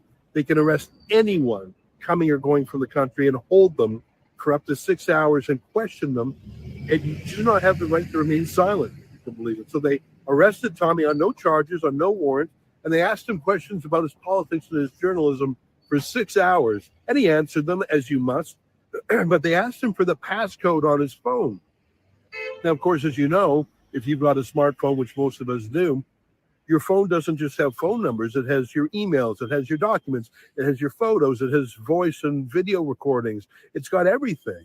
And for the police to say, give us the pass key to your phone without a search warrant or any probable cause, simply offended Tommy's dignity as a Brit, the rule of law, the privacy that people in this country ought to have. So he declines. Now, I think the police cracked his password anyways, but nonetheless, they are charging him under the Terrorism Act for the offense of not giving him their passcode. Of course they are. They throw everything at this guy. It's like Lavrenti Beria, the Soviet secret policeman who said to Stalin, show me the man and I'll find you, or find me the man and I'll show you the crime, as in, I'll find something on anybody, just tell me who. That's Tommy Robinson. So although he's out of prison in the next few days now, I don't know what will happen to him if he's prosecuted again under the Terrorism Act. The hearing was about half an hour, and it was a small attendance. I don't think a lot of people knew about it in advance. There were 2 other journalists in the room besides myself. The public gallery only had a half a dozen people in it, including close friends of Tommy. I think he wanted it low key for some reason, I don't know, but I heard about it and I live tweeted it. You can follow my live tweets on the subject at TommyReports.com. And I feel it's important for me to be here for all these hearings to document them. I try and type as fast as I can. I don't get everything. It's not quite stenography, but I try and reflect what it was like in the courtroom. Besides Tommy's lawyer, there was a lawyer for the Solicitor General, the cabinet minister in the Starmer government, and he didn't particularly oppose Tommy's release. I think he realized that Tommy Robinson had done everything he could to get the film down. But it was astonishing to me that the Solicitor General of the UK sent a lawyer, an expensive private practice lawyer, into court. And the Solicitor General did all sorts of online research about this video too. I mean, talk about misplaced law enforcement priorities. This country is awash in crimes, both petty and serious. London itself has got to be one of the most violent cities, certainly in the United Kingdom, whether it's knife crime or just property crime.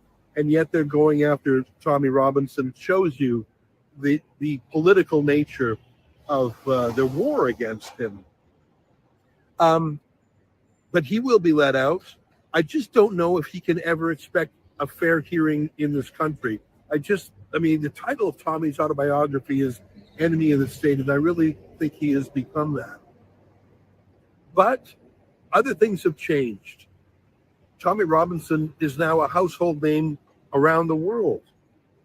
That video that was banned, and now it's taken down, Well, before it was deleted, it had over 160 million views. That's more than double the population of the United Kingdom. The issues that Tommy Robinson would shine a light on, mass immigration, Islamification, terrorism, rape gangs, these are things that you weren't supposed to talk about. And the establishment sort of had a pact of silence, a cone of silence over them. Well, now everyone's talking about it. Even Keir Starmer, the Labour government, is now talking tough about reducing immigration, requiring English from immigration. I don't believe Keir Starmer, but Tommy Robinson was an early voice when everyone else was telling him to shut up. That's sort of how it is in politics, isn't it? A prophet is not recognized in his own time. Now even Nigel Farage is talking about mass deportations. It's almost like they're trying to catch up to where Tommy Robinson himself was. I think that's the difficult thing about being the leading edge, is you have the toughest fight and you never get any respect. I got to continue covering Tommy Robinson because I have a personal friendship with him, but also because I see his important place in the battle of ideas in this country. And I see how the war against him exposes flaws in the United Kingdom's own policing, prosecutions, certainly the prison system, the politics, the media.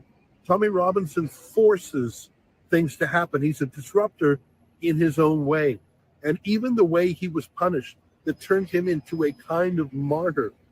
I'm not sure if the state knew what they were doing by coming down on him so hard, because I think it only increased the size of his following. I understand that they're going to have a big public rally later this year when Tommy is out, a free speech rally. It'll be interesting to see how that goes, and if the government tries something to arrest him before that rally. They did that the last time they arrested him. They arrested him just a day before one of his big rallies. It couldn't be clearer that this is political. Every time I come to the United Kingdom, I myself, by the way, am slightly surprised that I'm not detained under that same terrorism act and asked questions, because I know 5 other people who have been detained under that rule, under that terrorism act. Anyways, those are my thoughts from being outside the courthouse. There's just one more thing I want to say, and it was interesting. The judge went through the guidelines, sort of the list of the rules for someone purging their contempt. Did you take all steps to remedy the contempt? Did you agree not to do it again? I mean, the judge said that Tommy Robinson had promised that if he disagrees with the court ruling in the future, he'll appeal it. But there was one thing the judge noted, that Tommy Robinson did not show remorse or contrition. He did not say he regretted doing what he did. He said he'll change his ways in the future, but he doesn't regret doing what he did. Now, that was not reason enough to be kept in prison, said the judge. But that's the nature of Tommy Robinson. There's a principled stubbornness to him.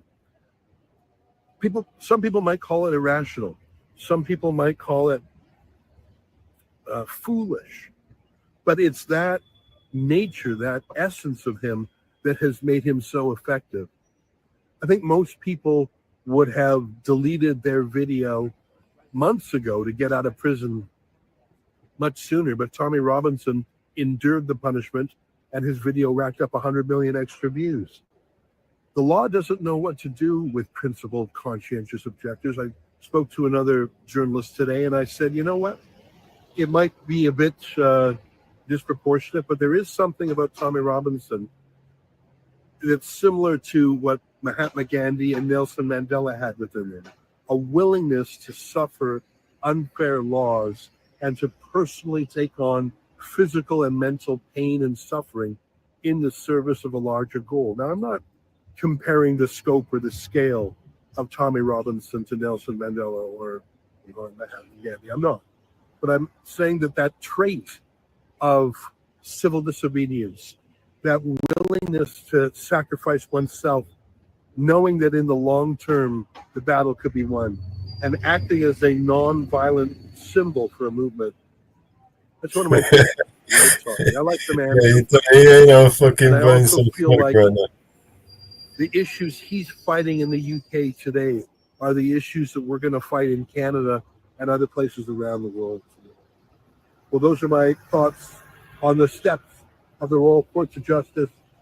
I think Tommy should be out of jail in the next few days. I'm going to stick around London and try to find out when he's being released. And through the family, I've spoken to them, and I believe I'll be able to interview him when he's out of prison. I'll have a one-on-one conversation privately with him, but I'll also catch up with him for his public thoughts and for the details of his prison that I was forbidden to find out because I myself was banned from visiting him by the sadistic Governor Nicola Murphy. Well, that's my report. That's about as much as I can listen to that shit. Oh, God. It's exhausting listening to bullshit all day.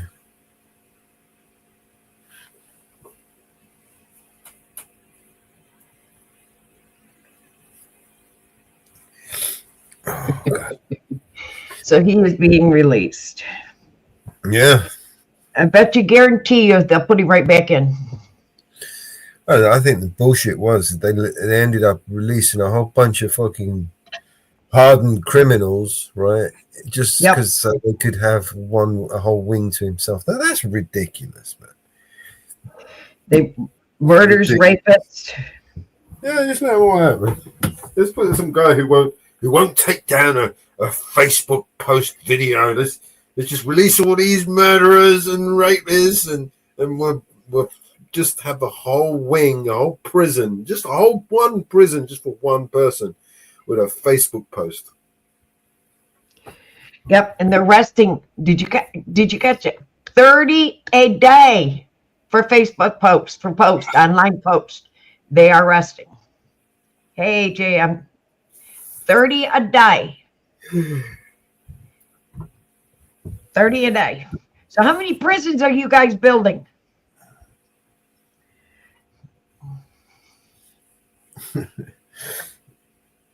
As many as it takes, Marvin. As many as it takes. And then they let them all out, and then they released him. That makes even more common sense. They're going to go and get him back and put him back in there. Yeah. Oops, we made a mistake. You're coming back with me. Yep. Oh, Jesus Christ. There's so much bullshit you don't know what is true and what is bullshit. Yep. That is not his son. So that, just to be clear, that next speak this afternoon is one of the ways. On combination, if you think about a region, let's say 2 years from now, where serious requirements, because and it's focused on express. That means that in a world, I look from the questions. We'll go to epic proportion. Will be to allow conundrum is move to Ukraine because with our NATO outside of us, then how can we ever ask people to do Yeah, that? it's unbelievable. Yeah, a couple. Unbelievable. Unbelievable.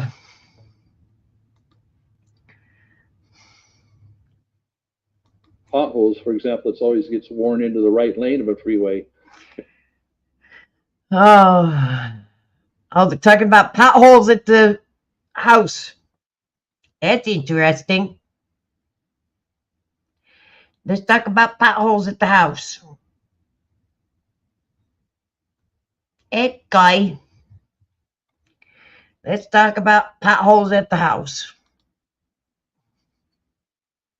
That makes a lot of sense, don't it?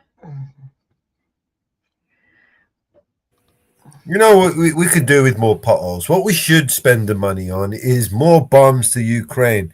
Here's a new one, Mama Bear. Do you realize all that weaponry, the hundreds of billions of dollars that we sent to Ukraine is now popping up all over Europe and Africa and all over the world. Weapons that we sent for Ukraine to fight a war has been sold on the black market, and it's ending up in gangsters' hands, in villains' hands, all across Europe. Okay, even in the UK, right? These weapons are turning up in the UK. We're sending them to Ukraine. They're turning up to be used against us in the UK. That's how ridiculous this has got. Now I just tapped in. Now they're talking about softball games. Okay. Okay. We've been from potholes to softball games. They've talked about teachers, but they do nothing. The House is doing absolutely shit about our economy. Absolutely nothing. Somebody just posted, let's go, President Trump, pass this big, beautiful bill. They've already passed the bill and the Senate rejected it. Ding dongs. People don't pay attention to what's going on.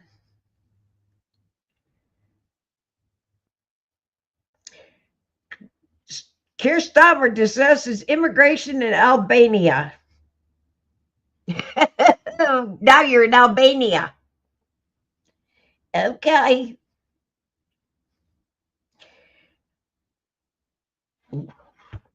Okay. Keir Starmer's in Albania. Ding dong. Hey, ding dong. Why don't you go back home and just shut your dang borders?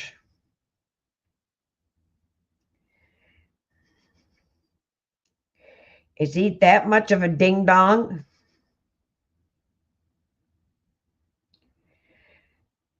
Then I was watching, seen the news report that if we have a 9.0 earthquake in California, we're going to lose a lot of California. And LA is in a bad spot. That's the plot. I mean, isn't it going to? It's going to become an island, isn't it? It ain't going to become an island. It ain't going to sink.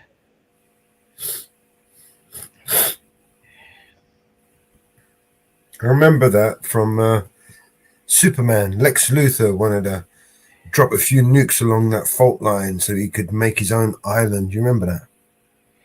Yeah. That fault line that runs there runs all the way straight up through Washington, Oregon. That fault line is a big fault line in California. Good.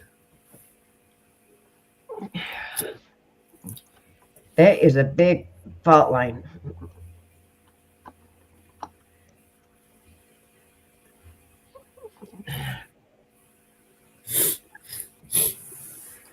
I mean, that fault line is, that San Andreas fault line is huge.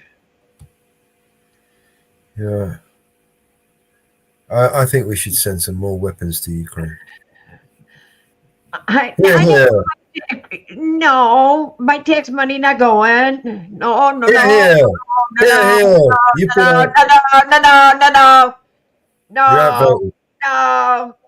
been outvoted. Your vote doesn't count. Thank you for your consent, though. Excuse me.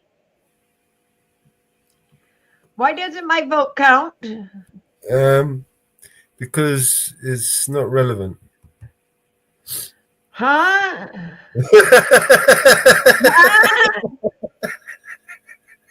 Because it doesn't matter. Excuse me. Hey, Mello. See that? Why doesn't it count? Because I'm the government and I said so. You send your tax money because my tax money stopped. Oh, I love giving my money to my government. They just Your take money's it. going, mine stopped. You know, they don't even say thank you when they take it. I know. You know, because it's all going right there. Yeah. Did you see that Facebook post I posted a few days ago? Yeah, I did. It's all going right up the nose. All those little spoons. And they got the best stuff as well. They ain't stepped on. Straight Bolivian gold, mate. I'm telling you. You know, those little spoons are quite the spoons. You know that. I wish I Yeah. would those spoons. Well, God. they're posh, you see. You know, like the lowly fuckers, they have to roll up the little notes, the 5s and the 10s and the 20s if they're lucky. You know, them motherfuckers, they ain't got no notes in their pockets. You know, it's just, what notes? They ain't got notes. It's a novelty for them to carry cash. They got golden spoons, you know? I bet you they are gold too. Yeah, golden spoons, mate. I bet you they are gold. Guaranteed.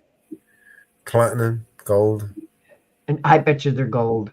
Probably got diamond tips on it as well. Probably.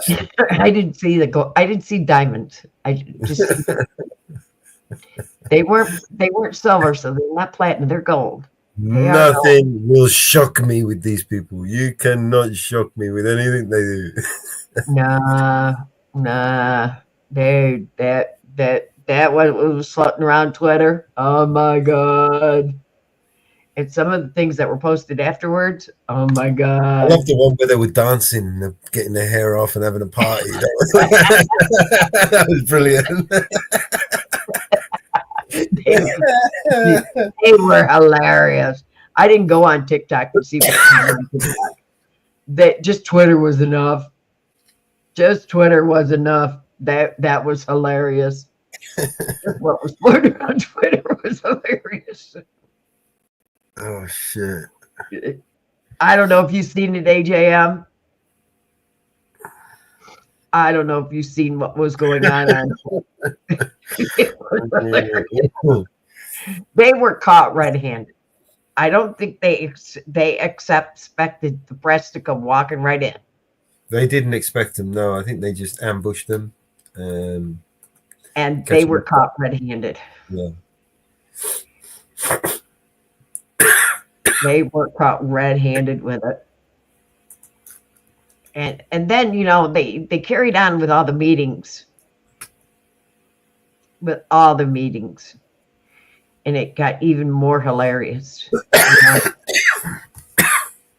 And, you know, and how the people, you know, I know everybody in the UK have posted about it and said something about it. All the news agencies are. And, you know, but Germany, I haven't seen anything in Germany about it. You know, why isn't people speaking out about it? Are they that afraid of it? No, I believe that it's been the news, the propaganda has been compartmentalized. A portion of the people are getting to hear one side, and another portion are getting to hear the other side. In order to create that division, that divide, and that narrative. It don't happen. It don't happen. Just like Ukraine, nothing's going to be said in Ukraine because they own the press. What can be said in Ukraine is keep the mouth shut. Because the only thing that's being said in Ukraine is what Zelensky allows. You keep your mouth shut. He. You say what he wants said, and that's it. No. You cannot speak. You can't be exposed in Ukraine. You know. And everybody says we're headed for, we have martial law. We don't have martial law. Ukraine is under martial law. They are under martial law because he won't even allow elections to happen over there. He stopped elections. And I think they ought to have elections. He would be out of power. He would be out of power.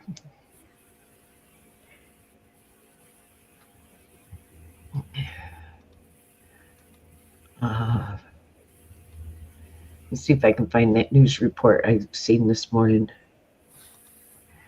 about that fault line.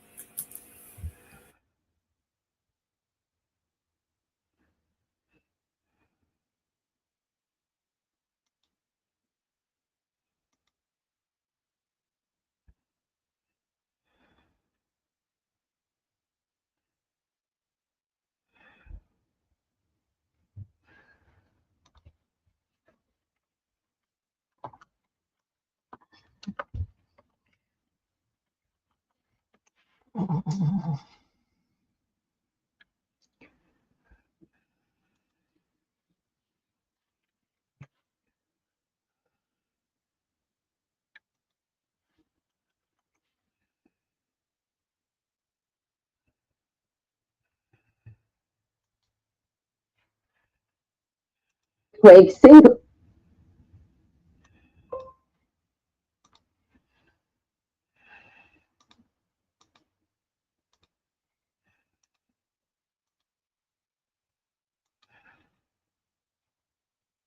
Earthquake Singapore portion of Northern California. A new study addresses that very question and whether we could see impacts here at home. Meteorologist Brianna Ruffalo joins us in studio with some answers. Brianna. Yeah, well, when you see that study, it can look pretty alarming. So I spoke with Dr. Lucy Jones, and she said this possibility has actually been known for a few decades.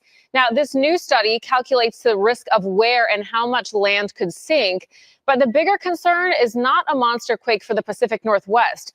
It's actually closer to home.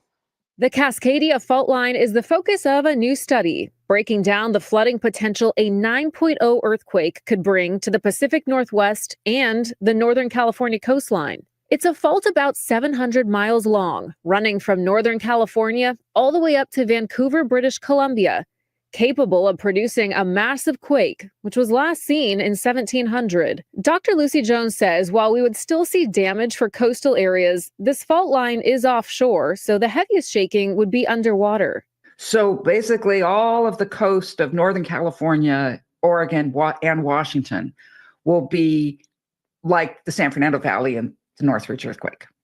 And we had 10 miles, and this is going to be 700 miles or something like that. So it's going to be a much larger area that is hit by the shaking. The study, conducted by Proceedings of the National Academy of Sciences, provides calculations of possible scenarios where coastal areas could sink by several feet. I think the other aspect that's sort of the newsworthy thinking about it is, what does it mean in a time of sea level rise? And it's another compelling reason to really do something about climate change. But Dr. Lucy Jones says the possibility of this monster earthquake actually isn't the worst case scenario. The most damaging earthquake I can think about was actually not even on the San Andreas. It would be a magnitude 7.5 under Los Angeles. Because the thing in the West Coast where we have relatively young rocks compared to the East Coast, and they're softer then. So where exactly are the most concerning areas? Dr. Jones lists the faults capable of a 7 as the Newport Inglewood Fault, Hollywood, Santa Monica, Whittier, and Puente Hills. She says there are about 100 faults under LA, but the worst model output is the Puente Hills Thrust, a fault that runs right under downtown Los Angeles. It's bad luck if you happen to hit the century that we have the magnitude 9, but those 7s in Los Angeles are more deadly. And of course, there's no way to know when we could see any of these scenarios, but the moral here isn't to worry when these studies are released as much as we want to. Dr. Jones added, it's possible we don't even see the Cascadia Fault 9.0 in our lifetime, but it's important to understand the impacts of rising sea levels and how this could create double the impact.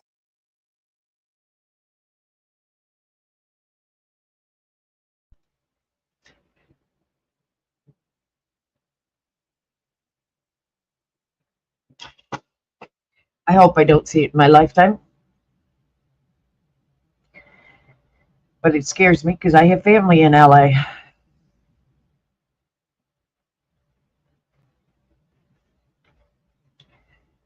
Don't want to be alive if it happens.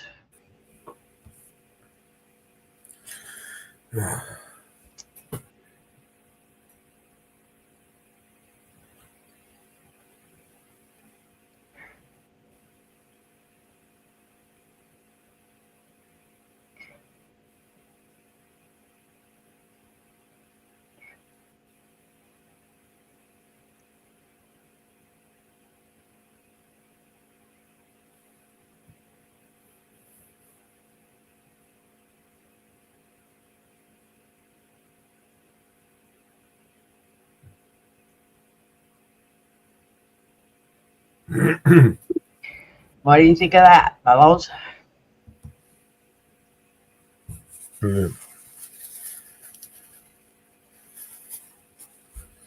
Best news I've heard all day. Maybe once it becomes an island, we might be able to emigrate there. Just as long as it doesn't happen when I'm out there. Because you know I plan on going out. When you coming out there? I'm going out next May. Oh, shit. I'm flying out next May for my granddaughter's graduation. So let's pray to God that it doesn't happen. Right. Okay? And I'll be in LA. Let's pray it doesn't happen. Okay?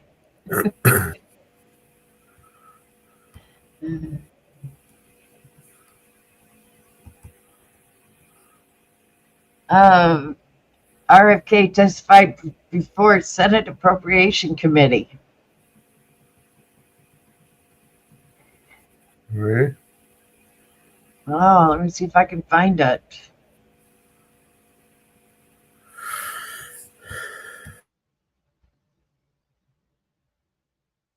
You know, I hate bringing up somebody else's feed. You know, I'm tagged in the Senate.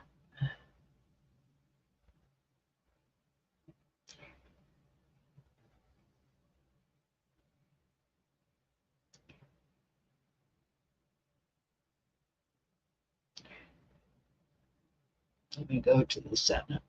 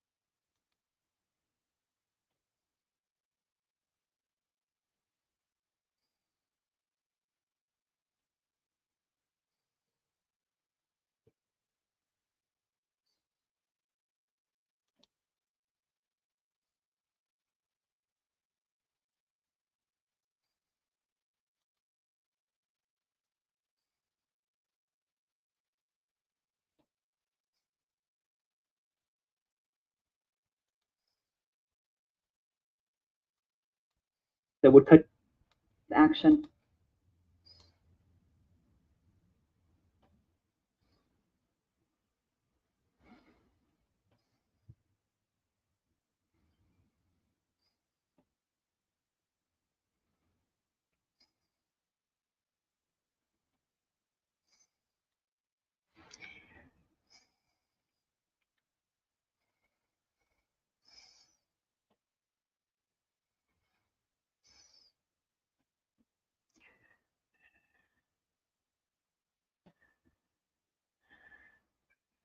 Oh, that was 5 days ago.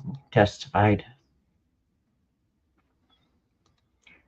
He testified 5 days ago. Hello, Halo.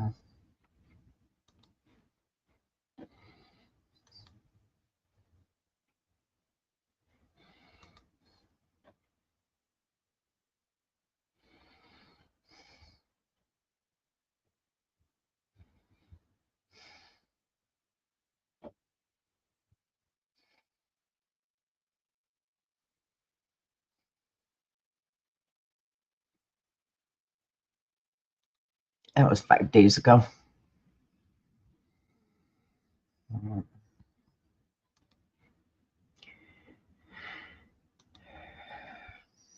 Oh, what's going on today in the house?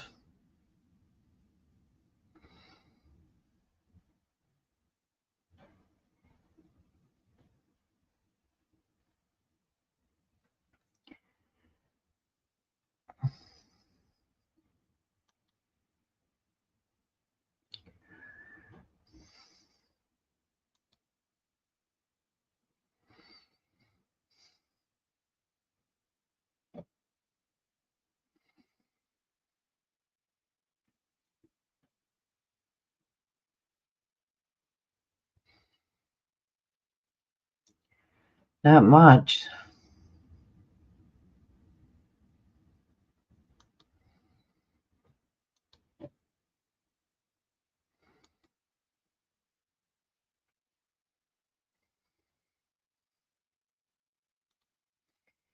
And everything went quiet.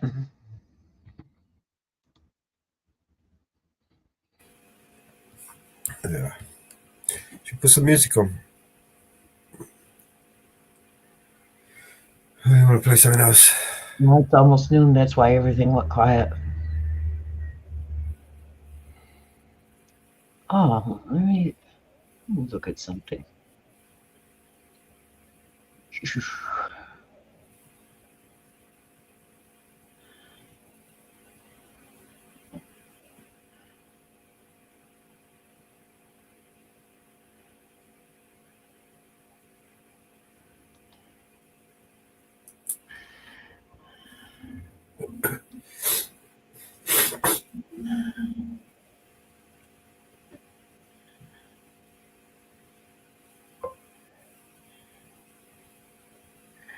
Ah, body cam footage. This is an officer-involved shooting. This is raw footage of Louisville Metro Police Department. They put this up on their website, and this is an officer-involved shooting in Louisville, Kentucky. Okay. I have not seen this, so I don't know what happened, but this is an officer-involved shooting. So we're going to look at it together. Okay? I'm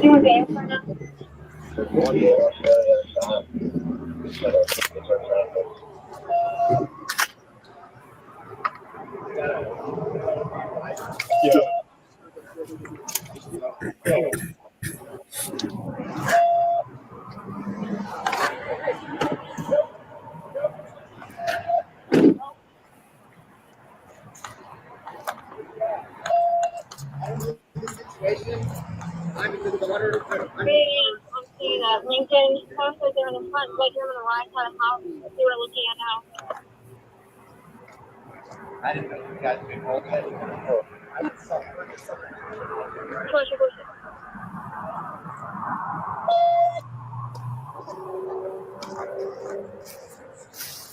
Hey, living in the White House. Front bedroom on the right side of the house. Should be 2 down, right? It's 11-14, right?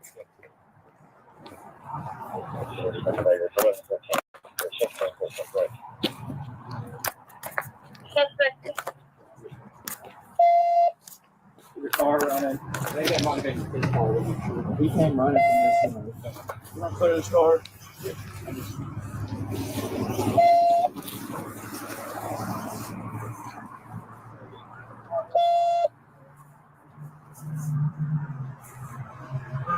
Putting on scene at Lincoln. Caller was not sure what father is with the gun. Hey, show your hands, please. He's on Baker at 2247. Put your hands out the window. Hey, I got it. Hey, fuck you.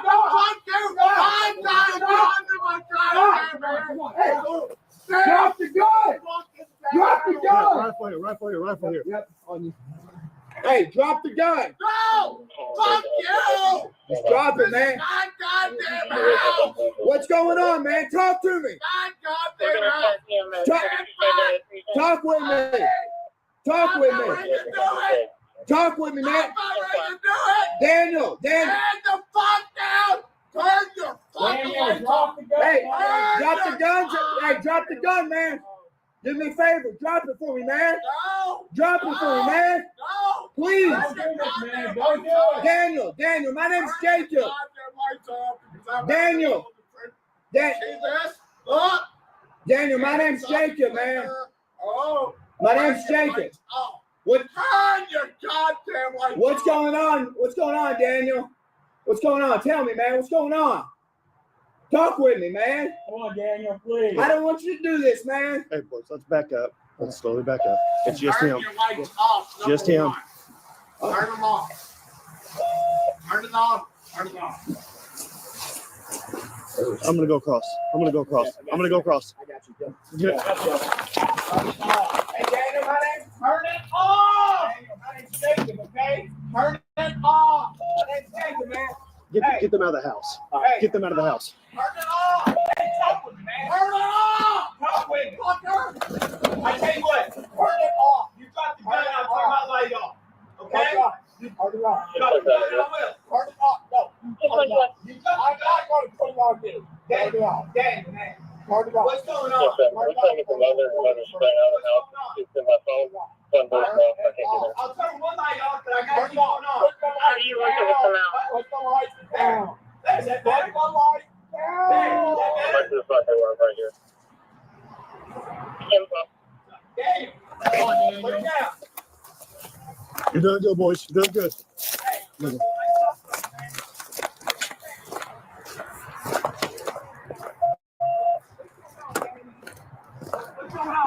629 to all units. Listen carefully. I'm going to go around to the full side of the house. Secure them up.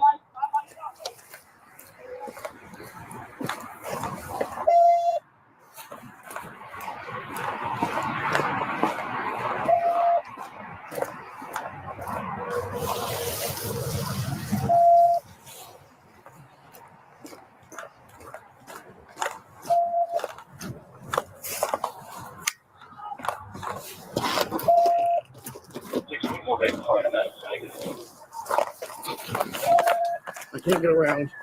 Tell me why. What's going on? What's going on, man? Can we get some other units on the other side of Lincoln to stop all traffic? We want all traffic shut down on Lincoln, please. We need all traffic shut down on Lincoln, and the mother's friend is coming to the door now. Your caller said she's staying in her room. Do you want her out as well? 629. I want everyone out of this house now. Come on. Yeah, Okay, it's okay. Go that way. Go that way.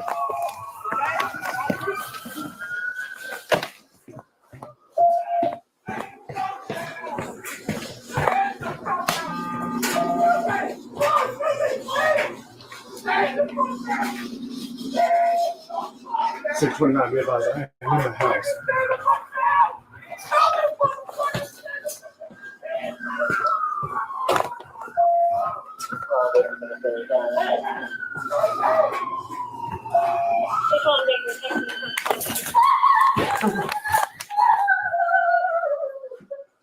Drop the gun!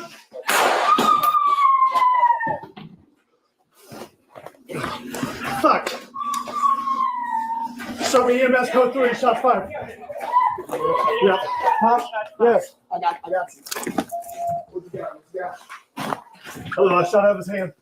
I'm telling him it's okay to approach. This is what Stop. Find it. Find it. I shot it out of his hand. It went flying. Right here. Oh, nothing good. Yeah. No, My hair. it's probably underneath it. You gotta turn it here. Hey, cut it off. Hey, get serious. Hold on, moving. Where's he hit? In his wrist. Hitting the wrist. Okay. Guns right here. All right, keep it. Step on it.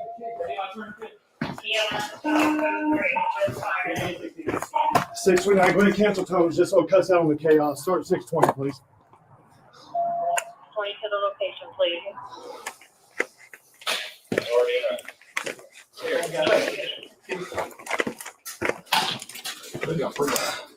Morning, Daniel. Stay with us, okay, bud? So, I want to die. That's what I do. You okay? Sorry, we're trying to let you know. It's okay. Good? I was trying to get the girl out and he came in. Are you good? You might be shot.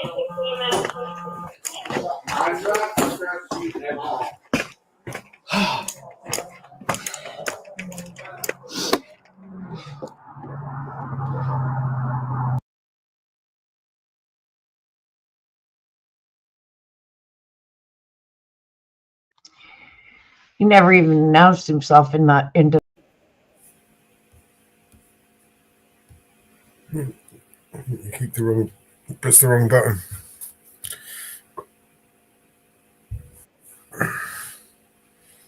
You keep doing that. He never even announced himself into the house.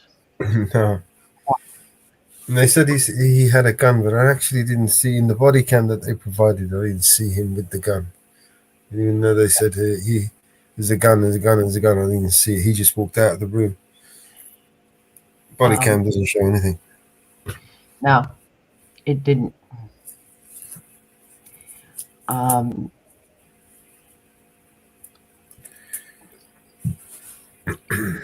It didn't. How come that's the only body cam available? Yep. I think body cams, there should be one on their heads so we can see what they're looking at all times. They did give police briefing on it. You want to listen to that? Yeah, go on.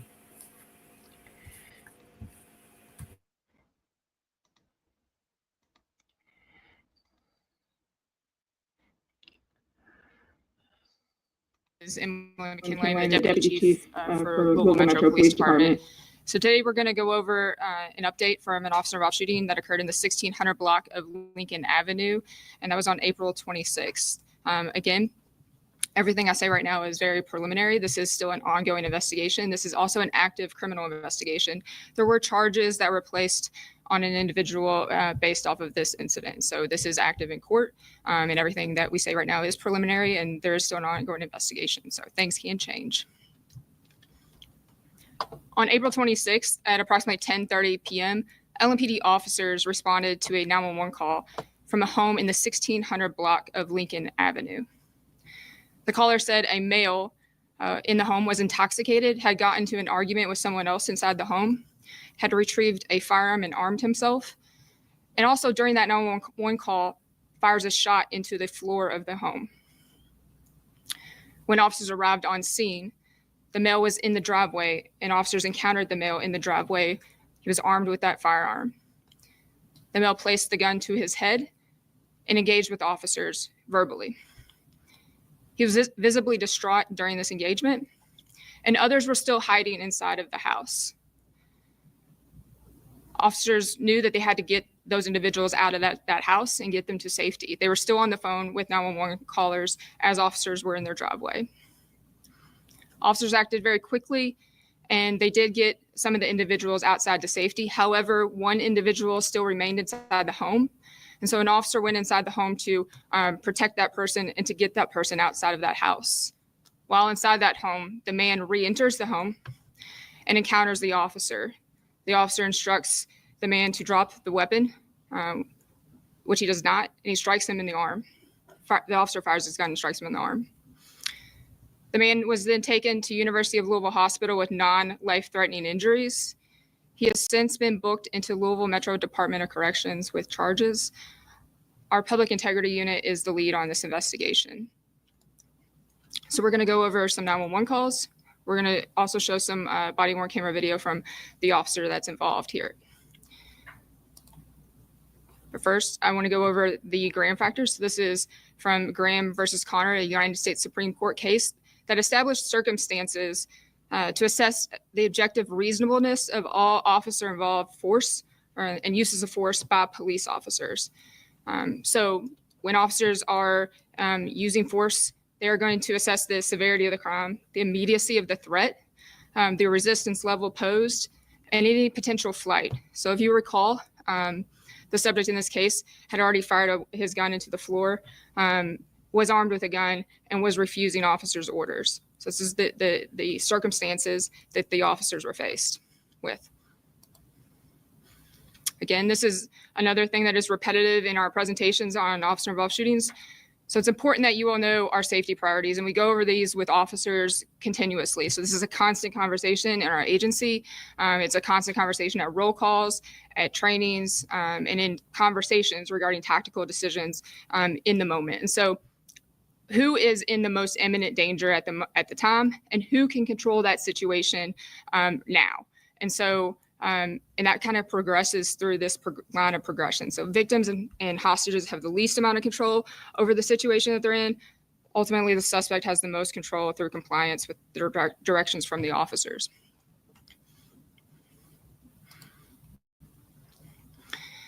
This is the officer that was involved in this officer-involved shooting. This is Sergeant Chris Pedigo. He has been with LMPD for 17 years. He's assigned to LMPD's 6th Division. He is a sergeant, patrol sergeant, so he supervises a squad of officers. He discharged his assigned patrol rifle one time, and he did strike the suspect in the arm. He is on paid administrative leave pending this investigation, which is normal protocol in any of these instances. Our suspect that's involved, his name is Daniel Gish. He is a white male. He is 55 years old. He was transported to the University of Louisville Hospital. He has since been released. He was released yesterday and booked at corrections. He is charged with wanton endangerment first of a police officer. Okay, so this next slide, I'm going to play the 911 call. This is a call for service from inside the home. This call is about 4 minutes in length. It has been redacted to protect some personal information, but this does capture the intensity and what was going on in the moment and the stress that was experienced by the people inside the home at the moment. So I'll play this. This is a very powerful 911 call. Operator Merriweather, where is your emergency? Lincoln Avenue. That's Lincoln Avenue, is that right? Yes, ma'am. Is it the house or apartment? It's a house. What's your name, ma'am? And what's your phone number? Tell me exactly what's going on. So my dad started banging on the door. Him and my mom were having an argument, and he threatened to kill himself. And he went downstairs. He took a gun. We all heard it. It was in my room right now, and we were scared. Not with the whole safety, that everybody was in the house. Yeah. We heard that this significant to be So you're saying you heard the guns go off? not go off, but like, You heard him get the gun? yeah, and he was extremely drunk. Okay. What's your father's name? Daniel Gish, How do I spell his last name? Gish. What race is he? White, male. And you said that he is drunk right now and he has a gun. Yes, ma'am. What's he wearing?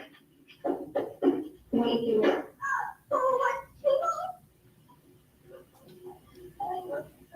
What just happened, ma'am?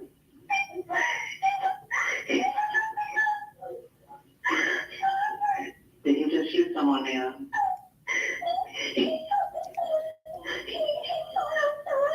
Okay, I need you to answer what he's wearing.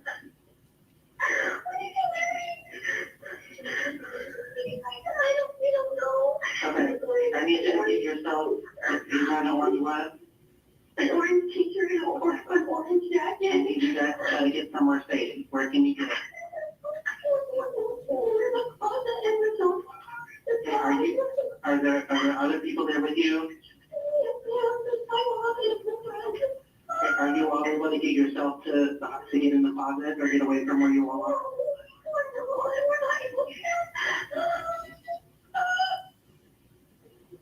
Okay. Within that, again, I need you to try to take a deep breath and try to keep yourself as quiet as you can so that you cannot get to where you are.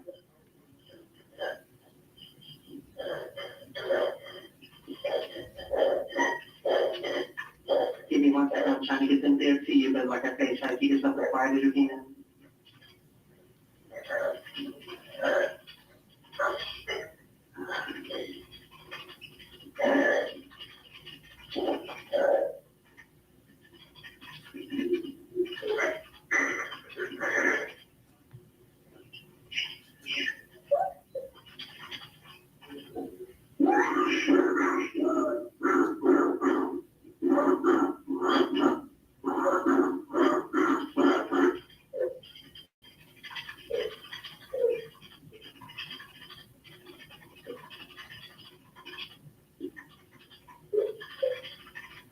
And when he shot to the floor, nobody was hit, right?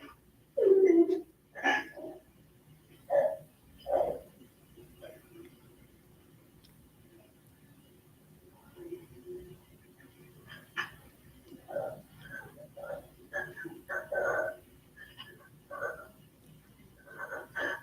Okay. Where is he in the house? You said he's in the basement? No, he was in the kitchen. We were in your notice center. He's out right now. Okay, so you and your mom and her friend are in the bathroom? We are in the bedroom. We are in my room. Oh, are you able to lock? It is locked. Yes. Okay, they're already on their way. I just want you guys to try to stay in there and stay safe. I'm gonna stay on the phone with you. Yes, ma'am. Thank you. Okay, so you can see the fear that was occurring inside that bedroom and the unknown that was going on outside that door, waiting for the officers to arrive.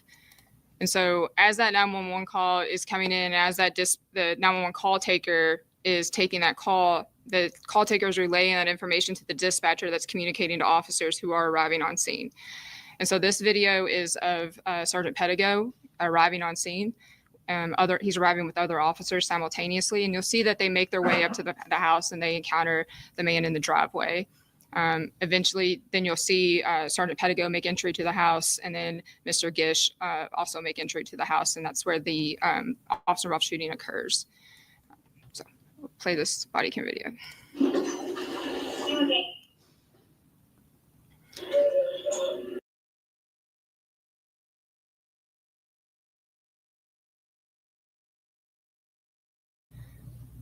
Okay, so again, he's performing how he was trained. He put himself between Mr. Gish and then the female that was inside the house. So he didn't know where exactly she was, but he knew that there was another female that was inside the house that he needed to protect.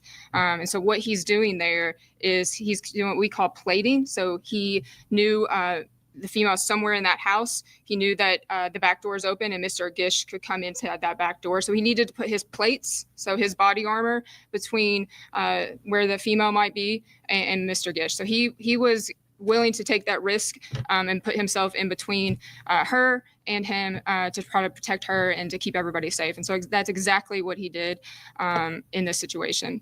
Obviously, victims, if you go back to our safety priorities, this aligns exactly with our safety priorities, putting that victim as our top priority and putting ourselves in front of that victim. And so that's what we saw here.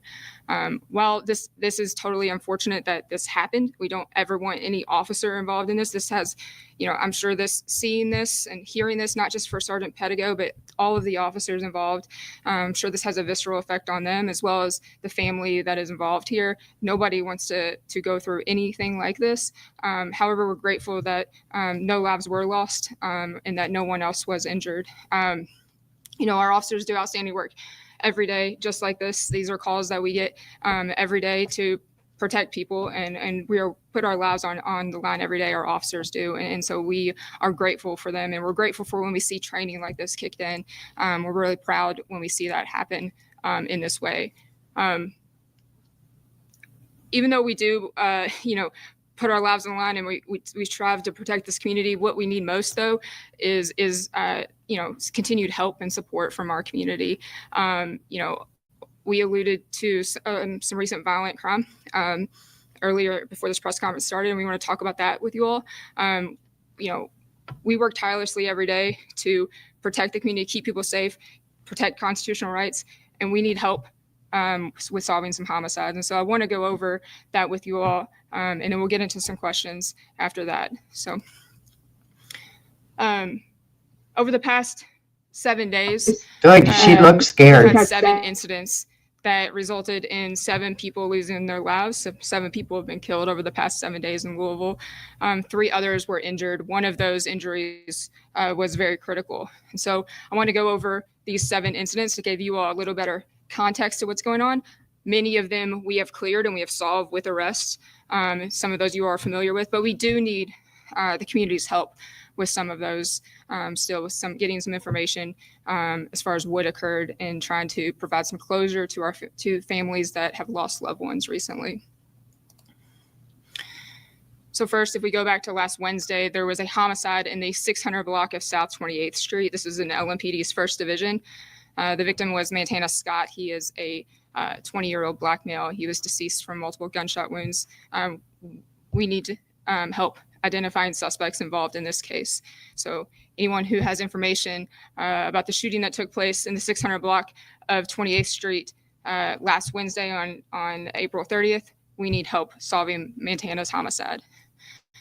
And then on the same day, we had another homicide in the 50,000 block of Popper Level Road, in LMPD 6th Division. The victim was Joshua Melinda. He was a 37-year-old black male. We did make an arrest on that. I think we made the arrest yesterday or day before. So you all, I believe, have reported on that. So we have cleared that homicide.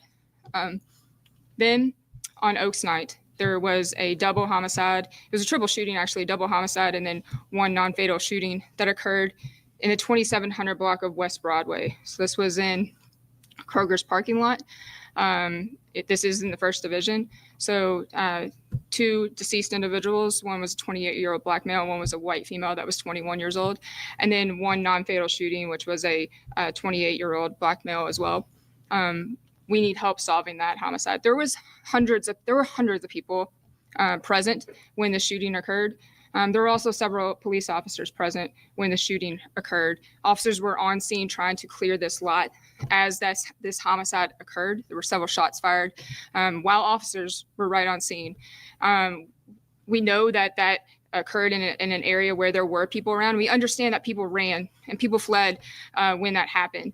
And we know that maybe you weren't able to talk to the police that night because maybe you ran or you left the scene. And we understand that. But if you were there and you saw something, heard something, or you heard somebody talk about it, we need to hear from you. We have grieving families. This is completely unacceptable. It was Oaks Night, a night that our city was celebrating one of the biggest events in sports in the world. And we want to solve this, and we want to provide some justice and closure for those families. So if you know anything about what happened on Broadway, I know there's several videos that are circulated on social media, so I know there are several people that were there. 574 LMPD, we need tips and we need information for that, and we know people that were there. We know people have that. Then the next day in the 100 block of South 41st Street, we had another homicide. This appears to be domestic related. We do have all parties accounted for. We will conference this with the Commonwealth Attorney's Office to determine if there are charges in the future. But at this time that this is considered closed, we do know everybody that's involved. The other homicide that night on the 4th was in the 400 block of University Boulevard in the LMPD's 4th Division. We had 2 people that were shot. One of them died. We have spoke with all parties that are involved in this case as well, and we will consult with the Commonwealth Attorney's Office for potential charges in this one. So that case is also cleared. We know everybody that's involved. There could be potential arrests that come from that. Also on the 4th, in the 1600 block of Dixie Highway in LMPD's 2nd Division, Mr. Isaiah White was found with a gunshot wound and pronounced deceased. He was a 49-year-old black male. We have since arrested Jack Elliott. He is a white male, 48 years old, and charged him in relation to that homicide. So that homicide has been cleared as well. And then last night, we had a shooting in an apartment complex on Bold Forbes Road in LMPD's 3rd Division. The victim sustained a gunshot wound. He is in very critical condition at University of Louisville Hospital. However, we have arrested a suspect already in that case. Jamal Sheikh is who we placed charges on today. And in talking about that homicide, we've made an arrest, but we have not been able to identify our victim. And so one thing we're going to ask for you all and from the community is assistance in identifying our victim. I'm going to read some descriptors of our victim from this homicide on Bold Forbes Road, and we need the community's help in identifying him. So he is a Black male. He is about estimated between 15 and 20 years old, very young Black male. He was wearing a black Nike zip-up sweatshirt. He also had black pants on. He was also wearing black, gray, and white Jordan tennis shoes. He had an average height and a slim build. He had shoulder-length black hair, and he was wearing prescription glasses. If this matches the description of anybody's family member or friend who they have been unable to contact since about 6 p.m. last night, we are asking for some information to assist in identifying him. So again, a Black male, 15 to 20 years old, a black Nike zip-up sweatshirt, black pants, black and gray and white Jordan tennis shoes, an average height, slim build, shoulder-length black hair, and prescription glasses. 574 LMPD is our tip line to give descriptions on that. Some updates on homicide numbers. So we have 38 homicides this year compared to 52 this time last year. That's a 25% decrease from this time last year.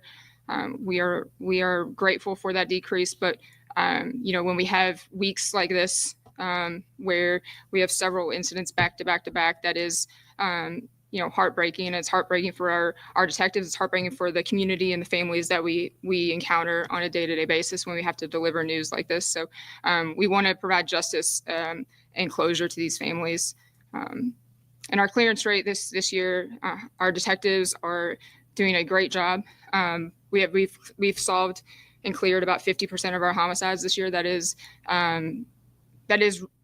good and significant progress if you compare previous years, and that is all thanks to cooperation that we're getting from the community and the hard work that our officers are doing every single day to build those relationships in the community. And we are seeing that pay off in dividends by getting tips, by getting information, help from the media, by talking about homicides, engaging with the media, getting that information out there and asking for help. I think that's really paying off, and we're seeing that in the ways that we're able to make arrests, the ways we're able to provide some closure to our families. So thank you. And that is the end of that slideshow. I will take any questions related to the shooting or any of the homicides.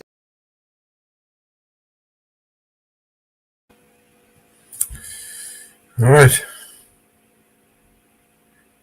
They are starting to call, and they have been calling this little Chicago, because the crime rate is like Chicago. Chirac. It's funny, the DOJ's been there. All right. Well, I'm starting to get really tired in this chair. Yep. I've got laundry to fold. All right. Should we shut this live down? Yep. Pick it up later or tomorrow or something. Thanks everybody for joining. Yeah, definitely. All on the next one. Yeah, there's always a next one. Yes. See you guys. There you go. Let's get back on my brand. I think what I'll do is just leave this open since we don't have the Jitsi, and then I'll just come in the front room. Okay. All right. See you guys later. Actually, maybe I should come in on. Let me come in on the other one first before we shut down. I'm gonna drop. Can you drop the link in the chat, just in case anyone wants to jump?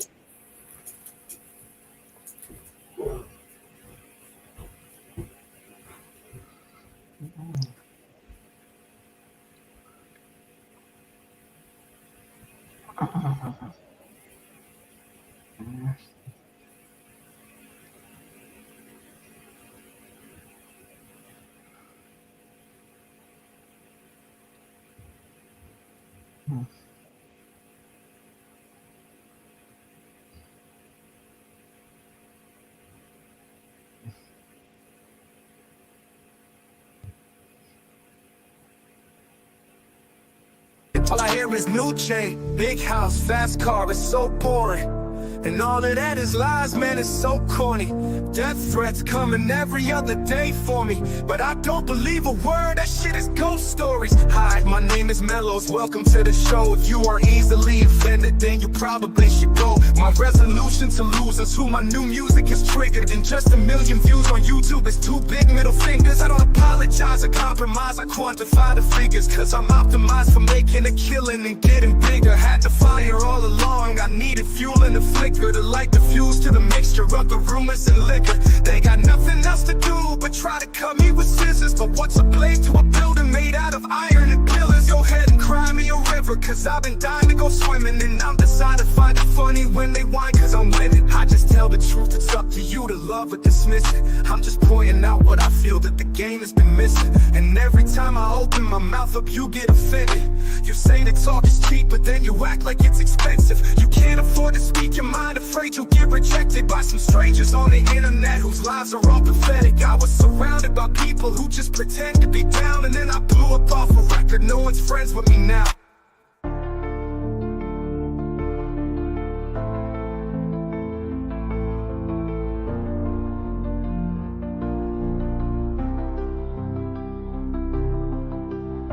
But I hear's new chain, big house, fast cars, so boring.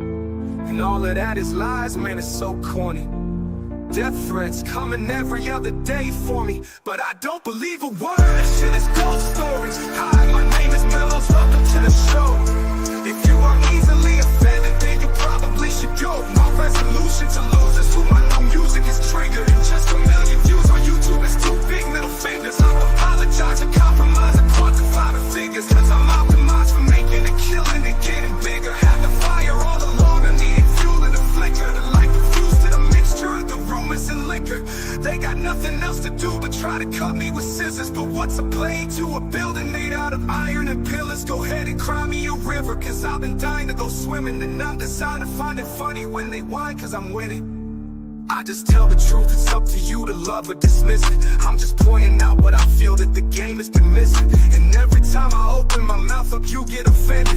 You say that talk is cheap, but then you act like it's expensive. You can't afford to speak your mind, afraid you'll get rejected by some strangers on the internet whose lives are all pathetic. I was surrounded by people who just pretend to be down, and then I blew up off a record. No one's friends with me now. You say that talk is cheap, but then you act like it's expensive. You say that talk is cheap, but then you act like it's expensive. You can't afford to speak your mind, afraid you'll get rejected by some strangers on the internet whose lives are all pathetic. I was surrounded by people who just pretend to be down, and then I blew up off a record. No one's friends with me now. No one's friends with me now.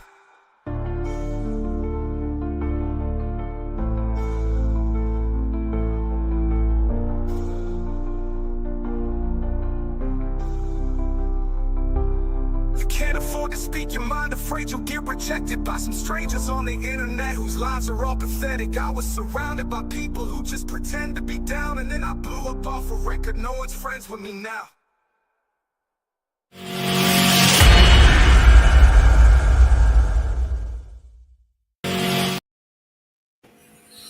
All right, that's it. Thank you, Mama Bear. We'll shut this down now. Thank you, everybody, for joining, tuning in, staying with us. And we will see you on the next one. Everybody have a great day, or evening, or morning, whichever it may be.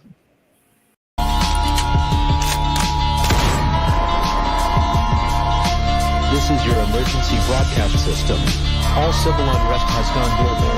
All capital buildings and cities are under siege by the United States government to quell the domestic terrorist threat. All residents of urban neighborhoods and cities are being ordered to stay in their homes until the threats are eliminated. If you disobey orders, you could be shot on sight by rogue agents, federal forces, and domestic terrorist militias. This is your emergency broadcast system. This is a national alert. Imminent threat is nationwide. You must stay inside of your homes or risk being shot on sight. The conspiracy is upon you. Your conspiracy friends were right all along. Now you must learn to survive. If you hear this, you are the resistance. This is your emergency broadcast system. End of broadcast.